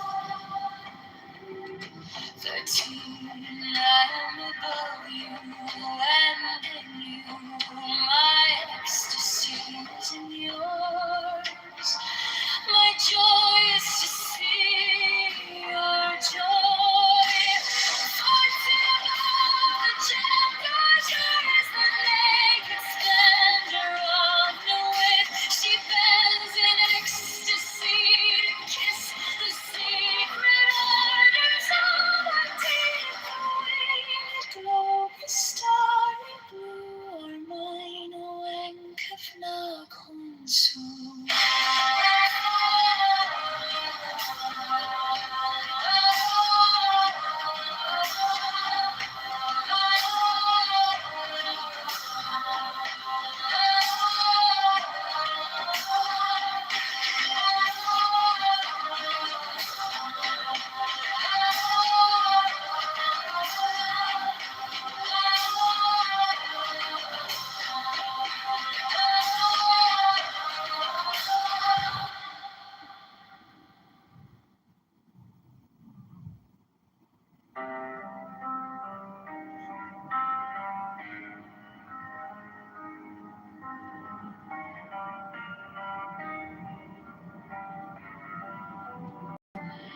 These are fools that men adore, both their gods and their men are fools.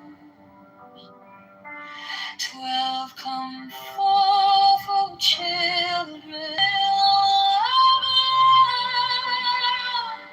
13, I am above you, and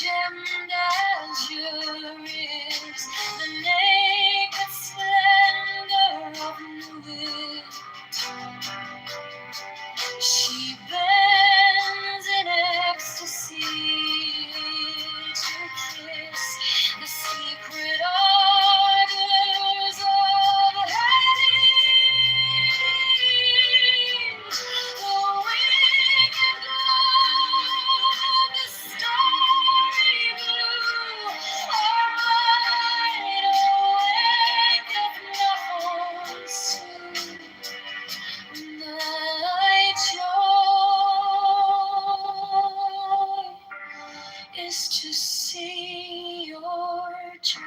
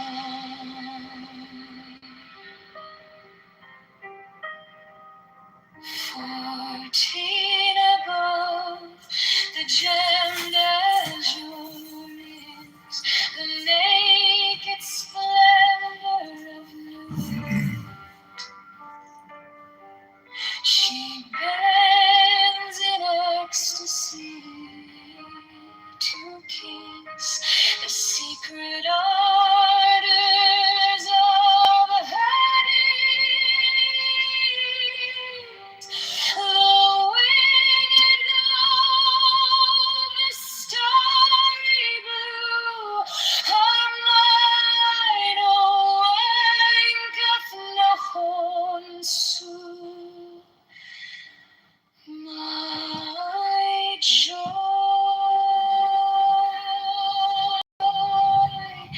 is to see your joy.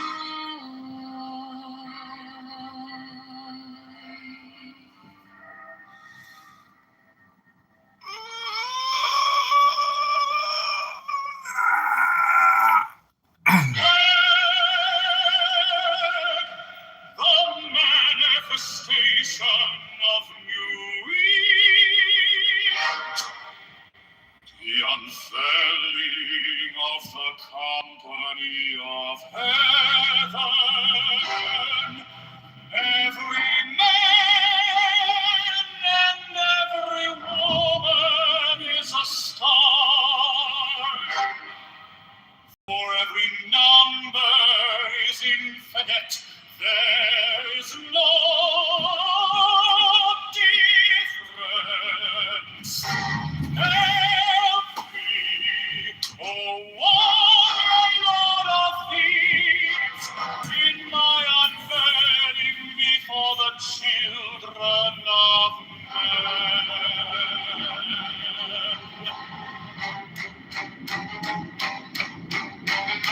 60 thou have deep my secret center, my heart and my core. 7, behold, it is revealed by Iris, the minister of more apartment. 8, the cubs is in the cool, not the poo in the cups. 9, worship then the cups, and behold, my light shed over you.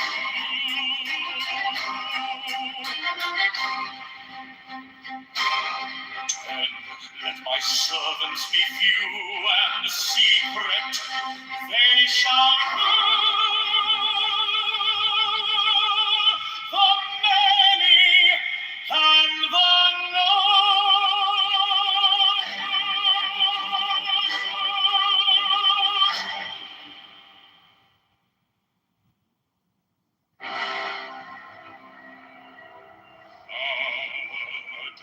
the a manifestation of new heat, to the unveiling of the company of heaven. Every man and every woman is a star.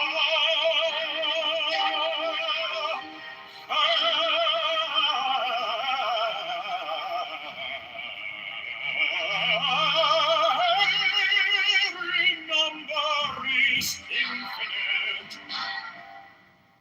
There is no difference. Five, help me, O warrior lord of deeds, in my unveiling before the children of men. Now I need my secret center, my heart is unfound. Seven, behold, it is revealed by I was the minister for my crown. Nine, worship, then the camps, and behold my light shed over you.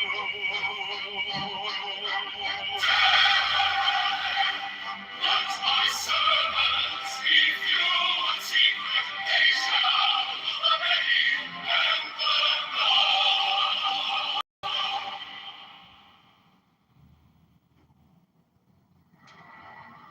Mine is the head of the man, and my insight is keen as the hawk's.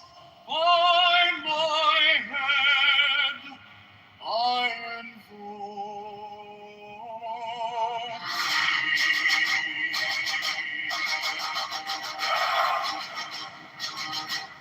I am the only begotten child of my father and mother. My father is dead. My mother bore me with labor and pain and fear. By my body I invoke thee.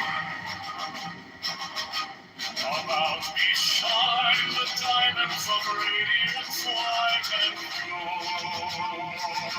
By their brightness I invoke thee.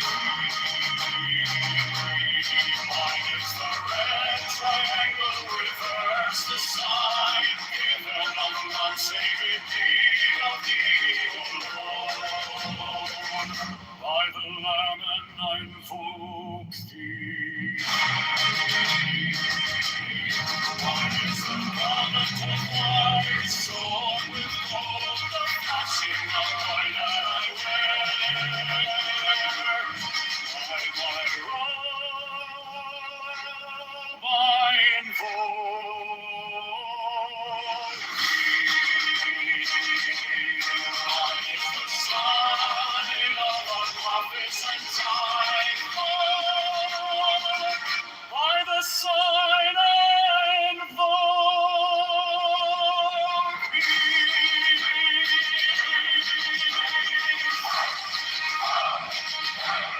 Mine is the turban of white and gold, and mine the blue vigor of the intimate air. By my crown I invoke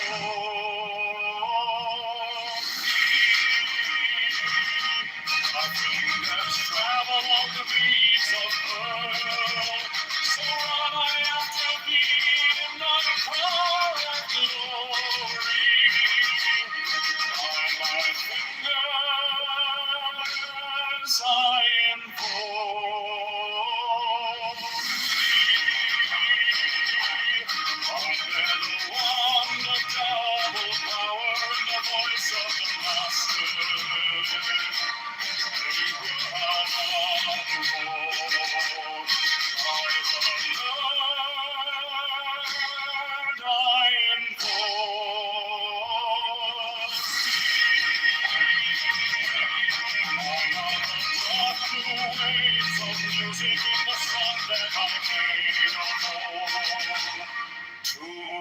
for